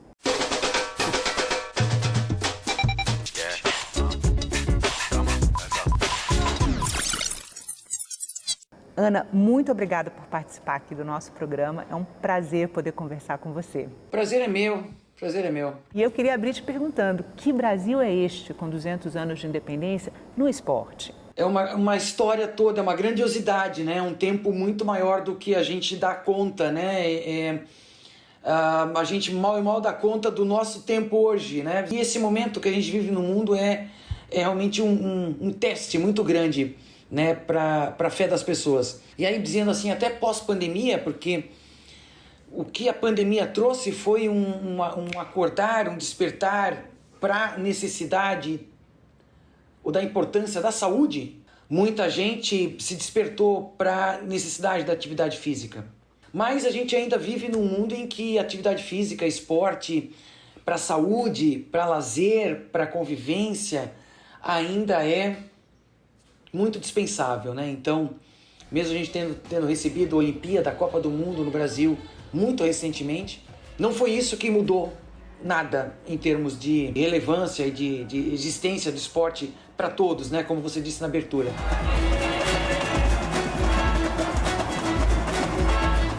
Eu vi em entrevistas anteriores você citar bastante o exemplo de Londres, quando se preparou para as Olimpíadas, né? Você pode falar um pouco sobre isso? Como é mudar uma política pública de esporte com impactos em vários aspectos de desenvolvimento das crianças, né? Iniciou antes da Olimpíada com uma priorização da educação. Então, a educação para jovens, né? A relação de educação com os jovens e a relação do esporte para jovens. Entre outras coisas, para ajudar os jovens a fazer boas escolhas. Imagina só, com a Olimpíada o esporte se fortaleceu. Eles estabeleceram uma meta, uma visão de legado interno e uma visão de legado internacional. Foi até nessa que a gente participou, porque o Brasil participou do legado internacional da Olimpíada de Londres, com alguns projetos pontuais. Mas enfim, lá internamente, eles desenvolveram, eles tinham lá na estrutura educacional deles as escolas especialistas em diversas áreas. E eles criaram, na época, foram 400 escolas especialistas em esporte pelo Reino Unido inteiro. Né? E cada escola dessa, ele tinha como função responsabilidade influenciar toda a rede de escolas, escolas que não eram secundárias, escolas primárias, escolas outras e clubes. Toda aquela rede que estava no entorno dele, ele tinha uma responsabilidade de influenciar. Então existia um financiamento, uma metodologia, foi se estabelecendo as redes. E isso interiorizou o esporte, deixou uma marca, né? Primeiro que era um investimento direto, né, do governo, como se nós aqui tivéssemos o governo federal investindo nos municípios, né? Distribuindo recurso para os municípios aplicarem na ponta. Era mais ou menos isso. Então, depois da Olimpíada diminuiu esse recurso, mas mais da metade da estrutura se manteve e foi assumida, né, pelos recursos, enfim, dos parceiros envolvidos. Então, dentro da área, eles tiveram outras iniciativas de atividade física para a população de uma maneira geral. Eles tinham meta de quadruplicar o número de pessoas ativas, né? E teve quem visitava Londres antes e esteve na Olimpíada, ou próximo da Olimpíada, viu a mudança. Uma intenção de mudar uma cultura?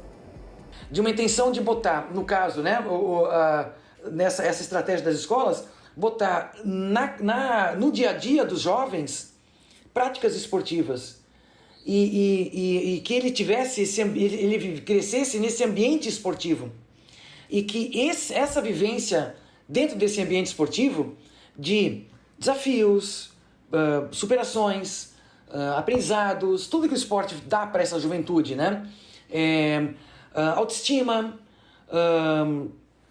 enfim, fazer parte de grupos, né? E isso fosse ajudar né, essa cultura dentro do dia a dia dos jovens, ajudar na atuação cidadã desses jovens, né? Que eles pudessem fazer boas escolhas, né? Imagina a simplicidade disso e a grandiosidade disso, né? Fazer boas escolhas. Então, isso é o esporte que traz essa vivência, fazendo com que a pessoa aprenda sobre processo, aprenda sobre uma série de coisas, né? E vivencie isso. E a experiência da Inglaterra foi nesse sentido, né? E mudaram as escolas, mudaram o cotidiano de grandes cidades como Londres, enfim. Mas, Ana, você criou o Instituto Esporte e Educação em 2001. Já era um projeto social anterior, né? Assim que você saiu das quadras, você foi para o terceiro setor para trabalhar em projeto social para beneficiar crianças de baixa renda e melhorar o acesso à prática de esporte para essa população, né? Você, em várias entrevistas, disse que se incomodava porque praticar esporte no Brasil era uma questão de sorte. Quando eu comecei essa história, eu não sabia onde é que ia dar, né? Eu tinha uma incomodação de que realmente eu tinha sido uma privilegiada e o que eu podia fazer para contribuir. O que a gente podia fazer, junto com as pessoas que eu convivia, a gente foi para essa parte mais até científica, né? Dos processos de ensino-aprendizagem, como é que se ensina esporte para criança, para todas as crianças, não só para os habilidosos. Então, adaptação de material, adaptação de espaço e adaptação de didática, né? Trabalhar com jogos, não trabalhar com exercício, né? Se você coloca uma criança para fazer aquele, né, futebol, que todo mundo tem uma imagem, né, mental, fazer, né, vai com a bola, conduz a bola pelos cones, né, vai driblando os cones e aí entrega pro colega, o colega, quem é habilidoso, o menino que é habilidoso vai lá e passa pelos cones. Quem não é habilidoso vai passar vergonha, vai ficar ali, vai perder a bola, vai ter que correr atrás, vai ter risadinha do colega e tal. Então você tem assim algumas... E o cara, enfim, ele fica 2 segundos fazendo, né, 10 segundos fazendo atividade e 10 minutos esperando na fila a sua vez. Então, no esporte educacional, que é o que a gente aprendeu a fazer no Instituto, cria ali uma situação que todos conseguem participar. E aí, na participação, vai desenvolvendo. Começamos com um coordenador, 2 professores, 2 estagiários, mais eu e mais uma secretária. E aí, a gente foi para comunidades de baixa renda, escolas públicas. E aí, fomos crescendo, né? Ampliando o número de professores, ampliando os espaços. A gente chegou a ter 50 núcleos, né? Hoje a gente tem 20 e poucos núcleos. E aí todos os professores fazendo, né, a mesma metodologia, né, quer dizer, a mesma forma, a gente desenvolveu essa metodologia, sistematizou. E aí passamos a formar professores, outros. Então a gente desenvolveu projetos de formação de professores, onde a gente por um patrocínio privado, né, de empresas, a gente oferece para municípios. E aí forma, durante 1 ano, 2 anos, os professores da rede pública. Às vezes professor de educação física, às vezes professor de classe, né, professor generalista, como se chama. A gente está chegando esse ano, talvez, em 1.050 municípios. Isso dá quase 10% aí dos municípios, 20% dos municípios brasileiros, né? Eu imagino que você tenha uma coleção incrível de histórias para contar, né, de alunos e professores que você atendeu. Você pode compartilhar um pouquinho disso com a gente? A gente tem muitos casos de crianças que declaram isso, que eles se sentem respeitadas, ouvidas, né? Então tem uma questão também da gente começar a aula com uma roda de conversa, né? Sempre tem roda de conversa no começo e no fim da aula, todo mundo sentando, todo mundo do mesmo nível, não é o professor em pé, as crianças ou enfileiradas ou sentadas e o professor num outro nível, né? É todo mundo no mesmo nível, vai dando espaço para participação, vai dando tema para as pessoas se colocarem, vai levando pergunta para as crianças levarem para casa para trazer a resposta e para refletir em cima, né? Então, não é só o esporte, é mais do que o esporte, né? Então, isso para as crianças, elas se sentem respeitadas, elas se sentem ouvidas. A minha opinião tem valor, né? O que eu falo é ouvido. A gente tem momentos em que só nós é que fazemos a atividade. Então, nós temos protagonismo. E isso é autoestima. Isso é fazer coisas, aprender a fazer coisas. Quantas vezes a criança está na escola e efetivamente o professor não sabe o que ela tem, o que ela faz, né? Quem é ela ali por trás daquela, né, pessoa sentada numa carteira escrevendo. Então, ali no esporte a gente dá aí essa oportunidade. Isso faz toda a diferença. Tem ex-aluno que tá jogando profissional basquete, acho que estava no interior de São Paulo, em Brasília, enfim, profissional, ganhando dinheiro. Quase seleção brasileira, ou já foi para a seleção brasileira. A gente tem ex-aluno que foi jogar na Europa, mas a gente tem vários ex-alunos que viraram professores, entendeu? Então, ou viraram profissionais de outras áreas, e professores trabalhando com a gente. Então, a gente tem hoje muitos, são dezenas. O cara que está dando aula, ele é morador daqui, ele era eu. Eu posso ser ele amanhã. Então, né, mudou totalmente, né, a relação. E isso é uma coisa que ela pode ser multiplicada, né? A gente tem também depoimentos de professores que, quando a gente leva essa estrutura que a gente faz sistematizada, ela é uma coisa muito lógica, né? Então o professor, abre, sabe? E de repente fica muito mais fácil, né? Muitas vezes o professor sofre para dar aula, mas se ele muda a visão dele, tira só o olhar para os habilidosos, as dores vão embora, porque muda a relação. Enfim, é uma maneira de fazer esporte para todos. Para garantir essa democratização, né, do acesso ao esporte, ainda tem chão pela frente, né? E você está lutando para que políticas públicas eficientes sejam desenhadas no país.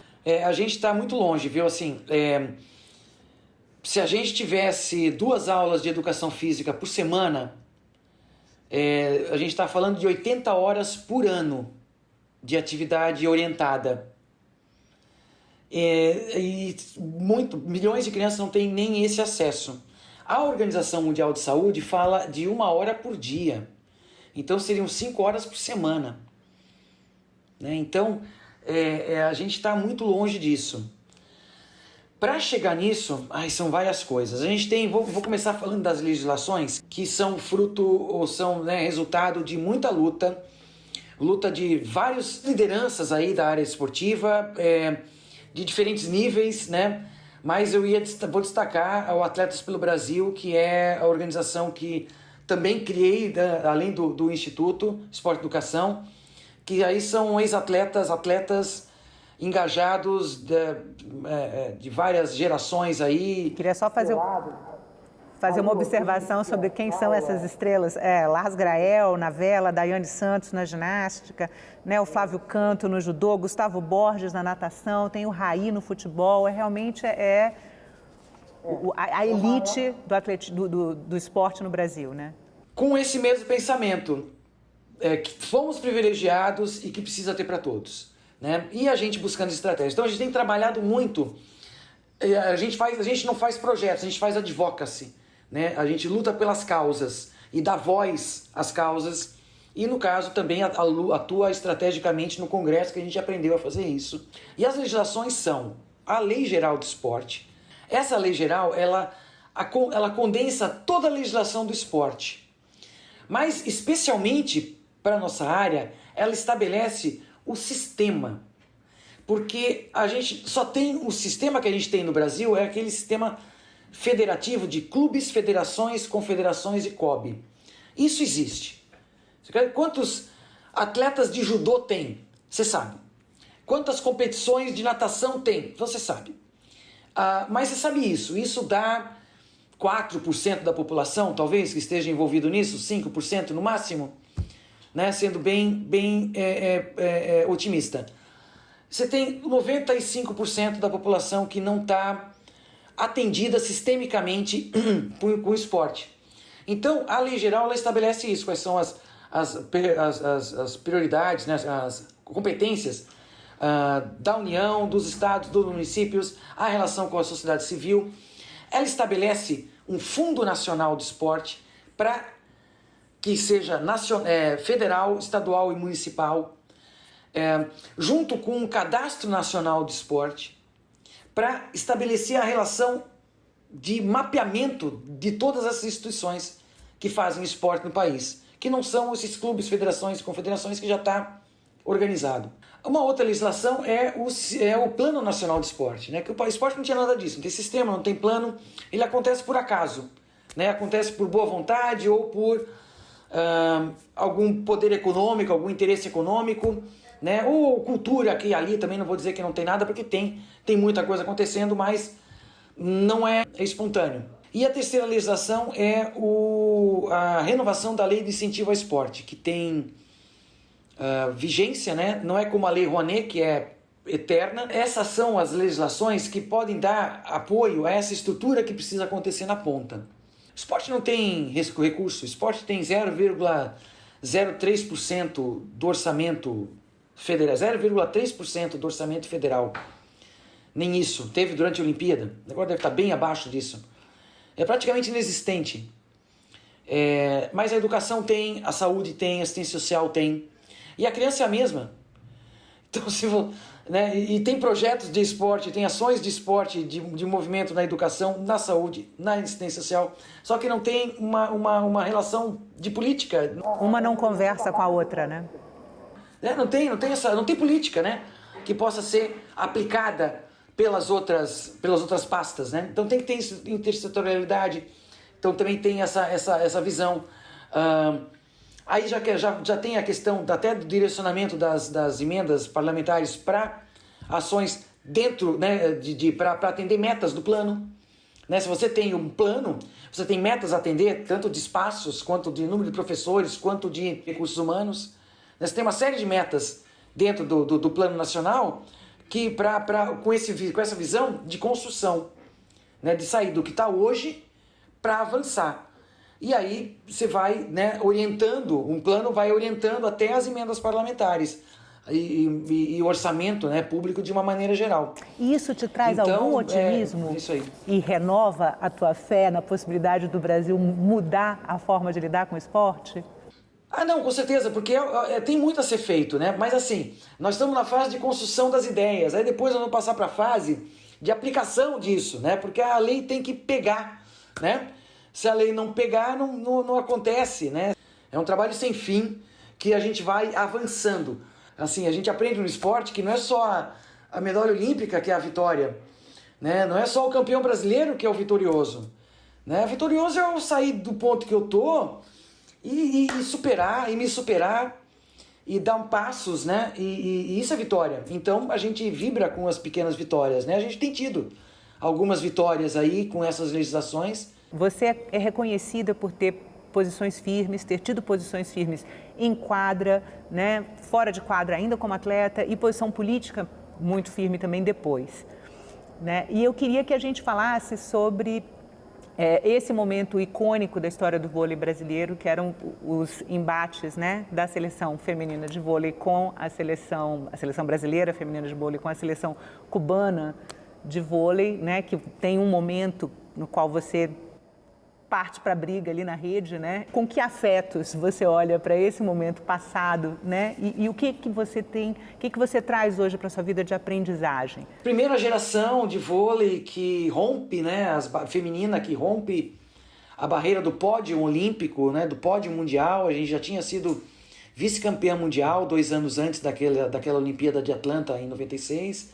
E a gente, Cuba dominante. E nós éramos a equipe que não era tão forte quanto elas, mas muito habilidosa e muito corajosa.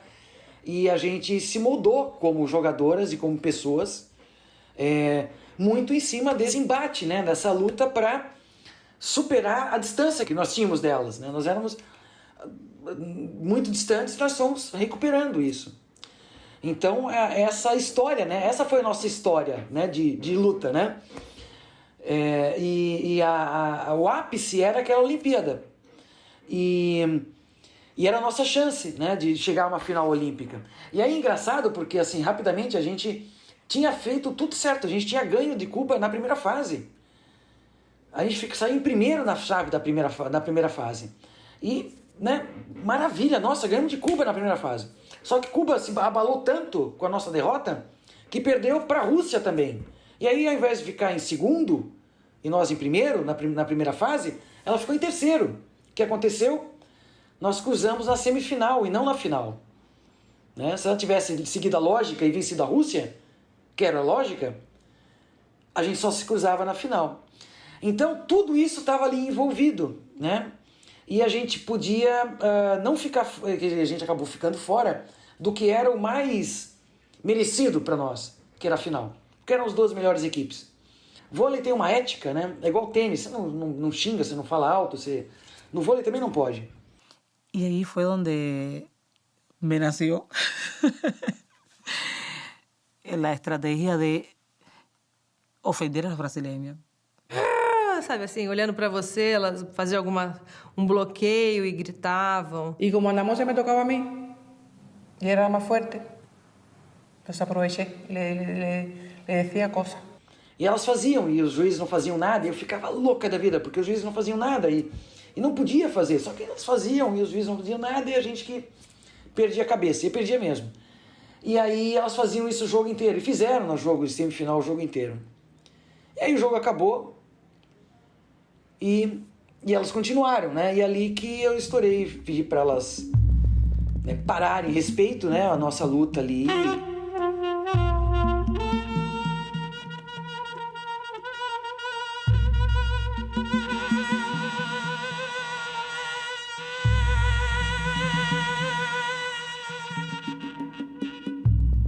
Nunca se rendieron. Y eso es de respeitar, o sea, um equipo para respeitar. Para os brasileiros, acho que foi muito mais gratificante do que para a gente, para ser sincera. Por isso que eu amo esse povo, né? Eita, povo, tá feliz com tudo.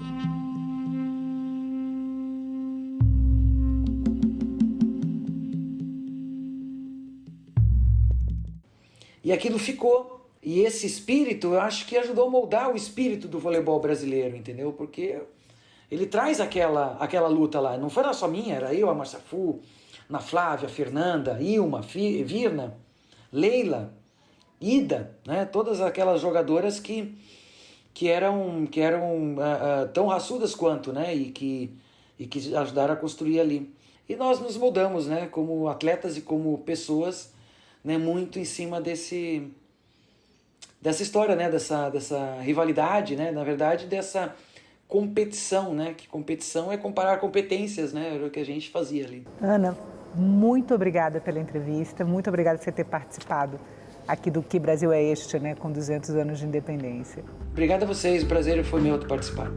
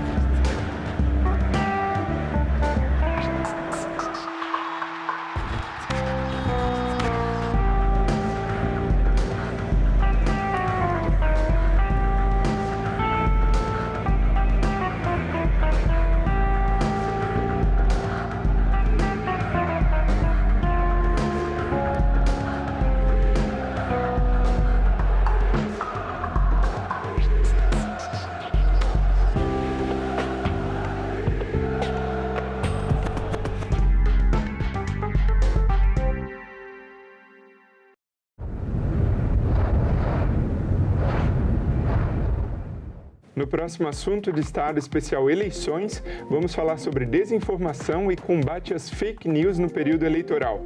E a nossa convidada é Patrícia Blanco, especialista em comunicação e liberdade de expressão. É muito importante que a gente analise uma informação não só no meio onde a gente recebe, mas em outros meios para que a gente possa validar se aquela informação é verídica ou não. Assunto de Estado. Hoje, 8h, aqui na TV Senado.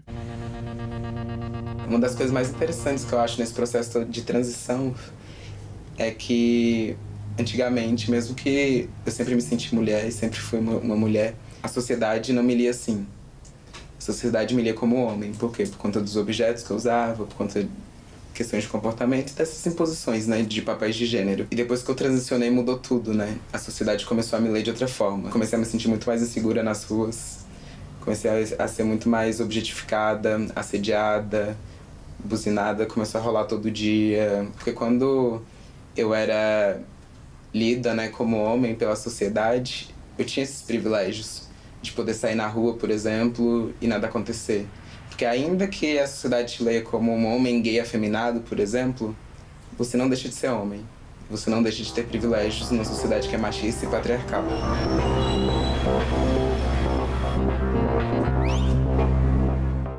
Agora é lei. A reforma tributária promete simplificar o pagamento de impostos no Brasil. A nova lei detalha reduções e isenções de tributos, além de regras para a devolução de impostos para famílias de baixa renda.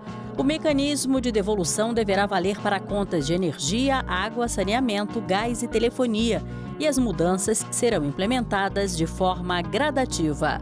O Senado votou, agora é lei. Tem muitas mulheres que acham que a violência é só um soco, um puxão de cabelo, não. Ela se mostra de várias formas.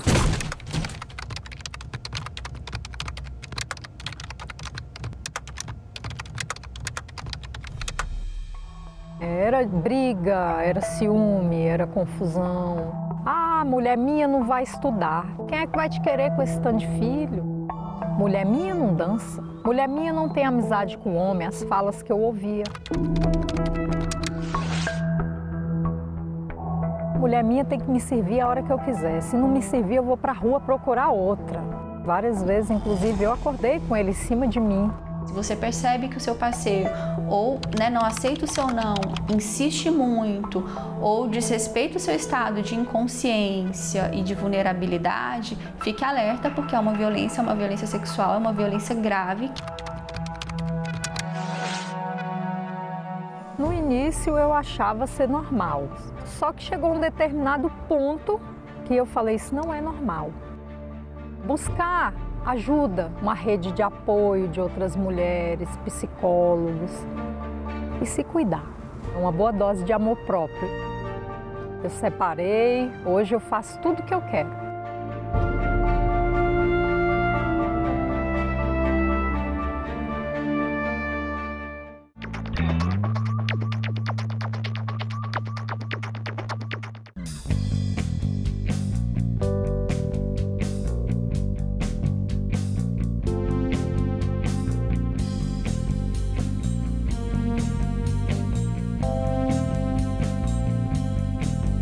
A gente também fala tupi. Pernambuco é uma palavra de origem tupi, formada por Paranã, que quer dizer mar, mais umbuca ou puca, que significa furo. Logo, Pernambuco seria mar furado, ou buraco que o mar fez, isto é, uma pedra furada por onde o mar entra. Era um termo comum usado em toda a costa do Nordeste, para lugares onde havia recifes, como o local onde hoje está a cidade do Recife.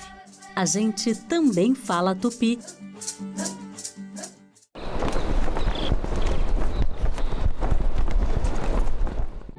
O programa a seguir é livre para todos os públicos.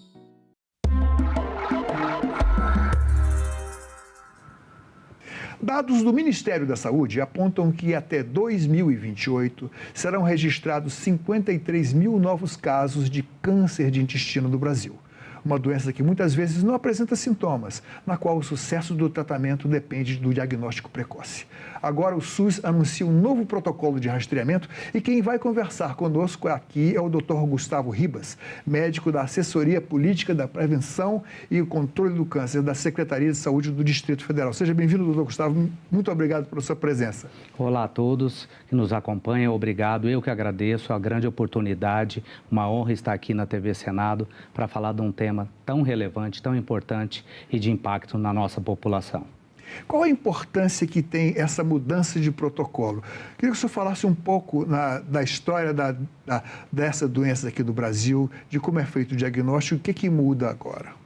Nós temos, no âmbito nacional, essa incorporação do teste imunofecal, imunoquímico fecal, de extrema importância na avaliação para a pesquisa do que todos já conhecem ou já ouviram falar, do sangue oculto nas fezes, que é um método de rastreamento. É muito importante, porque ele substitui o antigo teste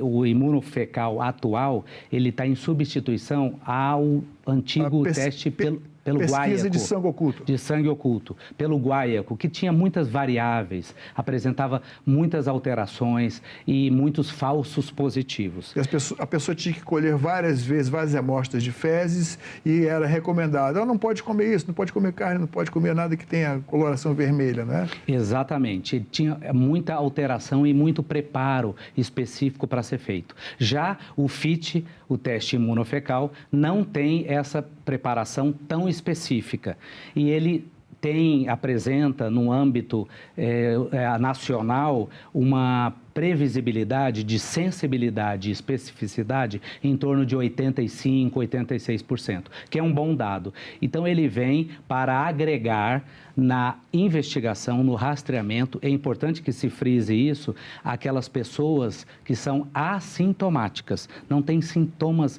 nenhum relacionados ao aparelho digestivo, às queixas gastrointestinais, principalmente intestino. Quando a gente fala do exame antigo, que era a pesquisa de sangue oculto nas fezes, podemos deduzir que o sintoma, quando acontece, é sangramento, né, nas fezes. Exatamente. Identificava o sangramento. Lembrando que ele poderia gerar muitos falsos positivos por meio de uma alimentação inapropriada para aquele período do exame ou outras ações relacionadas. Mas é importante que se frise que, apesar de ser um teste mais simples, o imunofecal, ele também tem suas considerações, suas ponderações. É importante porque ele detecta a hemácia. Então, onde há hemácia nas fezes, ele vai detectar. E a hemácia pode estar presente numa doença anorretal, por exemplo, numa hemorroida, que está de difícil controle, com sangramento, ou até mesmo um sangramento digestivo alto, que pode detectar hemácias nesse conteúdo fecal. Então, é importante que o cidadão tenha essa previsibilidade de que não tenha alguma doença localizada que possa gerar o sangramento. Qual a faixa etária e o perfil das pessoas que podem ter essa doença? E como é que vem se dando a importância, se esse tipo de câncer é frequência, qual a frequência dele aqui no país? A faixa etária de rastreio que se preconiza pelo Ministério da Saúde, lembrando que o rastreio é destinado para aquela população assintomática, isto é, não apresenta sintomas. E é um rastreio que a gente busca fazer de forma organizada, isto é, o cidadão, a pessoa vai até uma UBS, uma Unidade Básica de Saúde, ser submetida a esse teste imunofecal. A faixa etária, ela permite uma variabilidade de um controle razoável na população, que vai dos 50 aos 75 anos, que é um método importante de se avaliar. Lembrando que o câncer coloretal no país, ele é o segundo mais incidente, tanto em mulheres quanto em homens. O primeiro, obviamente, em mulheres é o câncer de mama e em homens é o câncer de próstata. Isso lembrando, sempre frisando, excetuando o câncer de pele não melanoma, que é o mais frequente no nosso país. Então, o câncer coloretal é o segundo mais incidente em ambos os gêneros aqui no país. Qual a gravidade desse tipo de câncer? É um câncer que ele se torna de impacto assistencial porque, infelizmente, ainda nós diagnosticamos em fase avançada. Esse é o grande ponto. Nós precisamos diagnosticá-lo cada vez mais em fases precoces, em fases iniciais. Isso tem um grande impacto, porque ele proporciona uma curabilidade muito maior. Para que todos tenham a ideia, se conseguirmos identificar o câncer coloretal em fase muito inicial, em fase precoce, nós conseguimos atingir taxas de cura que ultrapassam o índice de 90%. Então, quanto mais precoce, maior a chance de cura. E o fato de diagnosticá-lo numa fase avançada, nós, infelizmente, nos deparamos com casos que possam se tornar mais avançados, metastáticos, e aí a possibilidade de cura, ela cai sobremaneira. Quais são os hábitos alimentares ou hábitos de vida que deixam a pessoa mais fragilizada, que possa contrair um câncer de intestino, câncer coloretal? Os hábitos relacionados a fatores de risco do câncer coloretal são o oposto dos hábitos saudáveis, que se preconiza muito, que se institui muito no nosso dia a dia e que está difundido na mídia. O principal deles é uma dieta balanceada, regrada, sem ultraprocessados, sem alimentos com processamento industrial muito alto, uma dieta que seja, como fator de risco, pobre em fibras, pobre em hidratação, em frutas, verduras. E outro fator muito preponderante é a atividade física. Hoje, a atividade física está comprovado, nós temos um trabalho publicado no Congresso Europeu o ano passado, que é claro em identificar a atividade física não só como fator protetor para as pessoas que não apresentam o câncer ainda, como fator protetor preventivo, mas ele é fator de prognóstico naqueles que já apresentam o câncer.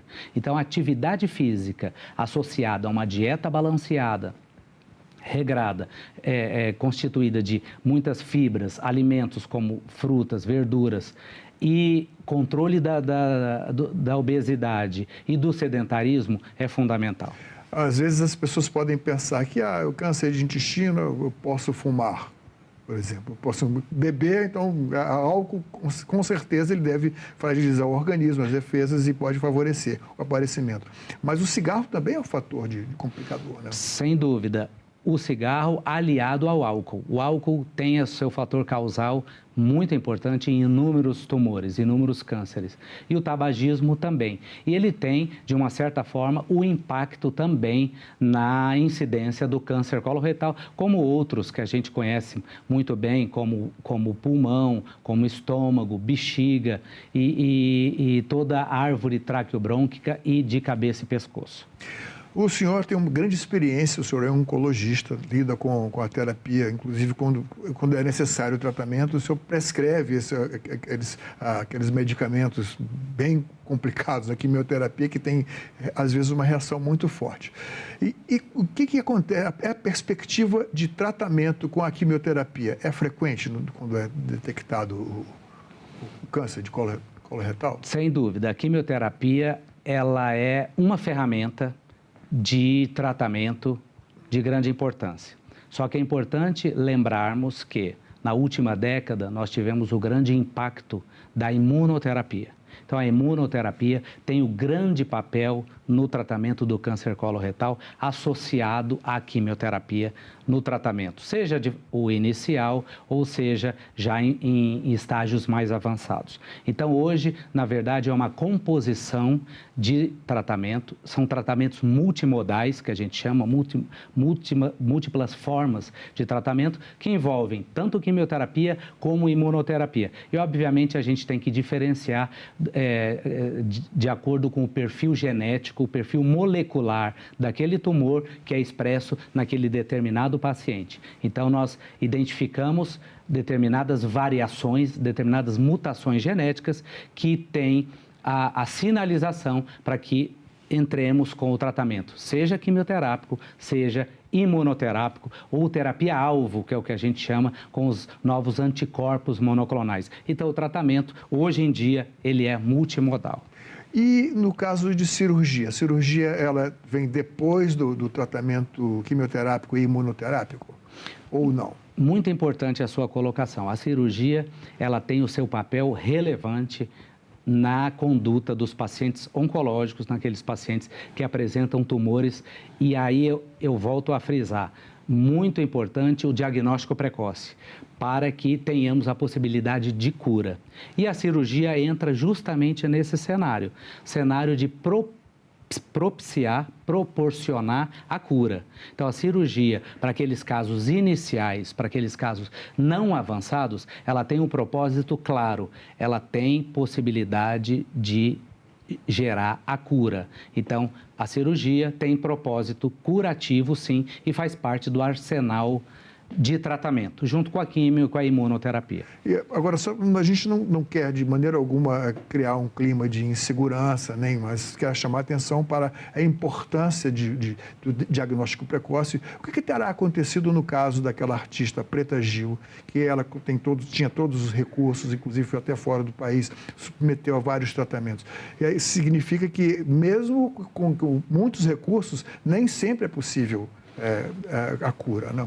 Exatamente. É a vigilância contínua, é se atentar para algum sinal ou sintoma, que agora é importante falarmos sobre, nós falávamos sobre a prevenção, sobre o FIT, o teste FIT na prevenção para aqueles assintomáticos. Mas é importante que todos tenham a clara percepção que, diante de qualquer sintoma relacionado ao aparelho digestivo, em específico o intestino, que siga um acompanhamento médico. Sejam eles alguns sinais, sangramento... Mudança no ritmo da evacuação? Exatamente, mudança no ritmo intestinal, na frequência. Isto é, um hábito intestinal que até então aquela pessoa não apresentava. Houve uma mudança, ou para mais, com uma atividade mais acelerada, ou menos, com uma obstipação que a gente fala.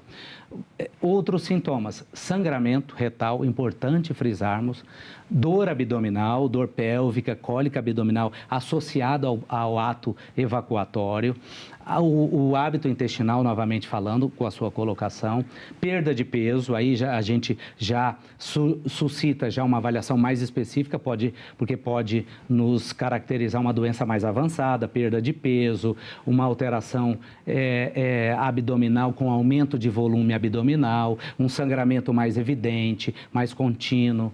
Então, se referindo especificamente à artista, ela provavelmente teve um quadro associado e logo já procurou o atendimento. Mas, infelizmente, como eu havia falado, muitos casos já se manifestam numa fase mais avançada, numa fase que nós não temos a percepção, a proposta clara de uma curabilidade para aquele câncer. Então, vamos voltar ao passo a passo. A pessoa que vai ao rastreamento, homem e mulher nessa faixa de 50 a 75 anos, recorre ao SUS, por exemplo. Agora, o SUS vai nacionalizar, digamos assim, a partir de agosto, né? Exato. Então, a pessoa chega no consultório. Aqui no DF, no Distrito Federal, já existe desde 2020, né? Exato. Uma iniciativa aqui da unidade da federação. Qual é o passo a passo desse controle? Muito importante. Só frisando a sua colocação, aqui no DF nós temos um protocolo institucional, um protocolo definido como Protocolo de Ações Programáticas na Prevenção do Câncer Coloretal. Ele foi publicado em 2020, conforme sua menção, e ele já foi atualizado agora em 2025, que já inclui o FIT para rastreamento. Então, o passo a passo. Cidadãos, indivíduos com a idade entre 50 e 75 anos, elas têm a possibilidade de fazer o rastreamento por meio dessa nova ferramenta. É gratuito? Gratuito, a qualquer UBS, aqui no Distrito Federal ou no país, a partir de agora, qualquer UBS vai oferecer a aquisição desse teste imunoquímico fecal. Entrega o recipiente, né? O material para coleta, exato, né? O recipiente. E aí ela pode fazer como método de rastreio, lembrando novamente, a pessoa que não tem nenhum sinal ou sintoma evidente de uma doença intestinal. Isso é importante porque quando ela tem algum fator hereditário, história de câncer na família, ou algum histórico de doença inflamatória intestinal, ou presença de pólipos intestinais, ou adenoma, ela já é encaminhada para uma outra etapa de diagnóstico. Mas e aí entra o papel da colonoscopia. Exatamente, porque a detecção do pólipo depende da indicação prévia. Bom, o primeiro sinal de suspeita vem com o teste imunofecal. Dando positivo, então, é encaminhado para fazer a colonoscopia. Exatamente. Esse é o fluxo. Dando positivo, encaminha-se para a colonoscopia. Colonoscopia, que já é um aparelho, né? Digamos assim, é um colonoscópio que é inserido, a pessoa tem que... mediante sedação, né? Isso tem que ser num ambiente cirúrgico, né? No ambiente pode ser até não precisa ser num grande hospital, mas tem que ter uma presença de um anestesista e do especialista lá no diagnóstico. E aí, o que ele pode achar lá dentro? Exatamente. Essa é outra etapa do diagnóstico. Então, lembrando que pacientes vieram de um FIT positivo, né, de um teste positivo, colonoscopia por meio de um teste endoscópico, o colonoscópio com visualização direta de todo o aparelho intestinal, principalmente intestino grosso, e é visualizado, é feito em clínicas especializadas ou em hospitais, com um acompanhamento de especialista, como o anestesista e equipe de enfermagem, e mediante qualquer alteração da parede intestinal, da mucosa do intestino, volto a frisar, a presença de pólipos, presença de adenoma, que a gente vai identificar depois com o histopatológico, que é a biópsia, que é a peça microscópica, ou outros sinais, como doença inflamatória intestinal, ou doença de Crohn, ou retocolite ulcerativa. Isso vai determinar... Que causa um sangramento também. Exatamente, né? O sangramento. Tem que saber por que sangrou. Então vai procurar. Esse é o caminho. O porquê que sangrou, o que levou ao sangramento e esse é o fluxo que leva ao diagnóstico. Se é alguma importante. lesão que é sinal de um possível câncer, pode ser até retirado lá na colonoscopia. Né? Exatamente. O pólipo, a presença de pólipo na parede intestinal é sinônimo de ressecção. Isto é, retirada. Se retira o pólipo, corta, cauteriza e encaminha para análise... análise química, histológica. Histológica, análise de material saber qual biológico. A natureza ali. Bom, aí nesse caso, no caso que dá positivo alguma lesão, já se constata o câncer coloretal, qual é o passo? Na positividade, encaminha-se para o especialista, que é o proctologista, para avaliar todo o contexto daquela doença que se apresentou. Se a lesão é localizada, se a lesão tem características de invasão da parede do órgão, né, do intestino, se já tem outros sinais que o paciente possa perceber, ou alteração na cavidade abdominal, ou linfonodos inguinais, que são os gânglios, né, que a gente avalia. E, a partir desse momento que se faz o diagnóstico do câncer coloretal, a abordagem, isso é muito importante que enfatizemos para todo cidadão, toda a população. A abordagem, ela passa a ser multidisciplinar.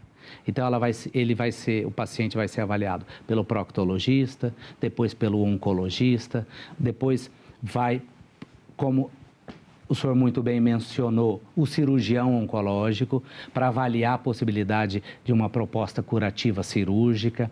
É avaliado dentro de um contexto de uma unidade que é de alta complexidade, que tenha o oncologista, o proctologista, o radioterapeuta, eventualmente, ou o cirurgião oncológico e toda a equipe de enfermagem e toda a equipe focada no atendimento desse paciente. Ou seja, o câncer que antes era considerado o diagnóstico de câncer, não, era quase que uma sentença de morte, digamos assim. Mas hoje, vários tipos de câncer são detectados e tratados.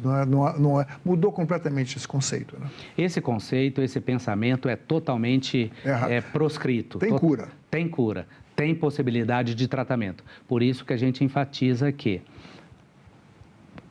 taxas giram em torno de 90% de cura quando a gente faz o diagnóstico precoce. Quando a lesão é muito inicial, muito incipiente, muito precoce, que é fácil de retirar, por meio até mesmo de procedimentos endoscópicos ou até mesmo uma cirurgia. Então, o conceito de que não há cura para o câncer e que é uma sentença de morte, ele está totalmente afastado. Mesmo em casos que são de difícil detecção, né? Mas o que isso, de uma maneira geral, para a saúde da população dessa faixa etária de 50 a 75 anos, vai representar, em termos macro, falando assim? Extrema importância é a cultura da prevenção, a cultura da conscientização de que hábitos saudáveis promovem saúde. Hábitos saudáveis evitam o câncer. Como já mencionamos, atividade física regular, se tem um cálculo de que precisamos ter ao menos 150 horas semanais de atividade física, uma dieta regrada, 150 pobre. Minutos. Exato.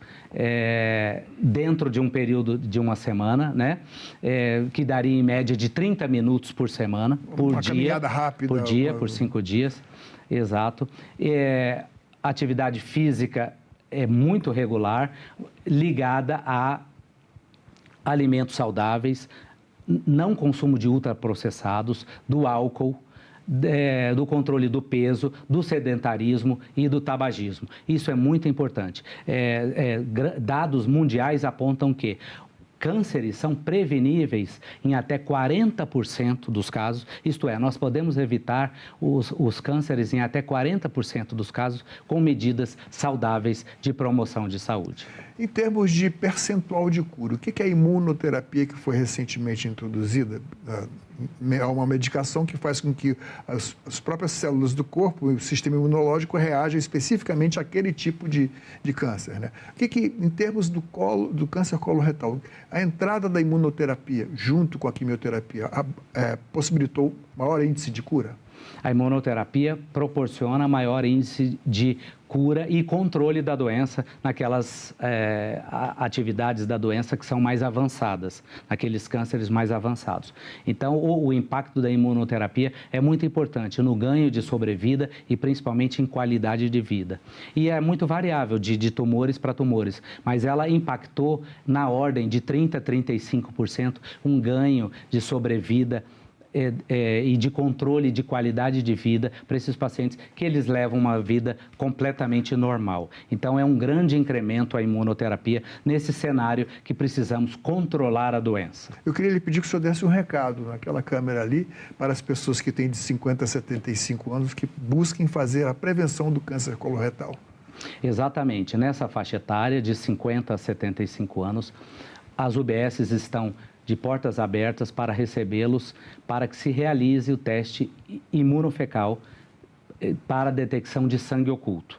É um método de rastreio, lembrando que não se tem, para que aqueles cidadãos que não tenham sintomas, sinais ou sintomas evidentes de doença. Ele tem esse teste tem uma sensibilidade de 85%, 86% e ele é muito importante na detecção de sangue para que tenhamos cada vez mais um diagnóstico precoce dessa doença que é tão impactante e é a segunda mais comum, tanto em homens quanto em mulheres, excetuando o câncer de pele.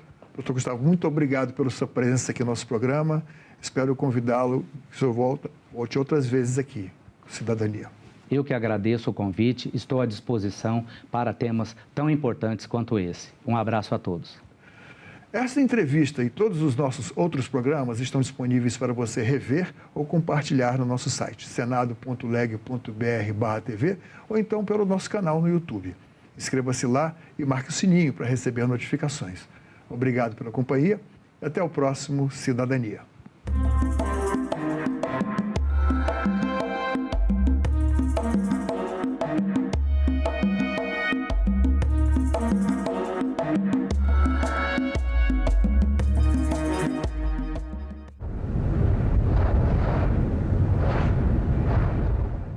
No próximo assunto de Estado Especial Eleições, vamos falar sobre desinformação e combate às fake news no período eleitoral.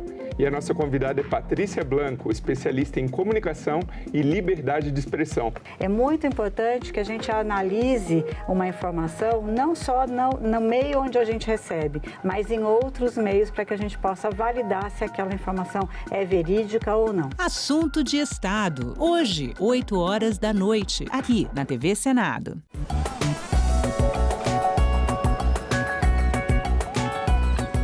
Quando você olha em volta aqui, tem vários grupos de homens sentados, você tem homens sentados sozinho e tal.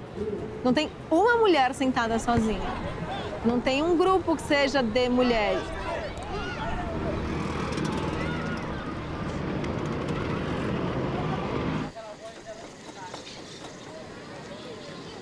Tem uma coisa, acho que da posse do espaço público, que é o que é ensinado pra gente mesmo. O menino vai jogar bola na rua, a menina vai brincar de casinha. O espaço privado é domínio feminino, o espaço público é domínio masculino. E por mais que a gente brigue contra isso, por mais que as mulheres tenham ocupado mais espaço, não dá em absoluto pra você dizer que isso é uma coisa igual ou que este espaço é um espaço amplamente feminino ocupado pelos dois gêneros. Não é.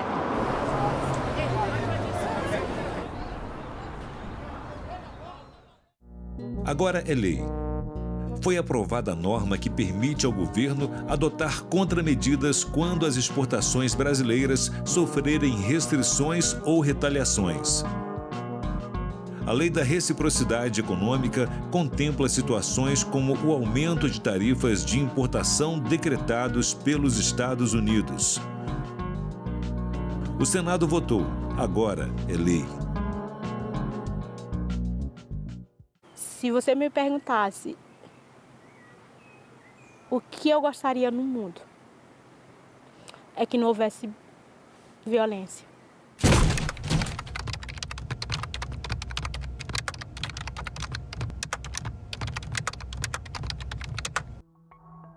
Eu fui educada assim, que a mulher tinha que sempre obedecer ao marido. Ela tinha que ser submissa ao marido. As primeiras agressões começou com insultos. Falar da minha roupa, dizer que eu era gorda, que eu era feia. Eu tinha o meu dinheiro, eu tinha a minha conta, eu trabalhava, mas o meu salário quem gastava era ele. A primeira vez que eu pedi o cartão, que eu falei, o dinheiro é meu, eu trabalho, eu sei que o dinheiro é meu, eu levei um tapa. E como castigo à noite, ele me botou para dormir fora de casa na chuva. Se aquela pessoa se sente no direito de te empurrar, de te apertar, ela já está dando um sinal muito grande que ela é capaz de fazer outras coisas. A gente pode passar, às vezes, por exemplo, de um empurrão para uma facada. Eu falo, eu estou vivendo hoje. Ter meu trabalho, ter dignidade, poder entrar na loja, escolher o meu sapato preferido, botar o meu batom vermelho e eu olhar para o meu corpo e não ter um roxo nele.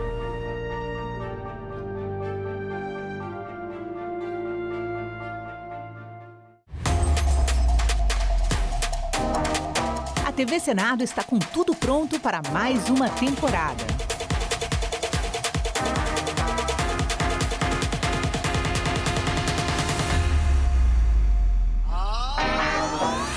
História.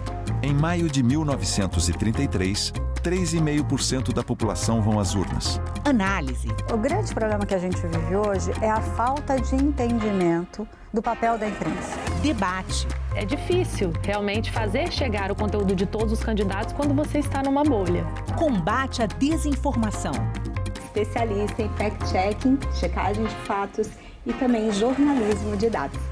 E a mais completa cobertura de eleições do Legislativo.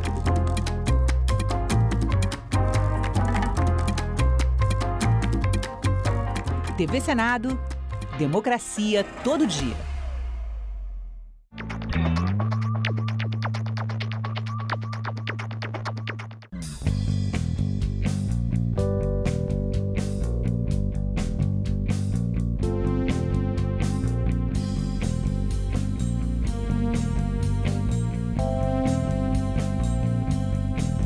A gente também fala tupi. O nome do estado do Maranhão vem do tupi e é formado por dois termos, mar mais inhã.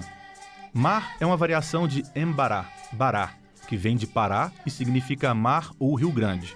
A outra parte da palavra é Inhã, que quer dizer correnteza. Então Maranhão virou Maranhão, que tem na origem o significado de mar grande ou mar que corre. A gente também fala tupi. O programa a seguir é livre para todos os públicos.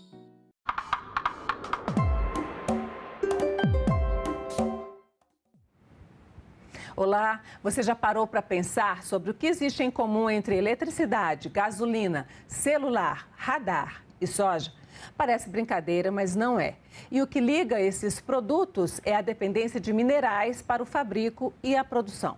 Petróleo, ferro, cobre, lítio, nitrogênio e muitos outros são fundamentais para a tecnologia e a agricultura contemporâneos. E por serem fundamentais, são estratégicos, muitas vezes críticos e sempre cobiçados. Neste Agenda, vamos conversar sobre a formulação de uma política nacional para minerais críticos e estratégicos. Para isso, eu recebo aqui Israel Lacerda de Araújo e Tarcísio Dalmaso Jardim, dois consultores aqui do Senado. Israel, muito bem-vinda mais uma vez à Agenda. Tarcísio, muito bem-vindo aqui à Agenda Econômica, para a gente conversar exatamente sobre essa política nacional. Eu vou pedir a vocês que sentem, que nós vamos começar a nossa conversa sobre essa política nacional. Vou começar aqui, o Tarcísio é um especialista em direito, em legislação nessa área de mineração, né, Tarcísio? Israel é um geólogo especialista em mineração e energia.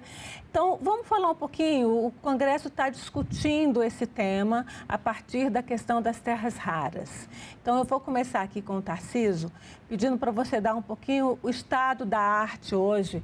Como é que está a legislação brasileira sobre essa questão de minerais críticos e terras raras, né? Até a partir da decisão do governo de Goiás, que autorizou a venda de uma empresa para um país, um governo de outro país. Fala um pouquinho para a gente sobre isso. Muito bem-vindo à Agenda. É um grande prazer poder participar desse painel e, em especial, com meu colega e amigo Israel.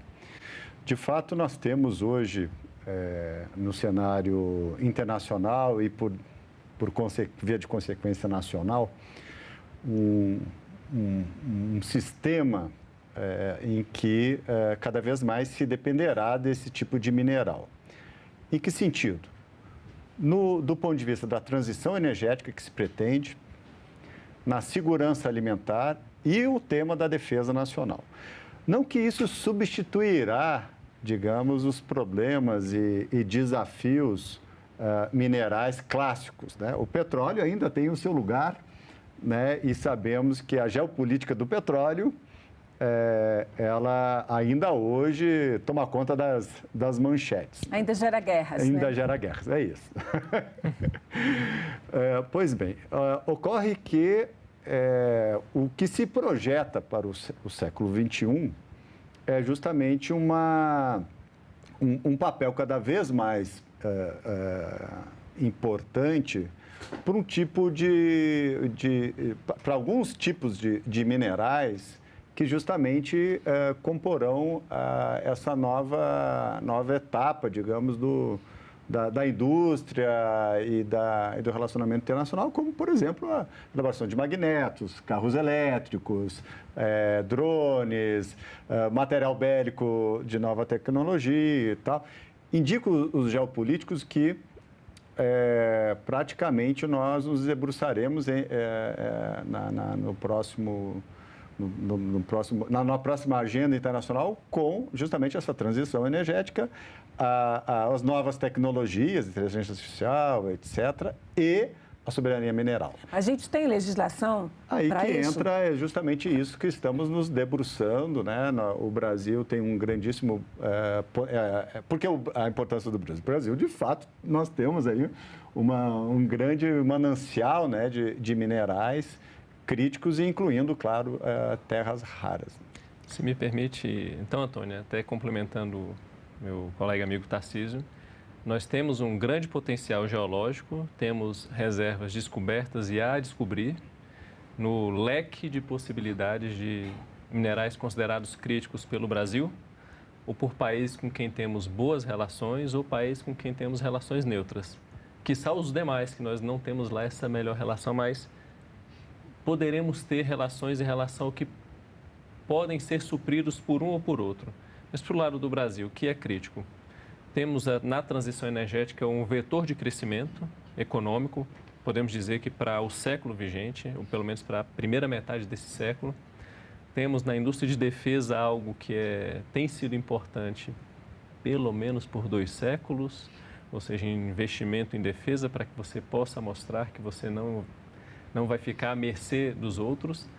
Você vai ter como se defender. Vai ter como se defender. Então, quando você tem esses materiais bélicos, eles demandam ligas especiais, eles demandam equipamentos com coisas muito específicas. Às vezes não é aquele volume de recurso financeiro enorme, mas é aquele recurso mineral que faz com que, se não tiver disponibilidade, você não vai ter tal equipamento bélico, que significa, perante os demais pares, eu estou falando de países, que você está enfraquecido. Defesa, transição, no caso do Brasil, agricultura, também entra nesse rol da discussão sobre minerais críticos. A gente está falando aqui de alguns conceitos, eu vou pedir ao Marcelo, que está dirigindo a nossa gravação, para colocar aqui na tela na verdade, um infográfico básico, assim, onde a gente apresenta essas diferenças. Eu queria que vocês falassem sobre se essas diferenças mudam, né, de um período para o outro. A definição, exatamente essa classificação geopolítica, digamos assim, ela é uma classificação porque ela depende da necessidade no país, né? Então, minerais críticos como sendo minerais que existe um risco de suprimento e tem um alto impacto econômico para o país em questão, minerais estratégicos relevantes para a soberania, a defesa e a indústria, e minerais essenciais que têm realmente um risco de escassez tecnológica ou de mercado. E aqui eu vou deixar bem claro que são categorias que eu estou trazendo a partir de um trabalho, de um estudo que vocês dois fizeram, porque a gente tem aqui no Congresso 4 projetos aqui no Senado em discussão sobre isso, né? Essas categorias podem mudar de um período para o outro? Bom, posso começar. Muito provável meu colega Tarcísio, amigo, vai saber mais sobre a questão geopolítica, mas esse é um conceito que ele não é escrito em pedra, podemos dizer assim. Ele é um conceito que ele vai se alterando ao longo do tempo de acordo com a necessidade. Então, mais um grande resumo de fotografia, que nós teríamos isso em filme, é que os críticos são aqueles bens, minerais, materiais que nós precisamos e não temos. Estratégico, provavelmente, é aquele que nós ou teremos em grande relevância para os outros ou para nós, ou que nós temos e os outros não têm e precisam. E esses essenciais é uma derivação dos críticos estratégicos, voltado para que isso nós temos do futuro, o para frentemente tecnológico. E a gente passar para o Tarcísio, um ponto dessa mudança ao longo do tempo é que o ouro, no século XIX, foi importante para o Brasil. Nós, basicamente, supríamos o Reino Unido de ouro. Para eles era crítico, eles não tinham. E a economia, o padrão ouro era baseado no lastro, ouro em vez do fiduciário, e a gente era quem fazia esse papel de suprimento. A gente, Brasil, no caso. Hoje ele pode ser também um crítico, um estratégico, mas de fato não tem a mesma relevância que teve naquele passado nas relações Brasil-Portugal, o colônia ou já na independência, ou Brasil, Portugal, Reino Unido. Ou seja, muda de acordo com o tempo e com as tecnologias em questão, né? E pela estrutura econômica. Por exemplo, para o Brasil, fertilizantes, né? É essencial, né? Para manter todas as nossas commodities. E nós somos carentes. Muito carentes. Muito carentes. Então, assim, do ponto de vista geopolítico, estoura uma guerra como Rússia e Ucrânia e nós ficamos refém de um antigo mercado já que estava sendo mais ou menos... Fluía e nos atendia. Então, nós tivemos que criar o que se chamou de diplomacia dos fertilizantes. Nada mais pedir socorro a demais países, né, parceiros brasileiros, para quem pudesse nos atender. E agora nós estamos voltando e redefinindo a nossa própria política nacional para produzirmos algo. Mas somos... Então, assim, fertilizante. Talvez muitos que estão assistindo não colocariam naquele rol, né, de minerais, mas para nós... Sim. É crítico, né? Então, eu vou colocar, porque a gente fez um rol aqui, a partir até de vários trabalhos aí, do que a gente tem de minerais críticos e estratégicos hoje. Aí, como críticos entram interessantes, que é o famoso NPK, eu coloquei na sequência, que é o principal fertilizante, a base dos fertilizantes. E a gente, como produtor de commodities agrícolas, NPK são fundamentais e, portanto, como nós não temos, são críticos, né? O enxofre também. E estratégicos, e aí tem, eu não coloquei o ouro, mas eu acho que ele continua sendo estratégico, hein? Petróleo, ferro, cobre, urânio. Quem diria que o cobre? Porque a gente ainda não inventou um jeito de transmitir energia que não seja por fio à base de cobre, né? Nióbio, terras raras, que são a grande questão do momento, principalmente pelas questões de telecomunicações e de equipamentos de guerra, digamos assim, né? Agora, como é que está a nossa? Eu queria dizer, a gente tem a mineração de terras raras, né, Israel? Mas é complicado e a gente não tem uma legislação específica. Tarcísio, vamos falar um pouquinho sobre essa questão que é bem atual? Claro, vamos partir do início. Nós já tínhamos nos terras raras, os lantanídeos, aquele grupo de elementos ali que são todos bem empilhadinhos com o mesmo tamanho, muito próximo do tamanho atômico, um caminho para um futuro tecnológico. Ou seja, ali nós teríamos crescimento de demanda e aplicações. Nós provavelmente não temos todas as aplicações possíveis com aqueles insumos trabalhados, não o insumo bruto, não o extrativo, mas o óxido de terras raras, as ligas especiais a serem feitas. A gente teve um desenvolvimento na década passada, nós tínhamos um roadmap pelo Ministério da Ciência e Tecnologia, e agora inovação também, e isso acabou se perdendo ao longo da última década e estamos retomando isso. Então, foi um curto prazo de tempo que tivemos esse baque. Mas nós temos uma jazida em operação, ou seja, uma jazida que se tornou mina, Serra Verde. E o desafio primeiro seria a extração das terras raras do minério em si. Uma grande quantidade de massa, de argila, no caso, de rocha, material, para uma pequena quantidade de terras raras. No caso do Brasil, por se tratar nesse depósito de argilas iônicas, ou seja, você tem ali as terras raras ionicamente adsorvidas ao lado dessas argilas, é uma extração relativamente fácil, mas ela tem de ser feita in situ, no local. E a produção do que vai ser usado depois? A gente já faz isso, não? Esse é o desafio. Pois então, a gente tem essa primeira etapa, ela já é um desafio em si para a mineração, mas acredito eu que consigamos fazer esta primeira etapa da extração das terras raras como um todo, com menos dificuldade. Eu não posso nem dizer que seria uma facilidade. Com coordenação, investimento privado, público, países, ou seja, empresas, agentes públicos e países se ajudando, se coordenando, conseguimos fazer a primeira etapa sem muita dificuldade. O desafio está ao longo da cadeia. Seria a tal da transmissão, da transmissão de tecnologia, né? Da transferência de tecnologia, de quem já tem essa tecnologia para as empresas brasileiras que estiverem fazendo aqui. Ou melhor ainda, de reinventar a tecnologia daquilo que não puder ser transferido, porque em alguns casos, Antônia, quem tem provavelmente teria uma grande resistência de transferir tecnologia para um outro país, ainda que seja um país parceiro. Como é?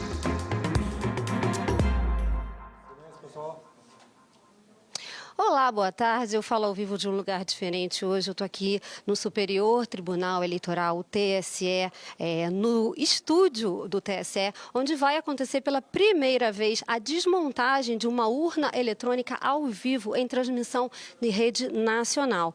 E isso faz parte de uma semana, a Semana Nacional do Sistema Eletrônico de Votação, para mostrar para o eleitor como a urna funciona e para dar total transparência ao processo eleitoral. Eu vou conversar sobre isso com o Rafael Azevedo, que é o coordenador de tecnologia do TSE. Rafael, muito boa tarde. Como vai ser esse evento hoje? É uma transmissão relativamente curta, a gente poderia ficar muitas horas falando de todos os dispositivos de segurança e barreiras e possibilidade de auditoria e verificação, mas a gente, de uma forma mais condensada, a gente vai mostrar o equipamento, abrir o equipamento, e é um meio mais didático da gente mostrar as principais camadas de segurança. Por que a urna eletrônica? Desmistificar um pouco que não é uma caixa preta, que tem muita segurança, é muito sofisticado, mas ao mesmo tempo é muito fácil de entender por que ela é inviável de ser fraudada. E como é que o eleitor vai poder perceber isso? Ele vai entender que a urna é segura a partir de que momento? Quando a gente demonstra que ela não está conectada à internet, mas que ela também tem dispositivos de segurança que não permitem com que um outro sistema, um outro software, ou um vírus, ou qualquer sistema malicioso pudesse entrar dentro da urna eletrônica para tentar adulterar os votos, né? Então, a urna eletrônica ela tem uma segurança que é muito amarrada tanto com barreiras de segurança, quanto com rastros que nós deixamos e publicamos na internet. Então, a tabela de correspondência, tem diversas outras informações que nós publicamos que permitem com que os partidos políticos e demais entidades fiscalizadoras possam aferir que a votação está correta, está idônea, né? E que a eleição é legítima. Então, é bem tranquilo. Então, falando para um leigo assim, que não entende nada de informática, de urna, de sistema eletrônico, por que ela é segura?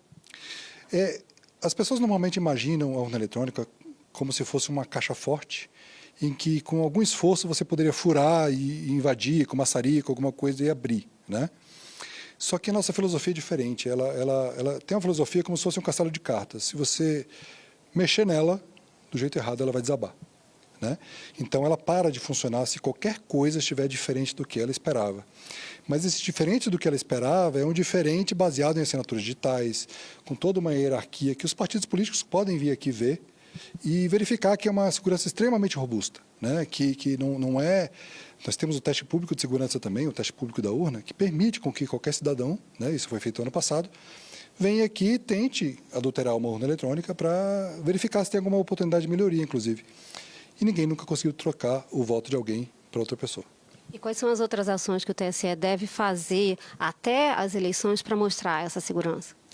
Nós terminamos agora, daqui a um mês, nós vamos ter a cerimônia de lacração dos sistemas eleitorais. É uma cerimônia pública, onde os partidos políticos participam, as outras entidades também, Ministério Público, OAB, e nesse momento é gerada a versão única do sistema. Esse é um passo extremamente importante do ciclo de transparência, que começou com a abertura dos códigos-fontes um ano antes da eleição, né? Então, já desde outubro do ano passado eles estão abertos aqui no TSE, para os partidos e demais entidades, e vai se encerrar com, não o ciclo todo, mas vai ter uma etapa importante, que é a geração da versão única. E essa geração da versão única cria lacres digitais com que qualquer partido político consegue ver se o software está autêntico e é o mesmo que é do TSE, inclusive perícias, Polícia Federal, qualquer coisa que seja necessária. Certo. Muito obrigada, tá? Não vou te atrapalhar mais não, porque já está quase na hora do evento, né? Obrigado. Certo. E a TV Senado vai transmitir esse evento ao vivo, a desmontagem da urna eletrônica, daqui a pouquinho, a partir das 17h30. Até já.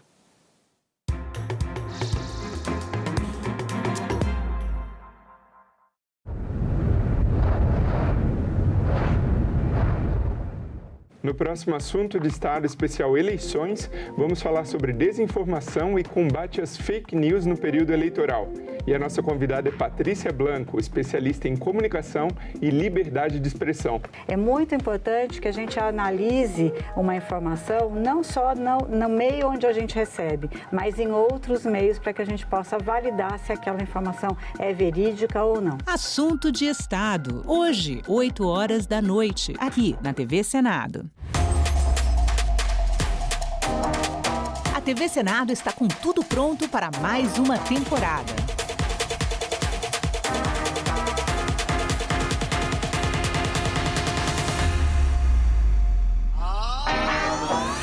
História. Em maio de 1933, 3,5% da população vão às urnas. Análise. O grande problema que a gente vive hoje é a falta de entendimento do papel da imprensa. Debate. É difícil realmente fazer chegar o conteúdo de todos os candidatos quando você está numa bolha. Combate à desinformação. Especialista em fact-checking, checagem de fatos e também jornalismo de dados. E a mais completa cobertura de eleições do Legislativo.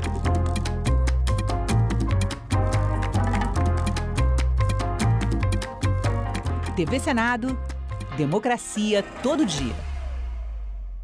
Bairro Rosário é reconhecido como o primeiro quilombo urbano do Piauí. Hemocentro Veterinário incentiva a doação de sangue de cães e gatos.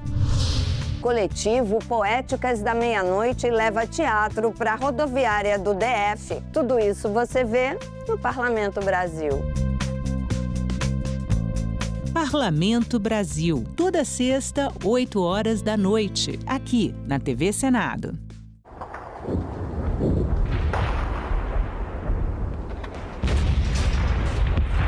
Toda a guerra é terrível, mas a Primeira Guerra Mundial foi uma guerra de trincheiras, as pessoas morriam na trincheira.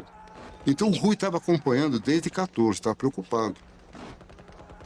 E quando ocorre a invasão de um neutro, a Bélgica, pela Alemanha, ele falou, não, a Alemanha tem que ser condenada. E o Brasil tem que mudar a posição. O Brasil estava neutro. Os Estados Unidos também estava neutro. O Brasil entrou, digamos, do lado das democracias ocidentais na Primeira Guerra Mundial. Na Segunda Guerra Mundial, o Getúlio Vargas estava numa posição ambígua.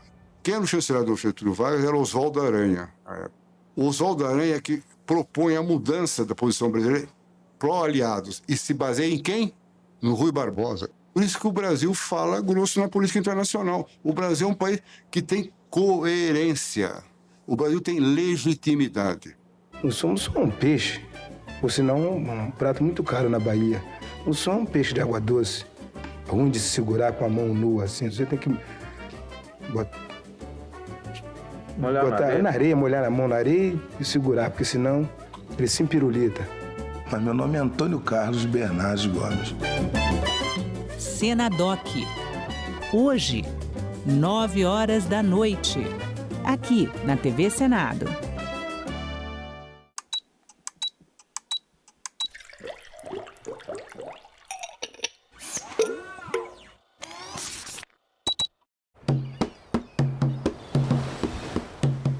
Eu tenho estudado já nos últimos 10 anos sobre a ayahuasca, principalmente, o potencial terapêutico na depressão.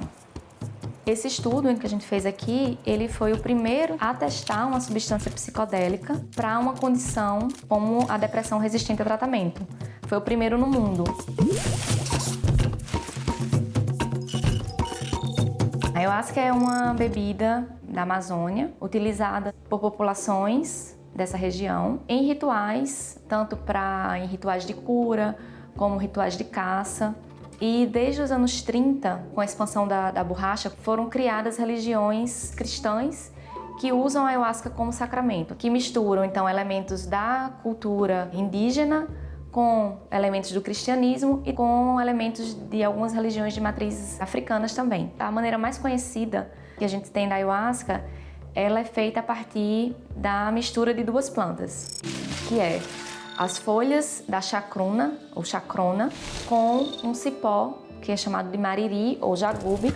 Essas duas plantas, elas são fervidas em muitas horas, até que se obtenha um líquido marrom, amarronzado, né, que tem um sabor muito peculiar, meio amargo, meio azedo, meio gosto de terra, e que tem propriedades psicoativas. Uma vez que um indivíduo bebe ayahuasca, no geral, ele vai apresentar uma série de alterações na maneira como ele percebe o mundo. Teve relatos, então, de pessoas que frequentavam essas religiões e que melhoravam de sintomas de depressão e ansiedade. A depressão é uma doença que atinge pelo menos 300 milhões de pessoas, né, no mundo inteiro. É uma das maiores causas de incapacitação para o trabalho. Os efeitos da pandemia na saúde mental, já tem muitos trabalhos mostrando como aumentou o número de pacientes com queixas de ansiedade e depressão. Depressão é um transtorno mental que a gente não sabe exatamente as causas, assim. Então, atualmente, a gente tem basicamente duas vias de tratamento para a depressão: farmacológica ou psicoterapia, que podem ser associadas ou não. Todo mundo pode ser tratado com esses remédios, mas 30% aproximadamente dos pacientes, eles são o que a gente chama de pacientes resistentes ao tratamento. Então, pessoas que tomam pelo menos 2 antidepressivos, né, em doses adequadas e pelo tempo adequado, e que não melhoram. 100 milhões de pessoas não conseguem melhorar com os tratamentos que a gente tem atualmente. Se a gente olhar, então, para esses pacientes que não respondem, né, é importante que a gente tenha tratamentos alternativos, né? Então, é aí um ponto que a gente chega, né, na pesquisa com a ayahuasca e com outros psicodélicos. aí veio então a ideia de da gente testar a ayahuasca dentro do hospital, que seria essa ideia então de tentar separar o que é o contexto religioso ou ritualístico, né, da substância em si, né, mais no aspecto farmacológico. Quando você está fazendo parte de uma comunidade, que você faz parte de, né, enfim, de algum grupo, de uma religião, você pode apresentar melhoras, né, em transtornos mentais simplesmente por fazer parte de um grupo. Eu trabalho com o professor Draulio Barros de Araújo. E Draulio, ele era professor da USP de Ribeirão Preto. E em 2006, então, eles administraram lá no hospital uma única dose de ayahuasca. E os resultados foram muito promissores, né? Então, os pacientes eles apresentaram uma melhora já 40 minutos após a ingestão da ayahuasca. E essa melhora, ela permaneceu por 21 dias. Foram levantadas aí as primeiras evidências científicas, né, do potencial terapêutico da ayahuasca. As substâncias, né, principais que compõem a ayahuasca são a DMT. Essa DMT ela é considerada um psicodélico clássico. Então, o psicodélico clássico é uma classe de substâncias que vão atuar em receptores de serotonina. A serotonina é um neurotransmissor que a gente tem naturalmente no nosso cérebro, que é muito importante na regulação do humor, do sono, do apetite, várias funções cognitivas que a gente tem. Se a gente olhar a molécula da DMT e a molécula da serotonina, a gente vai ver que elas são muito parecidas. Imagina como se fosse uma chave, uma fechadura. Então ele vai se ligar naquele receptor, fazendo o papel da serotonina, mesmo não sendo. Como se fosse uma serotonina extra. Das diversas teorias, né, que tentam explicar a depressão, a gente tem essa teoria, da teoria monominérgica, então que fala sobre esse desbalanço, né, da serotonina e de outros neurotransmissores, mas vários antidepressivos que a gente tem atualmente, eles atuam nesse mecanismo de serotonina. Eles são também, da mesma forma, agonistas de serotonina. Para você ter uma substância aprovada como uma medicação, ela vai passar por várias fases. Então tem fase 1, fase 2, fase 3, fase 4. Então a gente pode considerar que esses estudos que foram feitos lá em Ribeirão Preto eram fase 1, em que você quer mais garantir a segurança, testar a dose. E uma vez que você sabe então que os pacientes vão suportar aquele tratamento, você passa para essa segunda fase, que é a fase em que você vai pegar um grupo de pacientes, vai dividir de maneira aleatória, isso quer dizer randomizado. Então você vai separar, né? Uma parte vai para um grupo que vai receber o tratamento ativo que você quer testar e o outro vai receber o placebo. Então, no nosso caso, o que a gente fez? A gente teve, então, pacientes que iam beber ayahuasca e outros pacientes que iam beber uma substância que a gente desenvolveu aqui em parceria com o Departamento de Farmácia, que ia simular, de certa forma, propriedades da ayahuasca, mas não as propriedades psicoativas. O experimento ele durou 4 dias. O paciente chegava na terça-feira, fazia uma bateria de exames, consulta com psiquiatra, psicólogo, exame de ressonância magnética funcional, dormiu no laboratório fazendo uma polissonografia. No dia seguinte a gente fazia coleta de saliva e de sangue e administrava a substância, que podia ser ayahuasca ou placebo. Durante essa sessão o psiquiatra fazia algumas avaliações. Depois, no final da tarde, o paciente voltava para casa. No dia seguinte ele retornava e a gente refazia todos, né, os exames novamente. Ele ia para casa então na sexta-feira e a gente pedia para ele voltar com 7 dias, 14 dias e uma vez por mês até 6 meses. O que a gente observou nesse estudo, né, foi um efeito antidepressivo rápido da ayahuasca, né? Então os pacientes eles apresentaram já uma redução nos sintomas de depressão um dia após a sessão. E esse resultado, essa redução, ela se manteve por até 7 dias. Eu acho que esse estudo ele serve mais como uma prova de conceito, né, de que os psicodélicos, né, eles têm um potencial terapêutico. A ayahuasca ela é uma planta de poder, é uma substância que as pessoas usam como um sacramento. Então, para você trabalhar com ela, você tem que ter muito respeito. Acho que é um balanço aí que a gente tem que ter o tempo todo. Que o uso tradicional foi o que veio antes. É o que está lá. É o que, no fundo, faz com que a gente saiba que a ayahuasca é uma substância segura. Porque se tem 30 mil pessoas bebendo ayahuasca regularmente e ninguém escuta falar de nenhum problema mais sério associado a essas pessoas, então é esse uso que faz com que a gente garanta a segurança.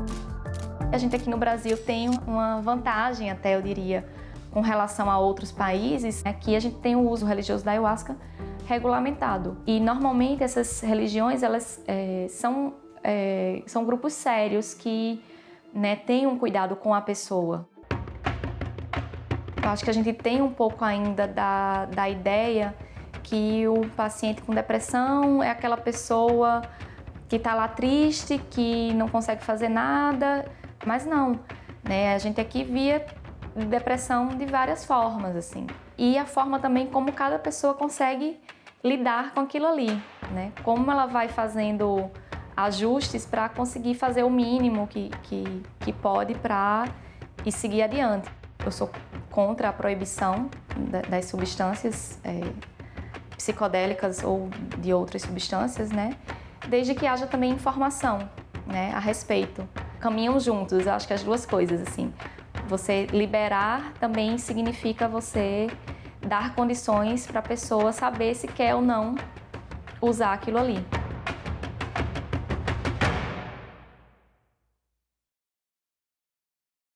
No próximo assunto de Estado Especial Eleições, vamos falar sobre desinformação e combate às fake news no período eleitoral.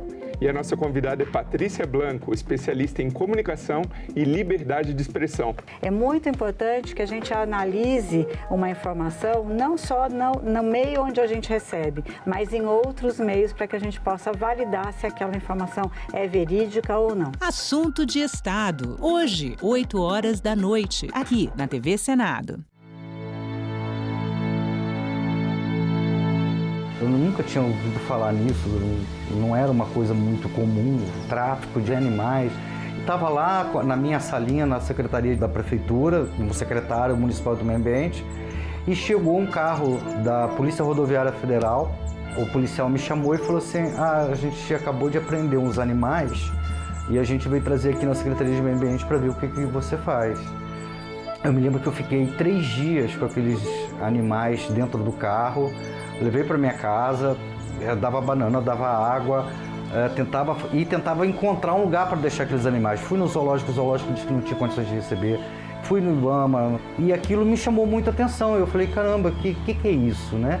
Eu falei assim, de onde vem tanto bicho? Para onde que vai tanto bicho? O que as pessoas fazem com tanto bicho?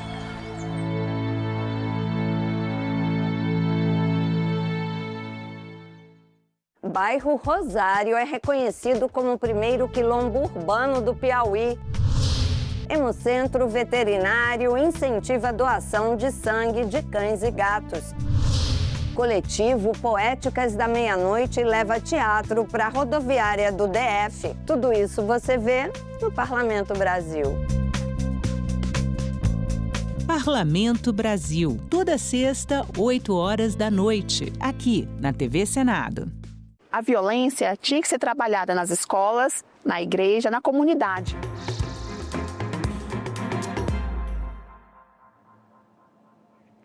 Boa tarde, hoje é segunda-feira, 3 de agosto e o Senado Notícias está no ar. Em uma iniciativa inédita, o Tribunal Superior Eleitoral vai abrir uma urna eletrônica em rede nacional ao vivo. O objetivo é garantir a transparência e combater a desinformação sobre o processo eleitoral. A ação faz parte da primeira Semana Nacional do Sistema Eletrônico de Votação. Vamos acompanhar ao vivo todo este processo conduzido por técnicos do Tribunal Superior Eleitoral. Muito sofisticado, tem uma segurança muito sofisticada, tem muitas camadas de segurança, muitos elementos que a gente pode deixar de rastro para poder fazer com que a eleição seja segura. Para a gente começar é o seguinte, uma das dúvidas que eu tenho, o pessoal de casa deve ter mais ainda, é a questão da embalagem, porque como a gente sabe, as eleições, na última passamos aí dos 150 milhões de eleitoras e eleitores, a gente vai de helicóptero, avião, barco, então, começando falando dessa embalagem, tem um motivo específico para ser? Cada urna vai numa embalagem dessa? Sim, todas as urnas ficam armazenadas e são transportadas com essa embalagem. Essa embalagem, embora seja de papelão, parece uma embalagem descartável, ela não é. Ela é de papelão porque ela protege melhor e também é uma questão de custo, mas ela faz com que a urna chegue em segurança no seu destino. Então, há testes nessa embalagem em laboratório para poder saber se ela vai aguentar 1.000 km de estrada de terra e etc. Já vamos começar abrindo então ela aqui, que a gente vai falando um pouquinho e já vai fazendo o unboxing da urna eletrônica. Quanto mais ou menos pesa a urna, Rafael? 8,7 quilos com a embalagem. Com a embalagem.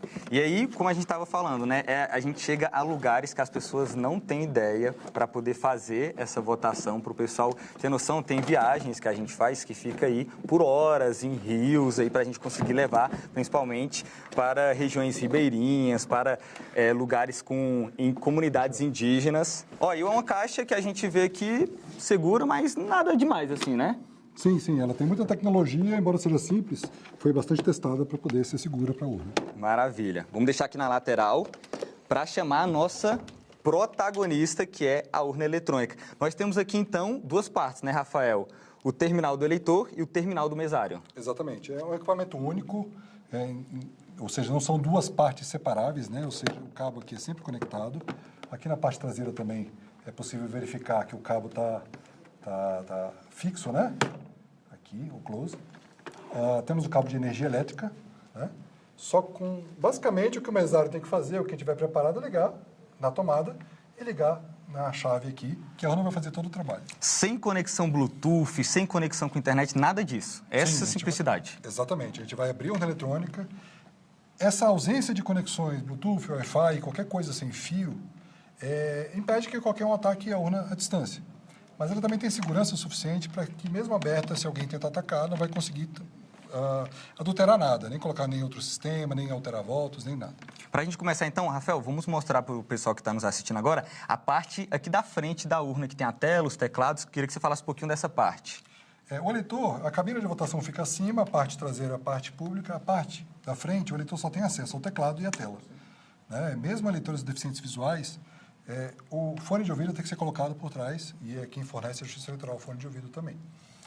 Aqui nós temos um teclado e esse teclado foi feito para qualquer eleitor votar, né? Tentar ampliar ao máximo a facilidade do eleitor votar. Desde a primeira urna eletrônica ele tem uma configuração como se fossem as teclas do telefone, né? Um em cima e assim vai. Assim, mesmo eleitores analfabetos ou com pouca instrução, eles conseguem copiar o voto, né? Basta levar colinha, que é permitido você levar colinha. Então, sabe que vota 5 dígitos no primeiro cargo, aperta verde e assim vai. Curioso é que lá atrás, quando a urna eletrônica foi implantada, isso diminuiu muito o número de votos inválidos, né? Ou seja, permitiu que muita gente votasse que antes tinha que escrever, o próprio deficiente visual não conseguia fazer isso, né? A tela que, vamos lembrar, né, não é touch, a tela apenas para mostrar aí, né, os candidatos, as informações.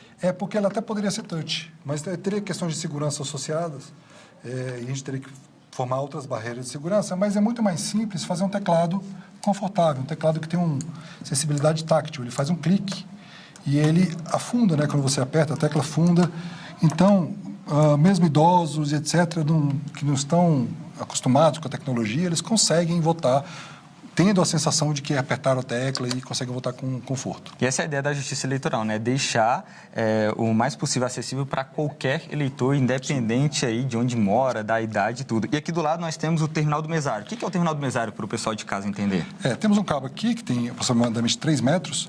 Nele aqui o eleitor vai se apresentar, mostrar o documento para o mesário e aí ele vai digitar ou o número de inscrição eleitoral, que é o título eleitoral, ou o CPF.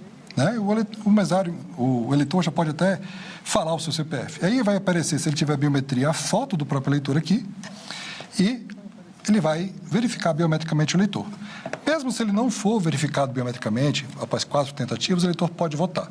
A imagem do dedo do eleitor fica registrada dentro da urna para qualquer tipo de auditoria. Maravilha. Agora, vamos mostrar aqui, virar aqui para o pessoal, a parte de trás. A gente mostrou agora, pessoal, a parte da frente da urna. Vamos dar um zoom para vocês na transmissão. Essa aqui é a parte de trás da urna. Rafael, eu queria que você falasse para o pessoal esses cabos, essas entradas. Faz um geral do que é cada um disso aí. A urna tem muitos detalhes, mas, no geral, nós temos uma impressora para imprimir. Aqui sai a impressão da zerésima e do boletim de urna. A zerésima mostra que a urna não tem votos antes da votação e o boletim de urna vai mostrar quantos votos cada candidato recebeu. Isso já é publicado lá na sessão eleitoral. Isso é muito importante para a auditoria depois, porque cada cidadão pode verificar o que está fixado lá e verificar se é o que chegou na Justiça Eleitoral. Nós temos aqui a mídia, essa chamada mídia de aplicação, ela fica durante todo o tempo aqui na urna eletrônica, em que eu vou mostrar depois internamente, fica mais fácil. E aqui, ao final da votação, o mesário vai romper, tudo é lacrado, mas o mesário vai romper o lacre, quando terminar a votação, após imprimir o boletim de urna, ele vai pegar essa mídia. Essa mídia aqui, ela vai carregar, é chamada mídia de resultado, ela carrega o resultado da sessão eleitoral, assinado digitalmente por 2 assinaturas digitais distintas. Uma do hardware de segurança da urna, que eu vou mostrar quando abrir a urna, e outra em software. Então, por uma delas, qualquer cidadão já consegue verificar, qualquer partido político, verificar, e a gente publica isso, né, que tudo está autêntico, né, que saiu de uma determinada urna. Cada urna tem seu próprio DNA, eu vou falar mais para frente. Maravilha. Quando a gente estiver abrindo, pessoal, quando ela estiver aberta já, a gente vai mostrar para vocês essa parte interna e vamos contar aí os detalhes. O Rafael vai explicar certinho o que é cada coisa, que vocês vão ver que é surpreendente. Apesar de simples, é muita segurança. Podemos abrir, né? Ou mais algum detalhe externamente? Basicamente é isso. Faltou alguma coisa? Bateria, importante.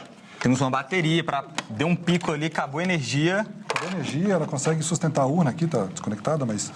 Ela consegue sustentar a urna por até 10 horas sem energia elétrica, né? Então não tem motivo para não votar. Isso. Deu algum problema? Também permite que, em locais de difícil acesso, comunidades indígenas, o Tribunal Regional Eleitoral já leva uma segunda bateria para ligar aqui externamente e a urna pode ficar, já ser ligada sem energia elétrica. Maravilha.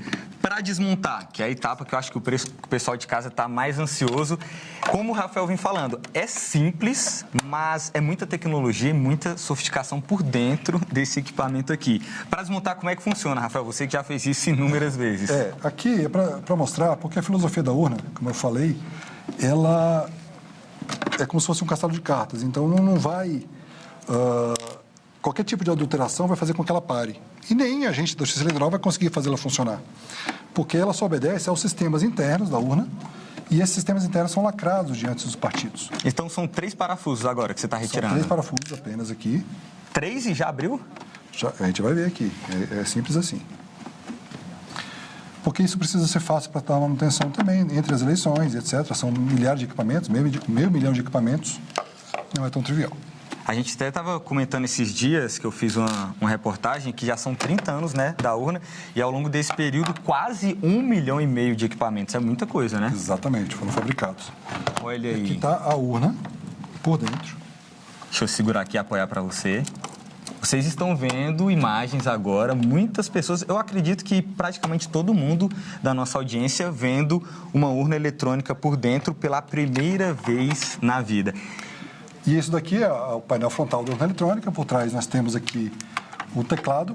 Esse teclado, se eu tirar essa capa aqui, é um pouco difícil de tirar nesse momento, mas ela tem uma resina aqui, epóxi, que ela protege um processador criptográfico. Esse é um dos primeiros pontos de segurança da urna eletrônica, porque a cada tecla digitada, ele vai criptografar aquela tecla e somente o sistema vai conseguir decifrar aquela tecla. Isso impede que alguém coloque outro teclado, uma simulação de teclado, coloque alguma coisa que grave as teclas, né? E então não é possível saber a ordem de quem votou em quem? Uma das barreiras de segurança é essa. Tem outras barreiras que impedem que alguém saiba em quem você votou, né? Muito legal. E essa é a parte interna da urna. Exatamente. Alguns cabos, muitas coisas. Vamos deixar aqui na lateral essa parte da frente. O que temos aí, Rafael? Internamente na urna eletrônica, nós temos uma fonte de alimentação. Uma das filosofias da urna é garantir ela se adapta ao ambiente e não o ambiente se adapta a ela. Né? Então, ela está preparada para funcionar num local de fácil acesso, né? Numa escola que tem energia elétrica disponível, tudo certinho, como também numa comunidade indígena. Então, ela vai para os mais diversos confins do país, seja de avião, helicóptero, barco, voadeira no norte do país, né?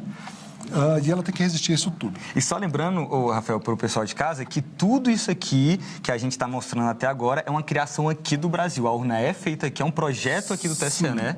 É muito importante isso, porque a arquitetura de segurança e a arquitetura do equipamento inteiro é feita por servidores do TSE.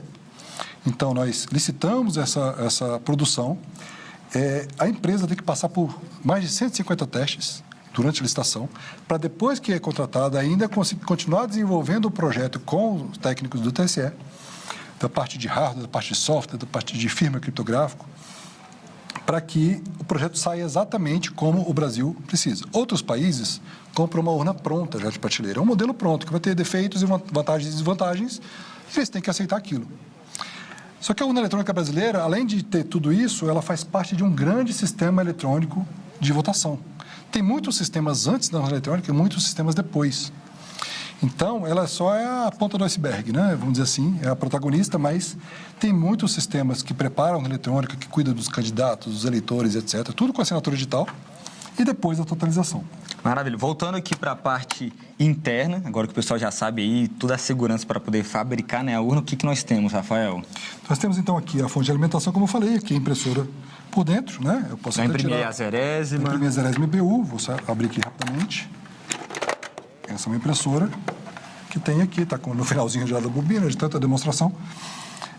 E ela vai imprimir a zerésima no boletim de urna. Ela pode imprimir diversas vias do boletim de urna para os fiscais e quem estiver ali na sessão eleitoral. Imprime mesmo, né? Porque tem impressões que saem, por exemplo, estados como de São Paulo, que chega a metros, né? Sim, uma zerésima do estado de São Paulo pode chegar a 12,7 metros, mais ou menos. Nossa, é muito alto. É um prédio mais ou menos de uns 3 andares. Aqui eu já vou antecipando aqui a desmontagem. Nós temos aqui a placa-mãe, estou tirando a conexão da placa-mãe. E é uma placa-mãe proprietária, como a gente já falou antes, ela não tem nenhuma conexão sem fio, tá?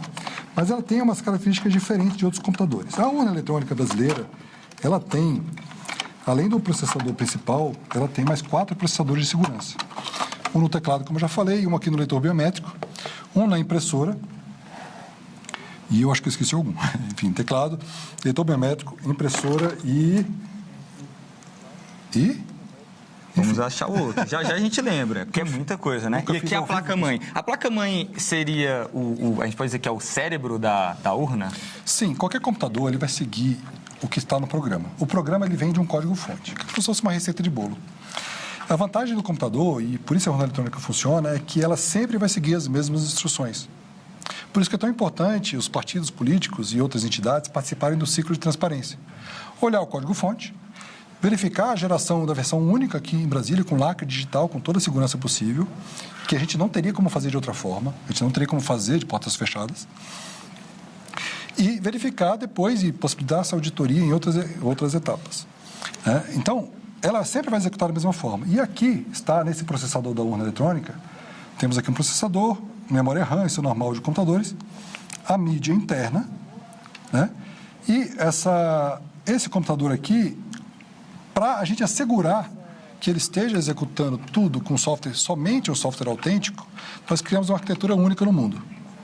Essa arquitetura tem esse aqui que era o quarto, tá? Esse é o quarto.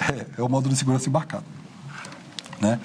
O módulo de segurança embarcado tem um processador criptográfico que ele vai verificar o primeiro chipzinho aqui, que é esse chipzinho aqui bem pequenininho, que ele tem um sistema aqui. Todo computador, quando liga, ele vai aparecer a marca do computador. Celular acontece também. Com a urna chamado também. BIOS, isso.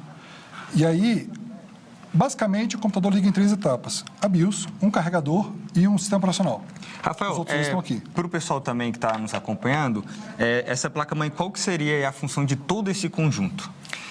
Ele vai fazer com que a urna eletrônica funcione. Mas o importante é que isso daqui vai assegurar que essas 3 etapas executem somente se o sistema for verdadeiro. Se for falso, ele vai desligar a urna. Qualquer coisa externa que vier, que não tiver passado pela justiça eleitoral... Se alguém tirar essa mídia, adulterar e voltar aqui e colocar um sistema adulterado, a urna não vai deixar passar e a urna vai parar.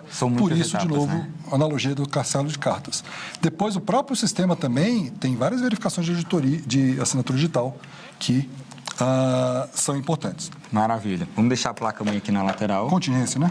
É bom, importante explicar a contingência. Nós temos as urnas de contingência, porque você em casa deve estar se perguntando, né? Beleza, tô votando, chegou lá, a urna quebrou, aconteceu alguma coisa que danificou a urna, a votação não para, né? O que acontece nesse momento, Rafael? Bom, ninguém conserta a urna eletrônica no dia da eleição. A filosofia da urna eletrônica é desliga, liga, não funcionou, troca de equipamento. Quando você prepara uma urna eletrônica, há uma mídia semelhante a essa que vai instalar tudo aqui dentro. Sistema operacional, tudo vai ser formatado e vai instalar todos os programas da urna eletrônica e os eleitores daquela urna eletrônica, daquela sessão eleitoral. Nesse momento, tem uma coisa que eu não falei ainda. Ele vai registrar que a sessão eleitoral 3, por exemplo, foi preparada para uma urna 457. Então, cada urna eletrônica do país tem um número diferente. Isso chama registro de correspondência. Então, ele vai associar a sessão 3 à urna 457 e isso é publicado na véspera da eleição para todos os partidos políticos na internet, na página da internet do TSE, para que qualquer um possa verificar que, e principalmente o sistema de totalização, quando chegar o resultado da sessão 3, só pode ser para aquela urna. Rafael, é o seguinte, por exemplo, se alguém tentar injetar um arquivo de voto falso, por exemplo, assinado por um computador externo, assim, comum, o que o sistema do TSE faz? É possível fazer isso? Não, porque a urna eletrônica só consegue verificar assinaturas autênticas. Então, se alguém tentar forjar uma assinatura fora, a urna não vai detectar e simplesmente não funciona. E o que seria essa assinatura para o pessoal? Assinatura digital é como se fosse uma assinatura de uma pessoa. Ninguém conseguiria reproduzir fielmente aquela assinatura. Por exemplo, você não consegue pegar a minha assinatura? Não, mas uma assinatura digital é muito mais fácil de verificar do que uma assinatura física. A assinatura física precisaria de um perito. A assinatura digital, eu consigo assegurar que somente aquele dispositivo pode ter feito. E a verificação é super rápida, basta que se verifique matematicamente lá pelo algoritmo, qualquer um pode verificar. Então é bem simples, é bem seguro, quem entende de tecnologia da informação sabe o que eu estou falando. Para o pessoal ver aqui, tem mais imagens da, até pessoas da placa. Transferem patrimônios milionários com assinaturas digitais em procurações, em documentos, né?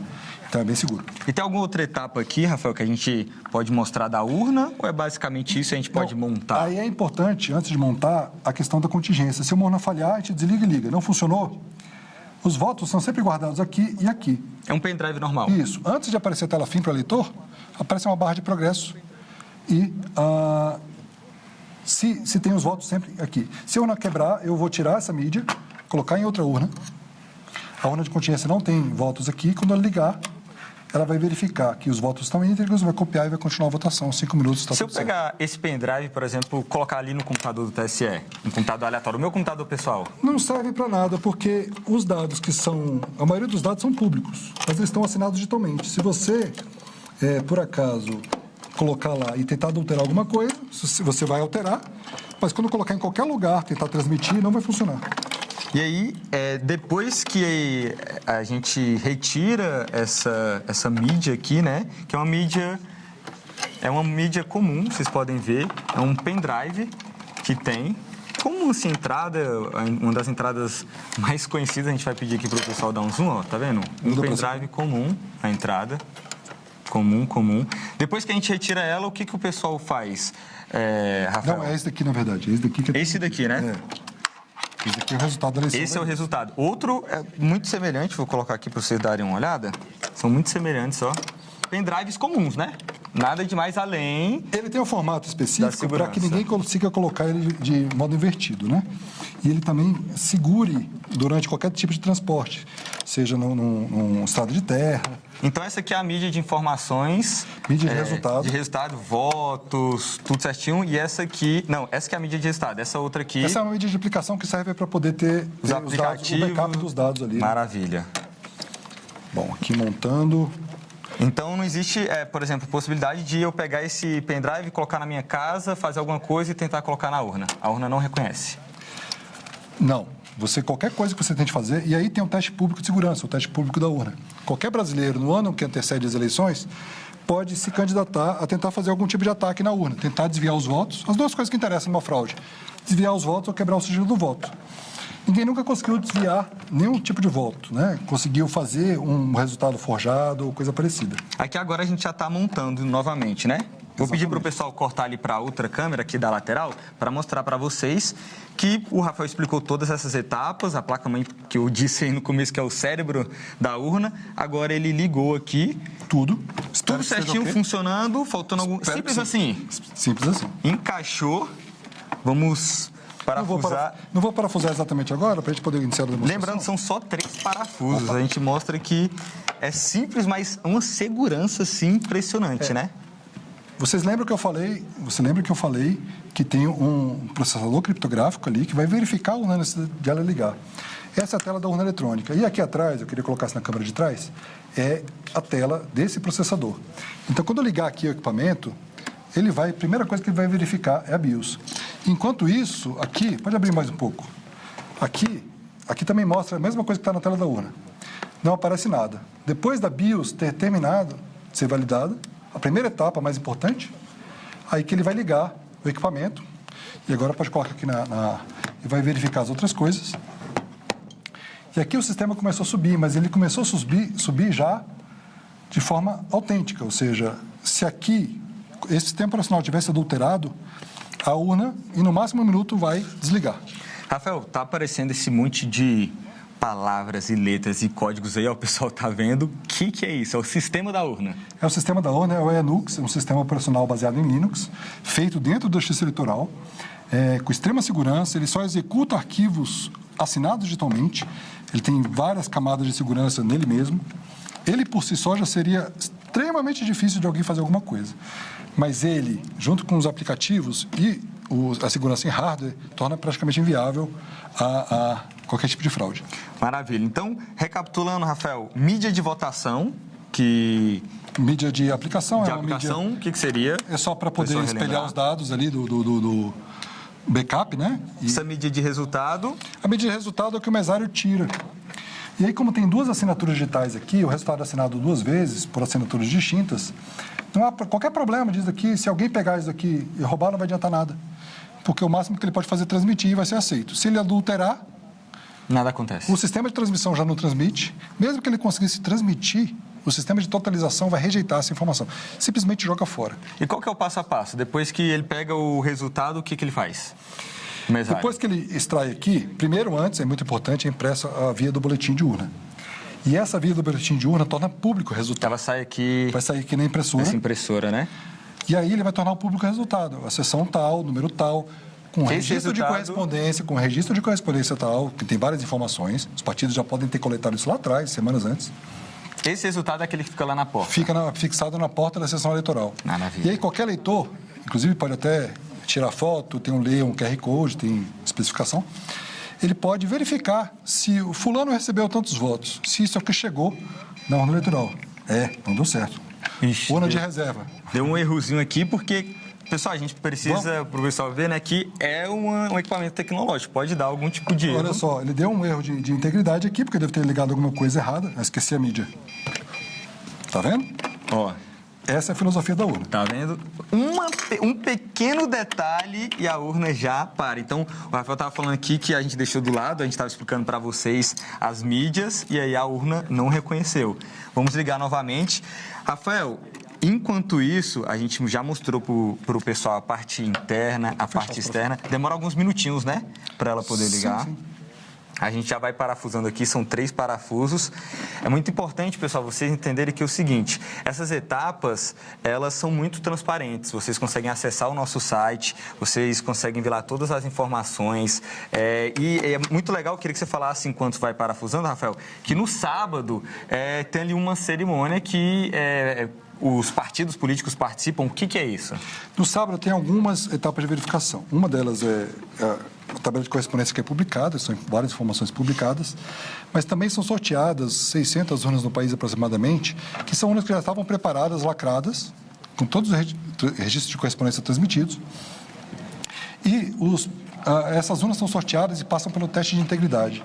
No teste de integridade, essas urnas já preparadas são preenchidas cédulas. E aqui a urna está ligando? De novo, De novo. São preenchidas cédulas e os votos inseridos, marcados nessas cédulas, são inseridos aqui. Os partidos escolhem quais são os votos. Inserem aqui, isso é filmado o dia inteiro, né? E aí a urna é ligada justamente no domingo da eleição, né? No mesmo momento que as outras urnas são ligadas, então a urna não sabe que está sendo auditada. Isso é feito tanto sem biometria quanto com biometria. Às vezes a gente faz no próprio local, convidando os eleitores a habilitarem biometricamente. Então, no final, se verifica os votos que foram digitados com o resultado que a urna emitiu. Desde 2002, nunca houve divergência entre o que entrou na urna e o que saiu da urna. Maravilha. Pessoal, a gente viu que a urna ela tá ligando. Processo de verificação. Demora Aqui ele está verificando várias assinaturas digitais. Um período. Aí só falar para o pessoal que está nos acompanhando que a gente segue no YouTube e lá vocês vão acompanhar a gente ligando aqui a urna. Mas agradeço a todos vocês pela transmissão e a gente continua no YouTube. Espero vocês, viu? Para acompanhar ao vivo.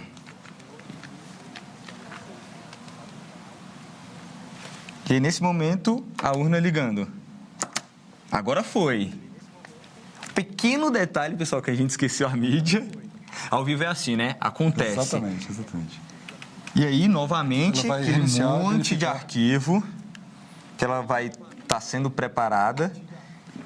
E aí, então, no dia, é basicamente isso que acontece, né, Rafael? A urna ela já vai estar ligada, então o mesário ele tem um trabalho ali simples de fazer, não é nada, não é um bicho de 7 cabeças. Não, na verdade, a gente faz para que ele não precise ser treinado, não precisa ser alguém de tecnologia da informação. A urna faz tudo. A urna decide tudo que ela pode decidir. E de vez em quando faz alguma pergunta. Mas a filosofia é essa, ela decide o que ela faz. Maravilha. Enquanto a urna vai ligando, Rafael, vou chamar agora, nós estamos com o desembargador Luciano Carrasco, que está lá direto do TRE do Paraná, que está ao vivo com a gente. E hoje eles também abriram a urna. Por favor, desembargador, está ao vivo com a gente. Como que foi esse evento aí hoje? Boa noite a todos. Hoje tivemos o início aqui no Paraná do sistema de votação eletrônica da propaganda durante a semana inteira. São os eventos feitos aqui no TRE, no interior do estado, para mostrar a segurança da urna, todo o processamento do voto, desde o primeiro passo até o último passo da totalização, com jovens e idosos no interior inteiro, para explicar a todos como é que funciona a urna eletrônica. Foi um grande avanço. Só no Paraná nós temos mais de 137 locais que essa atividade está sendo feita. Sedes do SENAC, auditórios da Polícia Militar, inclusive tem um supermercado que está participando dessa colaboração com a Justiça Eleitoral. Maravilha, muito obrigado pela participação do senhor. Parabéns aí para o TRE do Paraná, que vem fazendo esse trabalho incrível. Em outubro, né, temos eleições no Brasil inteiro. Lembrando, pessoal, que nós vamos entrar ao vivo em alguns momentos com os TREs aqui. Tudo isso que vocês estão vendo, inclusive a abertura aqui da urna, faz parte da primeira semana nacional das eleições. Vocês podem ver aqui, ó, atrás nós temos também uma artezinha do Sistema Eletrônico de Votação, primeira semana nacional do Sistema Eletrônico de Votação, que a ideia é aproximar o eleitor da Justiça Eleitoral.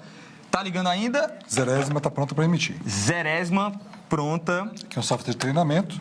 Luciano, muito obrigado pela participação. Vamos voltar agora à transmissão aqui, ó, para a nossa urna eletrônica. Emissão da Zerésima. Só recapitula para o pessoal que está nos assistindo. Zerésima é o documento que comprova, ela vem verificar se todos os arquivos estão vazios de votos e mostra todos os candidatos que têm 0 votos cada um. E essa aqui é que você falou que, por exemplo, no estado de São Paulo, pode chegar a 13 metros da Zerésima. 13 metros, é muita aqui, coisa. O resumo da Zerésima, que não vai mostrar todos os candidatos, mas vai mostrar também que tem 0 votos. Maravilha. Vamos colocar aqui, o pessoal, que eles conseguem dar uma olhada. Essa informação, claro, que é uma simulação, né? Aqui, temos aqui também, se puder, esse daqui tem o nome dos candidatos, aqui desse software de... Vamos colocar lado a lado para o pessoal poder aqui enxergar bem. Aqui nós temos, candidato cozinheira, médica, do partido das profissões, partido das festas, nós temos aqui folia de reis, boi bumbá, cavalhadas. Então aqui está mostrando os candidatos que estão listados na urna. Maravilha. Aqui... E não, o pessoal está perguntando na nossa transmissão, é apenas uma via de Zerésima? Sim, agora temos também, a gente vai transmitir, junto com os arquivos finais, a Zerésima. Então, é uma via de Zerésima, isso ficou no material com o presidente de mesa, no material da votação. E aqui, já estamos na tela, o pessoal, vou pedir para o nosso cinegrafista dar um zoom, Rafael, para você mostrar, é isso que vai aparecer lá no dia? Exatamente. Então, aqui, nós temos aqui uma tela de votação, vou colocar aqui para ficar bem claro para todo mundo. Aqui a primeira tela, nós temos, então, 6 cargos. Nós temos deputado federal, deputado estadual ou distrital, no caso do DF, senador primeira vaga, senador segunda vaga, governador e presidente. Então, o primeiro cargo a se votar, aqui são candidatos fictícios, tá? Então, eu vou votar aqui, 91, 0, posso corrigir, 91, 0, 1. Estou votando no boxe. Vamos passar para o pessoal também, Rafael, a sequência da votação, porque esse ano, em especial, a gente tem um diferencial, né? No momento da votação. Exatamente. Essa barra de progresso aqui em cima mostra onde o eleitor está. Então, eu estou aqui no voto para deputado estadual e aí ele pode ir prosseguindo, saber quais são, onde ele está votando, né? O mais importante aqui nessa eleição é entender que nós vamos votar para 2 senadores, são 2 vagas distintas. E eu não posso votar nas 2 vagas para o mesmo candidato, isso é muito importante. Então, se eu votar no 931 aqui, para a primeira vaga, e votar para 931 de novo, ele vai dar voto nulo, né? Se eu confirmar, meu voto vai ser anulado. Então, eu posso corrigir e posso votar para outro cargo aqui, música eletrônica. Então, cada um desses candidatos vai receber um voto. Posso votar aqui para governador e para presidente. Aqui apareceu uma barra de progresso bem rápida, depois a tela fim.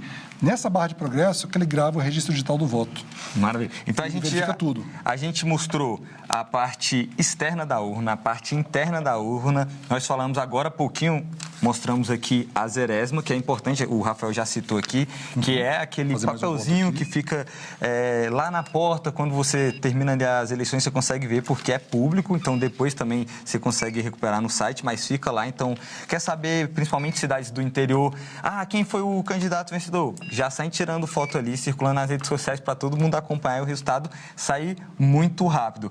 E agora, enquanto a gente está terminando aqui, vamos chamar um VT que a gente tem preparado aí, pedir para o pessoal rodar para a gente, por favor. Na Paraíba, a abertura da Semana Nacional do Sistema Eletrônico de Votação aconteceu aqui na Escola Técnica Estadual Juca Pontes, localizada em João Pessoa, capital paraibana. E nós acabamos, então, de acompanhar uma iniciativa inédita do Tribunal Superior Eleitoral de desmontar ao vivo e em cadeia nacional uma urna eletrônica.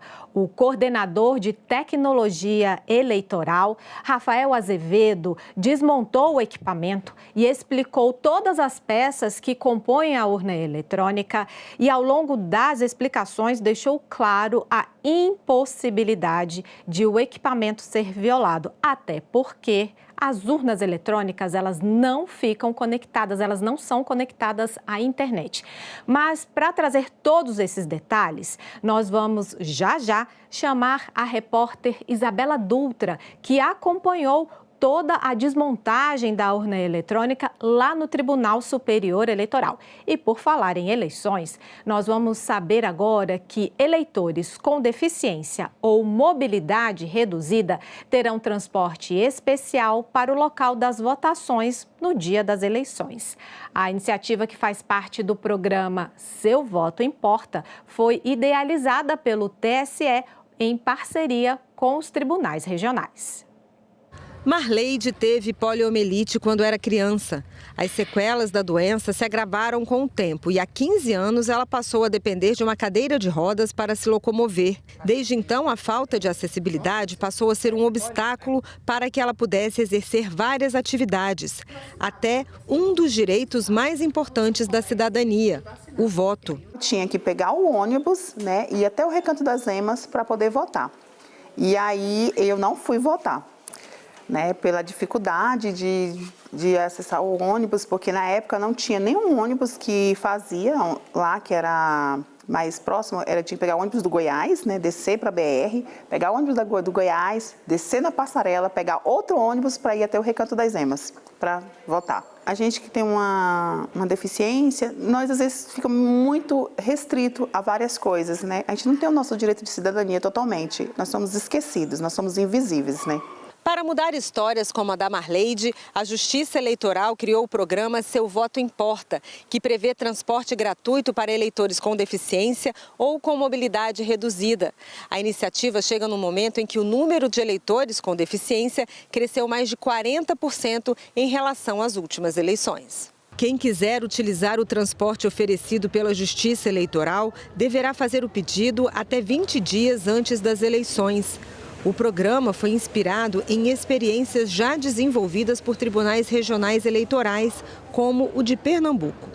Nós abrimos um número de WhatsApp esse número funciona como uma central de agendamento. Nós divulgamos esse número largamente, amplamente na imprensa, e esses eleitores com todos os tipos de deficiência nos procuram. Então nós transportamos eleitores com deficiência visual, deficiência auditiva, paralisia cerebral, síndrome de Down, autismo, deficiência física, todos os tipos de deficiência nós atendemos.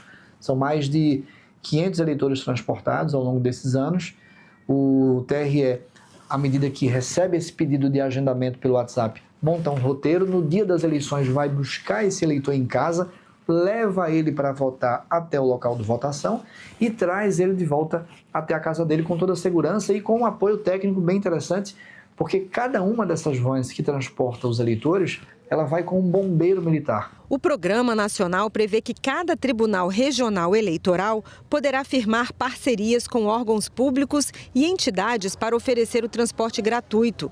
A disponibilidade do serviço vai depender dos acordos celebrados em cada estado. Além do transporte, a Justiça Eleitoral também ampliou o número de sessões eleitorais com acessibilidade. Para Marleide, a expectativa é que as novas medidas eliminem barreiras. O transporte indo até a nossa casa, pegando a gente, levando até o local de votação e trazendo, isso vai facilitar muito, né? Isso é uma acessibilidade muito viável para todas as pessoas que têm uma deficiência. E você não deixaria de votar? Não deixaria, jamais. E após a desmontagem da urna eletrônica ao vivo, com as explicações do coordenador de tecnologia eleitoral do TSE, Rafael Azevedo, nós vamos agora chamar a repórter Isabela Dutra, que está lá no tribunal e vai destacar os principais pontos desta iniciativa inédita transmitida ao vivo por diversas emissoras públicas, como a TV Senado. Boa noite, Isabela. Olá, Érica, boa noite. Agora eu estou aqui em frente ao plenário do TSE. Eu estava lá no estúdio acompanhando toda a desmontagem da urna, todas as explicações sobre a urna. Eu saí de lá porque a transmissão do TSE continua. É uma transmissão em rede com 13 TREs de todo o país e também emissoras públicas. Eles continuam essa transmissão na TV Justiça no YouTube. Então eu saí de lá para dar as informações agora para vocês. Acompanhei toda a desmontagem e reuni umas informações do que eu achei mais interessante nessa desmontagem para mostrar como funciona a urna. Cada urna tem 8 quilos, 8,7 quilos com a embalagem. A embalagem é de papelão para chegar com segurança nos locais de votação. Eles frisaram bastante que são locais, às vezes, muito isolados, tem que chegar de barco, tem que chegar de avião. No total, serão, esse ano, 563 mil urnas. Serão usadas para a votação. A urna é um equipamento único, o terminal do eleitor, o que a gente vê, aquele que a gente vota, e o terminal do mesário. Eles são conectados e, basicamente, o que o mesário faz é ligar a urna na tomada. Ela não tem conexão Bluetooth, também não tem nenhuma conexão com a internet. Por isso, ela é um sistema fechado e não tem como ser adulterada. A parte da frente, só tem aquela parte que a gente vê, né? O eleitor tem acesso ao teclado e as teclas são teclas de telefone, normal, para facilitar a votação. As teclas não são touch, elas não são feitas touch por questão exatamente de segurança, porque se elas fossem touch, como a gente faz hoje nos celulares, teria que haver outras barreiras de segurança. Então, o TSE prefere que a tela não seja touch para que tenha mais segurança. Depois que é votado, antes da votação é impressa a 0ª, né, para mostrar que não há votos antes na urna, e no final da votação é impresso o boletim de urna. O boletim de urna é impresso e todo o resultado fica numa mídia, é um pendrive. E esse pendrive que é levado para saber o resultado depois. Qualquer adulteração, qualquer acesso externo faz a urna parar, travar em, no máximo, 1 minuto. E se a urna for danificada por algum motivo durante a votação, esse equipamento é trocado. O sistema do TSE sabe o número da urna em cada sessão. Então, eles sabem a quantidade de votos, o que foi feito pelo número da urna e sabem em que sessão está. Então, essas são as principais informações que mostram a segurança da urna. Ela foi toda desmontada, como vocês acompanharam. Depois ela foi foi montada novamente. Essa iniciativa do TSE, que é inédita, isso nunca aconteceu antes no país, ela é parte de uma grande iniciativa chamada Semana Nacional do Sistema Eletrônico de Votação. Vai ser essa semana toda até o dia 9. São várias frentes, vários acontecimentos que vão ser usados pelo TSE para aumentar a transparência, mostrar esse funcionamento interno da urna, como eu falei agora, combater a desinformação e também aproximar a justiça eleitoral da população. E o que está previsto nessa semana? Demonstração da urna, visitas guiadas. Inclusive, já foi feita uma demonstração hoje aqui em Brasília, num colégio, dessa desmontagem da urna que a gente acompanhou. Também foi feita de manhã. E nessa semana também estão previstas visitas guiadas, palestras, exposições, atividades educativas, ações de educação, eventos em diversos TREs do Brasil. E essa semana se encerra com uma corrida pela democracia. E isso tudo acontece agora, nesse momento, quando o calendário eleitoral entra na fase decisiva, né? Até dia 5 de agosto são os últimos dias para as convenções partidárias. O que é isso? É quando os partidos vão oficializar os candidatos e deliberar, definir suas coligações e federações. Em 15 de agosto é o prazo final para registro das candidaturas na Justiça Eleitoral. Para presidente, o registro é feito aqui, onde eu estou, no TSE. Para governador, senador, deputado federal, estadual e distrital, é feito nos TREs. Dia 16 de agosto se inicia oficialmente a propaganda eleitoral, inclusive na internet. Dia 4 de outubro é o dia do primeiro turno das eleições e dia 25 de outubro, dia do segundo turno, onde houver. Então, essas são as principais informações de hoje, do evento aqui no TSE e também de todo esse contexto. Por que o TSE está fazendo isso hoje, Érica? Isabela Dutra, muito obrigada pelas informações, muito obrigada por ter trazido aí os principais pontos sobre essa iniciativa inédita de desmontagem ao vivo da urna eletrônica. Muito obrigada. E ficamos por aqui. Você pode rever a desmontagem da urna eletrônica feita pelo TSE e as informações deste evento na nossa página na internet, senado.leg.br/TV. Muito obrigada pela sua companhia e continue sintonizado aqui na TV Senado.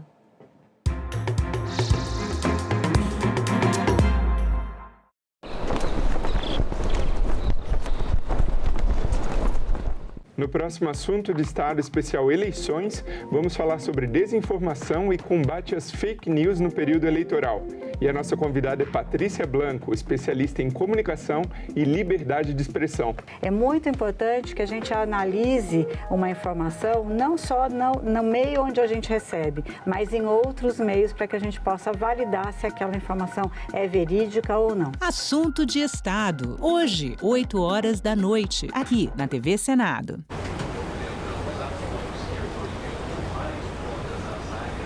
Minha mãe chegou um belo dia do trabalho, não tinha mais nada dentro de casa.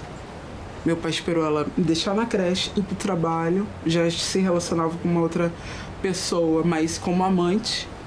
Parou um caminhão, me encheu de tudo que estava dentro de casa e foi embora. Por isso que eu falo, eu tento cortar esses ciclos todos com o Cauê. Porque o pai dele não está sendo diferente. Eu vejo muitos homens covardes mesmo, porque não enfrentam a situação que ele não iria enfrentar sozinho e nem pensam que a mulher está enfrentando aquilo sozinho, sabe? Então que meu filho seja um homem totalmente diferente do ciclo que a minha família, e isso eu me incluo, vem vivendo. Que ele seja responsável.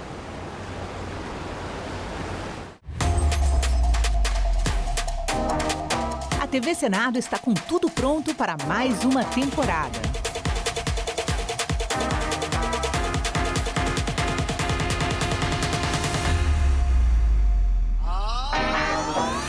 História. Em maio de 1933, 3,5% da população vão às urnas. Análise. O grande problema que a gente vive hoje é a falta de entendimento do papel da imprensa. Debate. É difícil realmente fazer chegar o conteúdo de todos os candidatos quando você está numa bolha. Combate à desinformação. Especialista em fact-checking, checagem de fatos e também jornalismo de dados. E a mais completa cobertura de eleições do Legislativo.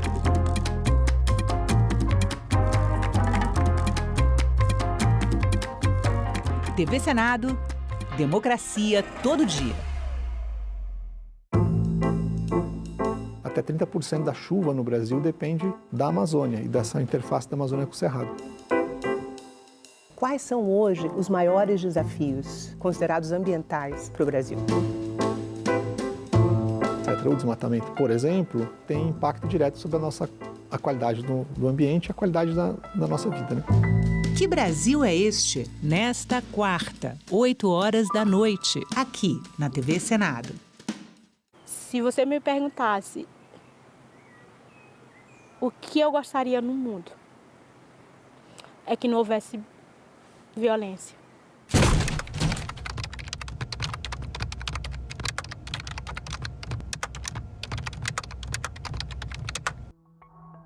Eu fui educada assim, que a mulher tinha que sempre obedecer ao marido. Ela tinha que ser submissa ao marido. As primeiras agressões começou com insultos. Falar da minha roupa, dizer que eu era gorda, que eu era feia. Eu tinha o meu dinheiro, eu tinha a minha conta, eu trabalhava, mas o meu salário quem gastava era ele. A primeira vez que eu pedi o cartão, que eu falei, o dinheiro é meu, eu trabalho, eu sei que o dinheiro é meu, eu levei um tapa. E como castigo à noite, ele me botou para dormir fora de casa na chuva. Se aquela pessoa se sente no direito de te empurrar, de te apertar, ela já está dando um sinal muito grande que ela é capaz de fazer outras coisas. A gente pode passar, às vezes, por exemplo, de um empurrão para uma facada. Eu falo, eu estou vivendo hoje, ter meu trabalho, ter dignidade, poder entrar na loja, escolher o meu sapato preferido, botar o meu batom vermelho e eu olhar para o meu corpo e não ter um roxo nele.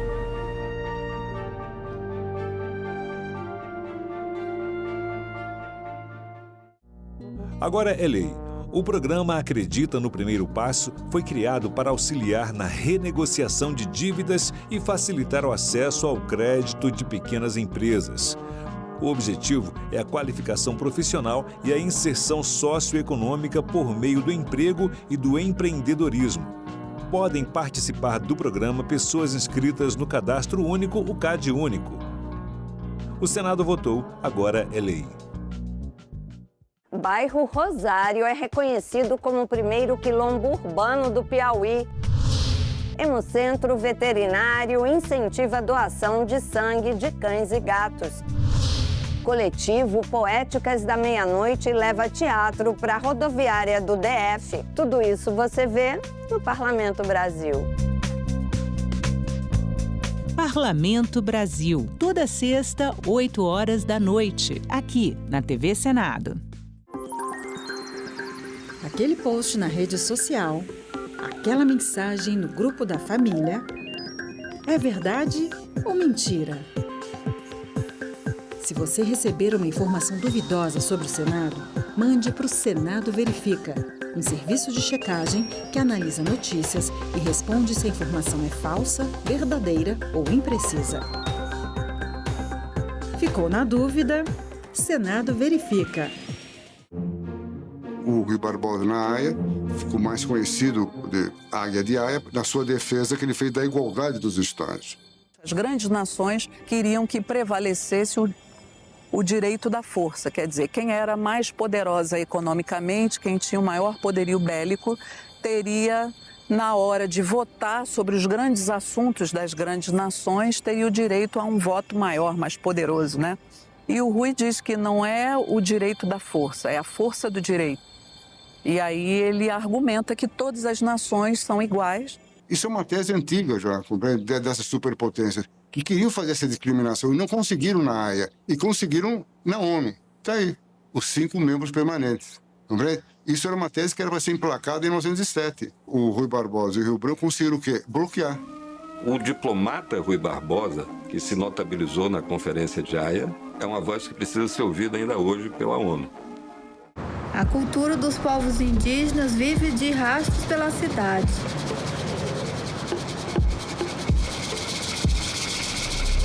Nos nomes de ruas, nos monumentos. Parece até crueldade, depois de terem nos exterminado e proibido de falar as nossas línguas. Senadoc, neste sábado, 9 horas da noite, aqui na TV Senado.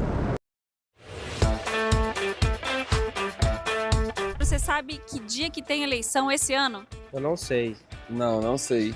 Dia 4 de outubro. E se você estiver viajando no dia da eleição, você sabe se é possível votar ou não? Nos dias de hoje, eu não sei, porque a gente tem que ir, né, até a sessão para votar. Da questão de viagem, eu nunca parei para pensar. Tipo assim, se eu estivesse viajando, né, não ia votar. Sim, eu posso votar em trânsito. Sabe tudo? Se você souber que vai estar em outra cidade nos dias de votação, pode pedir o voto em trânsito. Mas atenção, isso só vale para quem vai estar em capitais ou cidades com mais de 100 mil eleitoras e eleitores. Funciona assim: se a viagem for para uma cidade do mesmo estado, dá para votar para deputado federal, deputado estadual, senador, governador e presidente da República. Já se a pessoa vai para outro estado, só é possível votar para presidente. Dá para solicitar o voto em trânsito pelo autoatendimento eleitoral no site do TSE ou em algum cartório eleitoral. Você só precisa de um documento oficial com foto. Mas é preciso ficar atento ao prazo, de 20 de julho a 20 de agosto. E quem for para outro país? Nesse caso, não tem voto em trânsito e é preciso justificar a ausência, o que pode ser feito pelo e-título ou pelo site do TSE. Tem também a situação inversa. Uma eleitora ou eleitor que vive em outro país, mas vai estar no Brasil no dia da eleição. Nesse caso, dá para votar sim, mas só para presidente. É importante lembrar que o voto em trânsito é uma mudança temporária. Depois das eleições, o título volta automaticamente para a sessão eleitoral original.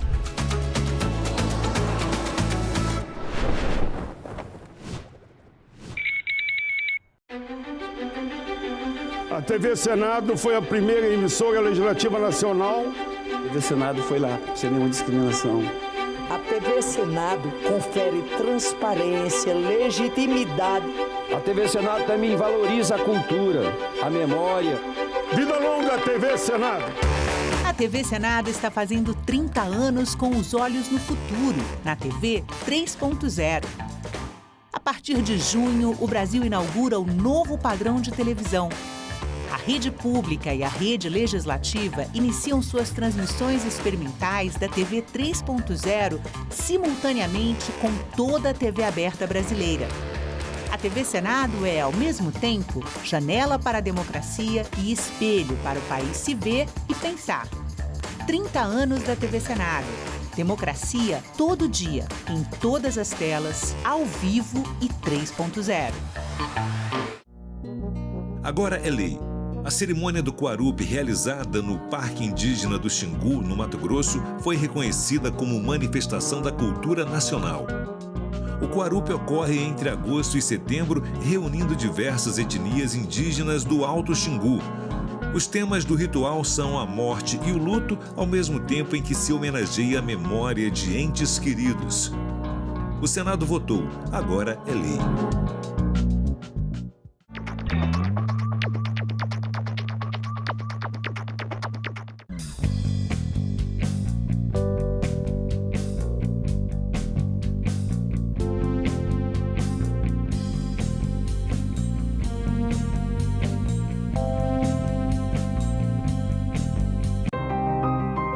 Eu comecei no arquivo da TV Difusora, em Porto Alegre, vim para Brasília para a Constituinte e depois eu fui para a TV Senado. Hoje eu faço a direção do programa Leituras, que é o programa de literatura, e faço o programa de música clássica. A TV Senado é que nem esse concerto. Você chega com palco livre, branco, você só tem um piano no meio. Em volta desse piano você vai ter que montar todo o espetáculo, entendeu? Vai ter que ver a luz, você vai ter que ver a iluminação, vai ter que ver o áudio. Aos poucos você vai montando a estrutura, você vai montando o palco. você vai montando para que o grande espetáculo aconteça. E a importância da TV Senado é exatamente você chegar a todos os lugares e as pessoas terem a oportunidade de ligar o aparelho e ver o que está acontecendo. E isso é importante para a cultura política das pessoas.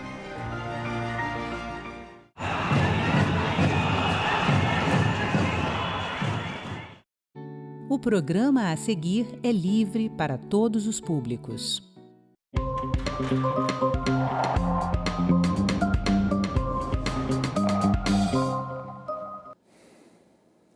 O trabalho por plataformas digitais terá novas regras. Foi aprovada pela Organização Internacional do Trabalho, a OIT, em junho de 2026, a primeira convenção internacional com direitos e deveres para empregadores e trabalhadores das plataformas digitais.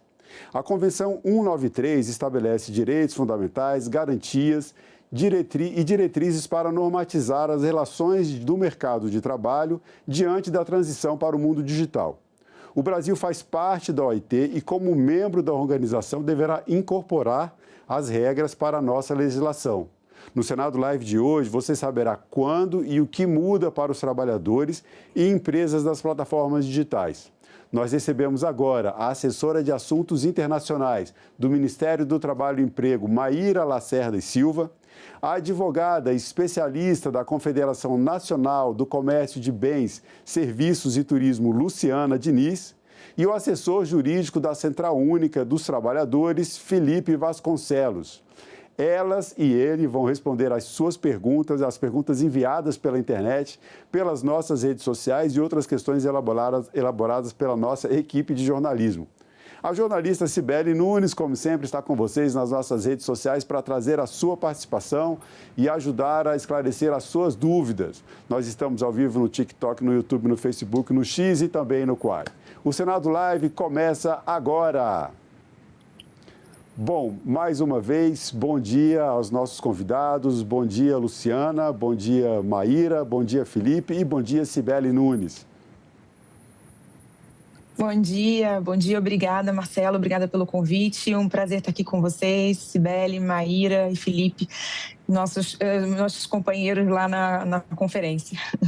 Isso, uma conferência muito interessante, uma verdadeira aula de política e o diálogo social, que foi um dos pontos também, dos 3 pontos principais conversados ali durante essa conferência da Organização Internacional do Trabalho, a 114ª.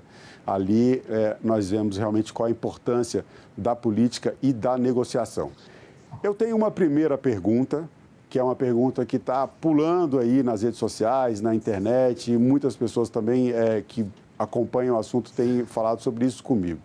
Essa pergunta eu vou fazer para os 3, vamos começar pela Maíra, depois Luciana e depois o Felipe.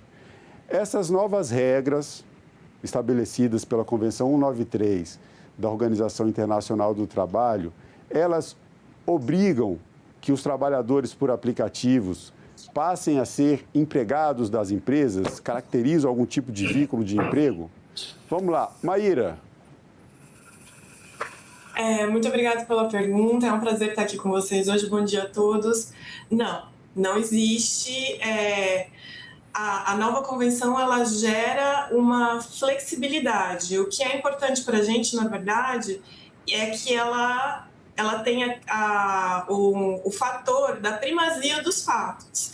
Então, não significa necessariamente que todo trabalhador de aplicativo ou plataforma vai ser caracterizado como um empregado, mas significa sim que haverá primazia dos fatos. Se houver dependência de alguma forma, se houver alguma forma de vínculo, isso será assim estabelecido. Agora, se não houver, não haverá. É muito simples assim.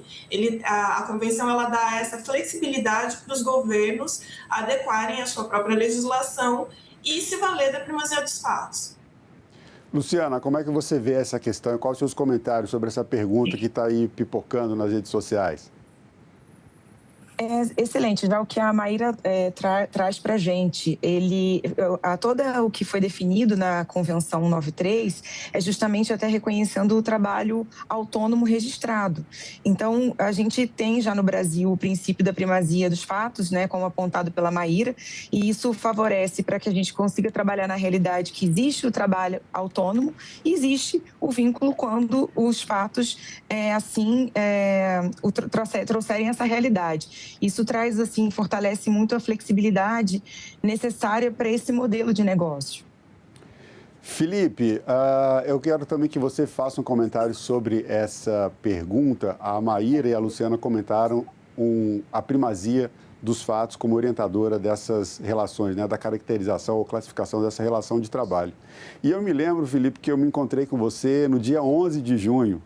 Pela manhã, foi quando, né, terminaram ali as negociações e eu perguntei para você, como é que se explica o que é isso, primazia dos fatos? Sim.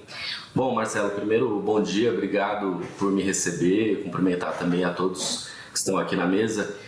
Eu acredito que a Convenção 193, ela é um marco histórico, né? Eu acho que principalmente por conseguir reconhecer direitos mínimos para todos os trabalhadores na economia de plataformas, que são milhões de trabalhadores. E esse é um ponto central, né? A primazia dos fatos, que é uma diretriz que já vinha na OIT com a recomendação 198, ou seja, reconhecendo que a classificação equivocada da relação de trabalho, ela pode gerar exclusão desses trabalhadores do sistema de proteção trabalhista e previdenciário. Então, reconhecendo que a classificação equivocada ela pode gerar distorções, a Convenção ela estabelece essa obrigação de que os Estados reconheçam a relação correta a partir de um mecanismo que é a primazia dos fatos, que já tem uma orientação na OIT pela recomendação. No Brasil também é uma diretriz que nós seguimos, que chamamos a advocacia trabalhista de princípio da primazia da realidade, que basicamente o que deve prevalecer é a realidade daquela relação e não o contrato que foi firmado. Muitas vezes o trabalhador sequer consegue ler aqueles termos e condições de contrato e aqueles contratos estão dizendo que aquele trabalhador é um trabalhador autônomo, que não tem qualquer tipo de relação de emprego. Isso não vai prevalecer, o que vai prevalecer é a realidade. Então, se há uma relação de pessoalidade, subordinada, não eventual, deve incidir os direitos e proteções do sistema de proteção trabalhista e previdenciário característicos da relação de emprego. Basicamente, é isso que é o princípio da primazia da realidade. Bom, agora nós vamos com a Cibele Nunes. Cibele, você tem enquete para a gente das redes sociais? Isso, vou trazer a primeira enquete para os nossos convidados. Nós perguntamos nas redes o que os... Eu não estou ouvindo a Cibele. Cibele? Oi? A Cibele está sem som? Alô, som na caixa, Cibele? Estou ouvindo. Marcelo, estão me ouvindo. Vamos lá. Desculpa. Você acha que os trabalhadores de aplicativos devem ter proteção garantida por normas internacionais? E a gente teve o público bem dividido nessa questão. 50% das pessoas acham que sim, 50% das pessoas acham que não.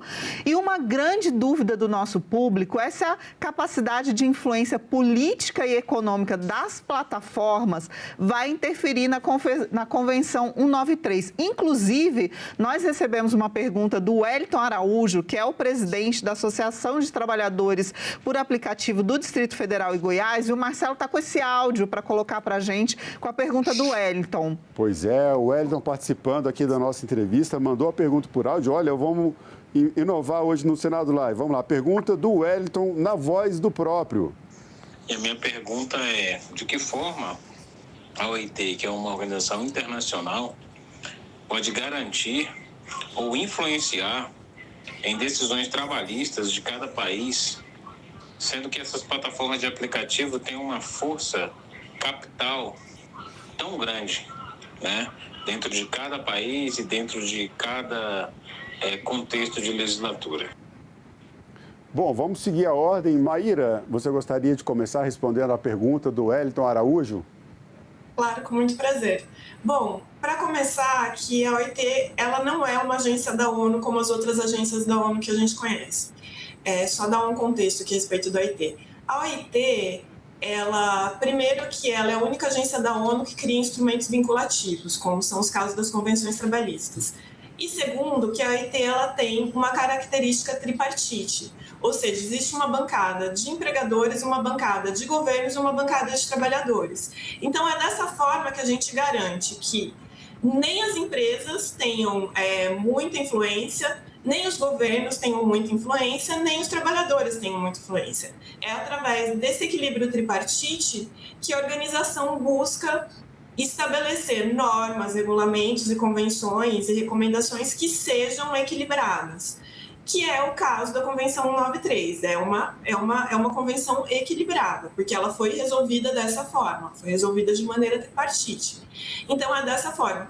E a pergunta também diz como é que a OIT influi na legislação do Brasil. As convenções, eu acho que nós temos advogados aqui na sala, eles vão poder falar até com mais propriedade.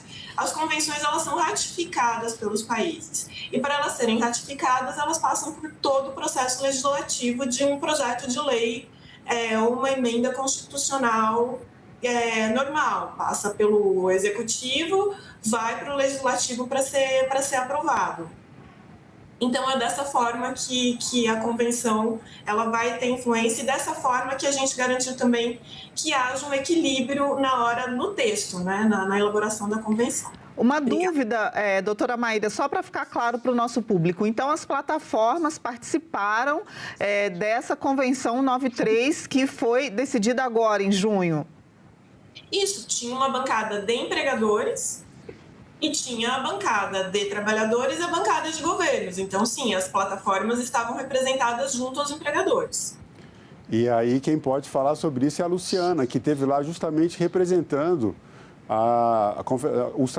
os empregadores, né? Justamente esse equilíbrio é que é o mais rico ali na Organização Internacional do Trabalho, porque você tem essa organização tripartite em que tem os 3 setores dialogando. Luciana, respondendo à pergunta do Wellington, do ponto de vista dos empregadores, né, sobre essa questão da influência da OIT dentro das nossas normas e se as empresas, especialmente as big techs, as empresas das plataformas digitais, se elas, de alguma forma, podem interferir no sentido de essas regras não serem adotadas, por exemplo, no Brasil ou em outro país qualquer. Bom, excelente pergunta e já vai trazendo um caldo melhor aqui para o nosso debate, porque o que acontece?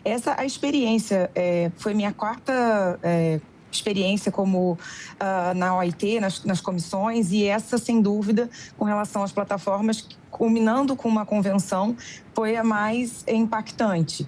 A gente teve ali o fortalecimento do tripartismo, que é onde a gente pode ali observar as visões tanto dos governos e aí ver diferentes visões dos trabalhadores e dos empregadores. O tema em si, ele é um tema que traz aí uma necessidade de que a gente consiga conjugar inovação sem engessamento e entendendo os modelos de negócio, especialmente essa questão que envolve as plataformas, que a gente tem até, como o Marcelo pontuou aí no início, até numa questão de pesquisa, você vê diversas respostas dos próprios trabalhadores envolvidos nesse modelo. Então, como é que a gente consegue congregar todas essas posições? A gente teve um instrumento realmente mais flexível e as propostas legislativas que a gente tem aqui no Brasil, elas caminham nesse mesmo sentido, entendendo que há, assim, um trabalho autônomo, a necessidade de preservar esses papéis e esse formato. E o que vai acontecer agora com relação à legislação, agora a norma internacional que foi produzida com a Convenção 193, é justamente aqui dentro do país, vai ter todo um trâmite para saber se vai ser ratificada ou não. Então, mas mesmo ela não sendo ratificada, o que já se traz de influência com relação a todos os princípios, a tudo que a gente debateu na convenção, ela já nos traz aqui um norte de como a gente pode seguir aqui numa regulamentação nacional, com os projetos de lei que a gente tem aí em curso e baseando-se justamente nessa flexibilidade, na necessidade de a gente entender que a gente não vai para o caminho tradicional da CLT em todos os casos, mas também a gente não precisa ir para a informalidade total. Então, a gente pode caminhar aí para uma moldura específica para esse tipo de atividade, esse tipo de negócio.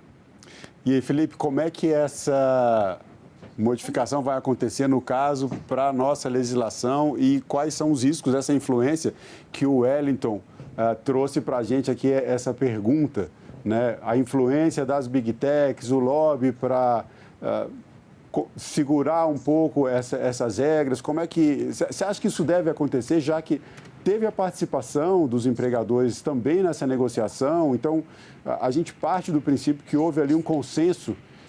Como é que fica essa situação aqui no nosso caso, Felipe? Olha, o poder das plataformas digitais, ele é gigantesco do ponto de vista de capital e de influenciar nas instituições e nos territórios, né? E a gente observou esse poder ao longo desses anos de negociação tripartite, inclusive ano passado, quem pôde acompanhar a dificuldade que foi de se estabelecer que nós teríamos uma convenção seguida de uma recomendação. Ou seja, uma convenção é um tratado internacional vinculante e uma recomendação é um documento que vai orientar aplicações de convenção que não tem um caráter vinculante. Então, a influência das plataformas digitais, ela foi observada, ela foi sentida nos processos de negociação que avançaram madrugadas, como você bem mencionou, Marcelo, de tentar barrar a aprovação de uma convenção, mas isso foi sendo construído e acredito que um grande ganho de nós termos uma convenção num cenário também não só de influência das grandes plataformas digitais, mas de crise do multilateralismo, é um sinal muito importante para o mundo de que os organismos multilaterais ainda têm uma função importantíssima na regulação, né, e de conseguir estabelecer tratados internacionais aplicáveis a todos os trabalhadores de plataformas. E eu acredito que esse ganho que nós temos agora de uma convenção que vai se aplicar aos milhões de trabalhadores de plataforma, ser independente da classificação na relação de trabalho, é de fundamental importância e nós vamos ter agora, na hora de implementar, então a gente estabeleceu um piso mínimo, agora a gente precisa implementar os mecanismos de aplicação com a ratificação. Essa convenção ela deve ser internalizada depois de um ano do depósito da ratificação e da aprovação do Congresso Nacional, com uma hierarquia supralegal, de acordo com o entendimento do Supremo Tribunal Federal, o que significa que os termos, os direitos estabelecidos na Convenção, eles se sobrepõem sobre a legislação ordinária, a lei complementar que nós temos no Brasil. Então, é uma grande tarefa que nós temos pela frente. E nós seguimos com as nossas perguntas das redes sociais. Enquete Cibele Nunes, o que você traz agora? Bom, nós perguntamos para as pessoas também o que elas acham que pode acontecer a partir da aplicação da Convenção 193, que garante mais proteção aos trabalhadores de aplicativos. E aí 76% das pessoas, grande parte das pessoas, acham que vão ter garantia dos direitos. E 24% das pessoas acham que isso pode reduzir as oportunidades por conta da flexibilização. Eu vou emendar aqui com a pergunta do Carlos, do Paraná. O que todo mundo quer saber em relação a direitos é sobre a questão previdenciária. O que ficou discutido em relação à previdência para esses trabalhadores? Vamos começar mais uma vez com a Maíra. Bom, como a gente já falou aqui sobre a primazia da realidade algumas vezes, de acordo com o vínculo empregatício desse trabalhador, ele vai ter direito à proteção previdenciária. Aliás, de acordo não, ele sempre terá direito à proteção previdenciária, que isso fica muito claro. Existe uma cláusula do texto que diz que os países devem buscar expandir e proteger a todos os trabalhadores. Mas haverá uma variação desse grau de proteção, né, de acordo com o vínculo do trabalhador. Então, assim, como a gente já tem hoje, os trabalhadores autônomos, o MEI e o segurado empregado têm direitos e obrigações que são diferentes. As contribuições variam, as contribuições dos empregadores variam de acordo com a classificação do trabalhador. Então, vai funcionar dessa mesma forma. Eu acho que o que é importante para a gente, enquanto governo, naquele momento, foi garantir que os governos busquem, os países busquem ampliar essa proteção. né? Porque uma coisa que a gente defendeu durante a negociação é quando você tem, por exemplo, um país como o Brasil, em que existe um sistema único de saúde, em que existe um sistema de assistência social que é universal como os nossos, um trabalhador desprotegido vai parar, vai ser responsabilidade do governo de uma forma ou de outra. Então, por que não investir em proteção desde o começo, né? É isso que a gente defendeu durante toda a discussão. Mas, obviamente, existe a primazia da realidade e isso vai ser adequado com os casos. Mas a proteção social está no texto, faz parte do texto. E, para a gente, aqui do governo, esse foi um ganho e uma batalha forte. Mas nós conseguimos estabelecer que isso ficasse bem claro no texto, ainda bem. Nós vamos seguir com essa questão previdenciária, que é uma das grandes preocupações que nós apuramos aqui nas nossas pesquisas na internet e nas perguntas que recebemos também.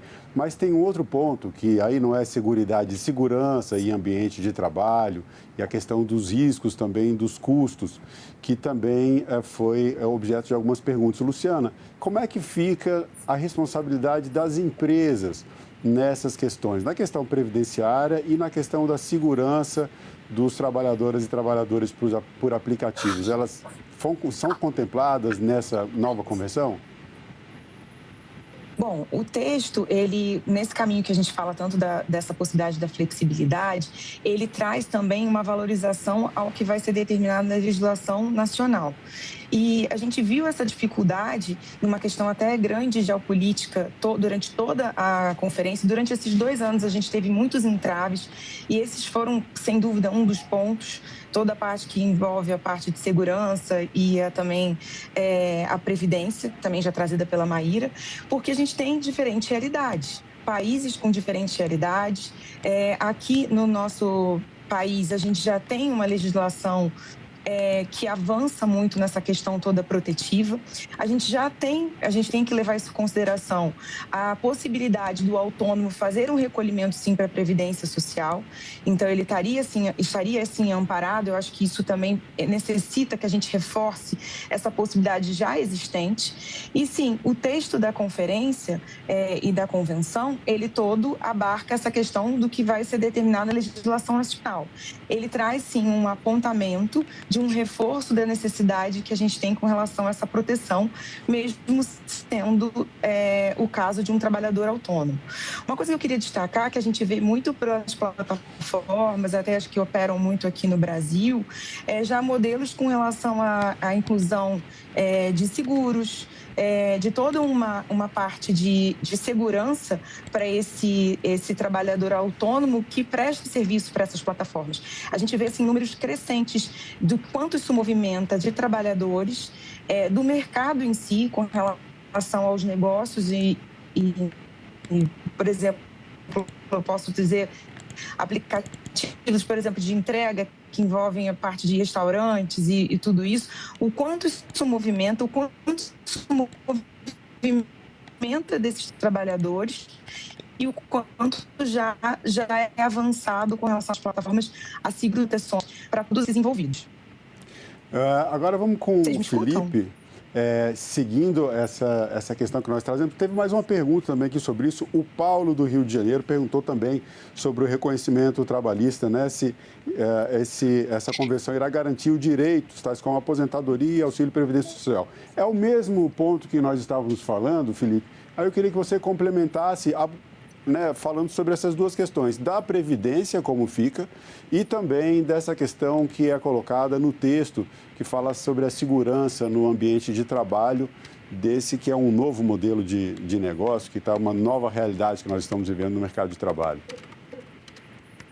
Marcelo, esse é um ponto central e que a Convenção reconhece que é importantíssimo, ou seja, as novas tecnologias, elas impactam a forma de organizar o trabalho, impactam a forma de nos relacionarmos, mas essas transformações tecnológicas, isso a Convenção reconhece, ela não pode vir desacompanhada de proteção de direitos mínimos a milhões de trabalhadores que estão nessa economia, de liberdade sindical, de negociação coletiva, de direito de greve de remuneração justa, de saúde, segurança e de previdência social, de transparência algorítmica, de proteção desses dados desses trabalhadores, de acesso à justiça. Então, esses são direitos mínimos que são reconhecidos a todas as pessoas que trabalham na economia de plataformas. E isso é fundamental que a Convenção tenha reconhecido e por isso é um marco histórico.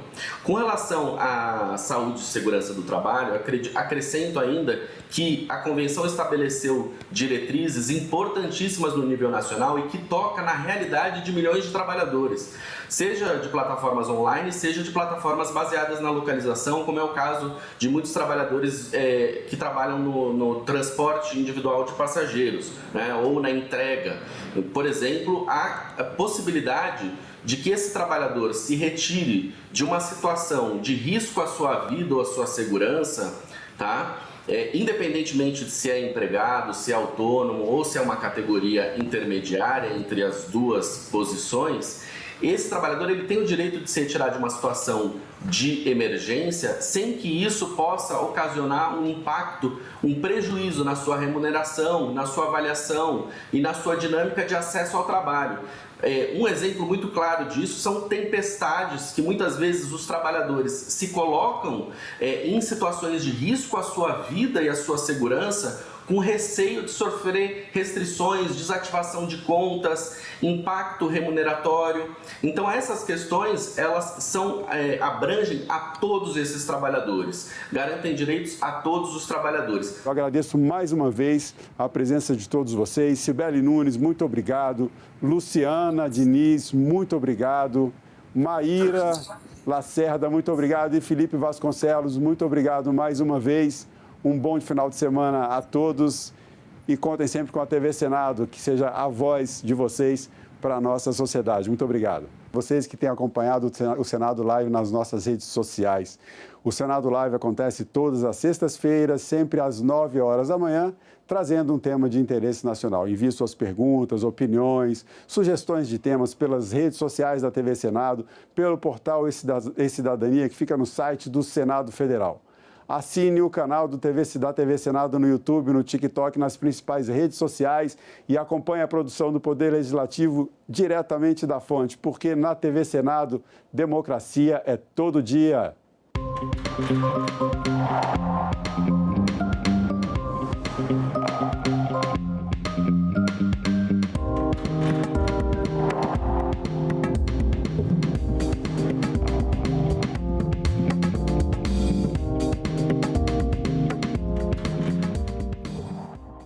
Os manifestantes conseguiram subir no prédio do Congresso.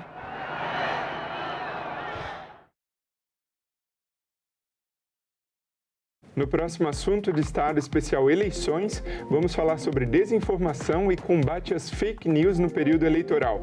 E a nossa convidada é Patrícia Blanco, especialista em comunicação e liberdade de expressão. É muito importante que a gente analise uma informação não só no meio onde a gente recebe, mas em outros meios para que a gente possa validar se aquela informação é verídica ou não. Assunto de Estado. Hoje, 8 horas da noite, aqui na TV Senado.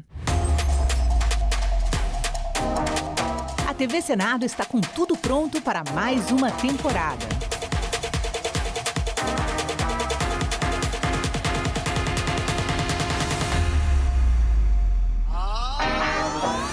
História.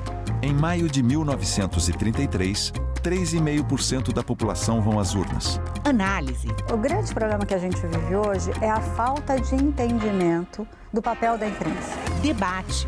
É difícil realmente fazer chegar o conteúdo de todos os candidatos quando você está numa bolha. Combate à desinformação. Especialista em fact-checking, checagem de fatos e também jornalismo de dados. E a mais completa cobertura de eleições do Legislativo.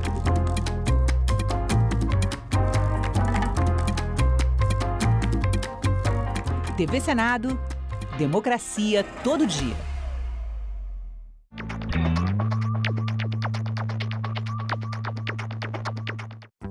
Sou Antônia Márcia Vale, eu sou editora e apresentadora do programa Agenda Econômica. Eu trabalho no núcleo de programas que produz o que a gente chama de programas de grade. A elaboração de um programa nunca é uma coisa tão simples. Por trás das câmeras tem uma equipe enorme. A gente tem iluminador, a gente tem os câmeras, a gente tem o contra-regra, tem um diretor de gravação. TV não é uma brincadeira individual, é uma brincadeira coletiva.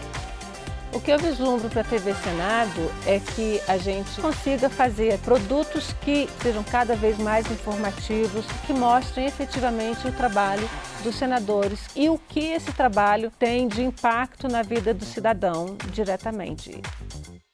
Eu pude participar de momentos históricos do país e isso para mim é muito rico, é impagável.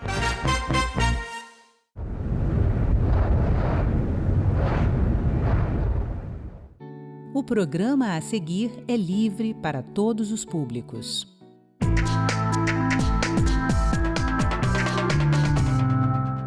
Brasil acolhe imigrantes de mais de 200 nacionalidades. Santa Catarina se destaca como um dos destinos preferidos. Manaus se enfeita para a Copa. Tradição é patrimônio cultural da cidade. Agricultores do Espírito Santo que participam do projeto Arranjos Produtivos vão receber créditos de carbono. Câmara debate políticas públicas para jovens não adotados que devem deixar os abrigos quando completarem 18 anos. E o Parlamento Brasil leva você numa viagem no tempo, diretamente para o São João de Campina Grande, 20 anos atrás. E De Volta ao Futuro também mostra como a festa está agora.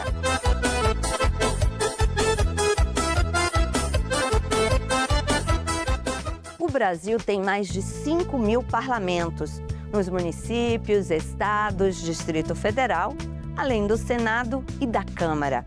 Em cada um, decisões importantes para o brasileiro. A gente conta tudo para você aqui no Parlamento Brasil. Há 20 anos no ar, o Parlamento Brasil é feito em parceria com as emissoras legislativas de todo o país. Eu sou Andréa Alves e te convido para um giro.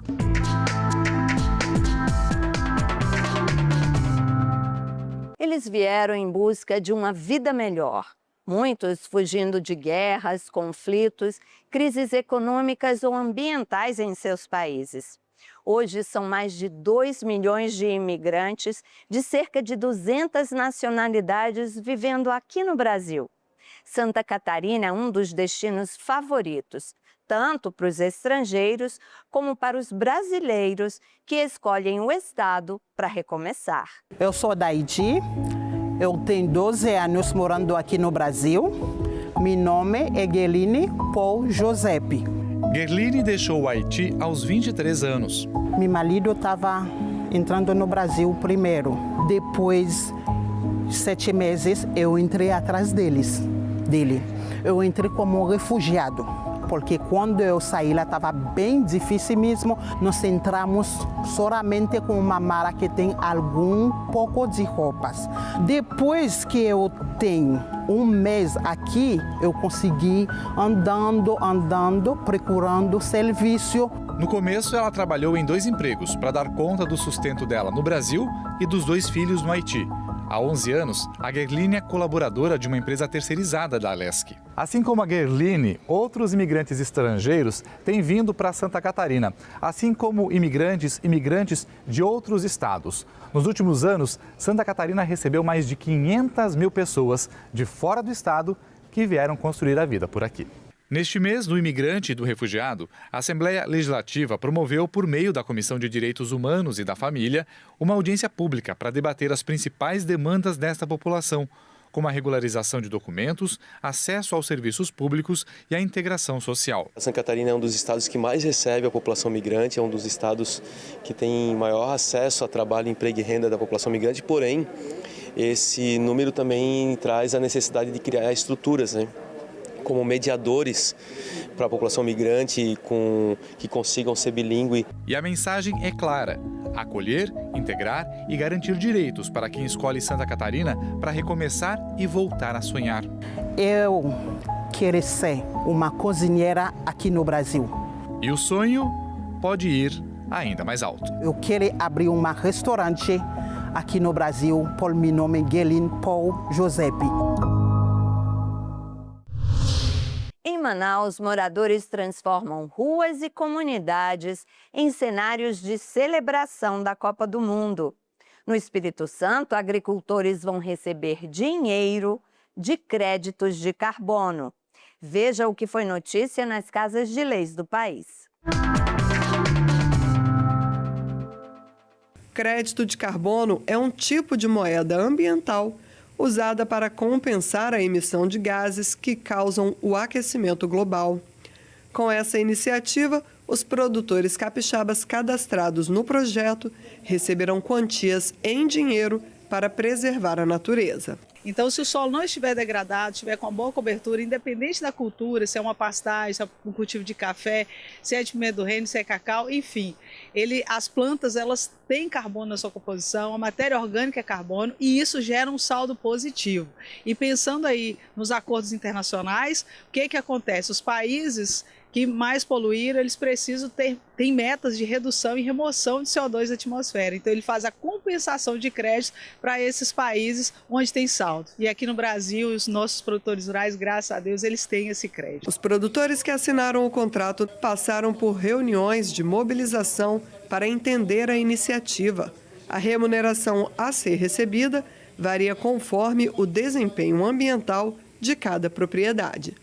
Os retornos financeiros dependem de etapas de validação e certificação, não sendo imediatos. O produtor ele vai receber de acordo com a quantidade de toneladas de carbono equivalente que ele tem por hectare na sua propriedade ao longo dos 40 anos. E a previsão é que um ano após a certificação desse carbono, o recurso já comece a chegar na conta dos produtores e também o apoio aos projetos aí para o desenvolvimento da comunidade.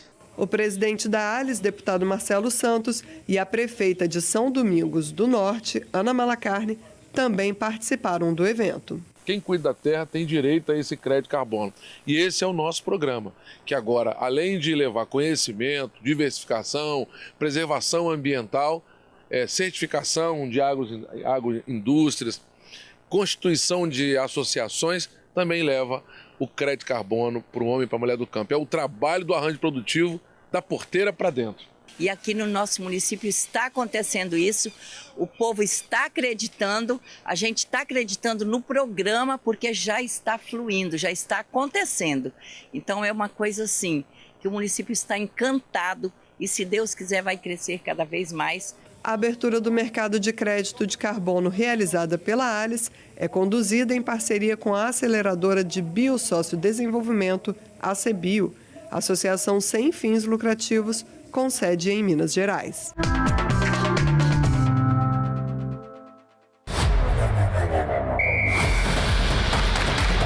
O país do futebol em clima de Copa do Mundo. Em Manaus, a animação não é diferente e toma conta das ruas. Bandeiras, pinturas e decorações em verde e amarelo estão colorindo diferentes bairros da cidade. Com certeza. Tem que torcer e ter fé. Se não tiver fé, só lamento. Muita gente não sabe, mas essas ornamentações fazem parte do patrimônio cultural da capital amazonense. O reconhecimento está na Lei Municipal número 369 de 2022. Essas ruas elas sempre foram bem tradicionais na cidade de Manaus. Eram ruas que participaram da nossa infância. Quando tinha a Copa do Mundo, os meus pais já me levavam, né, para essas ruas para ver as ornamentações. E quando eu entrei aqui na Câmara, eu tive muito contato, né, com as pessoas que faziam esse trabalho nas comunidades em relação à Copa do Mundo. E aí surgiu a ideia de tornar patrimônio público, né, da nossa cidade. É interessante ressaltar que durante a Copa, essas ruas elas tornam-se locais de visitação, atraindo vários turistas e gerando também emprego na comunidade, né, porque as pessoas acabam ali colocando suas bancas, colocando os produtos para vender e trazer recursos para os seus familiares. Então isso é muito importante. Entre as ruas reconhecidas, 3 estão na Zona Sul. A 24 de agosto, no bairro Morro da Liberdade, a Santa Isabel, na Praça 14, e a Leonardo Malcher, no bairro Aparecida. Na Zona Centro-Oeste, O destaque fica na rua Professora Isaura Barroncas, no Alvorada 1. De 4 em 4 anos, esses espaços se transformam em verdadeiros palcos de celebração, onde a criatividade dos moradores mantém viva uma tradição passada de geração em geração.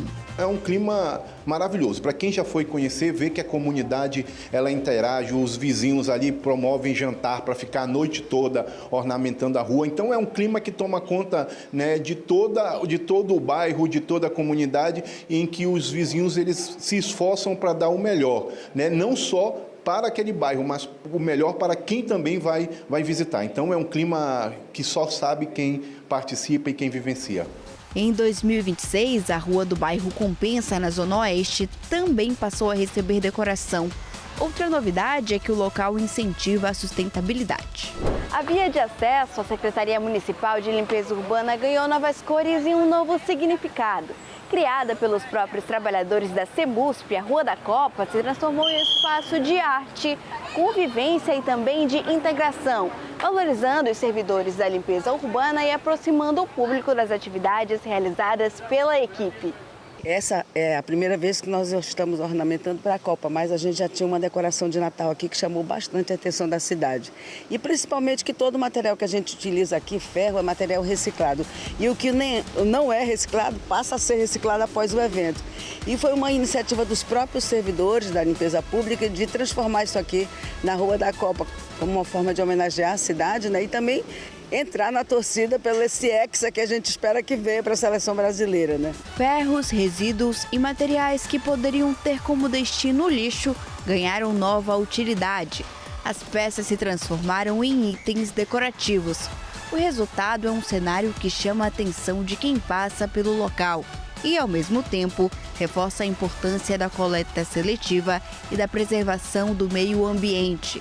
Toda a produção, desde as pinturas no chão até a confecção das bandeirolas, foi realizada pelos próprios garis e servidores da secretaria. Todo esse resíduo que poderia estar entupindo bueiros, provocando alagação, poluindo o Rio Negro, é reaproveitado e transformado em peças de decoração, como você está vendo aqui, trazendo essa coisa linda e levando energia, né, para a seleção brasileira. E para quem ainda não sabe onde vai assistir aos Jogos da Seleção Brasileira, todas essas ruas se tornam pontos de transmissão. Está muito lindo, ficou bonito, só gratidão. E eu espero que todo mundo venha curtir essa Copa aqui, né? A seleção brasileira ganhe também, né? E dê orgulho para o povo brasileiro, que é o nosso sonho, né? A ganhar a Copa. Com certeza, amigos, família, todo mundo trazendo para cá. Uma prova de que arte, sustentabilidade e geração de renda também podem jogar no mesmo time de futebol. O futebol é a raiz das nossas comunidades. Toda comunidade aqui na cidade de Manaus tem um campinho de futebol que a gente presencia várias crianças que têm um sonho de ser um jogador de futebol. Então o clima de Copa do Mundo é um clima maravilhoso para nós brasileiros.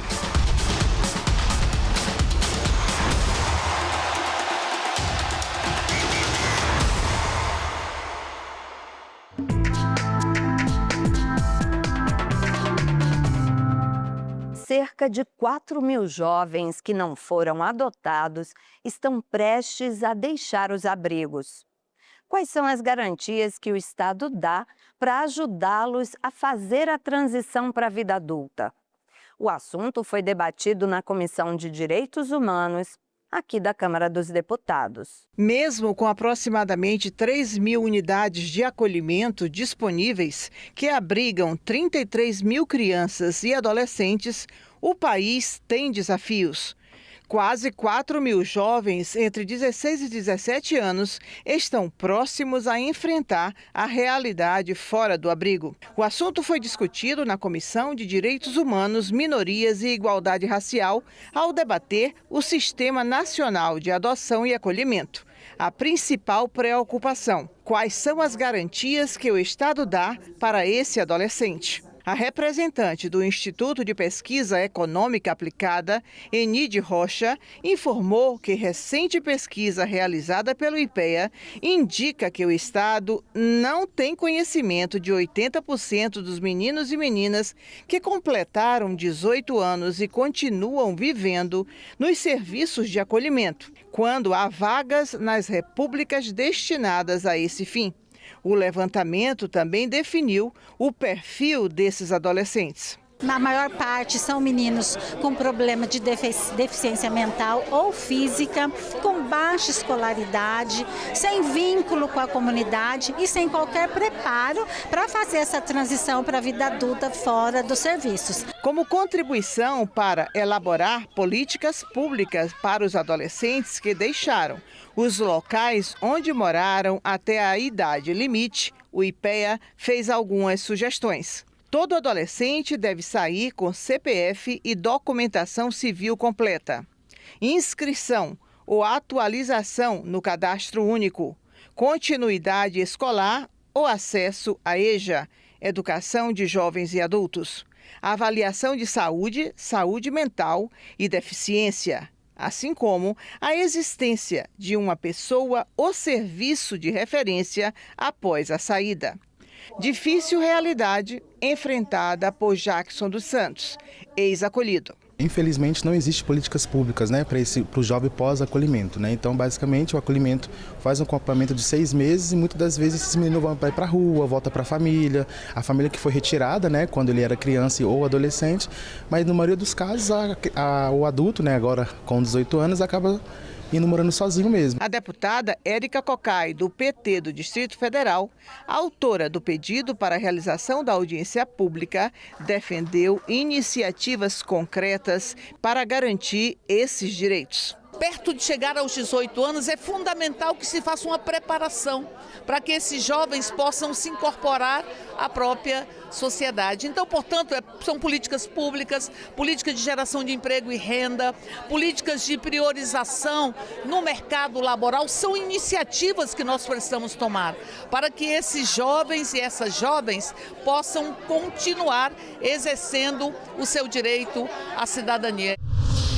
A Comissão de Educação aqui do Senado aprovou um projeto que cria uma série de regras e procedimentos padronizados para orientar professores sobre casos de racismo, misoginia e discriminação nas escolas. O projeto apresentado pela senadora Tereza Leitão estabelece diretrizes gerais para orientar a atuação de professores e dirigentes escolares em casos de racismo, misoginia, discriminação por motivo de orientação sexual ou de identidade de gênero nas escolas.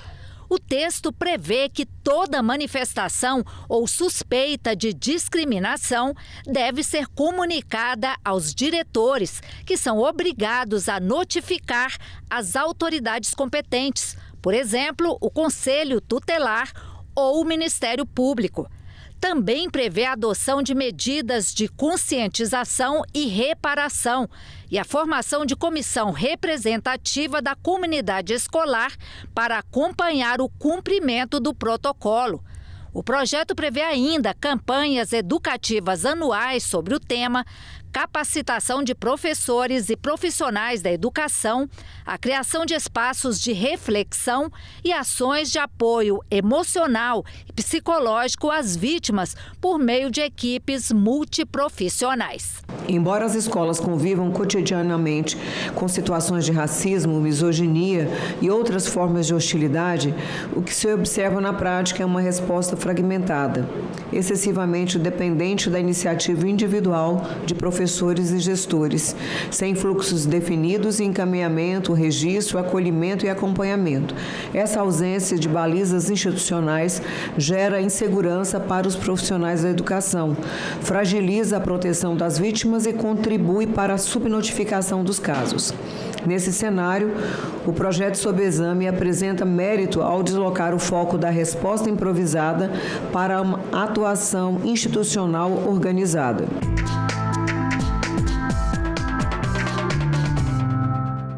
Nas comemorações dos 20 anos do Parlamento Brasil, a gente está reexibindo matérias legais de programas antigos.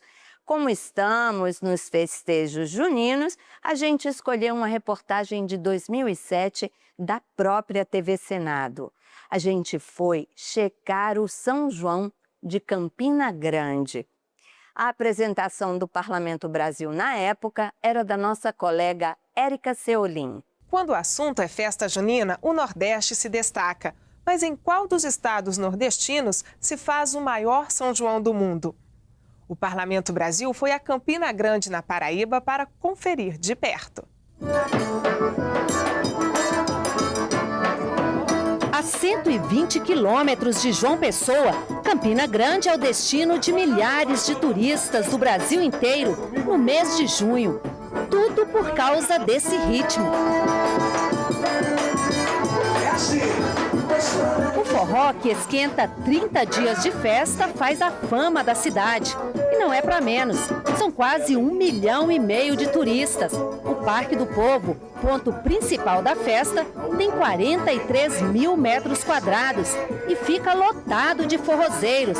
São mais de 500 horas de forró, shows e quadrilhas.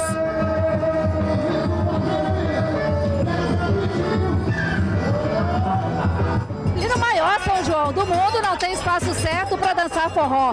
Quem pega esse trem sabe que o balanço natural dos vagões é só um empurrãozinho a mais para entrar no ritmo do autêntico forró pé de serra. Desde a Estação Velha, em Campina Grande, até o distrito de Galante, são 18 quilômetros, cerca de 2 horas de sacoleixo e muito forró.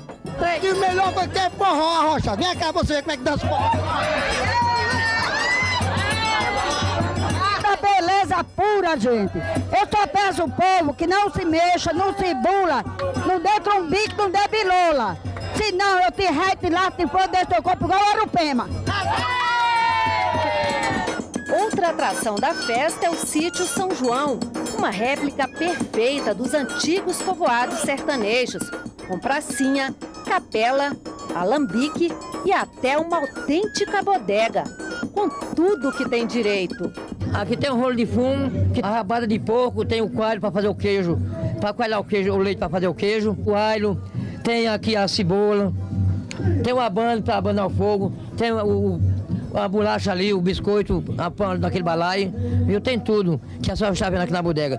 Tem também o depósito de mangaio. O depósito de mangaio é aquele lugar do sítio onde você guarda tudo mesmo. O que presta, o que não presta, o que poderá servir um dia ou o que um dia deverá ir para o lixo. Quem é da terra garante que Campina Grande faz mesmo o maior São João do mundo. O de Caruaru é um bom São João, é um extraordinário São João, mas não é melhor do que o de Campina. Desculpa a todos os irmãos pernambucanos. São João de Campina Grande traduz todo o sentimento do nordestino, a alegria, a forma aberta de receber os turistas que aqui chegam. E a Paraíba tem essa festa como tradicional. Então nós nos orgulhamos do nosso São João de todos os paraibanos, mas principalmente do São João de Campina Grande, que pelo nome ele já diz tudo, é o maior do mundo.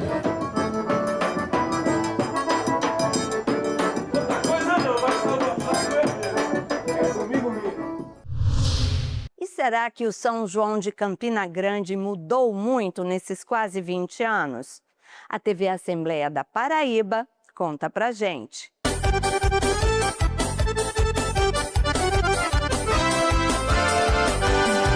Há 20 anos, uma equipe da TV Senado percorreu as ruas de Campina Grande para mostrar ao Brasil a força de uma festa que já era considerada uma das maiores manifestações culturais do país.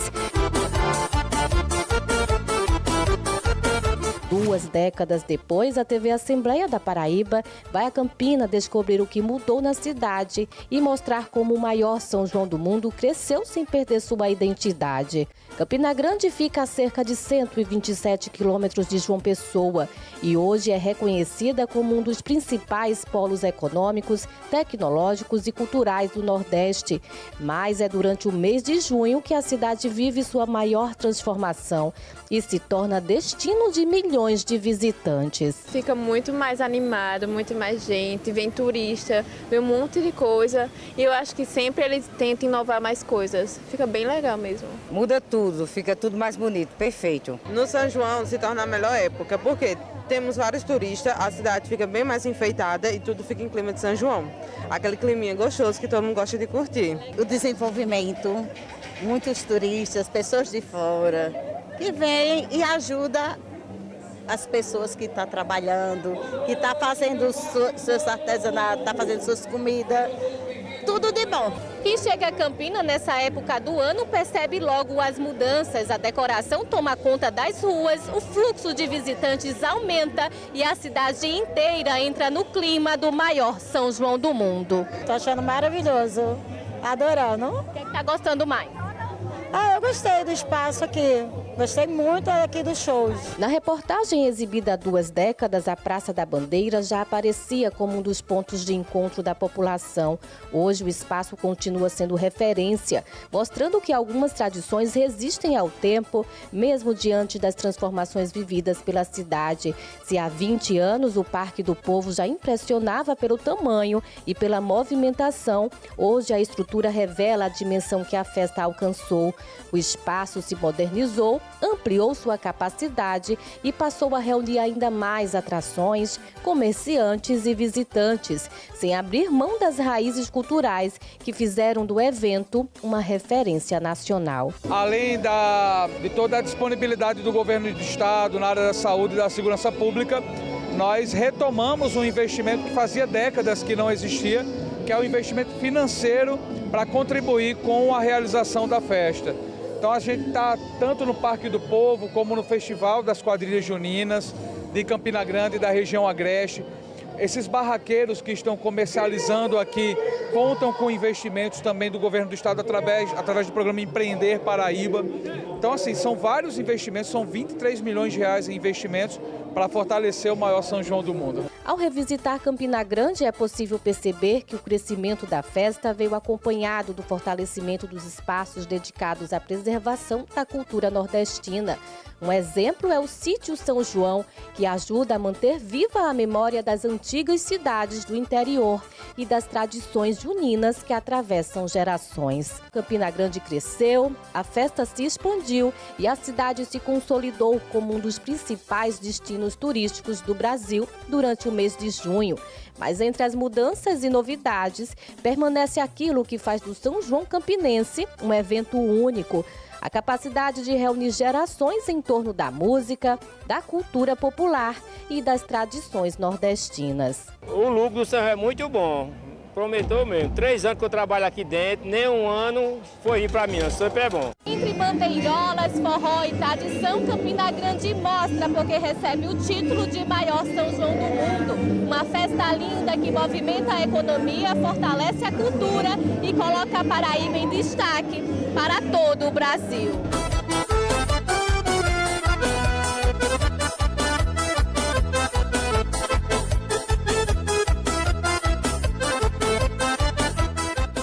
Só falta uma coisa nessa festa, hein? A equipe do Parlamento Brasil curtindo por lá. Valeu, Angelina! Olha, a gente vai ficando por aqui. Você sabe que se quiser rever qualquer conteúdo da TV Senado, tem tudo na internet, no site da TV ou no YouTube. Até semana que vem, pessoal. Tchau!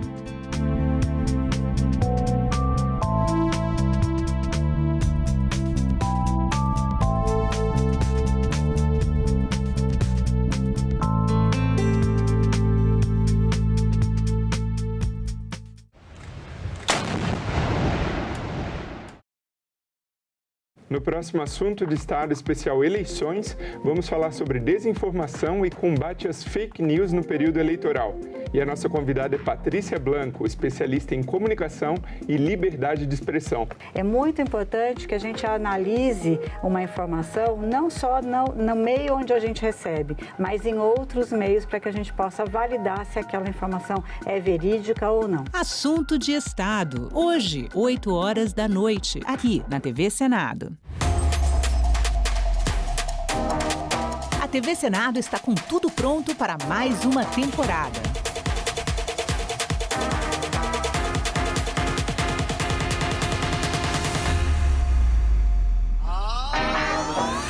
História.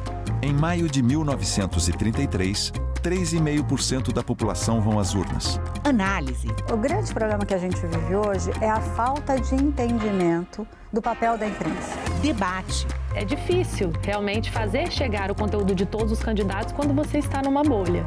Combate à desinformação.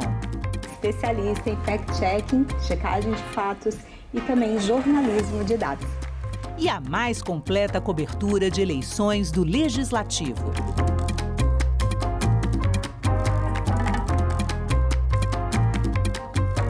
TV Senado, democracia todo dia.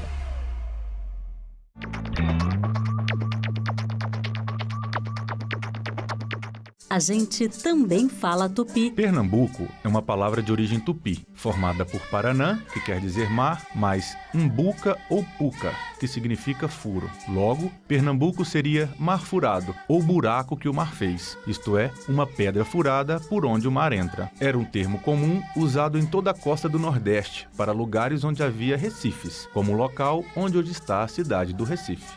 A gente também fala tupi.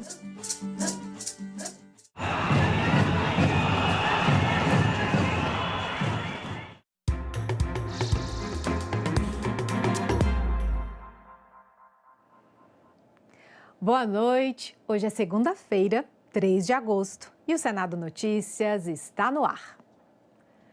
Em uma iniciativa inédita, o Tribunal Superior Eleitoral desmontou ao vivo uma urna eletrônica. O coordenador de tecnologia eleitoral do TSE mostrou todos os procedimentos de segurança adotados nas eleições para garantir a transparência e a confiança no sistema de votação. Essa é a primeira vez que o Tribunal Superior Eleitoral abre uma urna eletrônica ao vivo, diante das câmeras, numa transmissão nacional. A ideia é mostrar ao eleitor por dentro como funciona o equipamento que será usado nas eleições deste ano.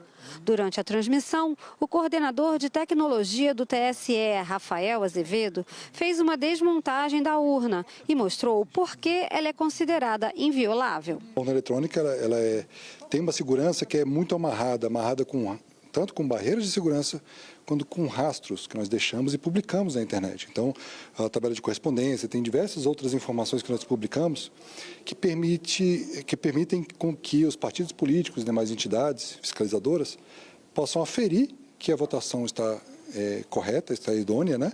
E que a eleição é legítima. As pessoas normalmente imaginam a urna eletrônica como se fosse uma caixa forte, em que com algum esforço você poderia furar e invadir com maçarico, alguma coisa e abrir, né?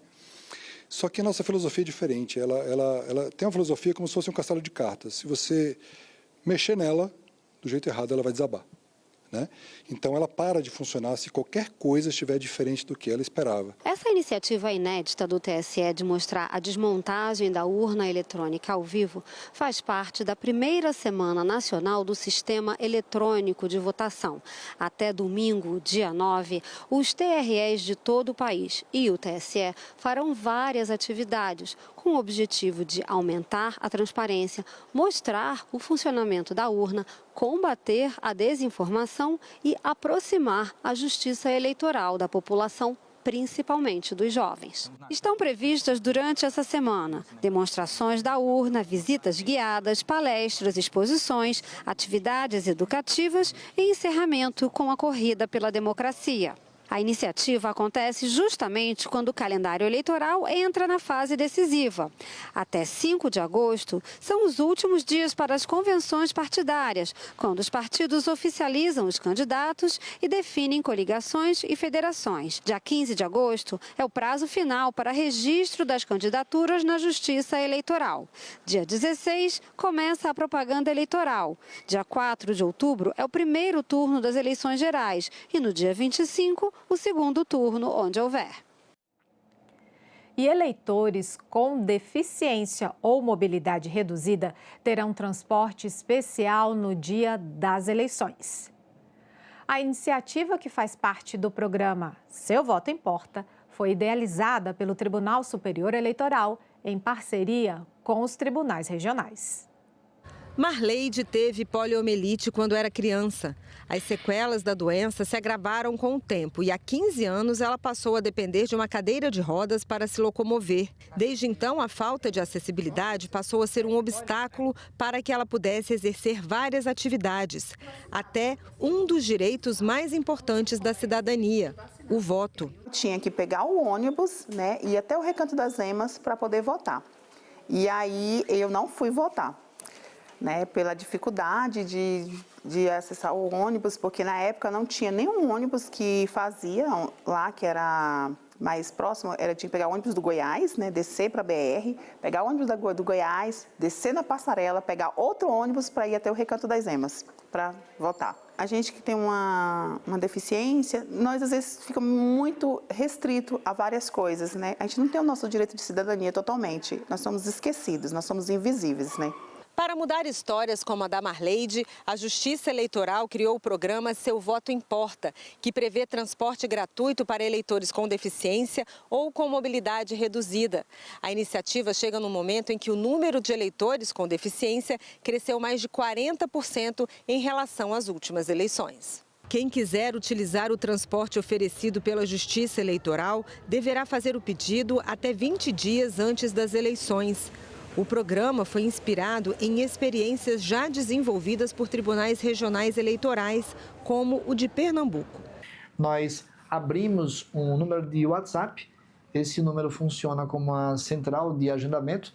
Nós divulgamos esse número largamente, amplamente na imprensa e esses eleitores com todos os tipos de deficiência nos procuram. Então nós transportamos eleitores com deficiência visual, deficiência auditiva, paralisia cerebral, síndrome de Down, autismo, deficiência física, todos os tipos de deficiência nós atendemos. São mais de 500 eleitores transportados ao longo desses anos. O TRE, à medida que recebe esse pedido de agendamento pelo WhatsApp, monta um roteiro, no dia das eleições vai buscar esse eleitor em casa, leva ele para votar até o local de votação e traz ele de volta até a casa dele com toda a segurança e com um apoio técnico bem interessante, porque cada uma dessas vans que transporta os eleitores, ela vai com um bombeiro militar. O Programa Nacional prevê que cada tribunal regional eleitoral poderá firmar parcerias com órgãos públicos e entidades para oferecer o transporte gratuito. A disponibilidade do serviço vai depender dos acordos celebrados em cada estado. Além do transporte, a Justiça Eleitoral também ampliou o número de sessões eleitorais com acessibilidade. Para Marleide, a expectativa é que as novas medidas eliminem barreiras. O transporte indo até a nossa casa, pegando a gente, levando até o local de votação e trazendo, isso vai facilitar muito, né? Isso é uma acessibilidade muito viável para todas as pessoas que têm uma deficiência. E você não deixaria de votar? Não deixaria, jamais. Estamos na Semana Mundial da Amamentação e o Senado trouxe o tema para o público em geral. No Brasil, a amamentação é o destaque deste mês. O chamado Agosto Dourado foi debatido hoje numa audiência pública da Comissão de Direitos Humanos. A Organização Mundial da Saúde orienta a alimentação exclusiva com leite materno até os 6 meses de vida dos bebês. E a continuidade com a alimentação suplementar adequada até os 2 anos. Estima-se que a ampliação dessa prática possa evitar centenas de milhares de mortes infantis e maternas em todo o mundo a cada ano, além de reduzir significativamente a incidência de infecções respiratórias, diarreias, obesidades, diabetes e outras doenças crônicas. Dados do Ministério da Saúde mostram que no Brasil os indicadores melhoraram nas últimas décadas, mas ainda existem desafios relevantes. Eles são provocados por problemas como desigualdades sociais e regionais, dificuldades de acesso às informações e a falta de apoio às mulheres durante o pré-natal. Esses desafios revelam que o sucesso do aleitamento materno não depende exclusivamente da decisão individual da mãe, Ele exige uma rede articulada de proteção, envolvendo os serviços de saúde, a família, os empregadores, a sociedade e o poder público. Para a Unicef Brasil, outro grande desafio para que o aleitamento materno exclusivo ocorra, no mínimo nos 6 primeiros meses de vida da criança, é a licença maternidade de 4 meses para a maioria das mães brasileiras. É importante trazer que essa conta não fecha, né? Que se a gente quer falar sobre ampliação dessa taxa de aleitamento exclusivo, durante os primeiros 6 meses, a gente precisa rediscutir a questão da licença maternidade e, inclusive, talvez, trazendo aí exemplo de outros países, trazer uma discussão de uma licença parental que tem sido estabelecida e que tem sido muito favorável. A representante do Ministério da Saúde apresentou o quadro de ações nacionais sobre o aleitamento e chamou a atenção para uma lista de intervenções já identificadas e que precisam ser realizadas para que mães e crianças sejam ainda mais beneficiadas. A gente precisa de intervenções em diversas camadas, né? A gente precisa de mobilização social, né? Que é o que a gente faz no Agosto Dourado. A gente precisa de legislação, de políticas de financiamento, monitoramento e precisamos oferecer apoio efetivo para as mulheres através do aconselhamento, apoio e manejo da lactação. Lembrando que o professor César Victora, que é o nosso maior estudioso no Brasil, é um epidemiologista lá do Rio Grande do Sul, ele na série Lancet, em 2016, ele mostrou que pelo menos 800 mil crianças menores de 5 anos poderiam ter tido menos morte, inclusive as mortes maternas também poderiam ser menores, visto que a amamentação diminui a chance de câncer de mama, câncer de ovário. Então, as doenças crônicas, que hoje são as que mais contribuem para a mortalidade infantil e mortalidade no mundo, podem ser diminuídas através da prática da amamentação. Os impactos da inteligência artificial sobre os direitos autorais e o jornalismo foram debatidos em uma audiência pública do Conselho de Comunicação Social, órgão auxiliar do Congresso Nacional para estudos e debates sobre o tema. A proposta que cria o marco legal da inteligência artificial já foi aprovada pelo Senado e está parada na Câmara dos Deputados. A audiência pública debateu os impactos desse projeto na comunicação social. E o secretário de Direitos Autorais do Ministério da Cultura disse que, mesmo sem a regulamentação, já houve demissões na área da comunicação. Segundo ele, ferramentas que oferecem resumos produzidos por IA reduzem o acesso aos sites de notícias, afetam a remuneração dos produtores de conteúdo e reforçam a necessidade de proteger os direitos autorais. Ele disse ainda que disputas envolvendo o uso de conteúdos jornalísticos no treinamento de sistemas de IA tendem a ser judicializadas. Quais são essas violações? Minerar é reproduzir. Então, isso é um direito exclusivo, aí uma violação. Tokenizar é outra reprodução, mais uma violação. Inclusão em base de dados, mais uma violação, porque é um direito exclusivo do titular. O jornalismo, que já vem sofrendo há muitos anos, ele precisa de celeridade na aprovação de um projeto que estimule que o mercado se organize rapidamente.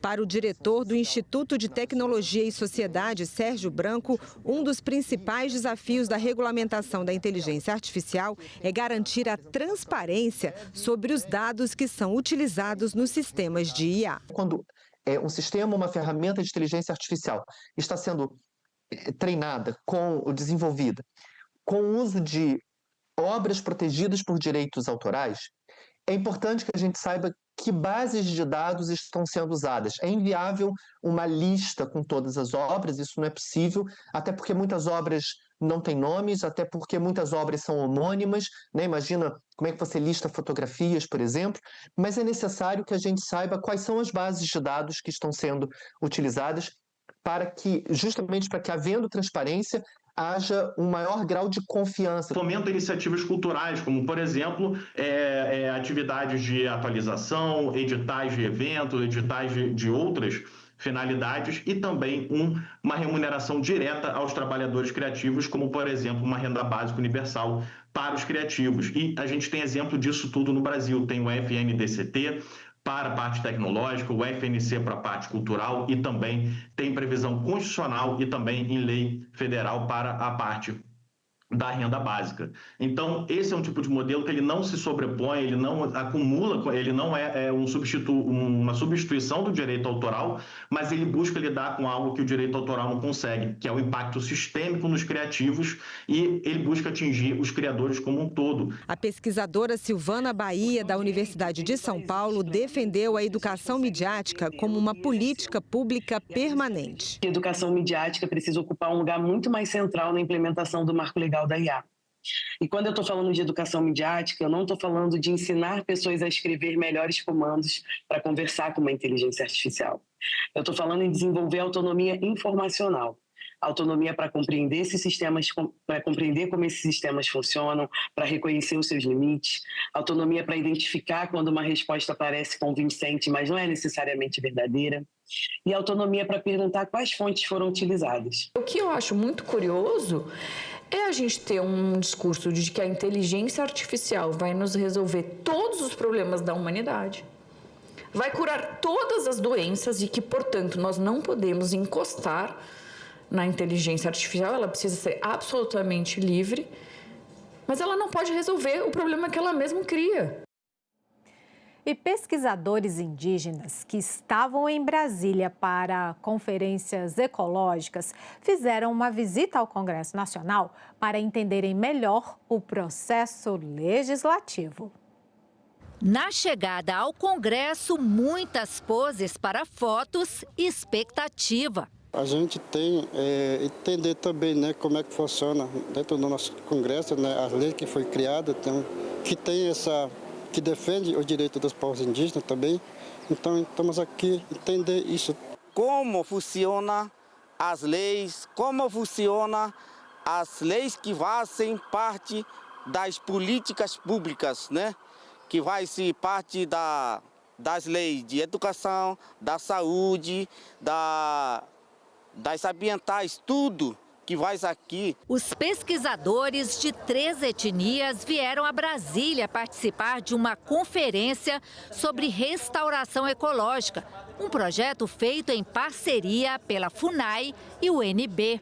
As pessoas que estão aqui agora, eles são os pesquisadores indígenas no âmbito do plano de recuperação, mas a gente sabe, né, que as associações como a Rutucari, Passali e Ana Cedume, eles estão avançados nessa discussão e estão se preparando para discutir isso aqui na casa. Quanto mais essa aqui for realmente a casa do povo, mais os povos indígenas têm que estar aqui, né? Dentro do Congresso, mais poses. Eles conheceram os plenários da Câmara e do Senado, circularam pelos corredores das 2 casas, passaram pelo túnel do tempo e participaram de uma oficina pedagógica na Comissão de Meio Ambiente do Senado, onde conheceram um pouco do funcionamento da casa e do processo legislativo. Eles estão fazendo o projeto para o Plano de Restauração Ambiental do Território Indígena Yanomami.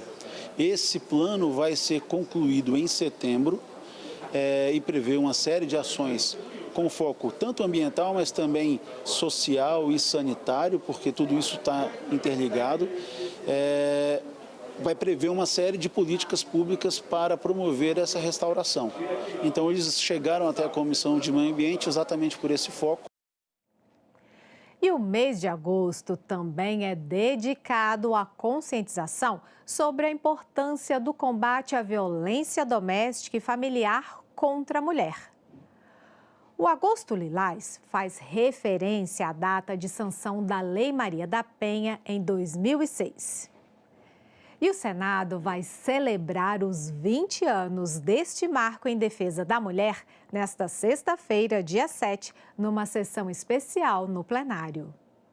O Agosto Lilás é uma campanha nacional para alertar a população sobre a importância da prevenção e do enfrentamento à violência doméstica e familiar contra a mulher. Para fortalecer a mobilização, o Senado vai destacar numa sessão especial os avanços e desafios da Lei Maria da Penha e das políticas de prevenção, proteção e acolhimento às vítimas. A gente tem uma pesquisa muito interessante do Data Senado, que é a Pesquisa Nacional de Violência contra a Mulher, que apontou que em 2025, cerca de 3,7 milhões de mulheres sofreram algum tipo de violência doméstica e familiar.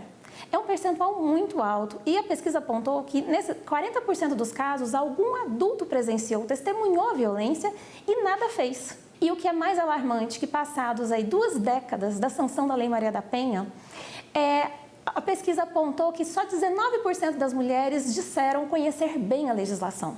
Esses dados nos mostram o quanto é importante conscientizar. Segundo o Anuário Brasileiro de Segurança Pública, o feminicídio cresce a cada ano. No ano passado, 1.571 mulheres foram assassinadas, uma média de 4 vítimas por dia. A agressão física faz parte, né, que é a violência física, mas nós temos a violência psicológica, que hoje é a grande maioria, né? E dentro desse grupo da violência psicológica, nós temos a violência psicológica propriamente dita, o crime de perseguição e as ameaças. Então, esses 3 crimes, eles formam um grande... acho que a maior parte dos crimes que hoje nós temos relatados nas delegacias, né, que está dentro da violência psicológica. Nós temos as agressões morais e também crimes patrimoniais e sexuais. Então, é um arcabouço que não se limita à violência física.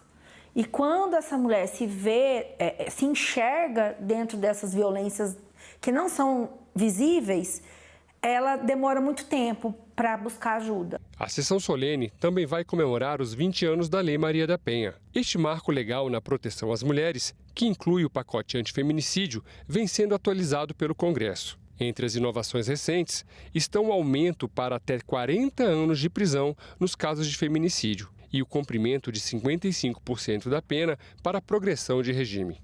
O Senado aprovou e também já está valendo a perda do poder familiar e do cargo público pelo agressor. A delegada destacou que iniciativas como Agosto Lilás são relevantes para combater a violência contra a mulher. É muito importante para trazer uma visibilidade maior, né? E alcançar, de fato, mulheres que têm ainda desconhecimento.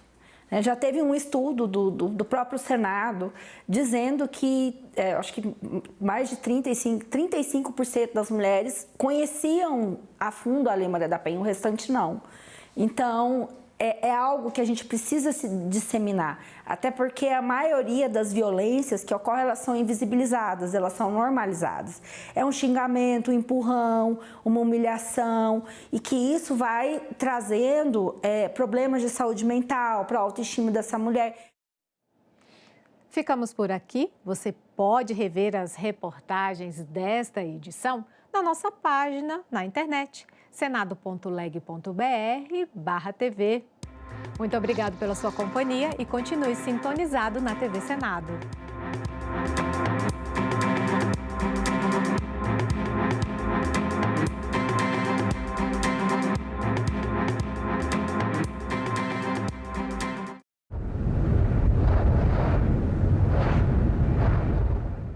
No próximo assunto de Estado Especial Eleições, vamos falar sobre desinformação e combate às fake news no período eleitoral.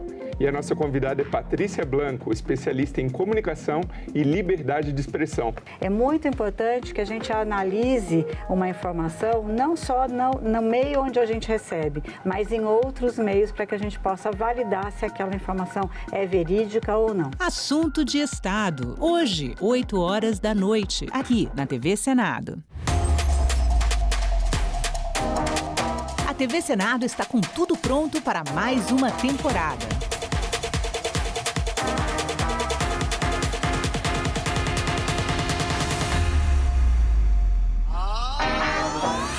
História.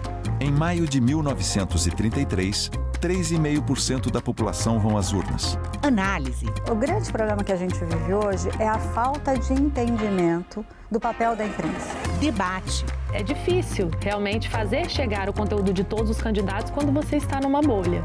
Combate à desinformação. Especialista em fact-checking, checagem de fatos e também jornalismo de dados. E a mais completa cobertura de eleições do Legislativo.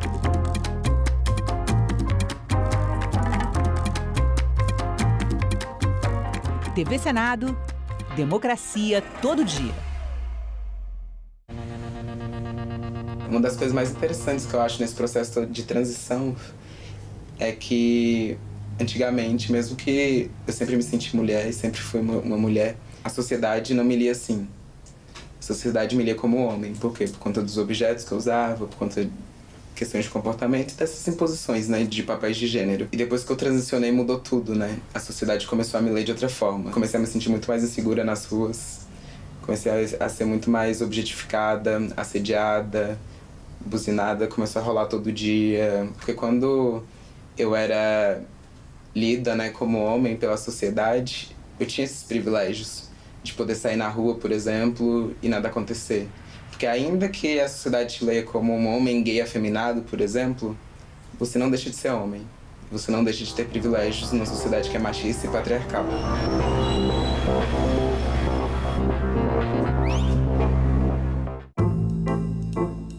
Até 30% da chuva no Brasil depende da Amazônia e dessa interface da Amazônia com o Cerrado. Quais são hoje os maiores desafios considerados ambientais para o Brasil? O desmatamento, por exemplo, tem impacto direto sobre a qualidade do ambiente e a qualidade da nossa vida, né? Que Brasil é este? Nesta quarta, 8 horas da noite, aqui na TV Senado. Eunice Miquiles foi a primeira senadora a romper a barreira da exclusividade masculina no Senado. A gente acompanha esse dia da articulação onde ela vai conseguir emplacar a ministra da Educação, mas a gente acompanha também como elas viviam nessa época, né? Esse projeto, ele tem a função de fazer as pessoas que vêm visitar o Congresso conhecerem um pouco mais da história do Parlamento. No filme de realidade virtual, você tem uma câmera que capta 360 e não tem cortes.